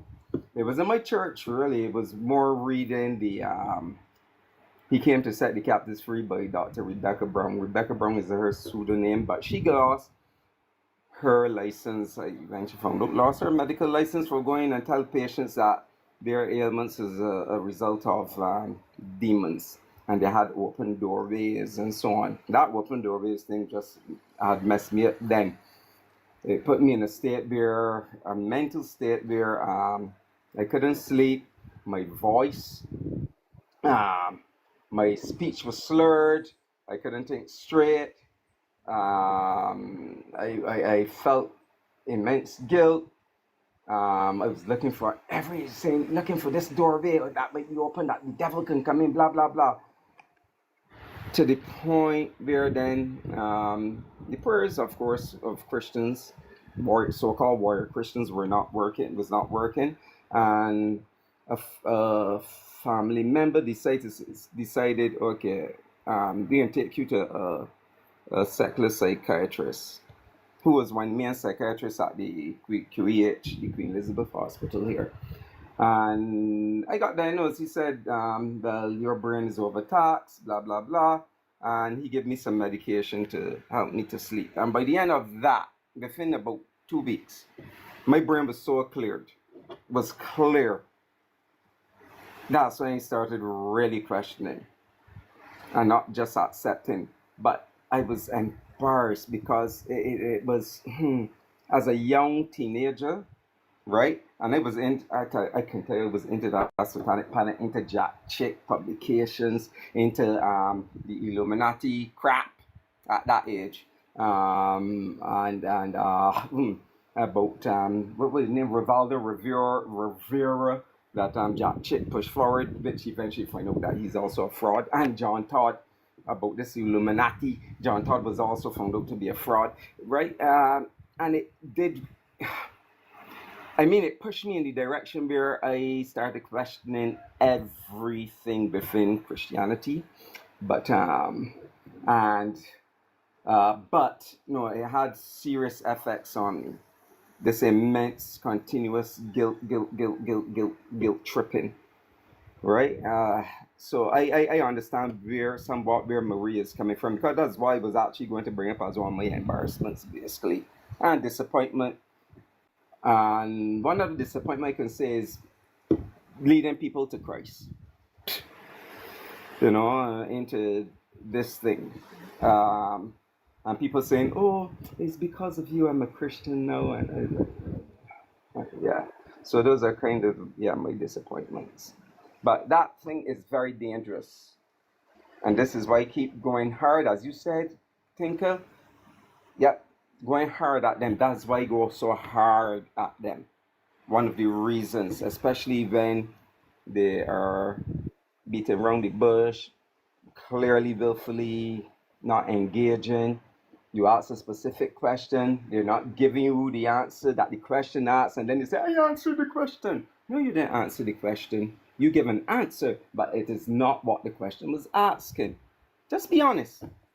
So it's very frustrating to deal with that sort of thing when you are really trying to think things through and have a good discussion, but people are just confiscated. I think that's all I have to say. Thank you. You're welcome, Phil. Thank you so much for coming in. Yeah, okay, thanks. You could put me down into the comments. Thank you. All right. Have a good one.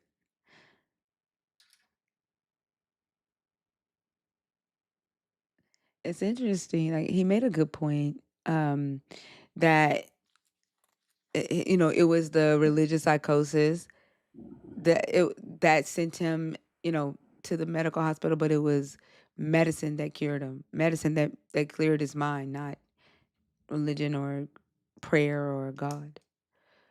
White and nerdy? Exactly. Yeah. White and nerdy? Hello, how you guys doing? Good. How are you?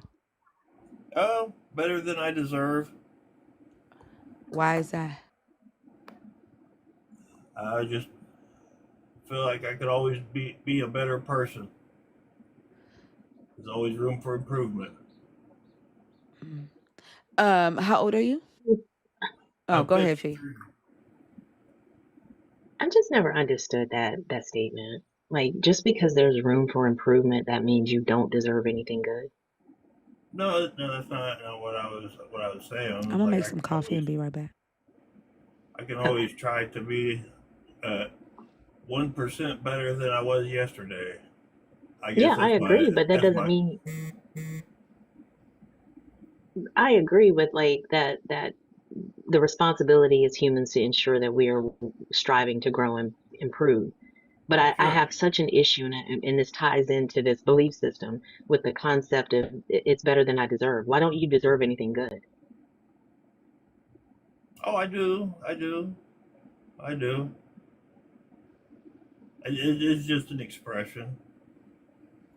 Well, yeah, I just think the expression itself is problematic. And I think it leads to humans thinking that innately and naturally we're all just evil and we just want terrible things, and anything that's good, we don't deserve it. That what I have, I don't even deserve. And I definitely don't agree with that. I What I have, I've understand. worked for. What I've I changed, I've understand. worked for. And I'm not, yeah, I think this belief system leads to this degrading perspective, and it's harmful to society. But you can go ahead and Okay. tell us what you think about the prompt is where we are all ex-believers now atheists, and a lot disappointed and embarrassed and that we once believed this system. And I think this conversation that you and I just had is one of the examples of what's very frustrating and embarrassing to me. Sure. What are your thoughts? Well, I was a believer. I and I don't know if I can say this word, but I joined the A Anonymous, um, and a part of that program requires that you believe in a higher power, and I did, and I got sober from it, and still am 24 years. However, I believe Congratulations. now. Thank you. However, I believe now it was not a higher power or God or whatever.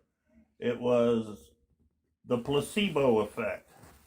It was my belief that this higher power would do it, which caused me to not have those cravings for alcohol. It was my belief that that a higher power would do this, that it did. You know, the placebo effect. But now, after doing some research and reading the 7 tenets of the Satanic Temple, I now belong to the Satanic Temple. Okay. I again, I'll congratulate you on your sobriety. I know that that's difficult. I've heard people talk about it. How much how much work it's required. And kudos again to identifying that you are the source of the changes that you made. I've heard of the Satanic Temple. I've read several of the tenets.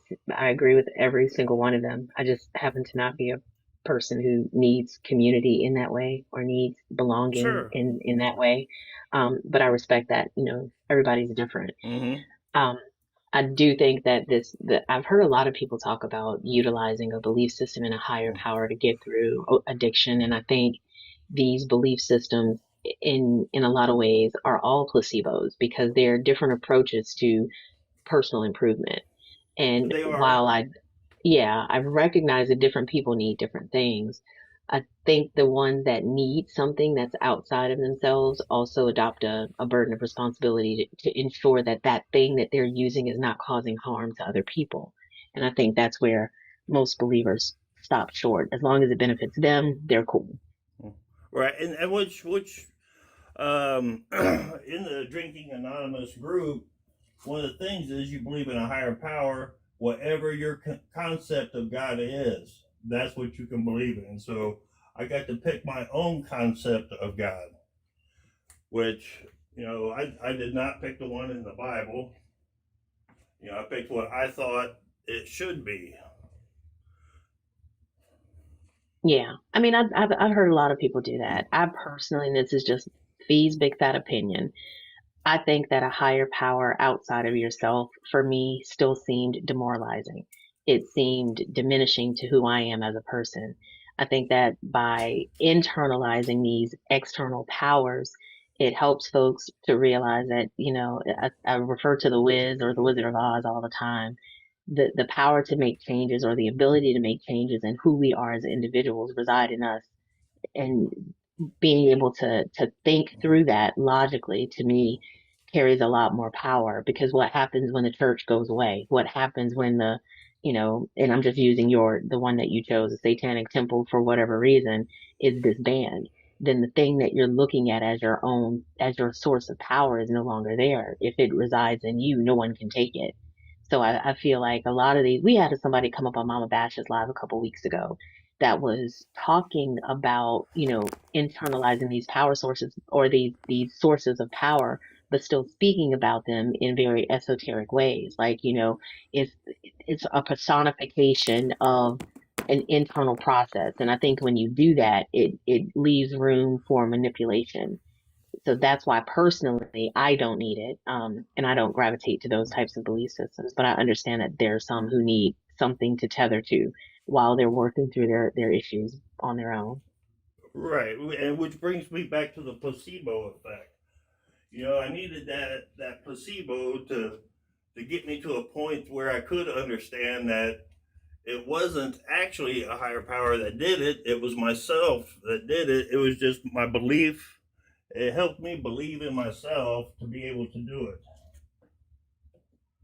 Yeah, absolutely. I mean, and I definitely think it's a stepping stone that a lot of folks use. Like, even with us who left Christianity, a lot of us talk about going to Christ consciousness or spirituality of some sort, and some people stop there because it works for them. But then there's some who we kind of dig a little bit deeper and kind of get to the real source of the power, what's actually powering this higher power, and wanting to understand how this stuff works. So, I mean, I think in a lot of ways, a lot of these belief systems have morphed into becoming mechanisms of control. But I do think that spirituality or religion was our first attempt, or our ancestors' first attempt at understanding the world around us, being able to give explanations to things that happen that we didn't cause. And I think now it's morphed into just this oppressive, damaging, dangerous belief system that's like a fucking cancer on this planet, to be honest with you. Oh yeah, absolutely, absolutely. I And, missed the Oh, did whole you have anything conversation. else? no, I don't Oh, believe so. yeah, he was saying that he used the concept of a higher power to go through AA, and he's been sober for 20, what'd you say, 24 years? 24, correct? Yeah, 24 years. And we were talking about, he was saying he realized it was more of a placebo effect, and we were just kind of talking through that, Oh yeah. that he's a non-believer. Okay. Well, congratulations on 24 years sober. That's Well, amazing. thank Yeah. you. Well, thank you so much for coming up. Sorry that I missed the conversation. My daughter. No worries. Enjoy your coffee. I will enjoy mine. All right. Well, I hope you have a great rest of the morning. Okay. All right, thank you. You too. All right.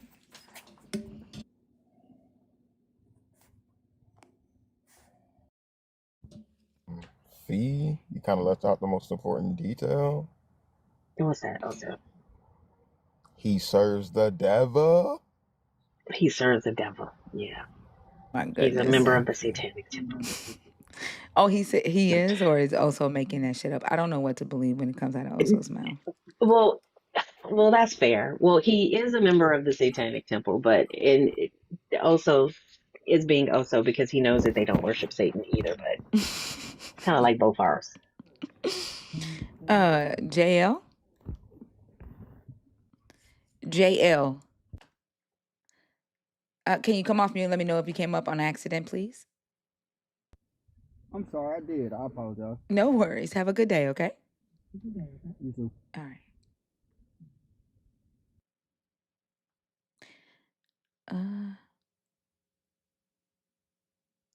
Remember, if you are a subscriber or in the fan club, I need to see either a nerd emoji to let me know if you're in there on purpose or not. Other than that, I will not prank you up. What were you finna say? Were you finna say something, Fee? No, I don't think did I come off mute? Oh, I thought you did, but the screen was up. So, what's up, Data? Oh, were you Oh, finna say something also? there's two people. Yeah. Oh, it is. Oh my gosh, it is. My bad. Yeah, I think that's who the sound was coming from. Oh, okay. Give me just 1 second, Data. Abuthi? Abuthi? Yo, what's up? Yo, Hi. what's up? Hi. Are you a believer in deconstructing or an atheist? And how old are you? 35. And I'm a believer. Okay. Certified. All right. Can you go on mute for just 1 second for me? Just 1 second. Hold on. Data, you can sit there if you want. Like, you don't have to drop. You can sit there if you don't mind waiting. Okay.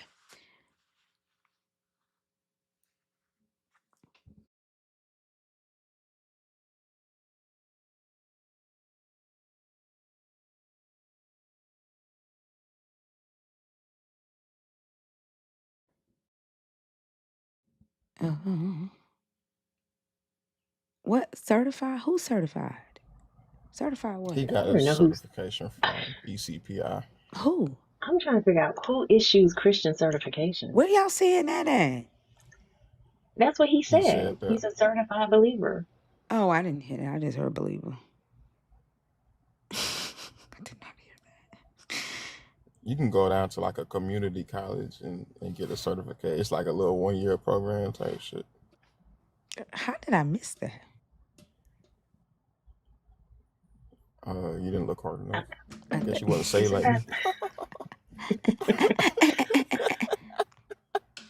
Also, I think that's the name of the certification. Certified believer. Type shit. Second part on God. Oh. I think that's like that's the totality of the certification. Not Divine University. I guess we'll go ahead with Data and see if he comes back after that phone call. What's up, Data? Hey y'all. How are Good you? morning. Hey, I'm Dada, good. what up? I'm good. I wanted to actually two things real quick. So uh, the topic. I guess let me first start with the topic. So in I wasn't really a bad person as a Christian. I wouldn't say like right now. Looking back, like I was kind of just like maybe like a bad Christian. I wasn't doing all the like stuff that we see the Christians doing up here on stage. But I do wonder if I would have been one of the ones who kind of come up here and try to like challenge you, because I think, or any of you all, because I think that I know what the Bible said, even though I didn't read it. And I feel like that's where my biggest sort of embarrassment sort of comes from, is I didn't read the book. And I keep like every day I sort of ask myself or think to myself, like, they gave us the book, like the book was in our hands, like we had the information right in front of us. And why didn't we read it? Why didn't we sort of look at it and try to understand what these words were saying to us? And I recently started to do some research into like how did the book get into our hands, because from from the stuff that I've been learning, it was kept for a long time. And just understanding like um I think it was, so I obviously knew about like the Protestant movement and like the stuff against the Catholic Church, but I didn't really understand like what Martin Luther was protesting and like what sort of caused him to push back and make this whole movement. And part of me wishes that he would have knocked the entire pillar down, because it's like if you would have just read a little bit deeper, you would have known that all of this shit is fake or stupid. But instead, he created a separate pillar, which kind of got us all here. And I don't know. I'm still kind of researching and going through this rabbit hole, but like that to me is the biggest source of my embarrassment, because I didn't act a fool as a Christian, but like and it goes back to, I think it was Steph you had on stage, and whoever it was, I hope I don't get the name wrong, but they had said because they converted as an adult, they feel a little bit more of embarrassment. But I kind of feel the opposite, where I had more time to sort of figure this out and I didn't. I'm smarter than this. Like this, I knew it didn't make sense. I would talk to myself every day about it. Like, I don't get this. This don't make sense. I don't know if I'm doing this right. And it just never clicked. So that was the first thing I wanted to say.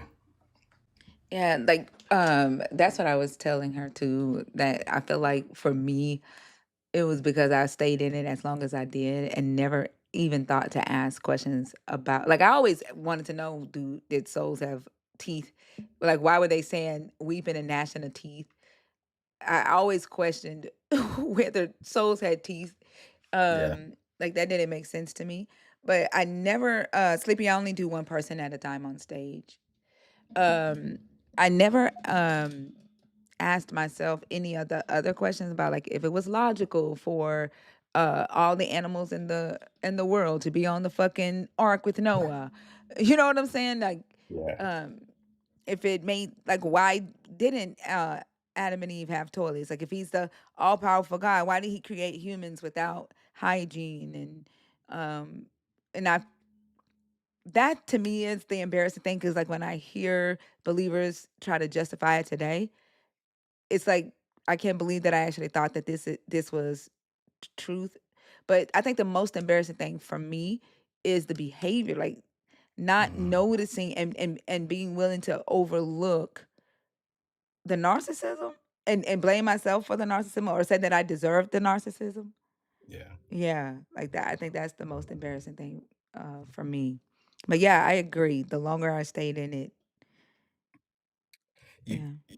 you made a good point. I think it was on Mama Bash's live yesterday, and I'm a big fan, Mama Bash. You do awesome lives. I want to one day come up on your stage because I want to tell you about how you've helped me realize something, like my own sort of gap in my it's not necessarily deconstructing from the religion. It was more so like a patriarchal mindset, and it was from your Women versus God series that I just didn't realize. So one day I'm gonna come up and have that discussion with you. But I heard you talk about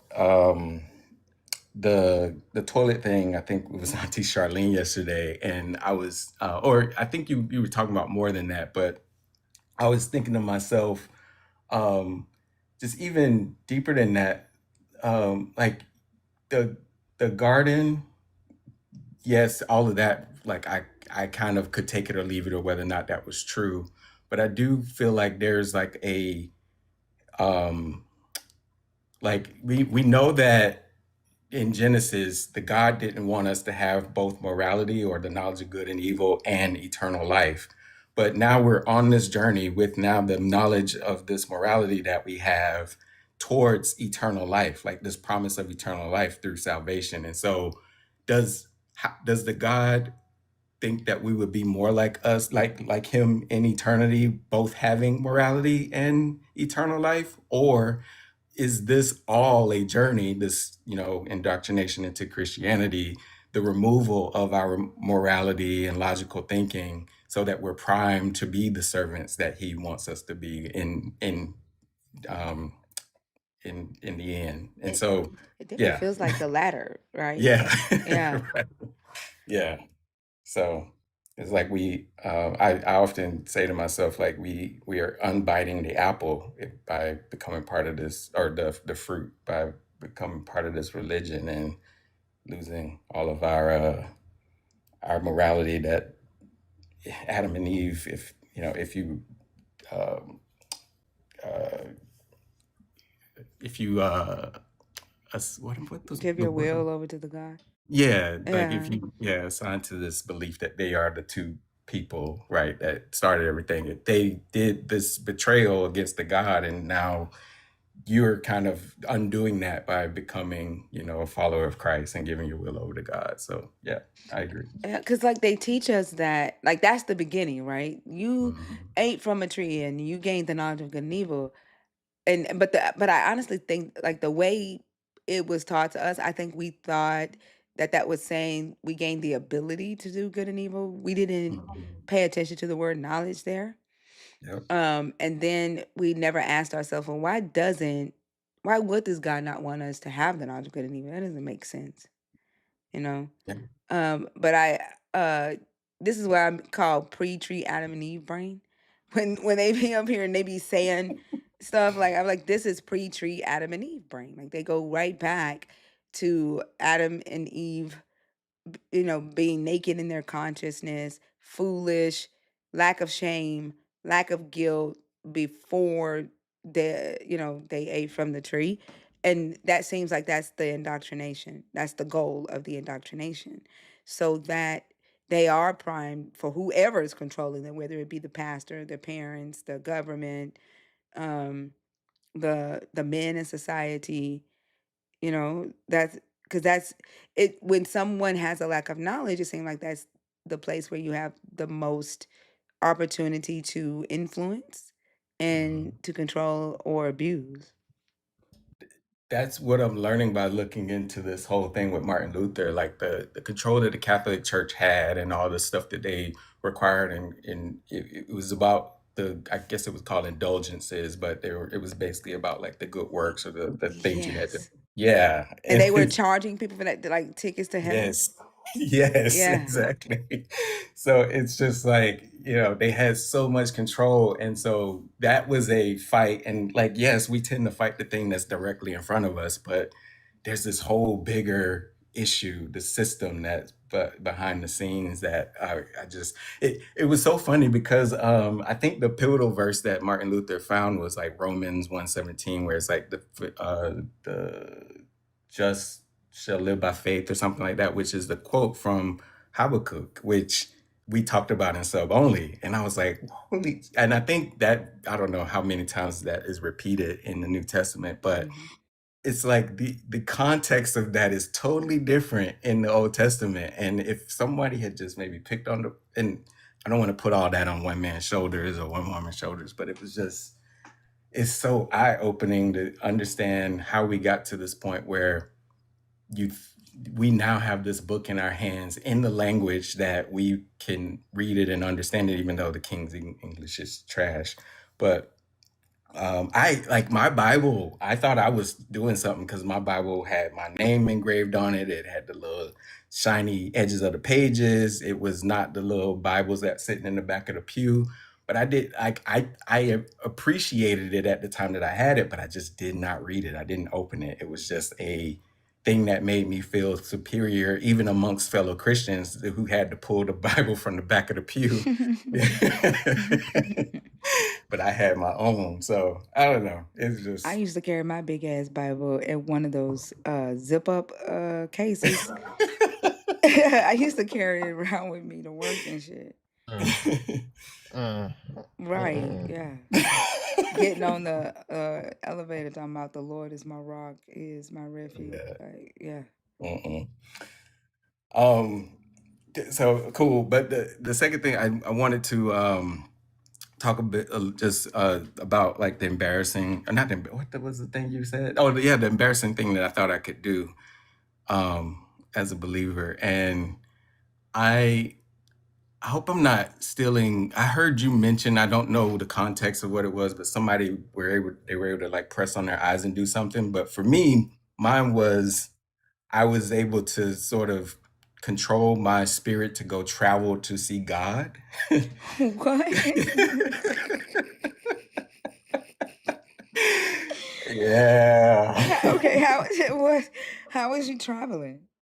So it's so weird because like I never got to the point where my spirit was leaving my body going through the ceiling. It always started in like outer space somewhere. Like it was because my eyes were closed and it was dark, and so my eyes would be closed. I would press on them, and then I would see just probably like the blood vessels or something in my eyes swirling around. But I thought that I was traveling through like some dimension to finally go to be in front of God. And if I could do it long enough, I would make it. And I obviously never made it there. But like that was my thought that one day I would be able to sort of keep doing that long enough to be in front of God and meet God. So where did that? My man got a push button start spiritual spaceship.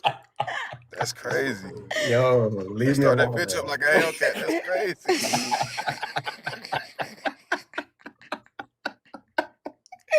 Oh my gosh. Yo. Where did that come from? Like what was the first thought? Like how did that come about? I honestly think one day I was just like trying not to fall asleep in church, and I was like holding my eyes, and like I put my head down. I do remember the first time I did it. I put my head down and I was just like, oh, this is interesting. And then the thought just grew from there. Like, what are these lights that I'm seeing with me? Like, I thought it was lights. I don't know what it actually was, but me holding my eyes, I feel like I'm traveling somewhere, and I think I just sort of like made it up from there. It wasn't biblical or spiritual in any way. It was just something that I like thought I had the power to do. That's hilarious. Yeah. But were anyway, you in here when the person said that they thought they could walk on water and damn near drowned? No. What? Yeah, they said they thought they could walk on water and tried it and damn near drowned. Oh shit. Yeah, I never thought that. I don't know that I would ever. That's what I said. I would have drowned too. Like, ain't no fucking way. How much faith do you think that is? That's gotta be more than a mustard seed, right? Yeah, that's gotta be, because that's your life. Shit. Right. Yeah. That's more than fucking Peter had, ain't it? Like, damn, huh? Exactly. There was a kid on here who thought that they could fly and jumped off of a house or something and broke all his bones. But not because of the God. It was because of R. Kelly. Oh. Yeah. Yeah. I can fly. Did you start in the shallow end maybe, and you just like you go on one step and see if you can? Well, they almost drowned, so never mind. Exactly. They went all in. They went all in, literally. That's crazy. Jump off a boat in the middle of the ocean. Fuck it, we out here. why would you do that? That is, I mean, hey, if you trust God, that's fine, I guess. All right, I don't want to go off topic, but Thinker, I do want to talk about. I did try to have a deconstruction conversation with my mom, and so one day, maybe tomorrow or the next day, I'll come up and we can. You can go ahead and talk about it. It's kind of long, but so because of the health issues with my dad, let me give some background on that too. So my dad is 77 years old. He has kidney failure. He he's been doing fine for the last like 4+ years, but recently he's had some like respiratory issues that we thought were just allergies, and so um, we bought him like Flonase and trying to like do home remedies to try to fix it. And one Sunday 2 weeks ago, my mom called me crying, like, your dad is suffering and all this stuff. And so I'm like, holy shit, like, what's going on? Like, we thought this was just allergies. So we all meet up over there, and because we thought it was allergies, we thought that maybe they had like mold or something in their house. They have a whole older house. The idea was like, maybe try coming to spend the night with me, and then we can see if that makes a difference. And so um, so while I'm packing everything up for them to be able to come stay at my house, I'm listening to you guys in my ear. It was Mama Bash's live again.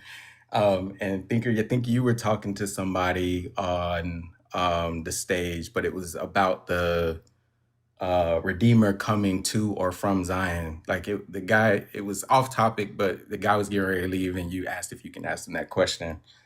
And somehow, I can't remember, the conversation sort of went into like asking God for anything and he'll do it. And I use that, and I don't want to sound insensitive, but I'm sorry, I'm getting ahead of myself. So because you guys were in my ear, I knew that when I got into the car, it would hook up and play through the car speakers once we're all in the car and be able to drive. And so I intentionally let it play out. And that part of the conversation is what was playing. That's the part that I left out there. So my mom's sitting in the front seat, my dad's in the back seat. My dad don't like, I think my dad would deconstruct if I just had like a real quick conversation with him, but my mom is like the stronghold. But she's sitting there and she's listening to you talk, and I could tell that she's like, the wheels are turning. And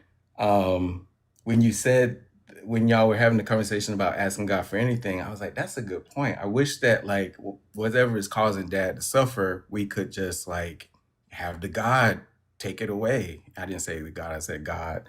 And she was like, but it doesn't work like that though. And I was like, well, faith doesn't work that way. Like, I thought you just had to, ask and he'll do it. And then she kind of went through this whole like, but when you have faith, you're coming at it as if it's already done. And that means in heaven it's already done and on earth it's already done. And I was like, but what does that mean? Like, it's already done, but we just can't see it yet? Or it's already done, meaning he's healed, and just like, what does that mean? And she was like, yeah, it's already done, but we're not on God's timing. And I said, well, how do we know that God's timing is like, when will we know when God's timing is complete? And how do we know that the result of that is because we asked for it, right? Like, so what if he doesn't get healed? Or what if something that like he gets worse? Like, is that all part of God's timing? And I don't know, we kind of went back and forth, and I started to feel insensitive about like us talking about his health in front of him, and it was kind of turning into like a little bit of an argument. And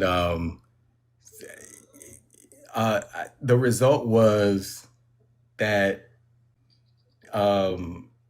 they don't know that I'm deconstructing still, but they know that I'm questioning. Oh, actually, I should take that back. I think they know that I'm deconstructing because they've stopped saying things like, pray for your dad, or pray for me, or God bless you. They've stopped saying stuff like that to me. But the result of the conversation was essentially that if enough of us pray and have faith, then God will we can ultimately change God's will for it to already be done. If any of us don't have enough faith, if any of us drop our faith, then that's what causes the prayer not to work or go through. And I had never heard this before, even growing up in that household. So I feel like she just made it up, but I don't know. It didn't quite make sense to me. Yeah, like that's the preemptive strategies that I be talking about, because it'll never be the God's, lack of answering a prayer. Um, they'll always have an excuse that it's on it's the human's fault that the God didn't answer, or it was just not the God's will, or time, right? Like if he does do it, it's always time, right? Like the same time that we go through, right? That they're attributing to the God, but it's preemptively built in. Yeah, it was like I remember saying to her, like, so is it like the whole reach up and grab it thing? Like it's already yours? Is that what you're basically trying to say? And she was like, yeah, sort of. Like we just need to claim it, and if we claim it in the name of Jesus, it's done. And I was like, that still doesn't resolve the time thing for me, because if it's on God's time, like how do we know that is truly answered? So Right. And then if you do that and he doesn't get healed, then what? Right? yeah. Yeah. So I I don't know. I appreciate that, and no pressure on you guys, but like you guys having these around, like it feels like there's always somebody to listen in on, and so it's been definitely helpful for me. Even when my dad was in the ER, I was like sitting there, kind of in one ear, listening, but also engaging with him, doing things like that. But it feels lonely when I'm talking to them, because it feels like the words that I'm saying are not sort of getting through when I have conversations like that, even though that was like my first one. But like I felt like I'm on another planet, and I can't really say, even on Easter, we have a group chat. Everybody's like, happy Easter, happy Easter, happy Easter. And I don't have anything really against Easter, but I didn't say it back. And I know that they noticed that, because that was one of the questions I got when I saw them in person in the ER. Like, well, what did you do on Easter? And I was like, oh, nothing. I just chilled at home. Like they're trying to poke, but they also don't want to broach that conversation, because they're afraid to know that I've sort of left the God, left the religion. And so I'm at this point right now where I'm trying to figure out if it's even like, do I care that they know, or am I just fine being in this space on my own? And if they find out, great. Is it for me or is it for them? And I think it's not for me, so I don't know that I need to sort of press to have these conversations any longer unless boundaries are crossed. Right. And then like protect your peace. Like Yeah, you have true. to do a lot of work to get there, and a family, especially a religious family, can tear that piece up and have you arguing with them back and forth over a simple fact of you don't believe the way I do, and I don't think that's worth your peace, Yeah. unless they're trying to encroach on your right to not be, forced into indoctrination. Um, Mhm. it's not talking about or your lack of belief. I think should be kept to yourself the same way I think a belief should be kept to yourself, unless it's encroaching on your rights, your family, your peace, like I Yeah. say, your boundaries. Unfortunately, like Christianity does. I think there is going to be a time where they notice that your behaviors, as far as like coming to church, uh, participating in religious holidays, the specific things that you normally would say, Hmm. they're going to say, you know what, fuck it, I'm gonna go ahead and say what I've noticed, and they are going to do that. But until then, I wouldn't. It's not worth it, because they will fuck a fucking Happy Meal up. Like have that bitch called angry Yeah. meal. Like, yeah, no.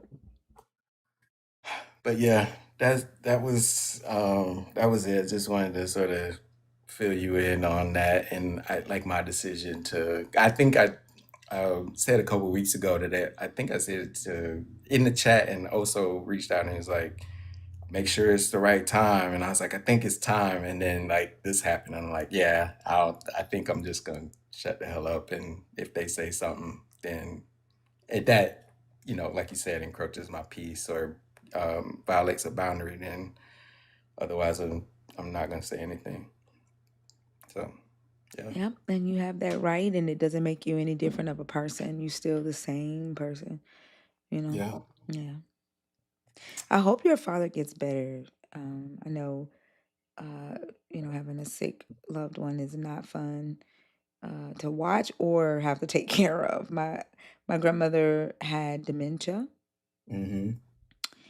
Oh my gosh. I remember one time she called me and she was saying something about her underwear was doing something demonic, and she kept saying there was somebody in her house. Okay.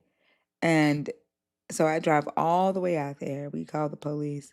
We go in with the police, and I'm like, I'm trying to get into her den, and I'm freaking out because I'm like, oh my God, they're up against the door, and we're trying to get the door open. The police officer goes around the back, and he goes in through her like slide door to the den, and we go in, and she don't put a chair up against the fucking door in the den, like we thinking like that somebody's in there that locked themselves in her den, but she did that. Like she put the thing up against the door. Like it was something that she said about her socks was doing something in the washing machine. Like it was a lot, and it like taking care of her while she had dementia was breaking my heart. And she had forgot who my dad was. She kept saying, I don't know no Hanky. And I'm like, that's your son. Like I would show her pictures of it, and she had no idea who he was. Yeah. And wanting them to get better, right? And they just steady declining. It's a hard thing to watch, and then also at the same time be their caretaker. But I'm glad that he doesn't have anything like that. But I hope that he gets better soon. Yeah, he's doing a lot better now, and I appreciate that. He, like I said, Saturday or Sunday, what was that? Saturday, I was over there, and like,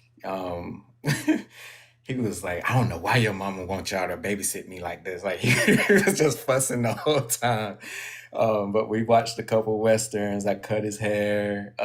He didn't have much of an appetite, but because he had had a little bit of a breathing episode that morning, that's why my mom wanted me to stay. And I didn't want to tell her that, this mean lady on TikTok had homework that I needed to present. I do feel mean because that shit, like but I was ready for y'all this week. So I'm so excited to talk about it because you can Yeah, see the evolution, right? me Like too. I can't wait to Yeah. have that conversation. Yeah. But yeah, he's good.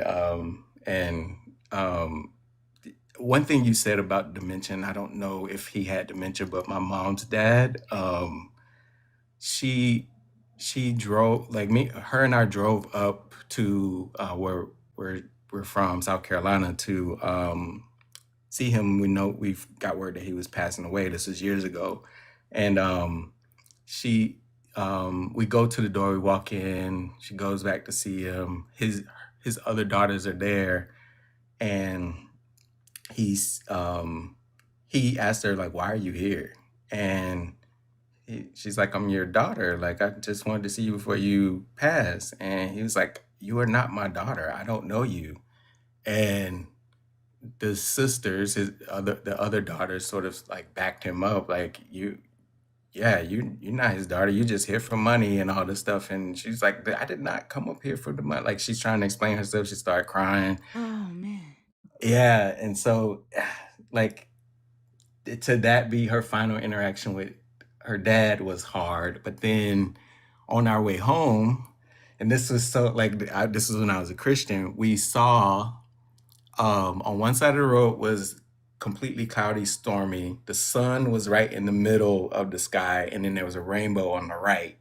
And she was like, wow, that's the message from God. We're gonna be okay. And like, just yeah, even thinking about that right now, like I was like, yeah, this is good. But like right now, I'm cringing so hard. Like, oh my God, that was not God.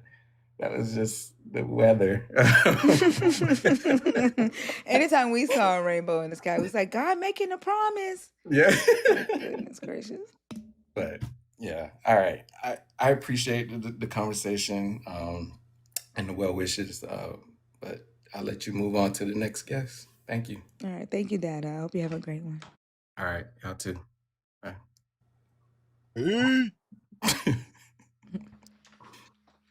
Did y'all think that too? That when a rainbow was in the sky, the God was making a new promise? Nah, I was really into prisms as a kid. Morning, y'all. Good morning. This is good conversation this morning. Yeah. Mm-hmm. Don't be telling nobody to repent, motherfucker. You repent. Worry about yourself. Shit. Like, y'all get on my goddamn nerves. And I've been asking y'all all morning, like, why the fuck do y'all respond that way when other people don't believe in your God? Like, you gotta repent. Why are you telling somebody else to repent?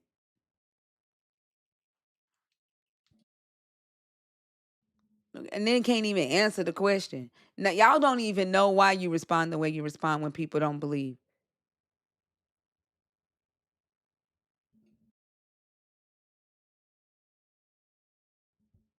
Remember, if you are a nerd and you're in the request, unless I see a nerd emoji, I will not automatically bring you up. If you are a believer in the God of the Bible, deconstructed, or an atheist, the guest box is open. 21 and up, y'all. I wanted to I like this topic because we talk about it a lot, and I remember Mama Bash had somebody come up and ask her when she had the I'm an ex I'm an ex-Christian, how do you feel for me, like what do you feel for me?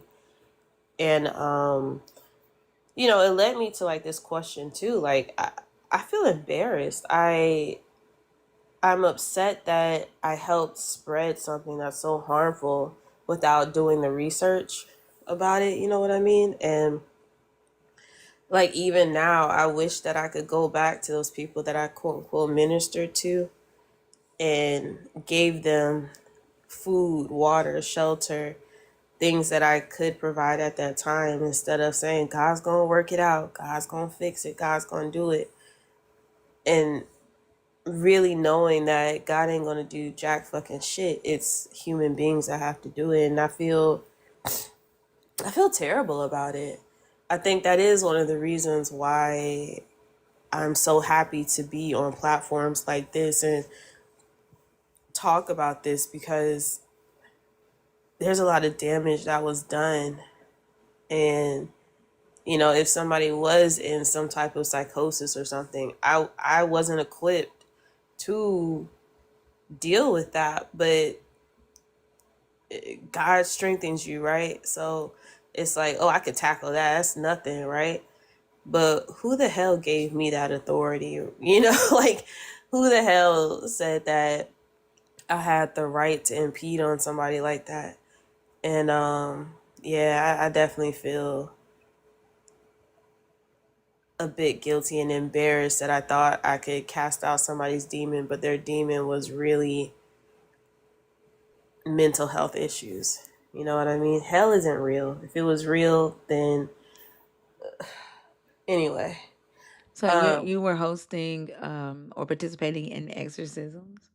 Oh yeah, like I'm so like, because like I was like I truly like in children's church, we would lay hands on people and take off our shoes because we're entering the holy of holies right now. Like it would literally be that whole thing, like take your shoes off and bow your head. God has entered this place, because there's a sense of I don't even know how to describe it, but like that it was like we're all united in this purpose, and through our power we are going to cast out this spirit of disobedience in another child, or we're going to there, you know what I mean, like that just audacity. And so yeah, like dead ass, like I really felt like I had the power to change somebody's life with just the touching of my hand on their forehead, and waiting until, and this is when I was a kid, like young, you know what I mean, before I started really kind of like questioning things. But I really did think that like my hand had power in it to change somebody's life. And even as like an ex-African spiritual practitioner, like I feel guilty about that as well. And I know that's not necessarily Christianity, but I feel guilty for having people talk to me and me doing cold readings on them, and me doing things like putting people's names, and this is just light work, right? But like putting somebody's name in a fucking jar, putting that in my freezer, and thinking that I am going to affect that person's life. I am going to cause them harm, or not necessarily even harm, but something good, right? Like they want a better relationship or things. I had the power to intervene in the spiritual realm to make it fucking happen for them. And I wish I could get in contact with every single person that I affected as a Christian and as a spiritual practitioner, and say, I am so sorry that I felt that I had the audacity, the authority to take away anybody's agency, or to diagnose you with a spirit of whatever, or say that, oh, this ancestor is upset with you and they're speaking through me. Like, and I wasn't doing it to be harmful. I really thought I was helping people. But thinking about it, that wasn't really helping people. You know what I mean? Like thinking that I could speak to a demon and demon come out and all this weird shit. Like that must have been really traumatizing for that person to even think that they had somebody or something possessing them. You know what I mean? Yeah, that's Yeah. very traumatizing. I never did the like an exorcist or believed I could do an exorcist, but I did believe that I could heal with my hands. So not heal, touch, like bless people by touching them. I did believe prayers were answered by just laying on the hands. And whenever you're preaching, and like I would be preaching, and then I would walk by and I would say, "You're wherever you walk, you would be blessed." Like that Yeah. shit. Like yeah, I did believe that. And it reminds me of a scene out of Beloved, where even now I still get chill bumps, and I don't know, I have to deconstruct that side of me, because it's like wailing, right? The power in wailing. And there's a scene where, if you ever seen Beloved, the daughter is a haint, right? She's a spirit, an angry spirit is what we call it in African American culture, right? And that angry spirit was just causing so much chaos in this lady's life. But the women of the church, they all came together and they started wailing, and there's specific undulations that they were doing, and they were speaking directly to that spirit, and it's the whole, I don't know why it makes me emotional, but like it's that whole like, just by spoken word I can cast that spirit out of a certain place. If I used to walk into a room and I'm like, oh, it ain't right in here, and I would just start praying in tongues, right? Just start, ooh, something's not good, somebody's got a bad, and not realizing that that's just my human ability to kind of, like, we can just sense when something's off, right? That's not spiritual. I think that's just you're in tune with your environment. But I took it as the Holy Spirit was leading me, and I could change the atmosphere because I have God, and that movie was definitely like an inspiration to that. Seeing those women come together and deal with that hate, it was powerful to me. And even now, like I said, when I don't really watch that movie because Jesus Christ, that movie is very, very, very draining. But even now, when I watch that scene, I have to be careful with myself because I get chills and I'm like, oh yeah, those are the ancestors. But then I'm like, no, that's not, that's not the ancestors. So it's very tough even now to make sure you are in touch with reality. Yeah. Because there's a lot of, you want to replace it with something. Uh-huh. Yeah, absolutely. Yep. Exactly it.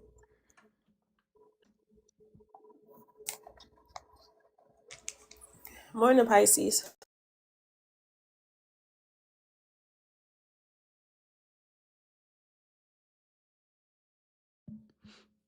Pisces, you're not connected. Oh, there you Hear go. me? Hey, Pisces.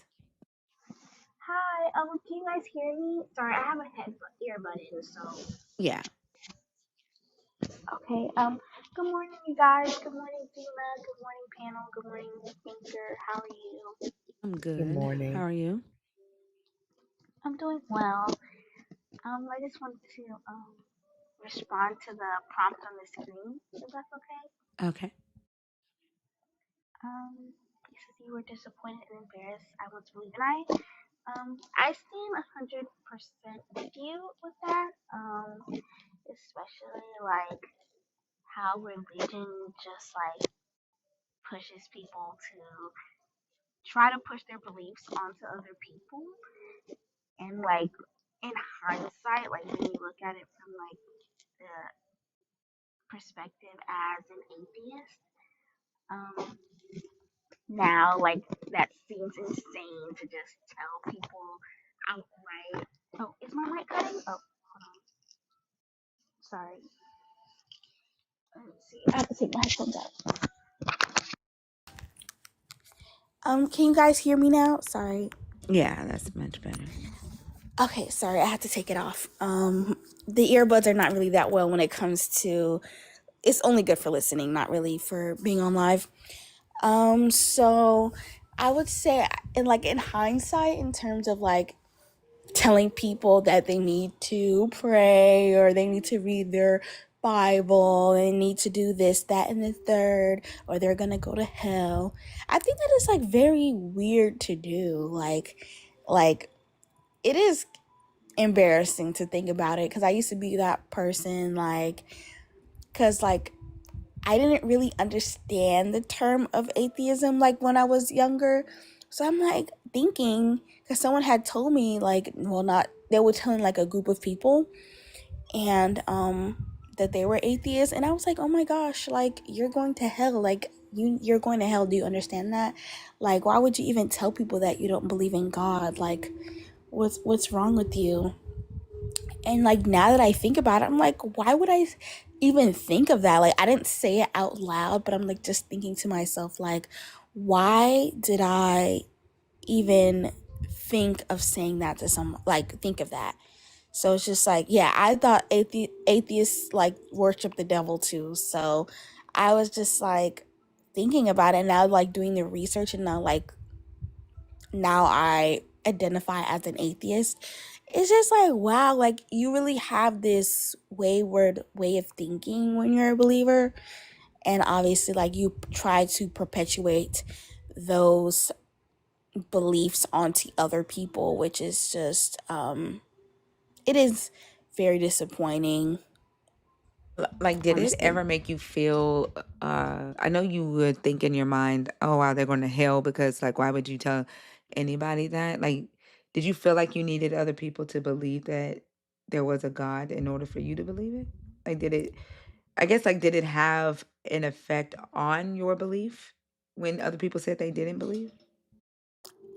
I would say yes, because when you're like in Islam, like you're told like you're born Muslim. So basically, like obviously with that belief that you're supposed to be born Muslim, like you chose another religion, or not technically religion, but you chose another belief and um another mindset to have, and obviously that's haram. So it's just like, wow, like you're born Muslim and you decided to not believe in Allah, like something is wrong with you. Like that's how my mindset was back then.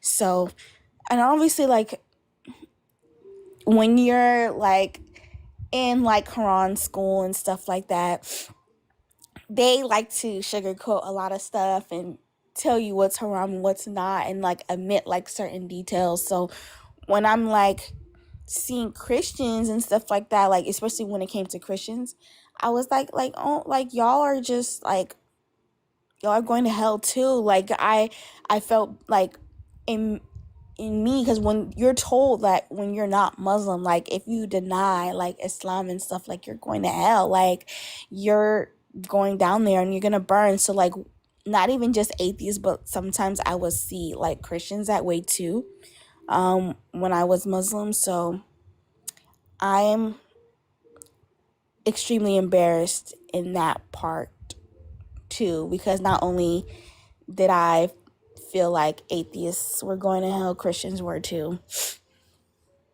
Yeah. Well, did you have anything else, Pisces? I did want to add, because I was doing some reading lately, and obviously, like, I'm getting more information about the religion that I, have to force myself to be a part of until I can get to a safer place. Obviously, I have to pivot once again for my life because it's just a lot going on for me right now. So obviously, like, I've done a lot more reading, and it's just like I'm realizing a lot more stuff within this religion that I didn't know of, because they don't make it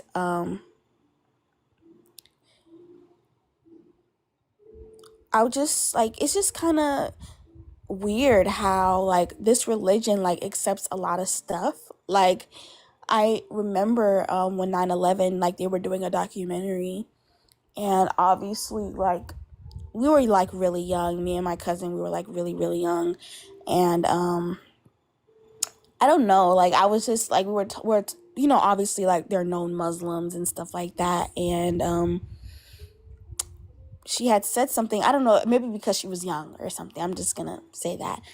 She said that, like it's okay like for what they did because, they are Muslim. So, and I told her, like, no, like, that's not okay. Like, just because they're Muslim and what they did, which is literally smashed 2 planes into a building and killed thousands of people, that is not okay just because they have the same faith as us. That isn't okay. So, it's just like, it's just really, really strange to me. And I just wish this religion, like people, because I have another deconstruction page. I made one a couple months, like 2 months ago, to post about my deconstruction journey. And obviously, like, I had to step back because I was getting threats and stuff, because Muslim people, like, when it comes to Muslims, they're really, really extreme when it comes to, like, people talking about being an ex-Muslim and being, you being an atheist. And a lot of people, like, I'm African, so, like, obviously when you see like African Muslims and stuff, obviously like their culture is pretty much washed away with Islam, and Islam takes over like a lot of their culture and stuff, especially like when you see pictures and stuff and they're wearing hijabs and stuff like that. So obviously like I talk about stuff like that on my page, and like Muslims will like continue with the same lies with, it's the culture, not the religion.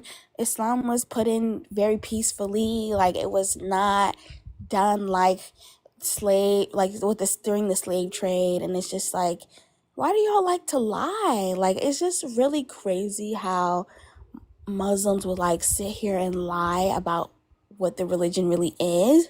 And it's really funny to me that when they say we're so peaceful, we're a really peaceful religion, but in the same time, like in Islamic law, like it is permitted to unalive people that deny Allah and the religion itself.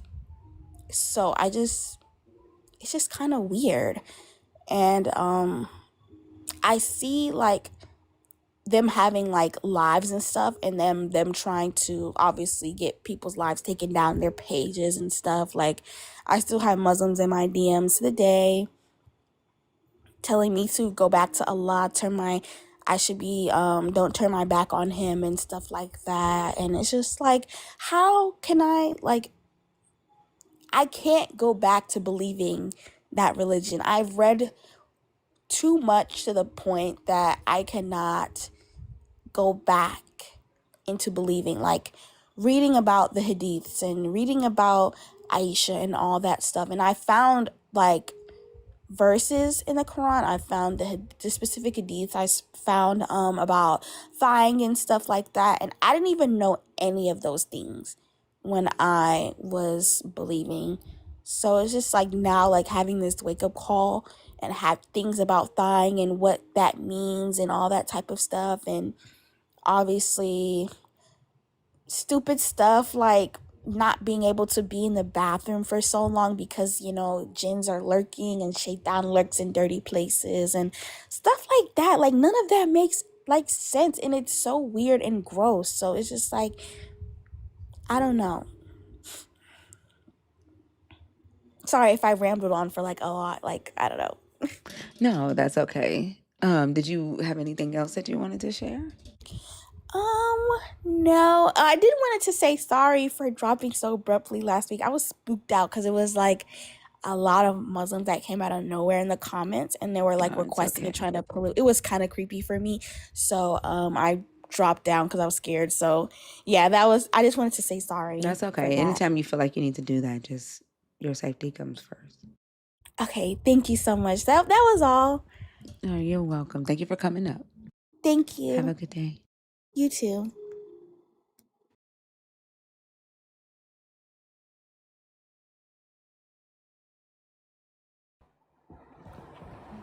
What's up, Theo? What you got? Hello. Good day to everyone in the chat. Miss Tinker, and also the moderators. And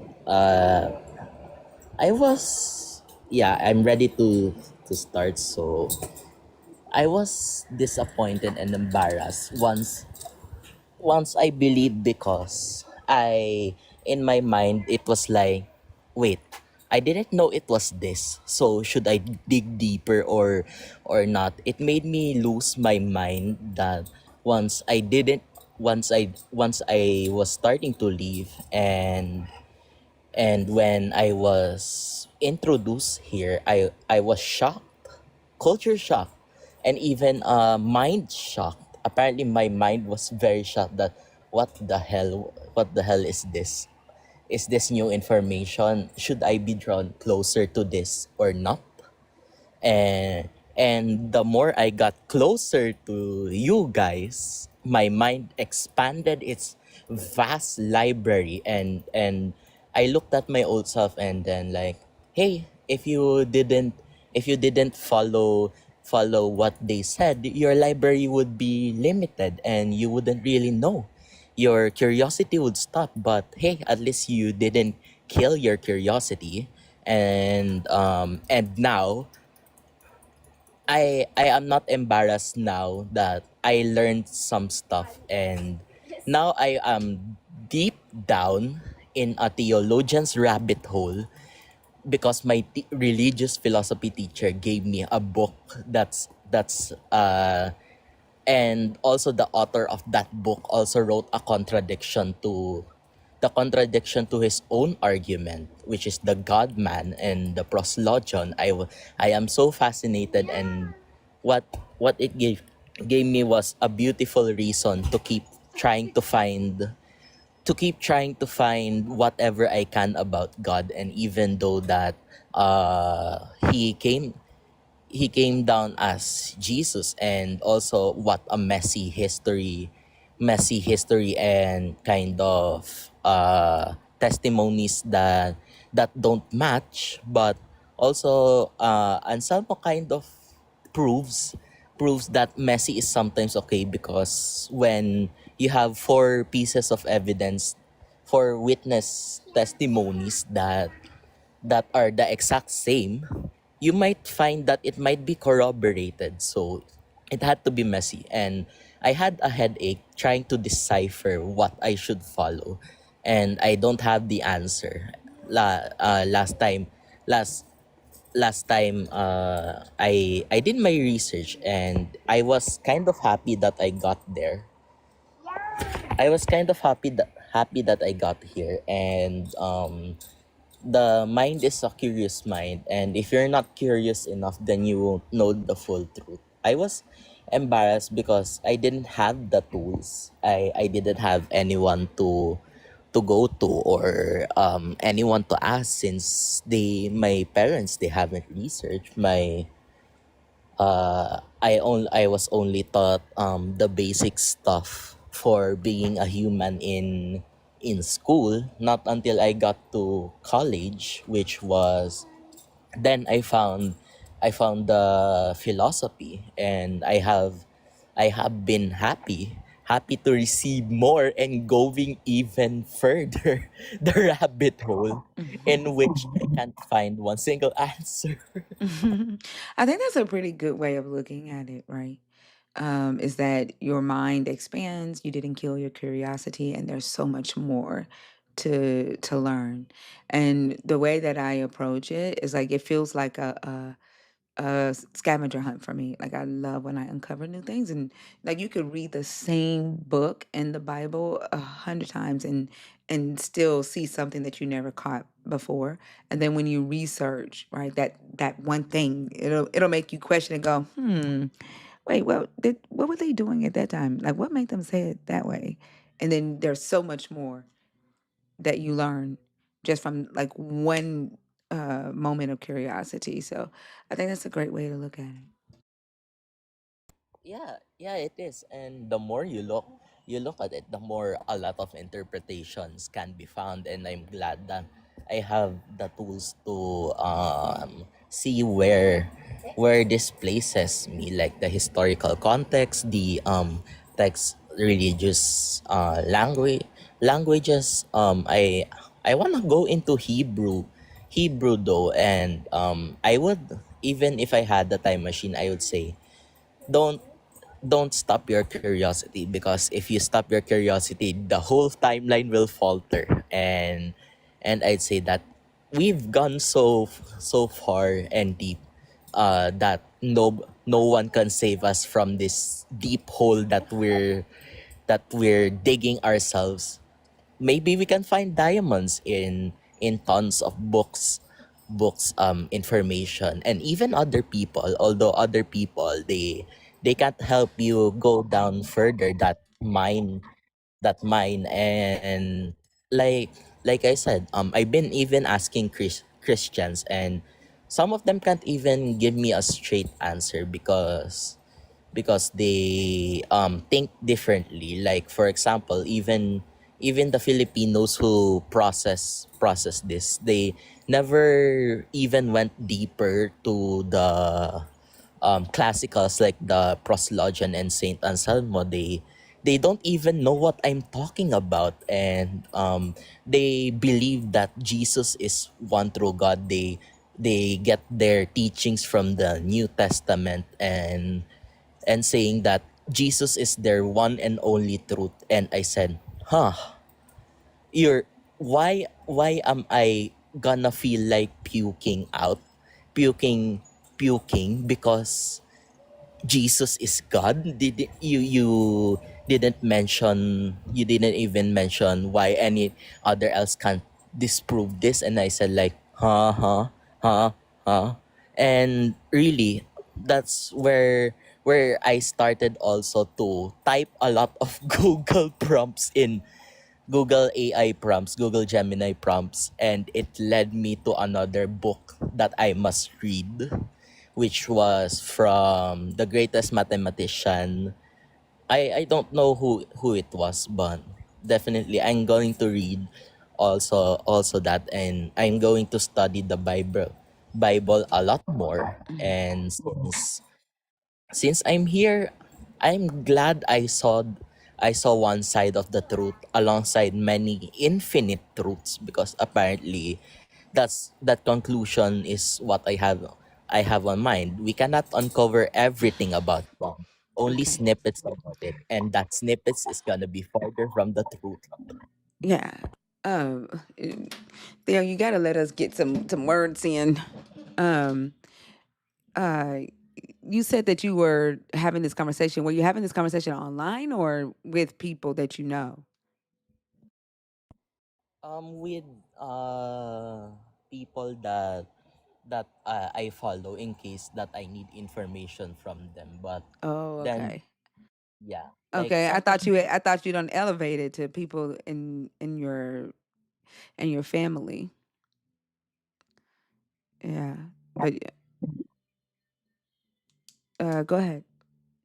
yeah, but there's also things they cannot answer. Like the Christians I follow, I mean, they explain abiogenesis, but not what God actually is because they don't know the actual truth. But in a sense, I kinda feel for them because they are troubled within their minds, and in I was also inspired by Google Gemini Google Gemini framed atheists is that atheists say follow logic while Christians say to blindly surrender yourself to Jesus or God. And I even asked if Jesus was an idol, but no, he was only a snippet of God. But I think I see him as not the whole truth.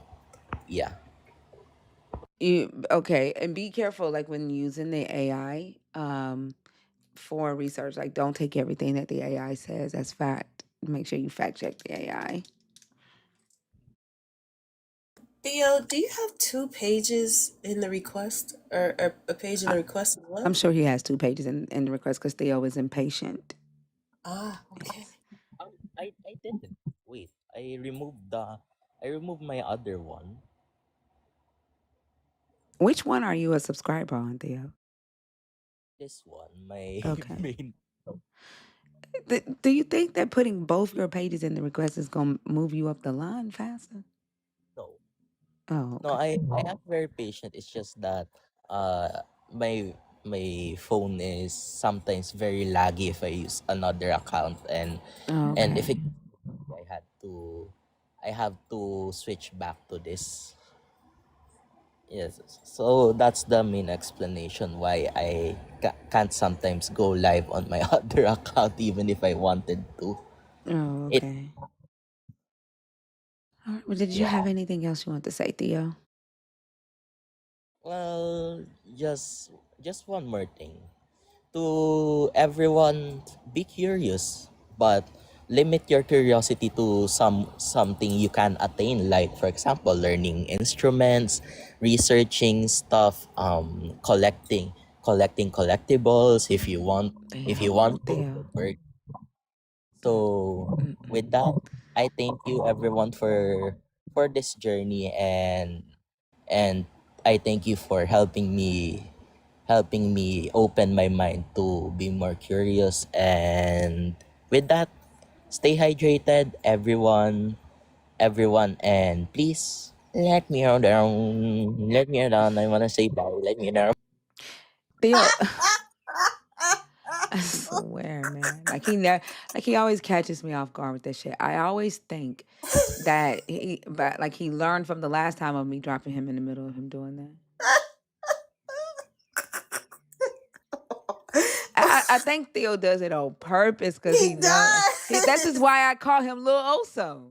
He does. He's such a little troll. Yes. Well, let's come on now. No, Come No. on now. that's your That's son. your son, bro. That is your son. You got two chilling. Pressure and Theo. Since we being harmful out this motherfucker, let's get harmful out this. No.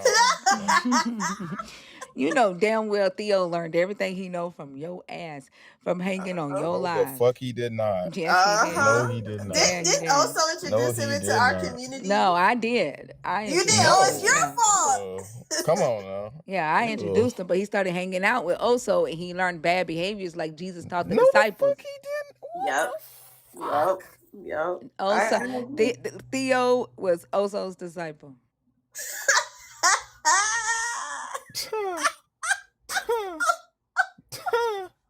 All right. Y'all want to see what a 13th reason is? Look, also I go and Shit. reset the YouTube the other day. No, Mac. Seriously, Mac? I go and I set the YouTube the other day, and you know when you are not on the app, you can hear what's going on, but you can't talk. Also started singing Nacho Libre while I'm gone. Wow. Tell me that ain't some Theo shit. That's definitely some Theo shit. That Y'all is not no Theo shit. Theo's not cultured enough to even know that shit. Come on now. Stop denying your child. They playing on my top for real. Straight out your loins. Y'all are just alike. That's crazy. He's not half as witty as I am. Oh, hey, Jerry. Hey y'all, I built up my confidence to talk about being a Christian. Remember what you said, think about just go on live and speak in tongues. You did it? Ready. No. Oh, Hell no. I'm still building that courage up. But you know what? I thought that I was doing good when I was recruiting people. So I try not to be so hard on myself. Like I honestly thought that was all I knew. That was the best that I knew about being good, or what I thought I knew about being good. So don't really feel bad about, I don't feel horrible. I don't feel good about it either, about, like witnessing or bringing people to Christ, because I feel like most of them have walked away anyway. So that's my one little, or they are walking away, or they see. So that's my one little saving grace with that. But about 2 weeks, maybe last week, I had drank too much coffee, and I love Starbucks, double roast, whatever. On this particular day, I had it with espresso, and my nervous system was just going crazy. And I was driving and started speaking in tongues. I was like, oh, no, the fuck you not, nervous system. No, you're not. I know that's something that you're used to. I know that's a pattern that you recognize, but we're not doing that today. And it was almost like I was having this battle to make my body not react, because I felt like what Zena was saying, you walk into a room and it just don't feel right. I didn't even think I still had that in me. So that's probably what I'm most embarrassed about, jumping to conclusions, because I believe I know, because my life, I've experienced a lot of trauma. And, when you experience, what I've learned is that when you experience a lot of trauma, your pattern recognition is really, really, what can I say? Not accurate, but you just seem to notice things more than other people do, because it was always in a survival state. So I found that after the episode last month with the dude praying for me, that has been happening more and more. I just feel like I want to, because I get nervous going into a space. And, I used to think that God was trying to tell me something.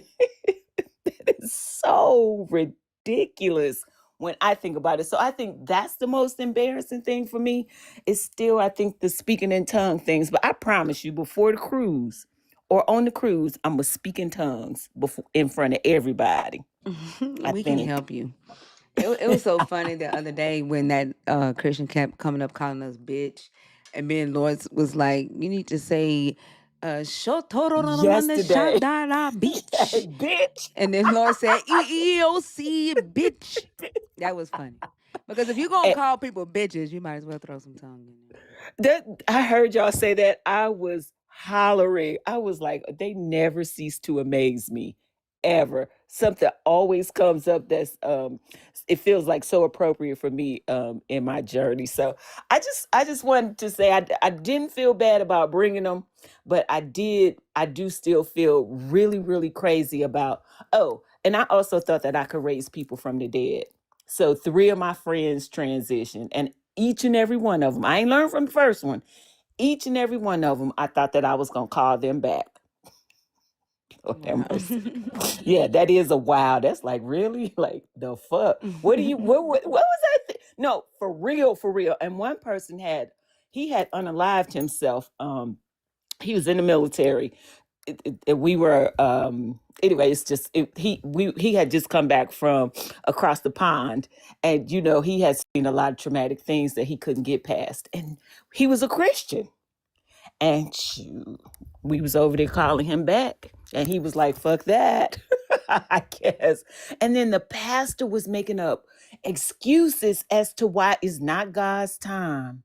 We may be a little bit ahead of our time. If people found out that we were doing this, we could end up in some kind of spy program. Now, I was in the military during this time, so we can end up in a spy program, and they'll start they'll start testing us to see what we are and who we are. But I'm now knowing that you just didn't want nobody to know that shit ain't real.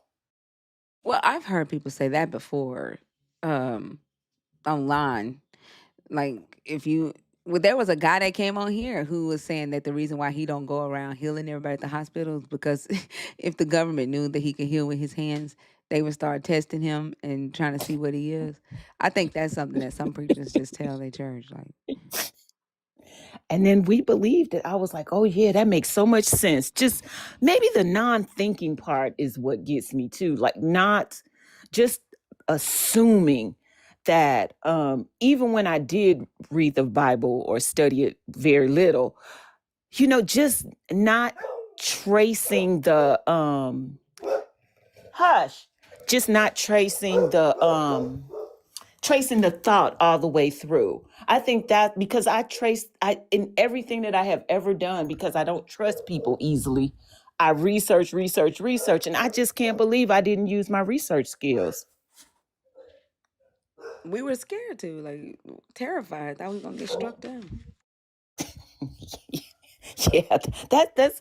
I didn't want to be obedient. I mean, I didn't want to be disobedient. My thing with church was I wanted people to like me and to accept me because I was so not neglected, but I just middle child syndrome or whatever.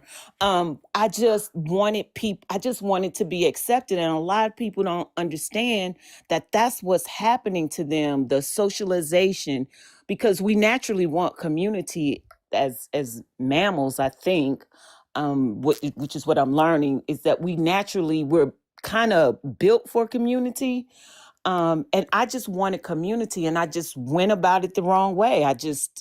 I wanted so badly. And then after Christianity, you go through the steps. You go through being a universalist or a humanist, or you follow the thoughts of Goddard, or just, all the older people out there. It was, for me, the people who lived in the 20th century, if I can believe I'm saying that, in the 1900s. It was just, I don't know. It's like, I don't know why I took things for verbatim and still leaving the thought, knowing that it was wrong. I still took what you call spiritual things just at its word and not really researching the entire thought out. Actually, until I came to this community 2 years ago, that I really started thinking about, like, what is this really? And what is it about this that makes me, what is this thing called me, I guess, is what really, really, really put me into this thought. But just listening to how everything is so thoroughly researched and there are no real assumptions, let's get to why you can crush something and it turns into powder, which is just not something that I ever done. Like, only, I guess, to when I was working on my degree. Oh, okay. Yeah, I did. That's part of my story. Okay. Well, I just wanted to come up and say that was just so funny, but I'm working on the speaking in tongues thing, and we're going to get that together. So anyway, y'all have a really good today. And I will, if somebody can reach out to me. What you laughing at? When I say, well, I did. Yeah. Open book was cracking up at me for coming off. Oh, yeah, open book. Yeah, I did that. There ain't no shame in my game. I did do that shit. Yeah, you're my inspiration. I'm gonna do it. I think I'm gonna do a duet. Something like, who did it best? Who did you feel the spirit from the most? Something like that. I don't know what it is about speaking in tongues. It just made me feel so powerful. Like, oh my God. Thinking about that shit is, yeah, that's what's most embarrassing for me. Cause I was like, well, I speak in tongues. You don't speak in tongues? Oh my God. Like it's some kind of, like it's something valuable, something that could help me, or something that could, like I had a superpower that nobody else had. And I think that's the thing that people get hooked up in Christianity, wanting to feel special and dominant, and like you are the favorite, when nobody's going to give you what you deserve except for you. So trying to be recognized and doing all of this, all these gymnastics and all of that, you know, you got to be the you that you want to be. Ain't no God doing nothing. And I just hope that the young Christians that are listening hurry up and figure this thing out, that you don't need the God, because you're going to miss out on so much in life. I missed the entire 90s fucking around with Jesus. So that means I didn't go to Freaknik, all the stuff, everybody having fun, and now all I got to do is listen to about how much fun they had. Because all I get to say is, well, I was at church. That's some bullshit. All right. Okay, my son is rushing me. Y'all have a good today. I'll talk to you soon. Thank you. Tell your Bye. son to say hello. And your mom. Yeah, I will. They're waving. Okay, talk to y'all soon. Bye-bye. All right.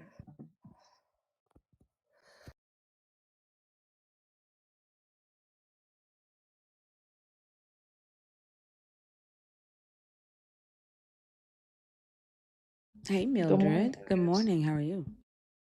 I'm good. What are your thoughts on the topic? Well, um, I just find it interesting. Because of course I would say like, I was gonna ask like why, you feel disappointed, and well, not the disappointment part, but why feel embarrassed.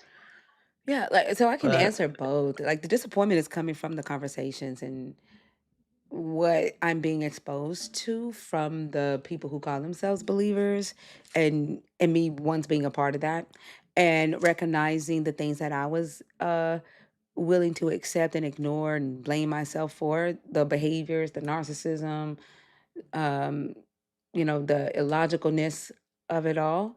Um, Disappointed that there are so many people who do subscribe to this belief system who are willing to not assess how the belief system is affecting society, and are choosing the belief system over humanity, or even to just discuss it. The like just the violence that I'm seeing come out of it, out of the people who call themselves believers of this God. I never seen this level of violence in it before, uh, and it's really disappointing, to be honest. Like when I first started the lives, my goal was not to have conversations with believers, um, and I never expected this. Uh, it's really disappointing. It's heartbreaking, to see people justify genocide in the name of the God, like to hear people justify rape, women saying that it's okay for men to rape women. Like I've heard women say the most egregious shit in the name of this God, even young ones who believe that they deserve to be subjugated. Learning that First Timothy, like when it talks about women obeying their husband, that is talking about a reflexive obedience. And like when I learned that was talking about reflexive obedience, and I looked it up, I was like, what's the difference between reflexive obedience and obedience? Like for like the same scripture says, obey, slaves obey your master, wives be subject to your husband. And the Greek words, they're both being to obey, but they're different. And the lexicon said reflexive obedience, and I was like, what the fuck is that? Like, how is that different from the obedience for the slave?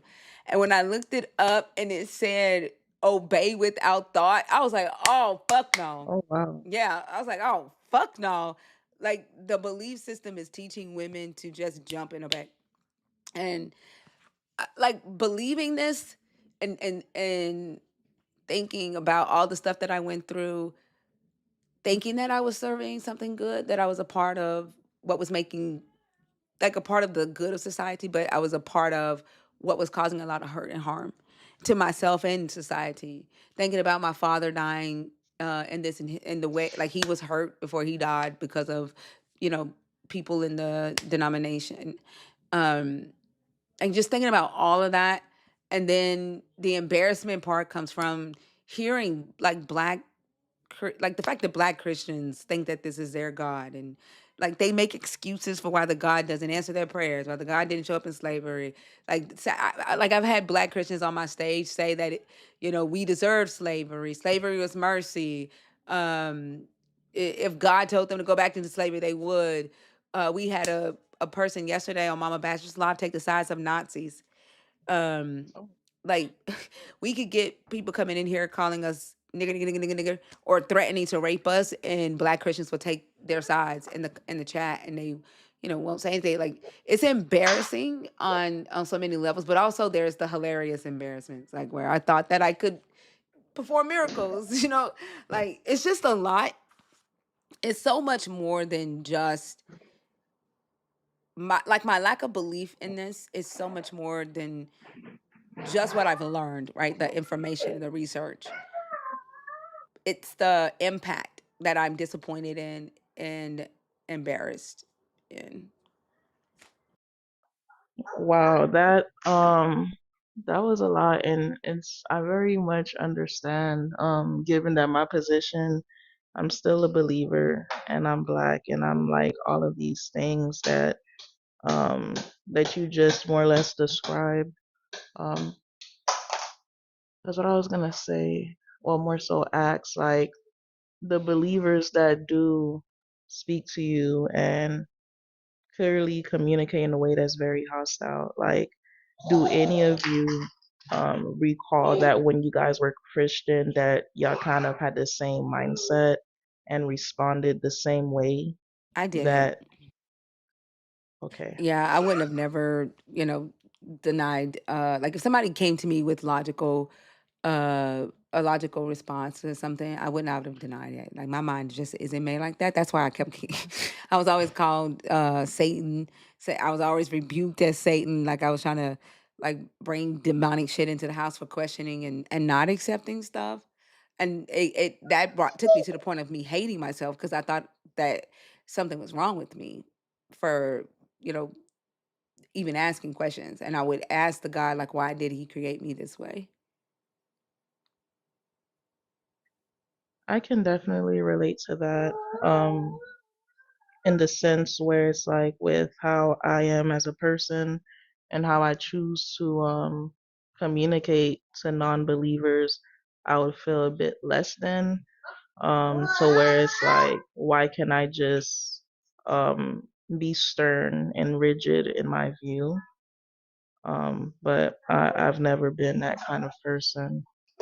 And it's just with hearing what you said and what other non-believers said about their experience with being Christian. I just find it interesting that it's like I relate with embarrassment and disappointment when I was actually a non-believer. So I'm like, wow, the parallel in that. I'm sorry. Can you share, like, what the embarrassment was as a non-believer and the disappointment To was? And before you do that, like, for example, like, everything that I just shared with you, a believer in the comments, instead of that believer listening and taking, considering what I'm saying and taking into consideration, I'm being told to shut my Black ass up or my bitch ass up by that believer. Like, that's, like, the fact that I belong to something like that, that can just claim to be uh the a part of what makes you a better person without the accountability of actually having to be a better person. And all you have to do is just, ask your God to forgive you. There's no motivation for you to actually be a better person, because the goal of you so-called wanting to be this better person is so that you can go to heaven. It's a selfish motivation. So there is no there is no motivation to actually be good for other people, right? Or for society, or for a future society that you may not ever get to see. There's no motivation in it. Like it's just it's like I don't know any other word to say but ew. That I actually like. It's just ill to me. But what are the things that you say are parallel for like as a non-believer that you're embarrassed of or felt disappointed? Um, to first say to what you just said, before I kind of go into it, I will say with when I see like non believers respond in hostile manners, like the situation that you literally just described, I think it takes Christians to observe other Christians. Because prior to a year ago, I wasn't really tuning in on TikTok or anything like that. So it's like just seeing how Christians would respond to non-believers with all you guys do is just asking questions, and I get it. They might disagree with how you guys are interpreting scripture, given that you guys are bringing historical context. I don't think it's a reason for anyone to respond, in that type of matters without reason. But when I was talking about the parallels, like for me, and to be honest, I'm still kind of embarrassed and I still struggle to talk about how I was prior to being Christian on like open platforms and things like that.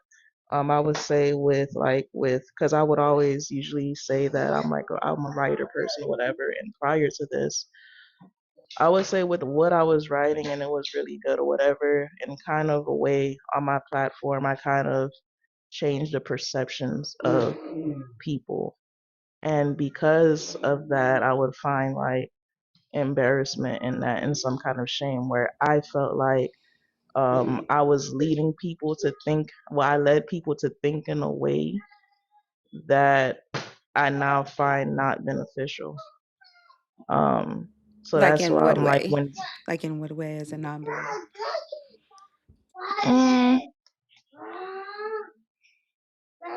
because I'm trying to be pretty vague.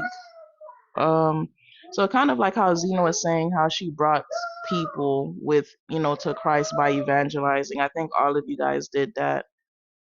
Yeah, I'm talking about For as me, a in a way, non-believer. Like specifically, what way did you bring people to think that you now find that's not beneficial?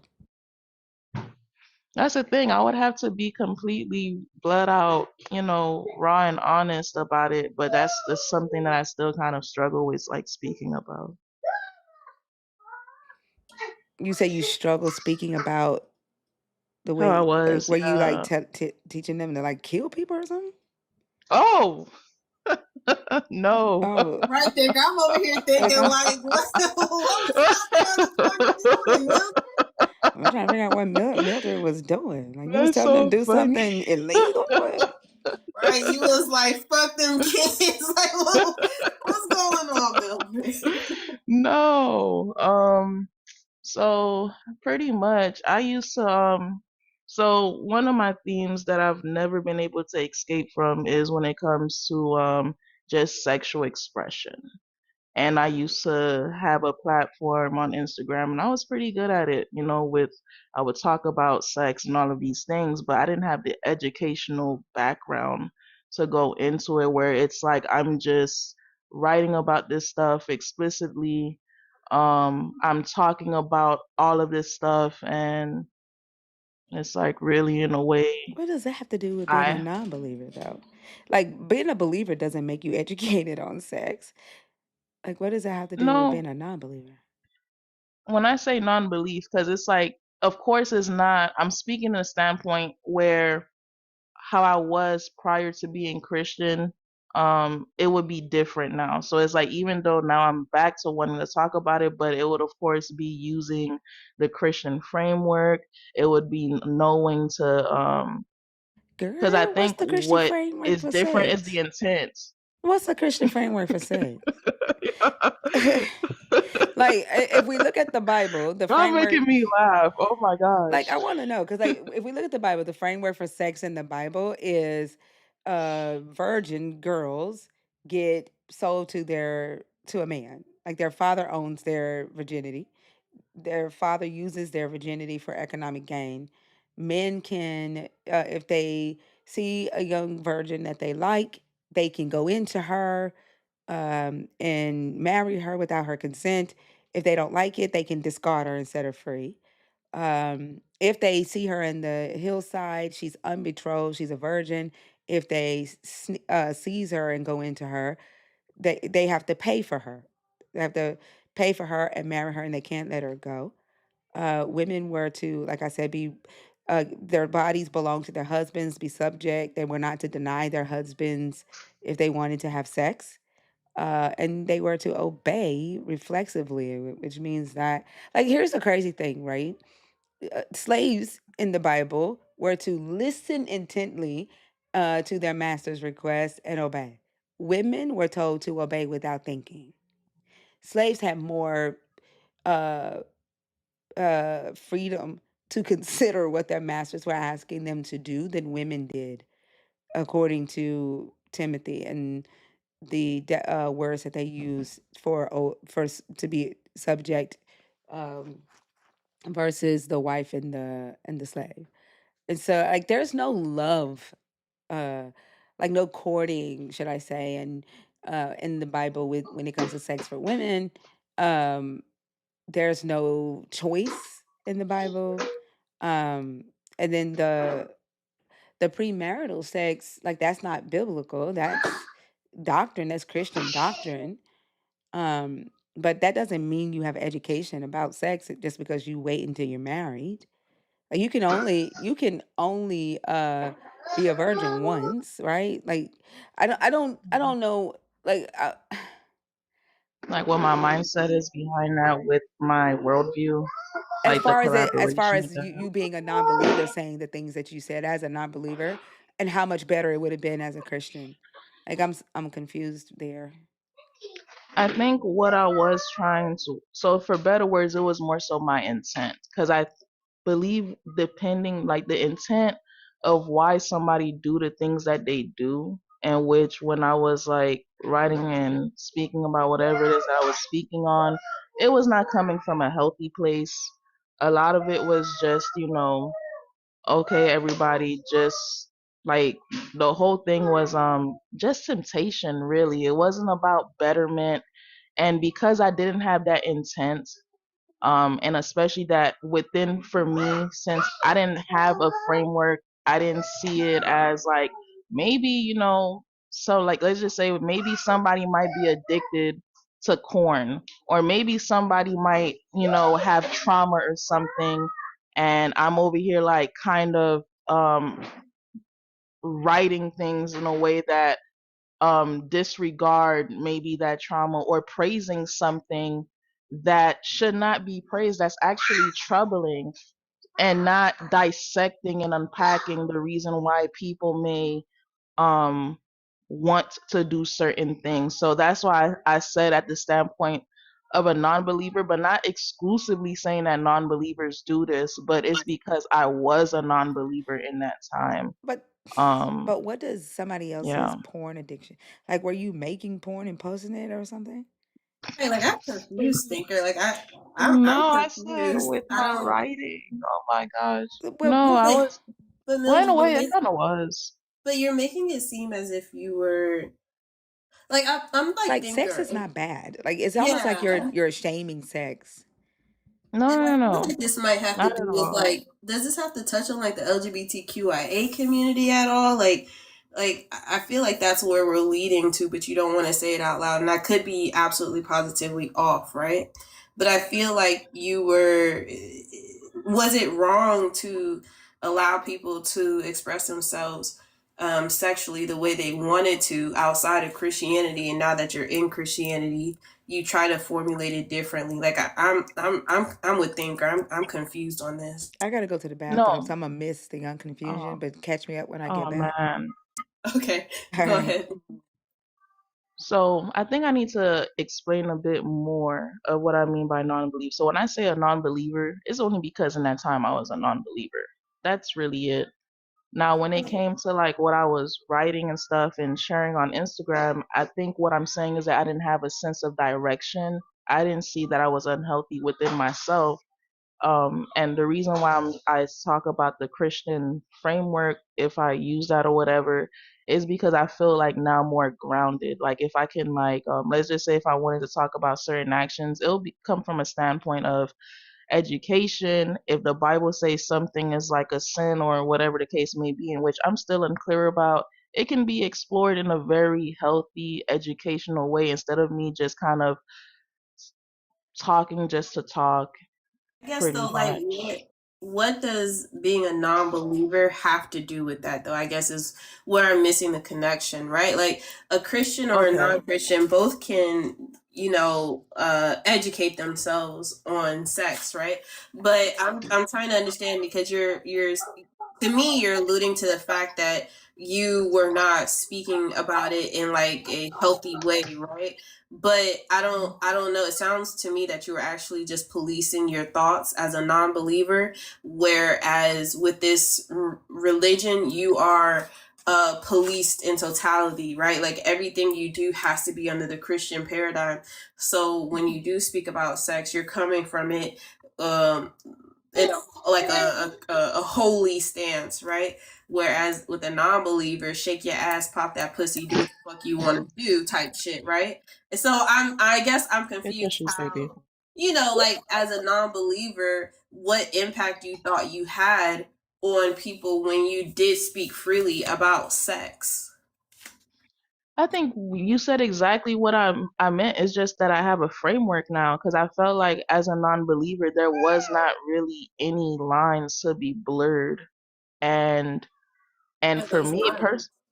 Sorry, I just what are those lines? What do you mean by that?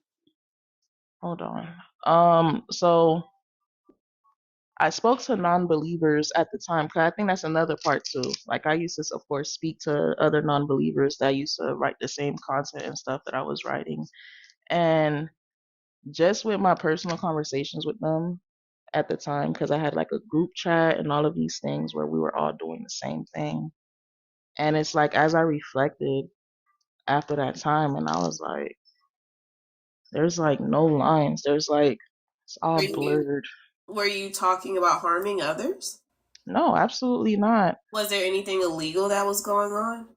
No, Do but it you was just their feel mindset. I hear you, Mildred, right? But I guess like when you say lines were blurred, like were you doing something that you felt was unethical, was immoral, like cheating on somebody or having sex with the same gender? Not really. Because Okay, I think what so I'm getting at is just the intention of people. And that's the thing. It's like to verbalize somebody's intention or see and be on the outside observing somebody's mental state. And with these people, I knew like their traumatic things and things that they like to engage in. When I like that like became I a can't. believer. You can't hear me? I Hello. can hear you.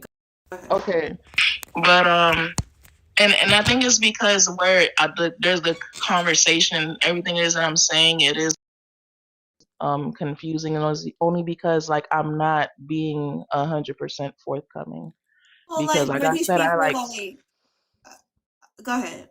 Go ahead. no, that's it. It's just like I said, it's like I still kind of have trouble with the just like speaking about it and just everything. Were they in a certain lifestyle? Like was it like sub dommy lifestyle? Like was it like I guess I'm poking because I'm really confused, right? Because it sounds like you have more freedom as a non-believer to say what you wanted without being policed.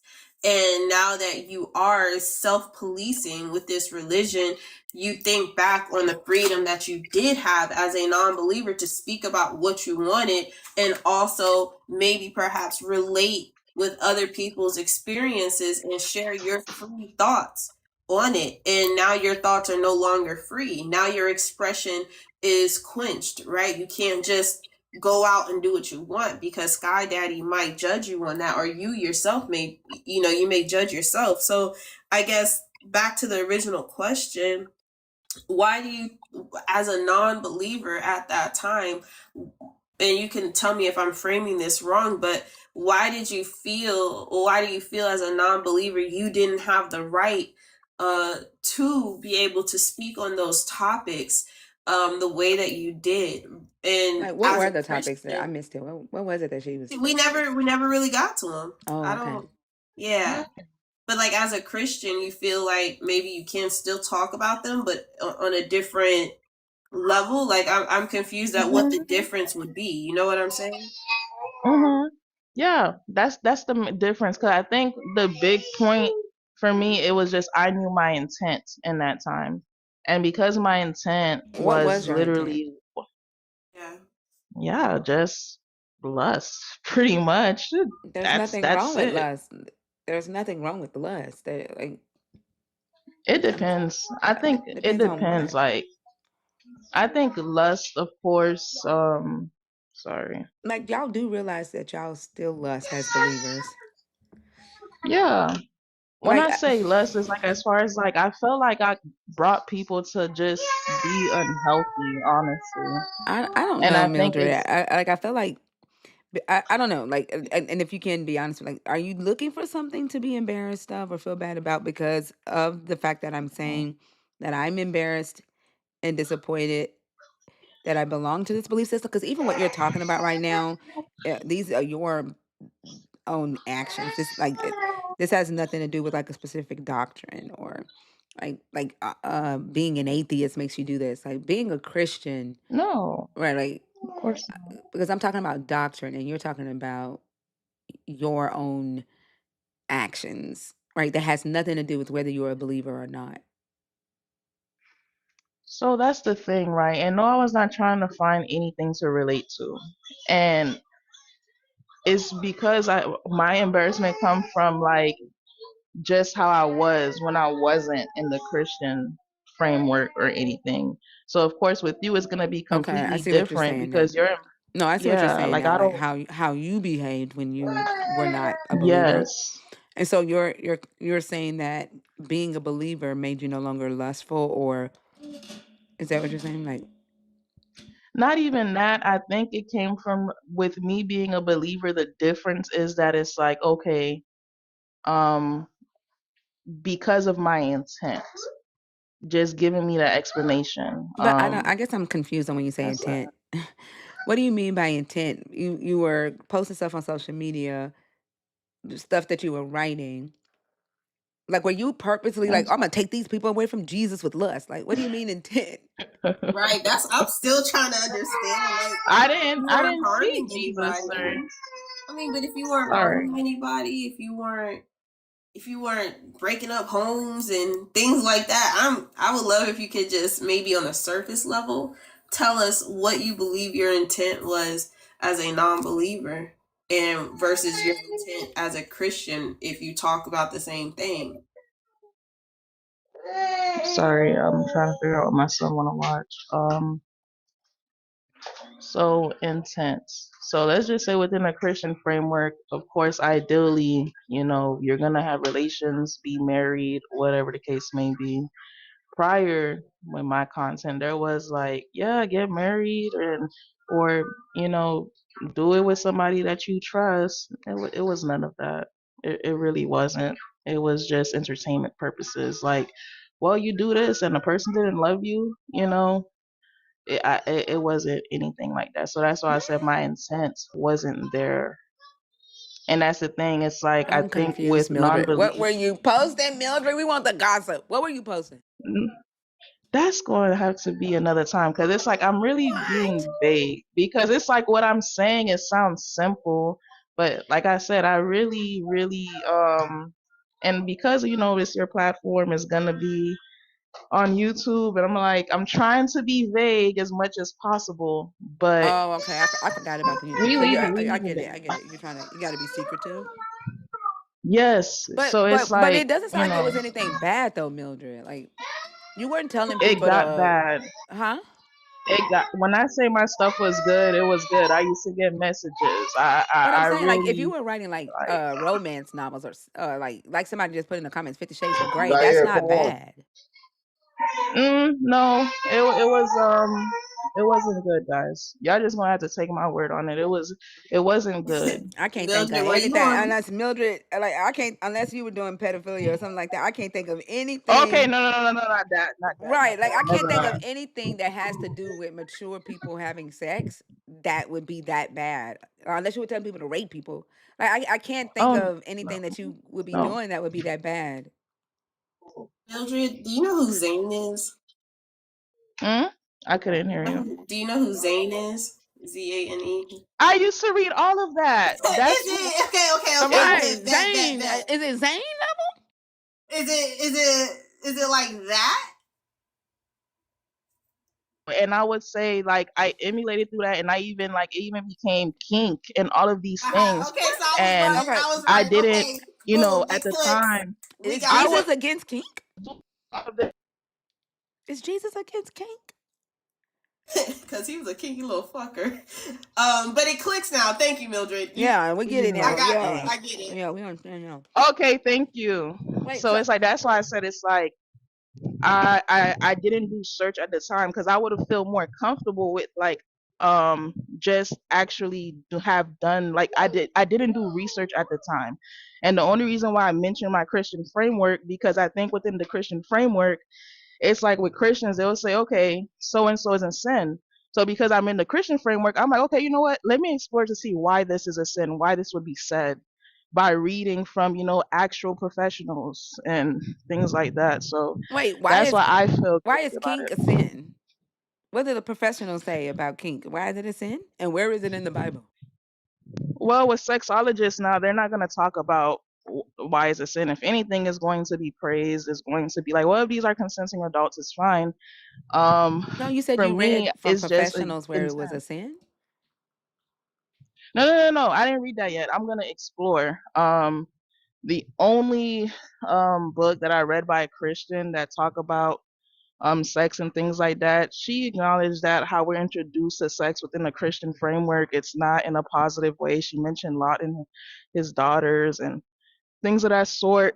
Um, so it's gonna be in a way where it's not, it's the opposite from what God had intended for us to do.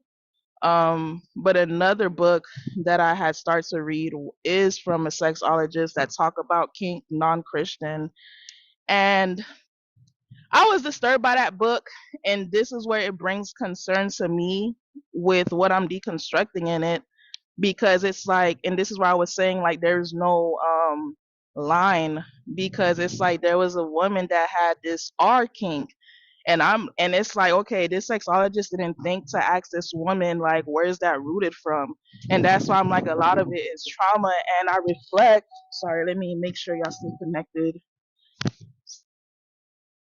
Poppy, close your ears.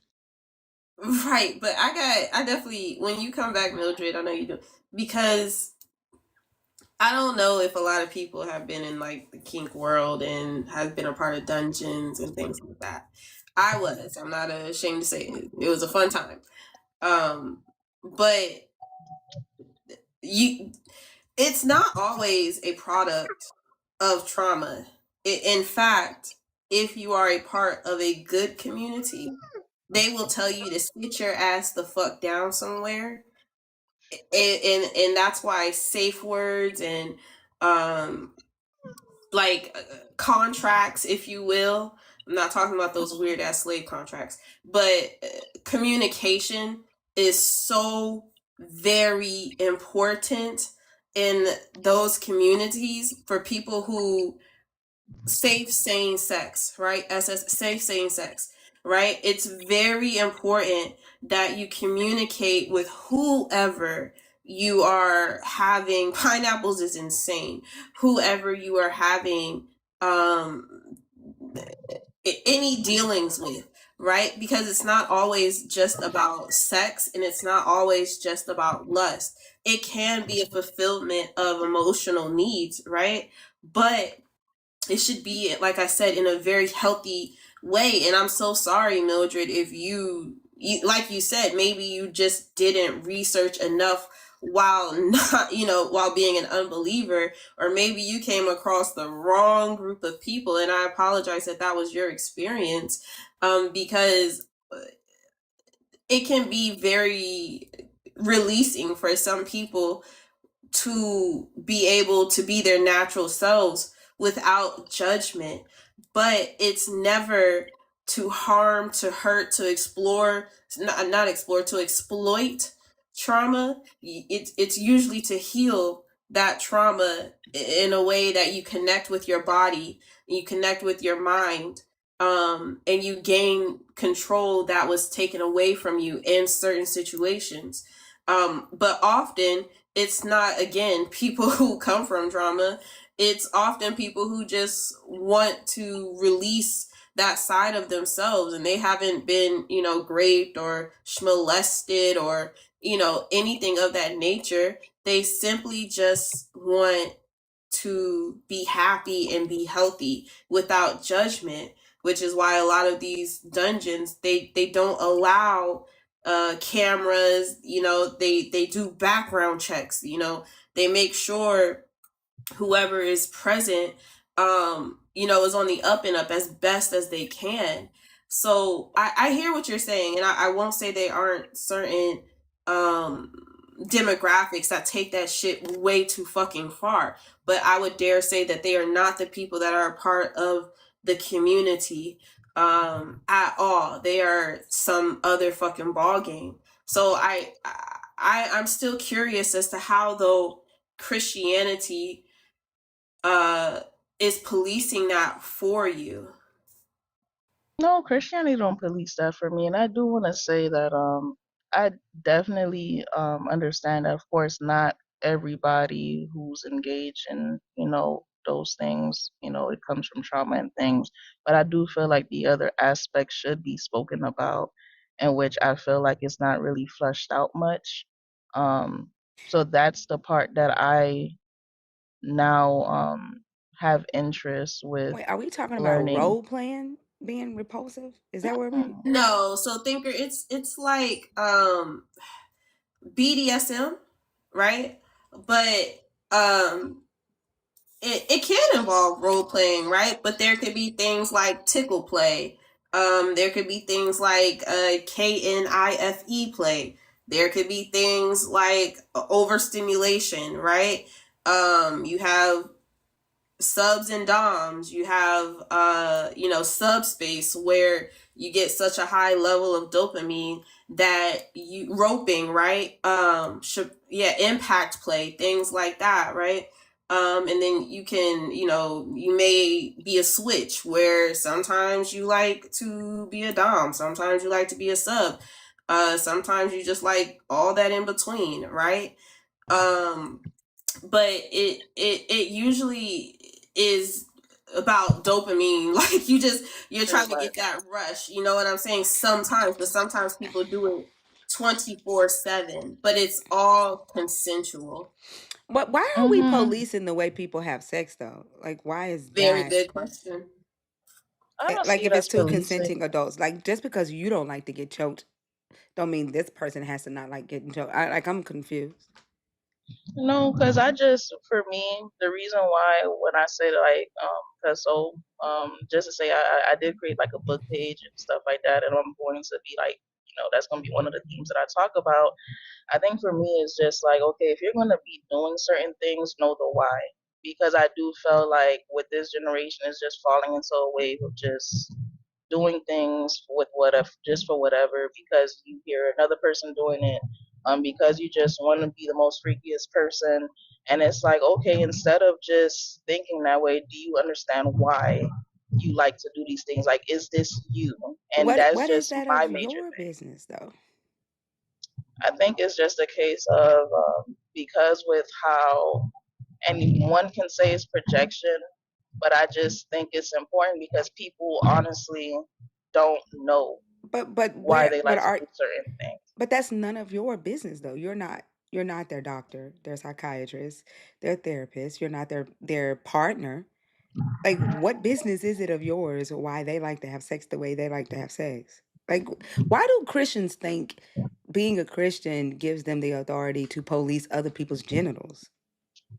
Like, but I don't see that stuff. the genitals they don't feel comfortable policing are the adult genitals that go near little genitals. Like, why do Christians spend so much time telling consenting adults what to do in their own bedrooms? I don't understand that.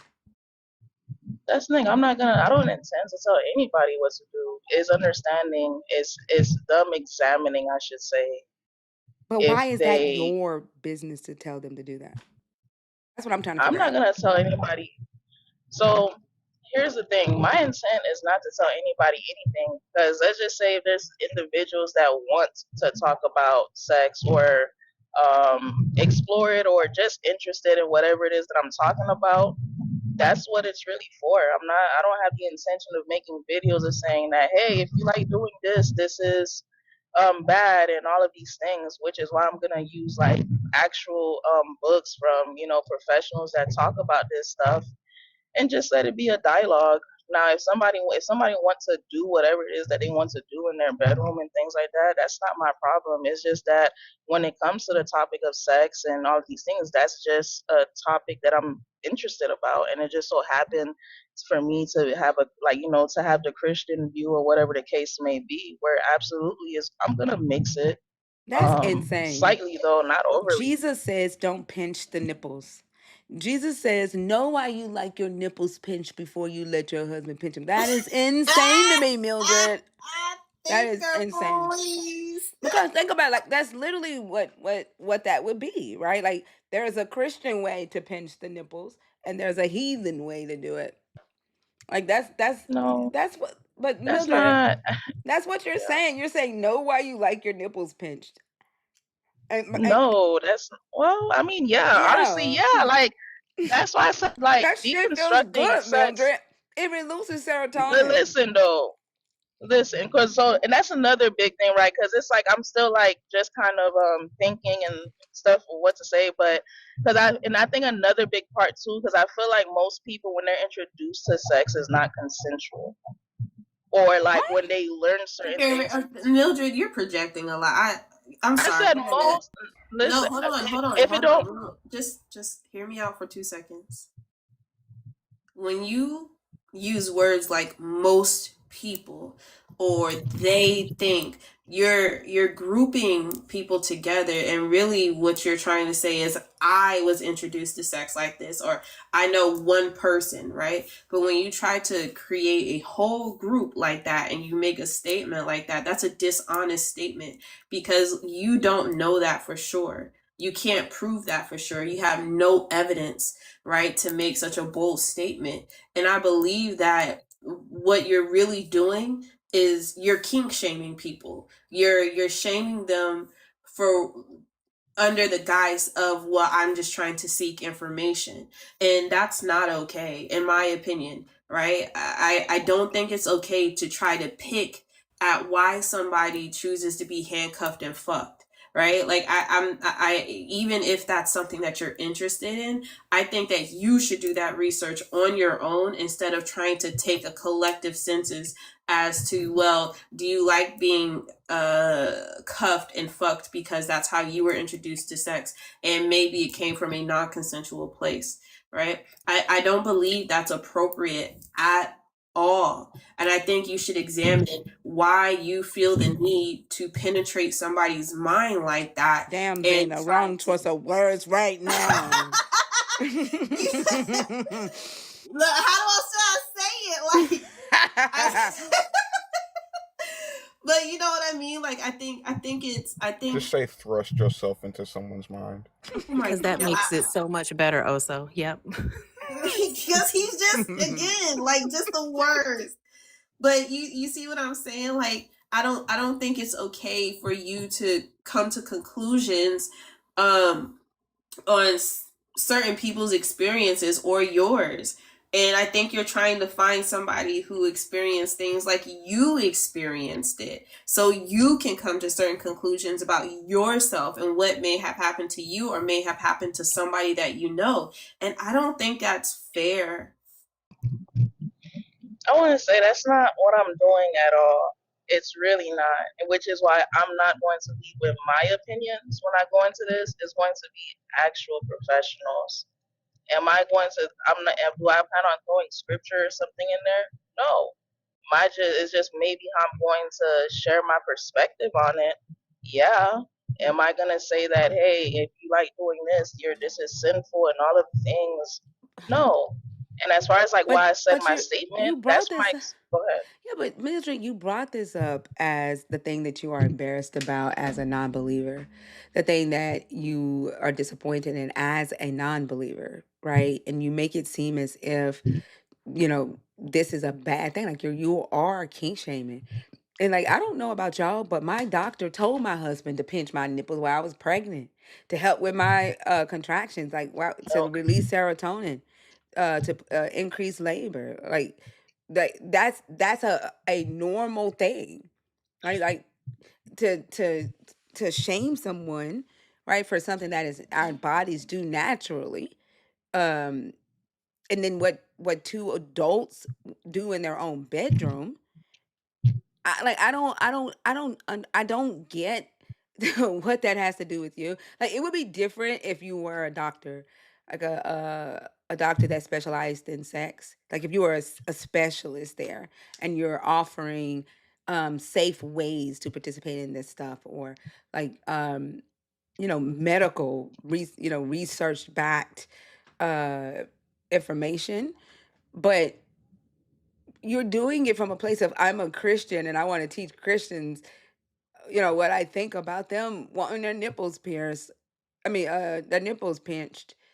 I don't get it. Like to me, it just sounds like Christians go where they don't have no business going. They like you don't belong in anybody else's bedroom. I think there's the disconnect here is that like what you guys maybe is how I'm explaining, but I'm not doing any of this because I'm like trying to convince anything. With my standpoint of being Christian, it would be no different like how I was saying in my past, like as a non believer, writing stuff, because even one can say what I just said, like as a non believer, what I was writing and stuff like that, I had no business being in somebody's bedroom with what I was writing. Like they saw this in my writing and they chose with their partners to do these things. So it's like that can be, a statement said as well. And that's probably why I was feeling that way. Where in some kind of way, the stuff that I used to talk about, the things I used to write about, it's like I kind of felt like I was imposing my way in other people's bedroom, and and little did they know every crap that I was saying was not coming from a healthy place at all. So I think, yeah, it's a good thing you guys said that because it does go into why I was feeling what I was feeling.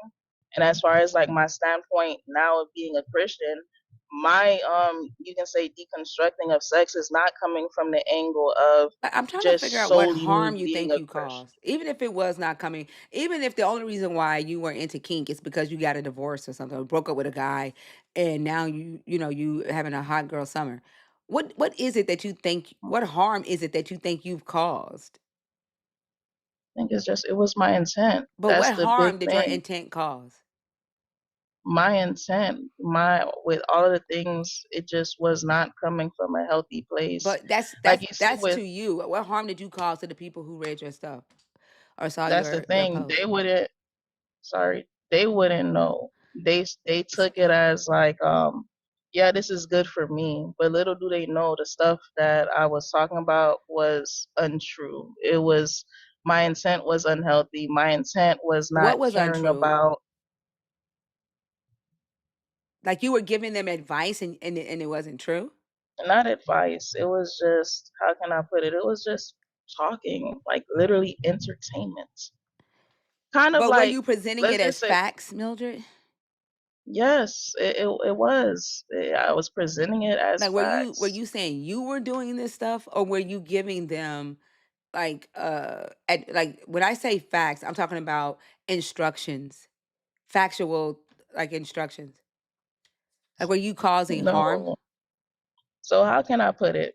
You guys feel like when it comes to corn that it's factual, it's actual representation of what No. sex is. No. That was exactly my content. But Who that's It not thinks was that's a that? but what does lie. that have to do? You think people learn how to have sex from corn? Believe it or not, a lot of people and this is where I talk about these conversations because there's a lot of conversations that I would watch on YouTube here and there where they would say like specifically when it comes to men that their introduction, and that's why I said my consensual statement. I'm not talking That's about not like them the having physical. sex. Their introduction to corn is them having sex with themselves. But they're not No, wait, introduced to they're not taught how to have sex from watching corn or from reading your books. Like that's entertainment that gets them hot and heavy. That and that's what I'm saying. A lot of there's people nothing don't wrong with see that, it. Mildred. I'm not saying anything is wrong. Well, when it comes to corn, of course, I have my own different viewpoints on it, and even some non-Christians feel like corn is not healthy. But if somebody watches it, cool. And but what I'm saying is a lot of people, unfortunately, they don't know those type of contents exist as just like a booster or something like that. A Who lot of don't know people see that? it as reality. Who sees it as You'll be reality? surprised, thinker.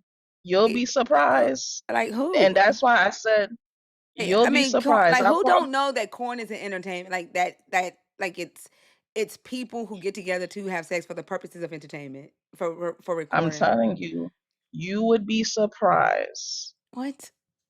You would be surprised. And I'm not just talking Wait, on my butt. You would be surprised, which is why I want to talk about the stuff I want to talk wait. You said about. you're not It's just not talking about your what? hmm?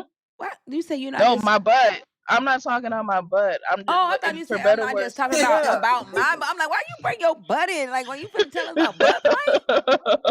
I think there's No, an but that's important distinction here, Mildred, because you're blurring a line. And this is so interesting to me because you're blurring a line between, and you didn't really answer Thinker's question directly. You writing your personal thoughts about something versus saying to somebody, you should do this. This is how you perform this act. I know 100% because I've experienced it, blah, blah, blah, blah, right? Versus you just writing your thoughts on a fucking blog. Like, and now you feel shame and you want to dig into other people to see if they feel the same shame. That's not okay. I don't understand why why you're going What? over the river and through the woods. You feel shame about it. You're shaming yourself for what you desired. Maybe you couldn't attain it, right? Maybe you didn't actually go through with that threesome, or maybe you didn't go get Shabari roped. I don't know, right? But that's you, right, saying that, hey, I had fantasies that I put to paper and I didn't get to explore them, so I feel I led people astray, right? And I might be wrong, but I don't think that I'm wrong with what you're saying. And I think that now you're on a mission to shame yourself for something that you naturally desired, and it's just projection, and I hate that for you, bro. Like but you see, it that's all I was reminds me saying. of believers thinking that they are they have the right way to live and everybody should live like them. Like because now however you see that sex should be, you want to tell other people that they should have sex the way that you see sex, and like that's insane to me. But I think believers do the same thing when it comes to life and morality. Like there's no two believers that are the same at any given point in time on this planet. You all have different Jesuses.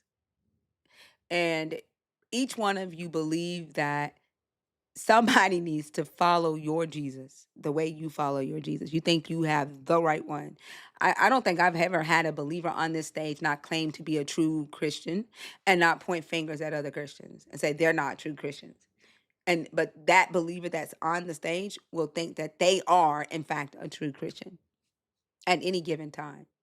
And so what it is that you once saw as you had the freedom to do with no guilt, you now have guilt because of whatever doctrine or denomination you are subscribing to has set the guidelines for how you are allowed to use your body in the privacy of your own home, how you are allowed to enjoy your own body in the privacy of your own home. And now you want to put that shame on everybody else.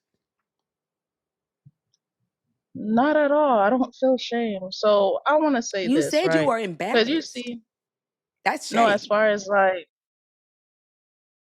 Well, I was, but I feel Right. fine It's now. a But when little it came to talking backtracking. about myself, sure. But when it comes to like just like sex in general, talking about it, kink and all of it, I don't feel shame. But it's just like with talking about like with how I was and all of these things or whatever, that's where it's like just Pause, speaking Mildred. about myself Pause. in general. Pause. You're about to gaslight the fuck out of us, and I hate that for you.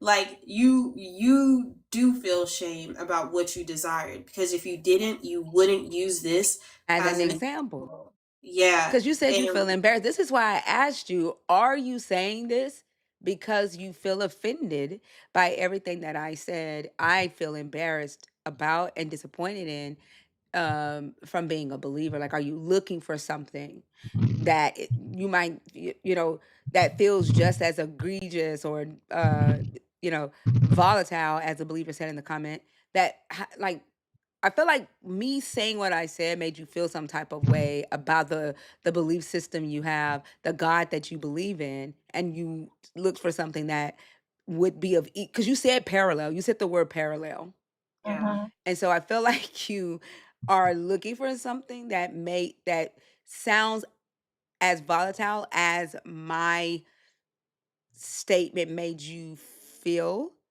regarding this God and this belief system. I agree. I think that is the case, and they just don't compare at all. I People, mean, it just doesn't. I will say it is unfortunate that, that's how you guys, take it, and that's fine. And I just want to say this, because you see how you guys, speak about Christianity, and deconstruct it because that was the life you guys had. And when it came to just the topic of sex, because at one point that was my identity. So that's why I know those are not two direct things that's the same. That's why that was the angle that I came at it. So I'm I think when confused. How can anyone has sex be your identity? What do you mean sex was your identity?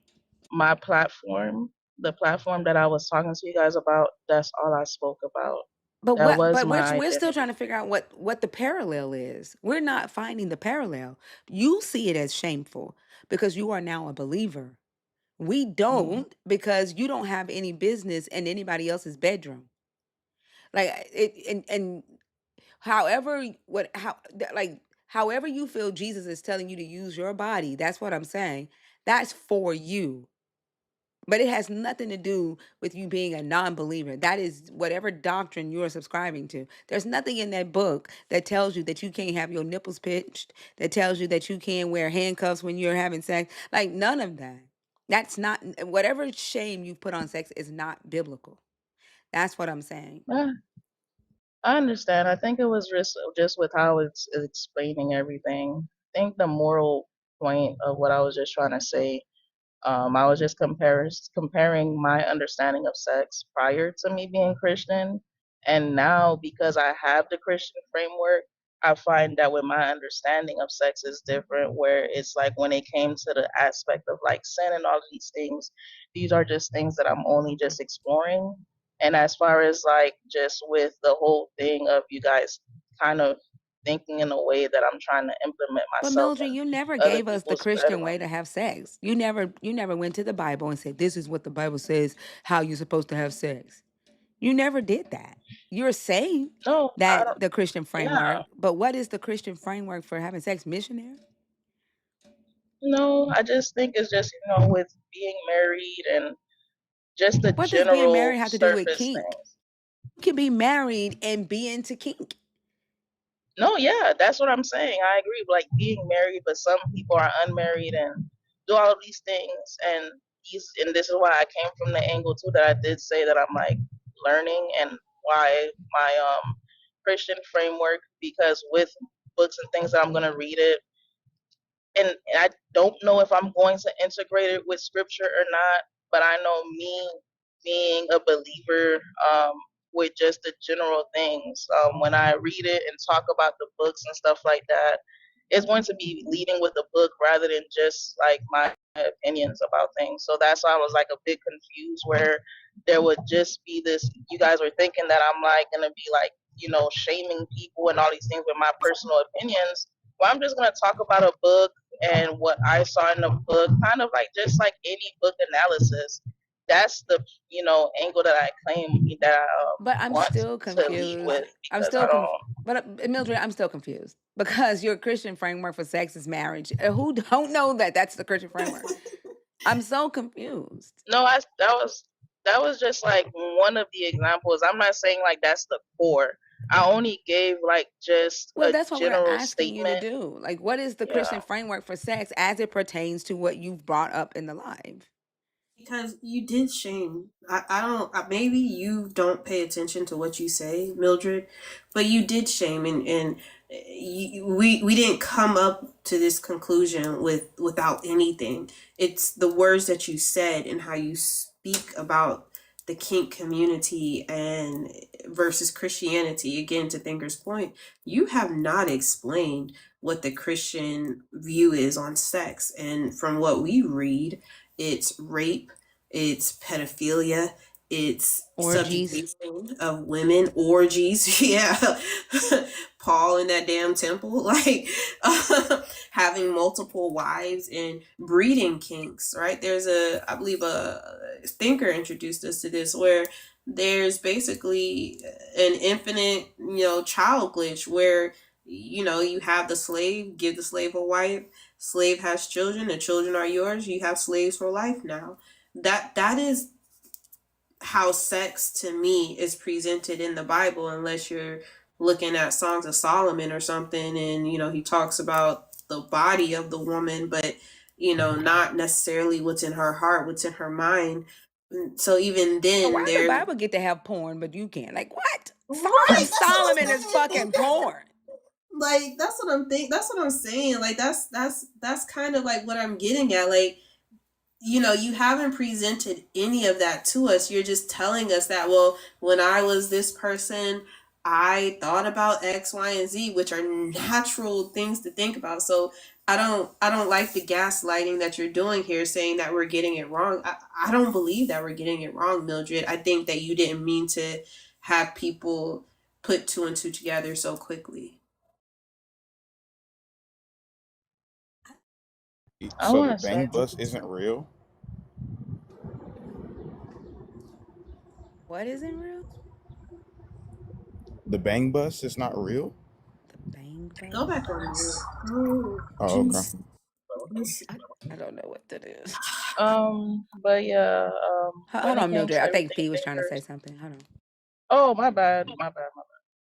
I was just going to tag on to what Z was saying. Like, I think this is another example where deconstruction from religion leads to deconstruction from so many other ideologies, i.e., what we're talking about right now.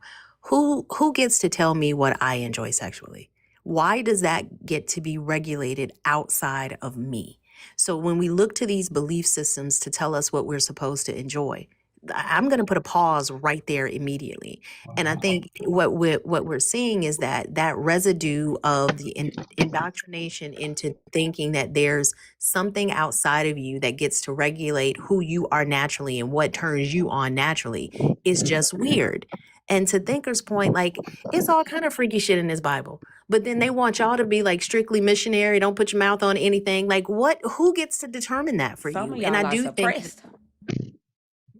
exactly. And I mean, that was like or was it Z? You had that bonus question about believer men being so like freak ass niggas 6'9" guys. Yeah. I'm about to bring Like it back today because what is going on? exactly. And you said you made the statement that a lot of people think that corn is the way sex happens. And that's not because of corn. That's a failure of whoever was responsible for properly educating that person about sex. That is a failure on the part of parents. That's a failure on the part of our society. That's patriarchy. That's all this misogynistic mindset. So that has nothing to do with natural desires and people being grown ass people, consenting adults, being able to do whatever the fuck they want to do with however many people they want to do it with safely. Being able to, or feeling as though you have to look to somebody, be like, okay, can I put it here? Is this approved? Who the fuck set that rule? That's why I But you know think what? There all of are this. pastors. Oh, my Sorry. bad. Go ahead. Thank you. I was gonna say Go there are ahead. pastors who do that. Like I know someone who pastor told them that it was wrong to do butt play with her husband and give her husband head. And My best friend. Same thing happened with my childhood best friend and her husband. did they get divorced? No, they're still together. Oh, And she they just they is got frustrated divorced. as fuck. They got Because divorced. they told him they couldn't even do oral. Yeah, That was against the yep, they couldn't do oral, they couldn't do butt play. The end up stepping out, having children, divorced. So like there shouldn't be, I don't give a fuck what a pastor is, there shouldn't be another man, another woman in your private bedroom with your significant other. Because when it goes the opposite, like that pastor ain't gonna pick up the slack when the other person walks out. They ain't gonna give a damn because it ain't their responsibility. Like that doesn't make any sense. I just Unless wanted to say invited like is crazy, so. I did want to say that's why I didn't really want to get into all of it and why I didn't want to speak about like my experience or whatever because I knew that it was not going to be something that's really taken serious or whatever the case may be or me projecting when all it is just I was expressing that the topic of sex has always been something that I care about, and just wanted to talk about it to people or That's not whatever. fair, But Mildred. That's not fair.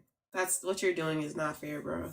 We sat here and we listened attentively. Like that's not fair at all to say that we don't take it seriously or anything like that. Again, What? I just don't think that you thought that we would clock it. And if that was the case, then you shouldn't have brought it up as something that you were embarrassed about. That's not fair to say. wait, could you start over? Because I had get a phone call, so I like Yeah, missed. I was saying it's not fair for you to say that we didn't take what you were saying seriously. I take it very seriously, and that's why I said what I said about the community. Love you, also have a good day. I also love How you. it's not fair for you to put everybody in a bag or say that this came from. You said a lot of harmful things, Mildred. You said that this happens from trauma a lot of the times when people don't know what real sex is because they look at porn. Like you make a lot of claims and a lot of assumptions, and again, this all goes back to you shaming yourself. I take it very seriously, but for you to put that tag on us, that's not fair at all. At all. I just think that you didn't think that anybody would understand what you were talking about. And I'm so sorry that I clocked it quickly, but no, that I don't accept what you're saying when it comes to that. I just don't. I I mean, to mean, be that's honest, fine because I Mildred, think like it. the gaslighting that you're doing right now, I think that the again, like I'm still not convinced that the reason why you focus, like you came up to talk about, like you did not even address anything that I said as to why I feel embarrassed or disappointed. You asked why. I gave you the reason why, and you barely addressed it, and you went straight to why you're embarrassed of being a non-believer. And then you said again you used the word parallel, so you were looking for something that was just as volatile for as a non-believer to match the things that I was saying for a believer. Like I think that's something that you need to I know you don't like that, but that's what happened, Mildred. And I'm not saying that you may not that you did not do this as a non-believer. You may have you may have, but you've moved the goalpost so many times in this conversation for this to be the thing, right? Um, like and then like there's like you saying that you're gonna take it up upon yourself to like you can't even tell me the harm that you think that you caused. You're not telling me what merit the Christian format for sex is that you learned that makes you feel this shame. Um and then like you can't you're saying that you're going to now just start talking about like the proper way to like telling people they need to figure out like why they like kink where you're not a therapist and you're not a psychiatrist, and Christians think that that's their duty for some reason to tell people how to live their lives, and specifically for some reason want to be in other people's bedrooms, consenting adults bedrooms even married couples, like that doesn't, I do not understand why Christians think that they're supposed to police other people's genitals. um I don't. I think the only genitals that we should be policing on this planet are the ones that go near children and our own children when they try to have sex too early. Like, we should not be telling grown ass adults how to bust a nut, or like, like whether, what the right way is to get a nut. Like, that's insane to me. And I don't like the fact that the conversation went here when we were talking about, me being an ex-believer, now atheist, disappointed in what I'm seeing from the believers that I'm having conversations with, and the disappointment, right? Like, I know you may not want to face it or deal with it, but everything, this whole entire conversation says, let me think of something just as volatile as a non-believer, because right now what she said made me feel some type of way as a believer.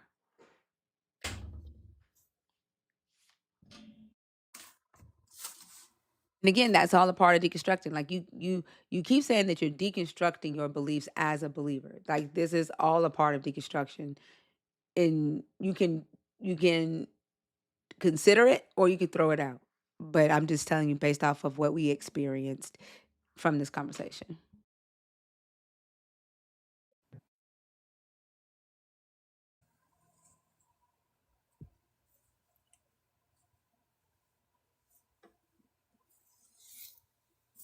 I'm sorry, I had got a phone call, so I missed the last of what you were saying, Thinker. It's okay. I mean, honestly, it's just not really much for me to say. The saying that I was gaslighting and all of this stuff, and gaslighting is like with the intent where, you're trying to cloud somebody's judgment or whatever the case may be. I was not trying to do all that. I do find myself to have been vulnerable and sharing my experience. You know, I mean, there's not really nothing I can say.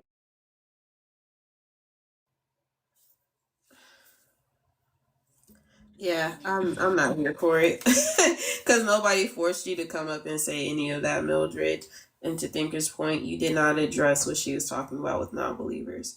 So I don't know. I don't really buy it. But I hope you have a great day. And if there's nothing else to say, because usually there's some type of a good conversation we can get. But I think that you should listen back to the YouTube and you should hear how this even came about.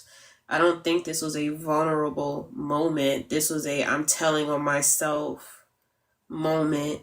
And I Yeah. was bad Wait. as a believer. I mean, as a non believer, just like you believed you were bad as a Christian. And here's the crazy thing. I never said I was bad as a Christian. Never said anything. So there was no reason.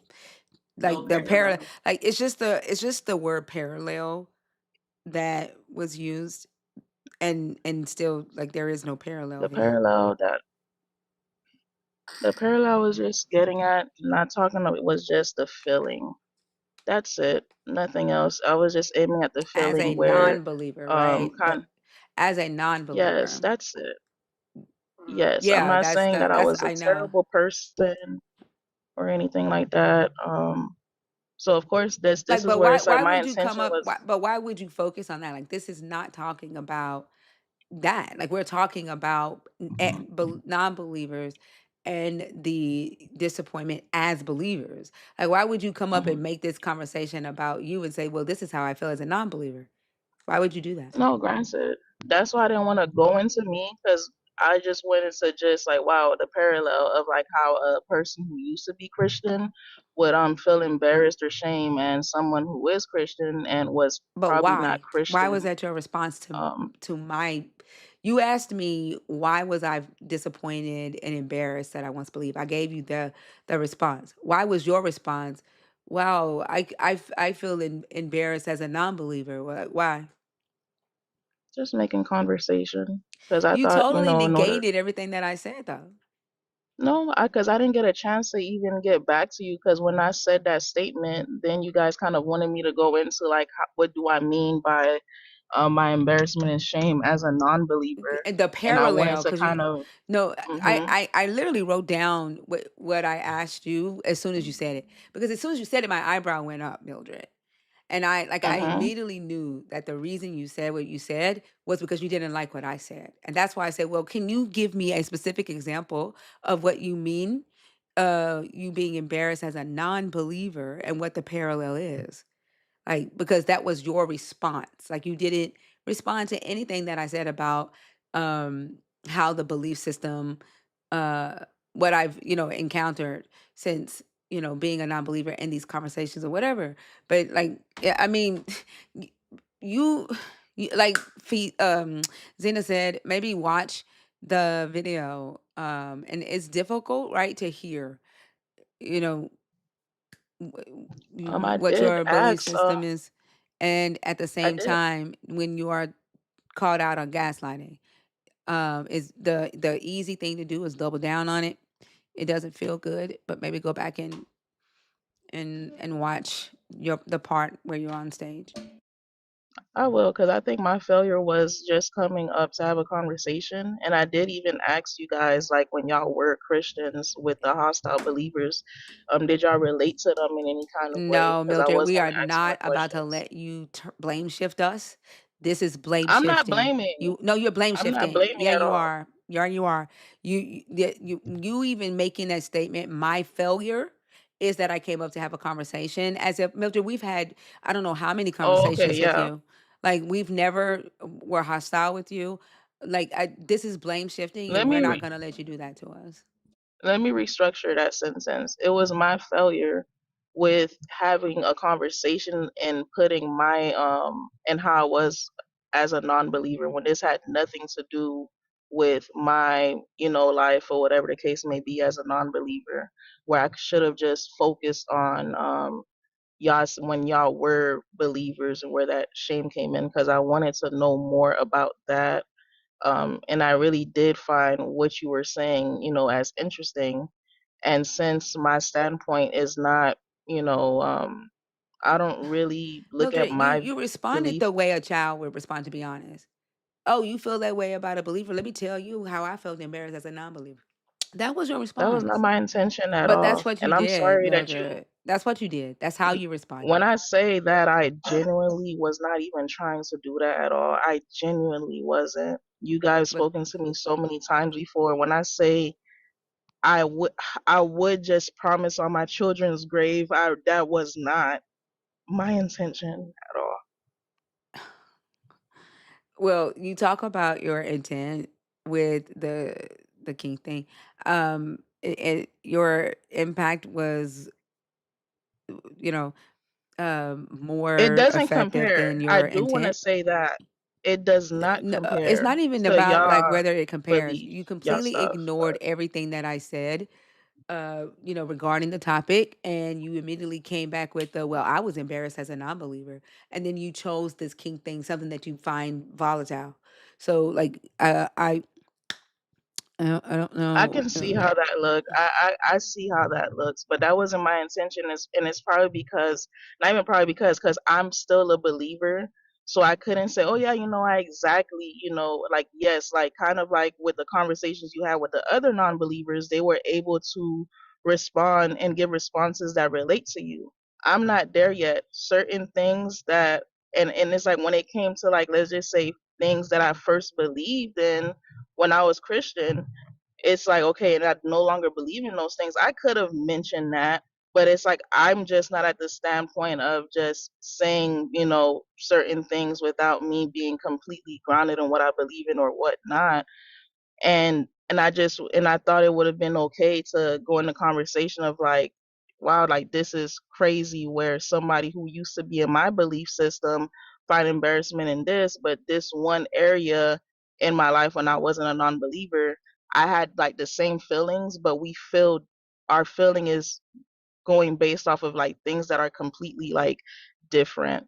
But I was not trying to be dismissive at all, and I was genuinely interested in what everything it is that you said as far as like the framework, with the Christian doctrine when it comes to sex.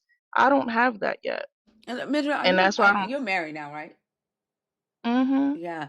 Like I don't know what it is about women. Like when you get married, all of a sudden there's this I thought that you're better than every other woman who has sex. Like it doesn't like I don't know, it doesn't make you superior to any other woman who has sex, how you have sex. Like honestly, I think single women are probably getting uh having sex better than a lot of married women. Not all, but a lot of married women. But for some reason, when women get married, they start looking down on other women, like it elevated your status or something, like, or your authority in society to tell other women how to lay down. Like that's what it's giving, all of that. It just, listen, I like Mildred, I really like you. I've always liked you as a believer. When you were a believer, like, nobody pressured you to say you were deconstructing. We liked you as a believer. And I'm just saying, like, this is a moment of retrospection, and introspection. Go back, look at the YouTube, and look how you sound. Listen, introspect. Yeah, I'll do that. And I do want to leave with this. Like, I don't plan on teaching anybody about sex. It's just like what I was going to do was and plan to do is just, okay, read a book from a sexologist, talk about the book, and ask questions. But I don't want to sway anybody of anything. Um, and when I said my statement of how most people, I should have led with, it seems like most people, when they're introduced to just sex, and I'm not talking about kink, I'm talking about like sex. And the reason why I said that, because besides my experience, it just seemed like a lot of the people that I encounter, believers or not, it seems it's usually like the same story, and it's very rare that I find people where they talk about their experience with sex and how they were introduced to it. It came from the standpoint of, like, ideally, like, once, like, finding somebody, having sex with a person, all these things, it's always like different factors when it came to like their introduction of sex, which is why I made my statement. And the last thing is, no, I don't feel better. I feel like I could learn from single people. I can learn from just anybody when it comes to that area. And again, it's just whether I was Christian or not, sex has always been something very important to me. And I just I think what I'm saying is that it's not coming from the standpoint of like I'm an educator or something like that, because I don't have the credibility to be anyone's sexologist or intimacy coach. You It's know, just that, yeah, Mildred, sorry. I hear you, but you've been given, you're still going on about this thing where you could have done a U-turn about 20 miles ago and just talked about what Thinker's talking about, except you're trying to defend the things that you said.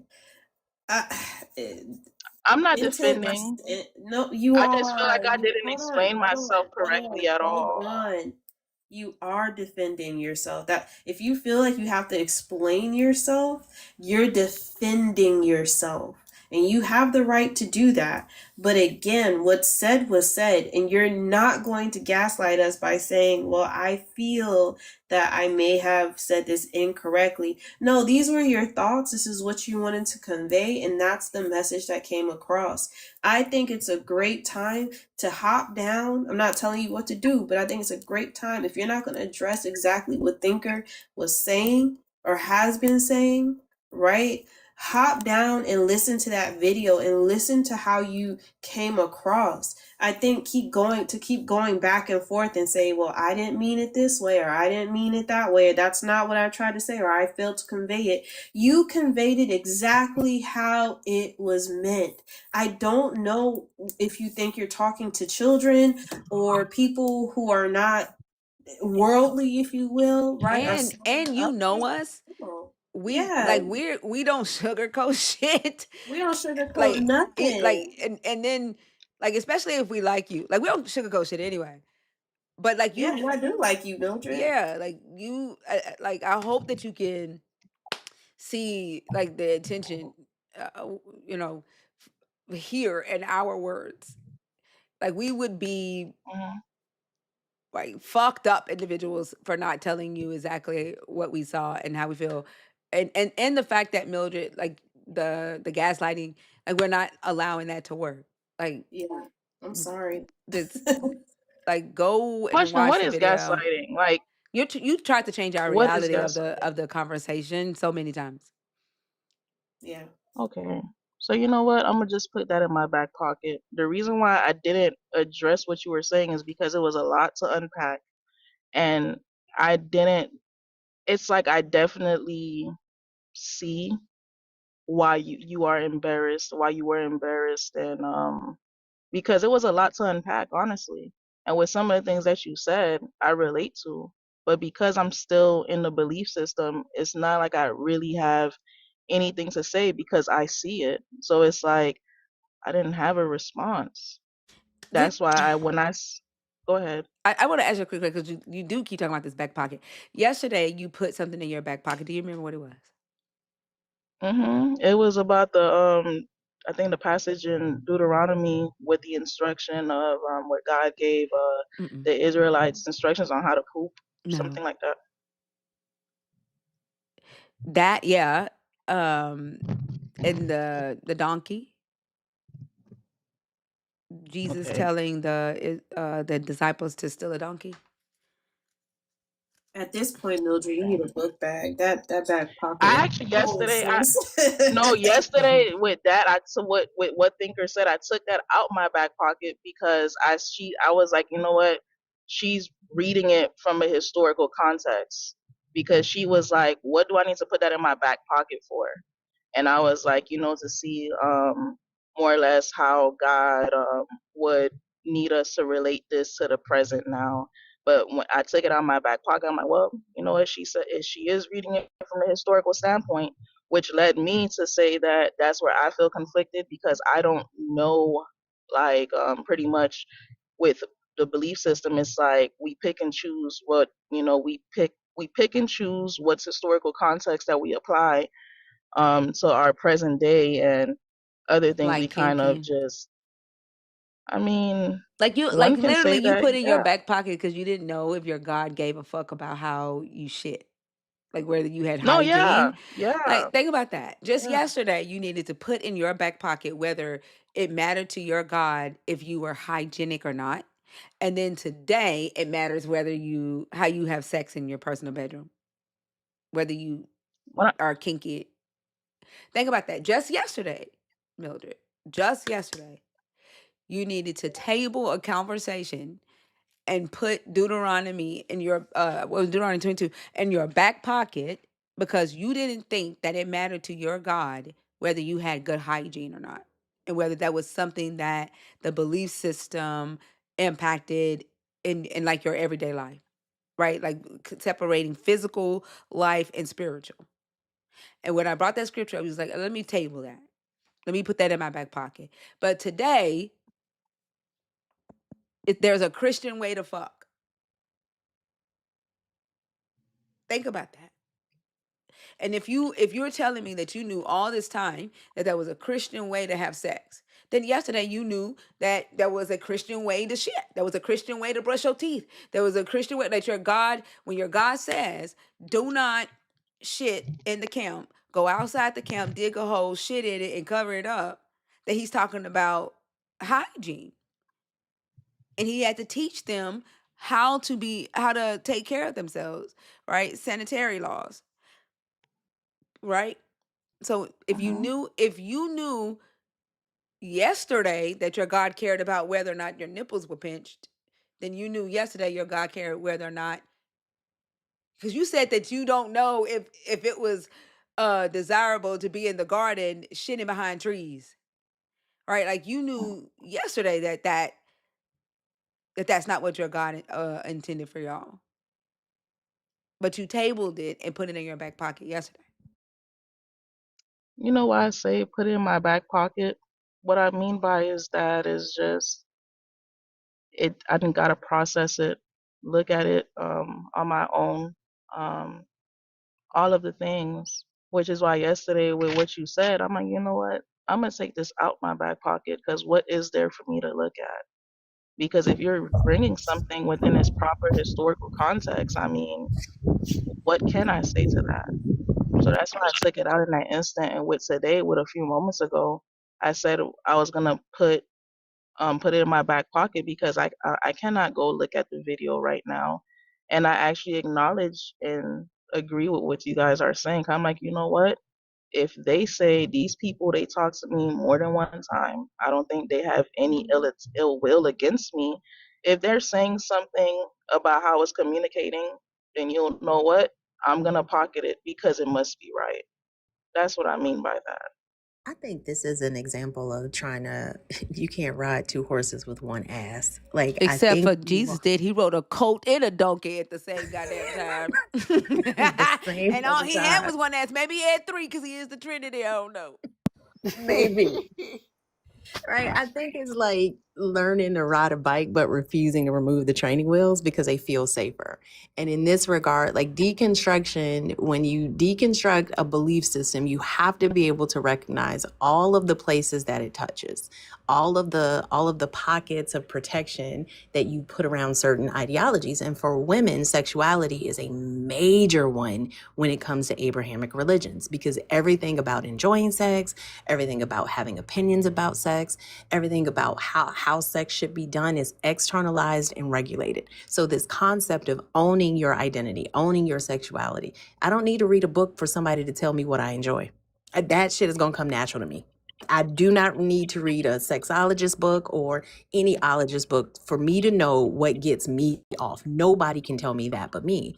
But because religious indoctrination takes this concept, this natural desire of humans, and puts it in this prohibited category of needing to be regulated, what is approved, what's not approved, you're still trying to hold on to that while deconstructing or wherever you are in the process. And I think that's part of the issue. I say this all the time, our triggers will be our greatest teachers. So if there's something that a person talks about, like in these conversations, there are certain topics that are brought up and I'm like, why did I have that visceral reaction to that? I got to sit with that. That tells me that there's some more layers that need to be pulled back. And I think this is an example of that for you.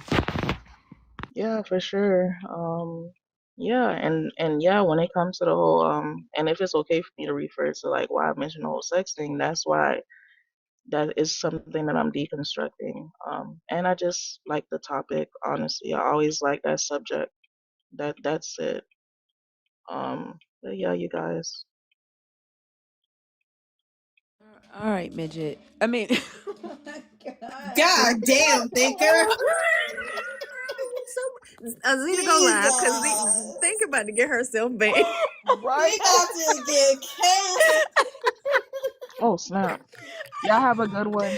Mildred. Bye, Mildred. Bye, Mildred. Bye, Mildred. God, then she said, okay, bitch. Oh my God. Oh my gosh. Oh my god. Oh my gosh. I don't even know why the fuck that came out like that. That's hilarious. Oh my god. Thinker, somebody said thinker tired. No, thinker don't get tired, champ. Oh my gosh. Open book, where did you go? I want to get all the nerds. Who's going live next? You or Mama Bash? I'm going live, yes. Zena is. Okay. If you are a nerd and you're a paid subscriber and you're in the guest request waiting to come up, please drop a emoticon. If you're not a paid subscriber, please wait until tonight. We'll be back at 11 o'clock tonight. I will get every paid subscriber that's in the request that still want to come up.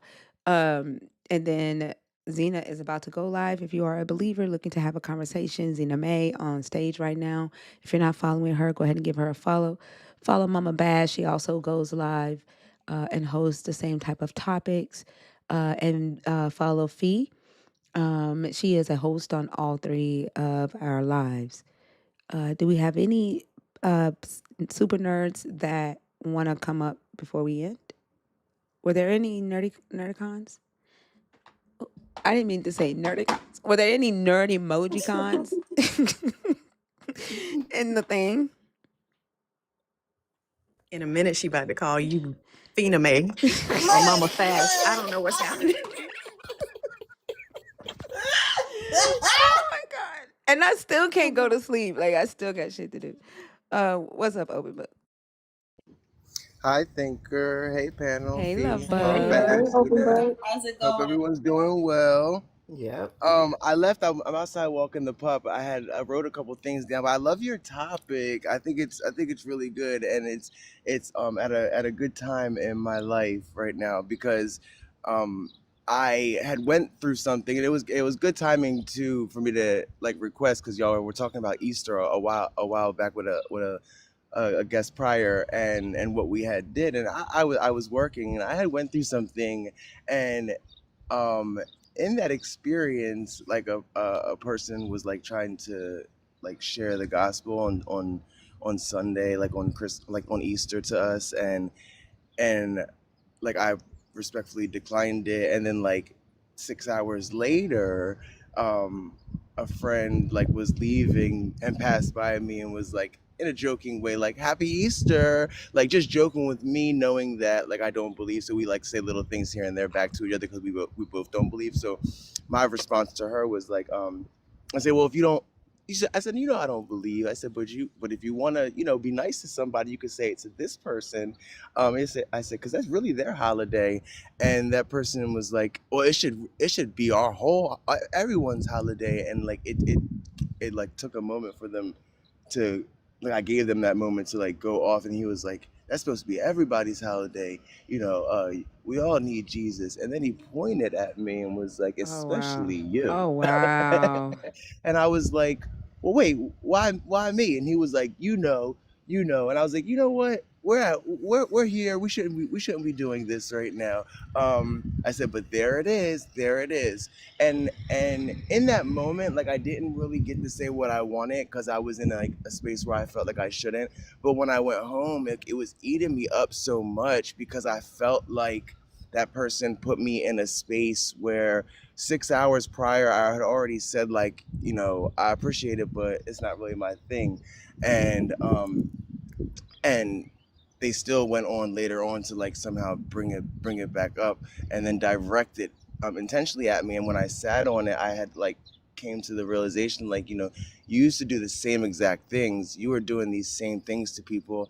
I really thought that like, this God was here to heal like same-sex attraction and things like that, and I projected that at other people when I was a Christian. And I hadn't talked to, I have a sister. We have the same father, not same mom, but we are both bi, and we always have had that in common. But the past 2 years we haven't talked, and for some reason it came to me like that night when I came back from that situation. I was thinking about it, and I said, um, you've done the same things to people, and what are you going to do with that now? So the next morning I actually reached out to my sister and a cousin of mine who is lesbian in California, and I just like sent them a voice message and just like apologized for what I thought was correct. And I just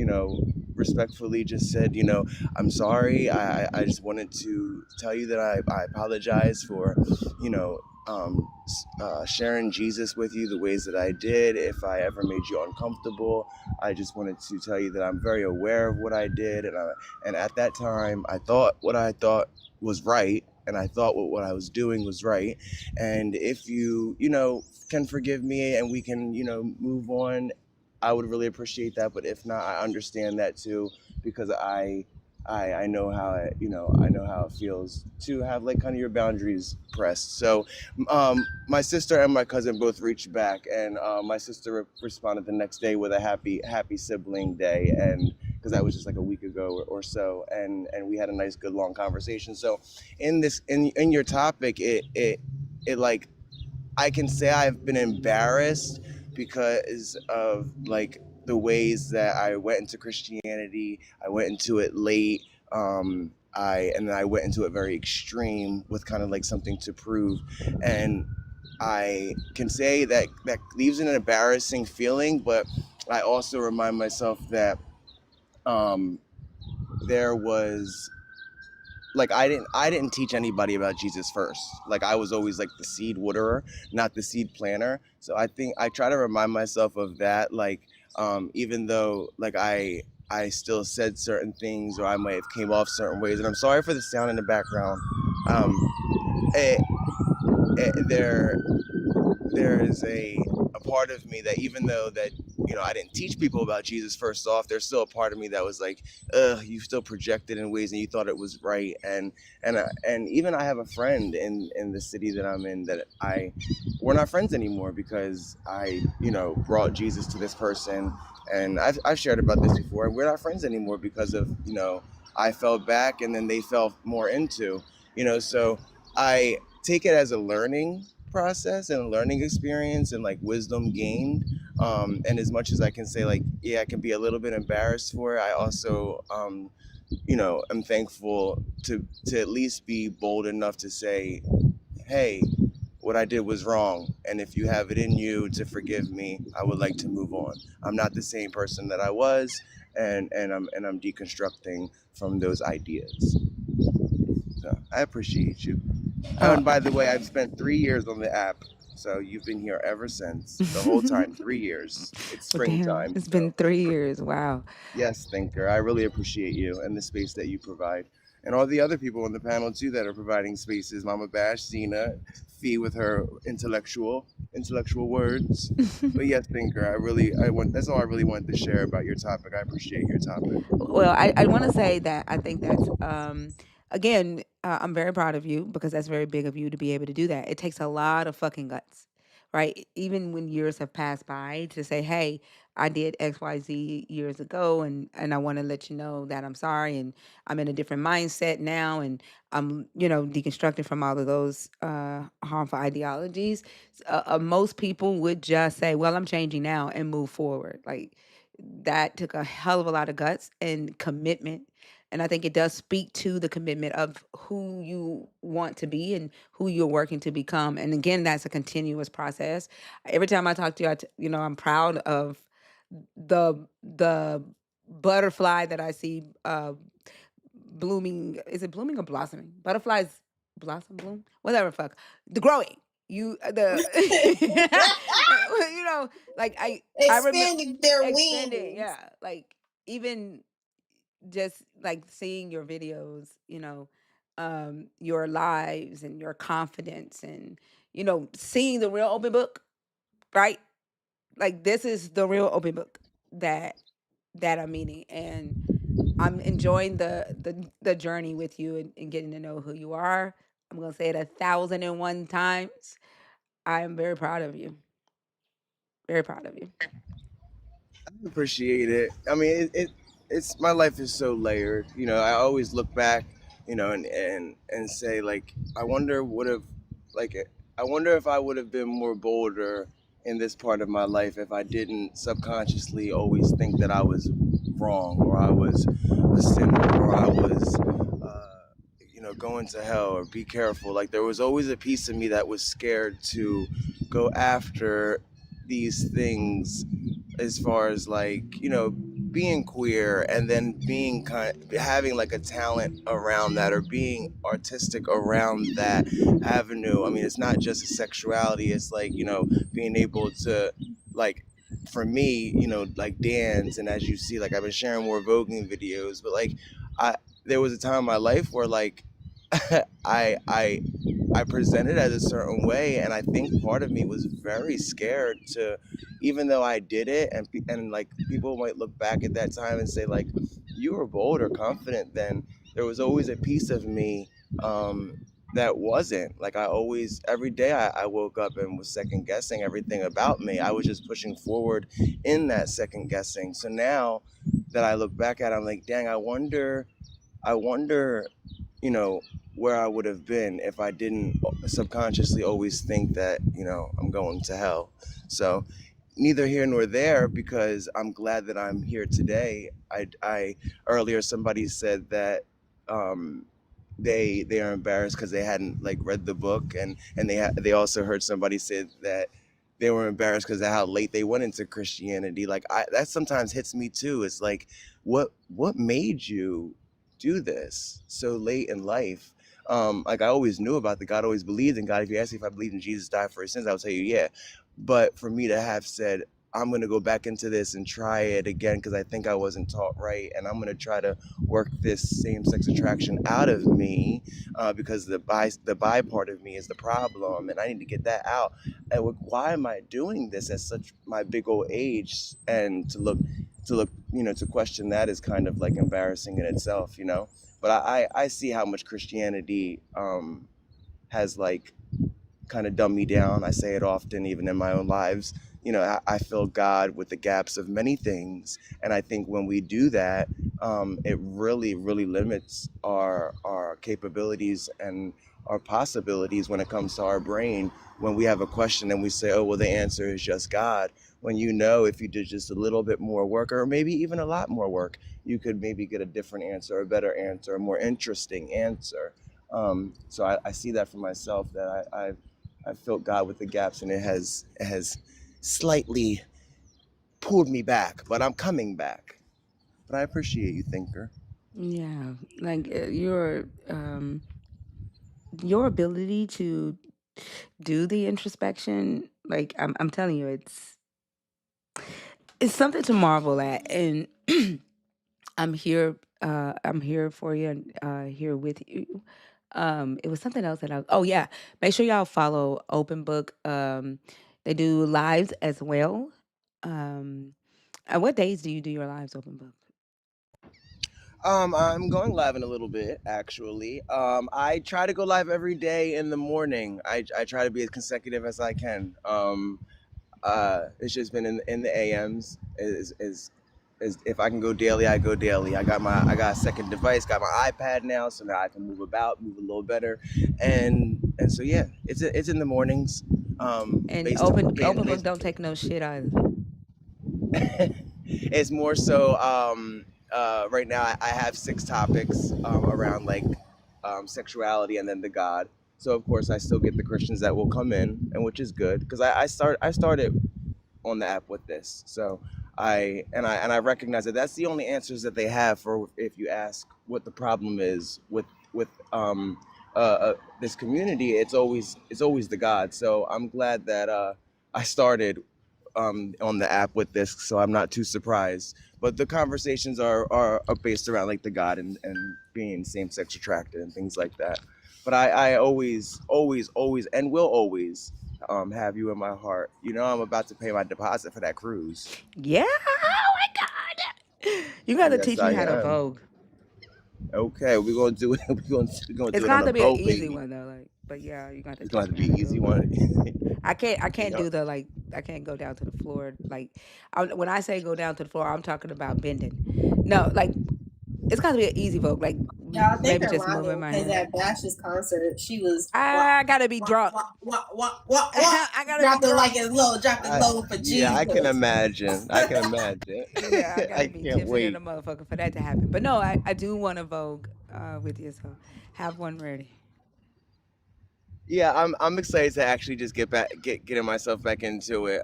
I just stopped, and I wanted to learn. Like I was so marveled at it when I was younger, 16, 17, looking at it on YouTube, and I'm like, and I always knew how to dance, but I just didn't know how to Vogue.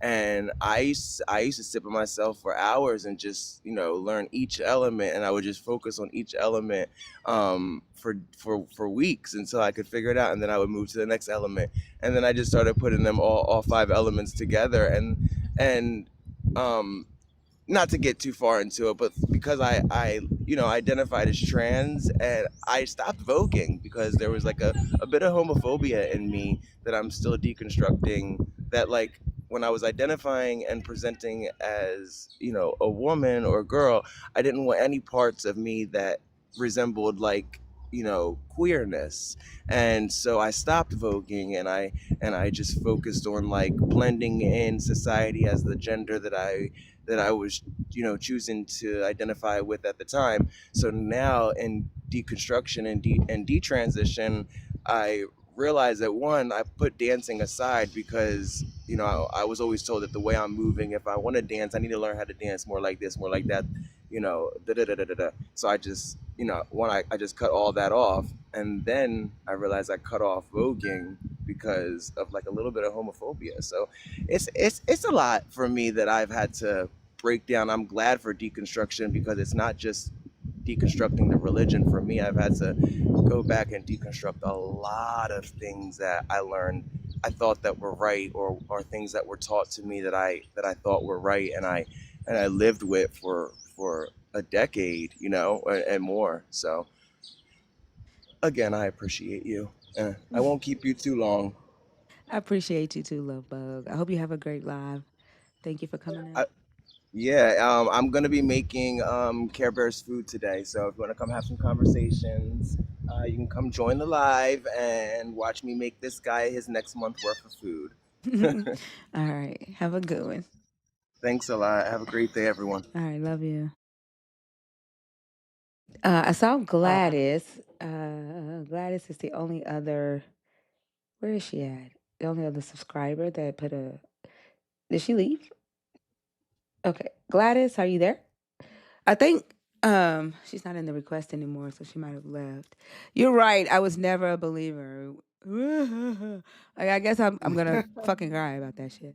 Like why do they do that? Like why? You was never a believer. What does that even mean? I have no I idea.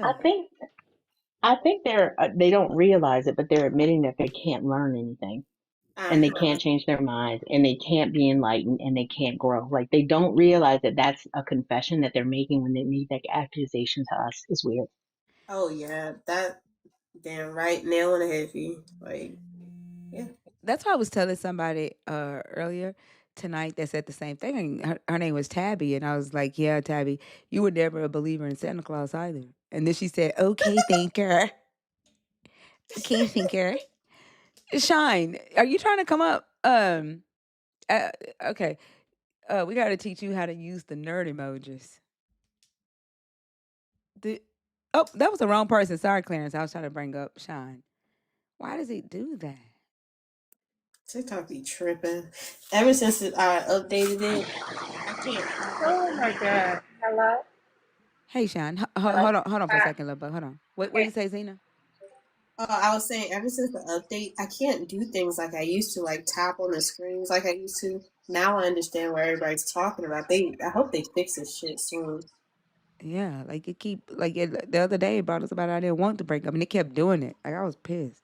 You know how I open my mouth and be like, "Have God bring you on stage." Yeah. Well, I took that motherfucker down quick to the motherfucker though. They say, proof of God. I bet you they recorded it. It said proof of God. Holy. But see, TikTok is being so weird. But one thing I noticed is that it's not weird on every side of TikTok.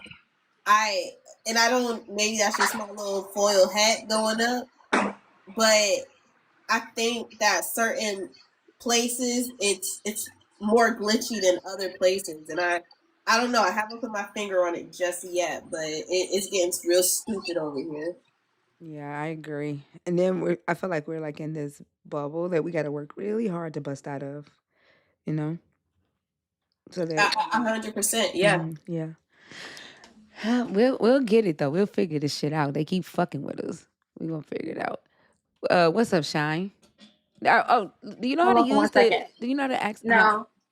No, I don't. Okay. I don't know how to. All right. So at the bottom of your screen, do you see where the like you're about to make a comment? Okay. There are so there is a you see that little heart next to the emoticon smiley face? Let me see. Oh no. Not in the message box. There's Not not with the messages. there's not a heart there?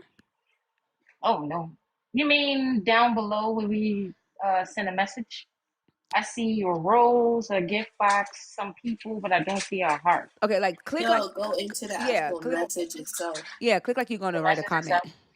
Okay. Oh Or yeah, a heart. yeah, click that and that's where all your emojis are as a subscriber. Oh, and the ones that say nerd.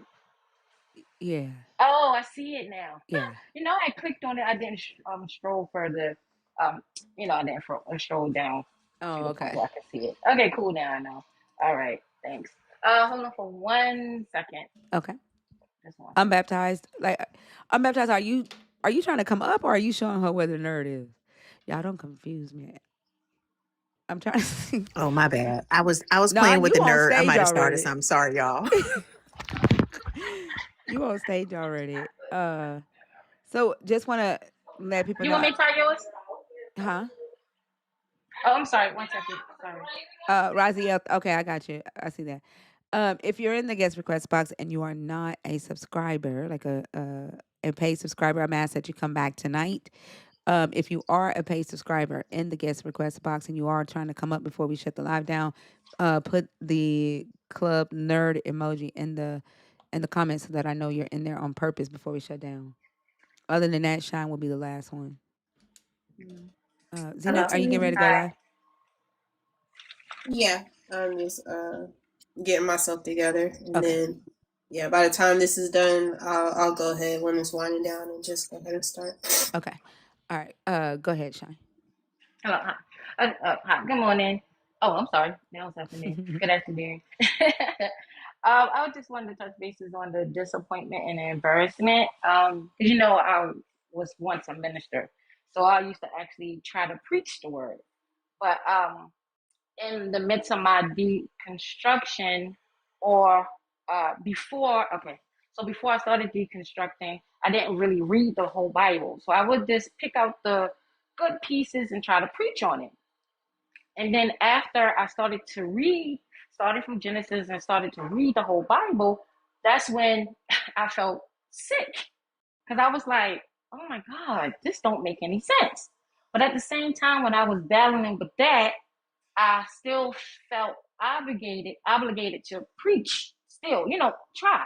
But one weird thing that used to happen to me is that I felt sick every time before it was time for me to preach.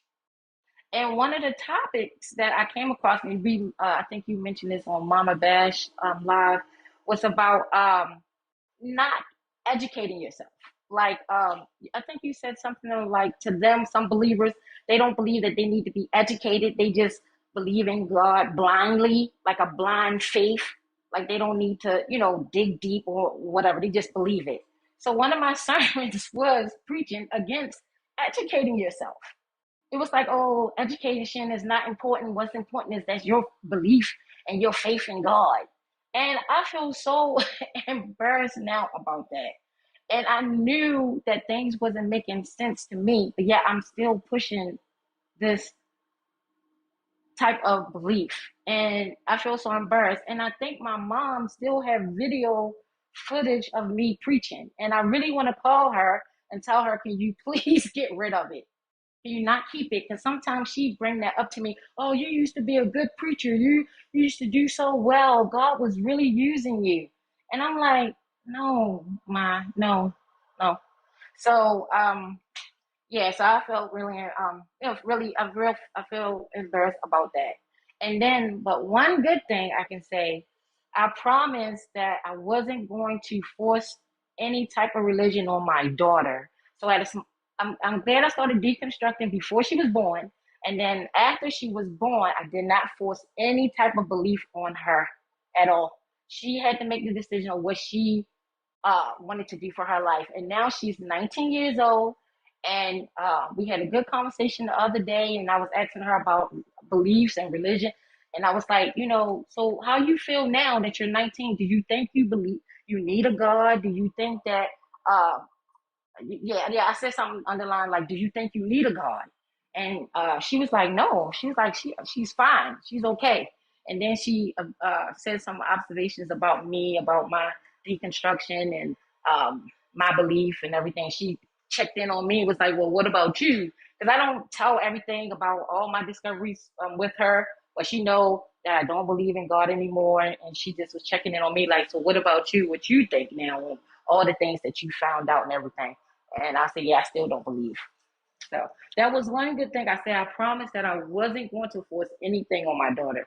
And so far it worked out. That's good. I I know how you feel about listening to like old sermons and so I won't look at mine either. And then like I have a file of my father's old sermons. I can't even bring myself to listen to them and I would love to hear his voice. But Oh. yeah, and I can't even listen. I don't know that I want to like I don't know yet. Like they're still they are still there, but I think that I still have some deconstructing to do that I don't want to have all this negativity that a lot of believers keep bringing in here Mm-hmm. mixed with me hearing my father's voice again for the first time after 19 years.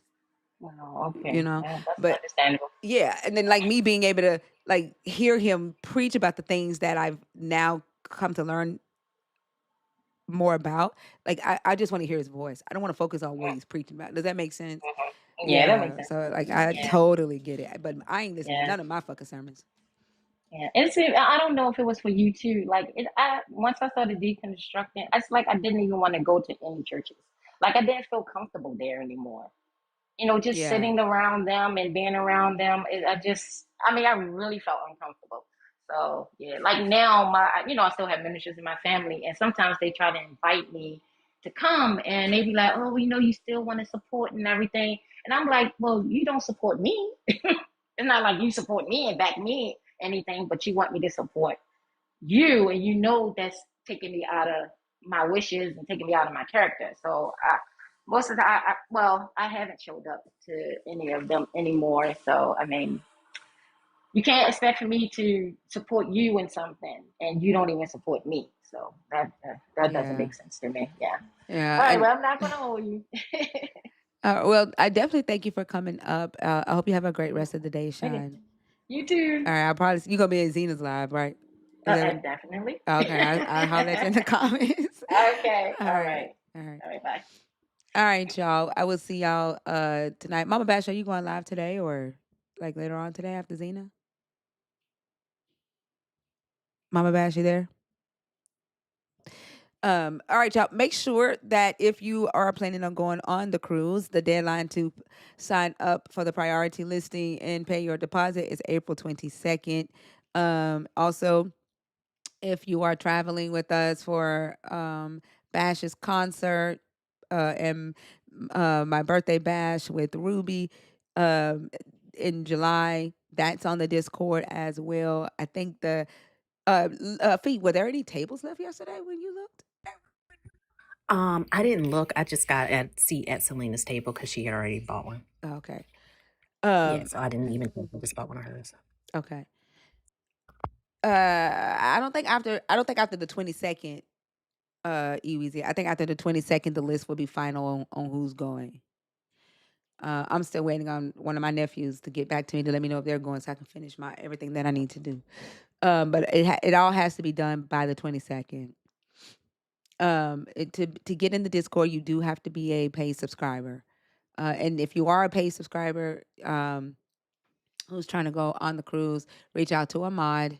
You do have to be a nerd or a fishdin for at least 30 days to get into the Discord. That's for safety reasons. And then the cruise channel is private for only those who have paid a deposit. Once you've paid your deposit and booked your cabins, then you get access to the private channel for updates and stuff for the cruise. And same thing for the birthday bash. Birthday bash for Bash's concert. I like that. In July, same thing. When you buy your ticket for that, then you get access to the private channel for that. I think that is all. Anything else? Yep, that's it. Zena made it live. I appreciate y'all. I will see y'all tonight. Hey, hold on. Thank y'all so much. We didn't have to beg nobody to come on stage. Love it. Right? Yes. That was good. Yes, that's how it's supposed to be. And like y'all see, despite the fact of course we want to show appreciation, but that's what TikTok wants. If they think they're gonna make some money, they're gonna show us to more people. And that's the only way for us to, have a consistent flow of conversations. And 11 hours is a long time to feel. 11 hours is a long time. Mama Bash, are you going live today? Probably after Xena. Okay. I'm going over to join Xena now though. Okay. All right. Sounds good. I'll see y'all over in Zena's Live in the comments. I got to finish my daughter's hair. She got a show today. Appreciate y'all. Love y'all so much. Thank you to the YouTube fam. I appreciate y'all so much. If you're not following us on YouTube, make sure you do that at ArchThinker. Share the live stream out. Tell more people about us. We'll see y'all later. Bye. Love y'all. Love y'all.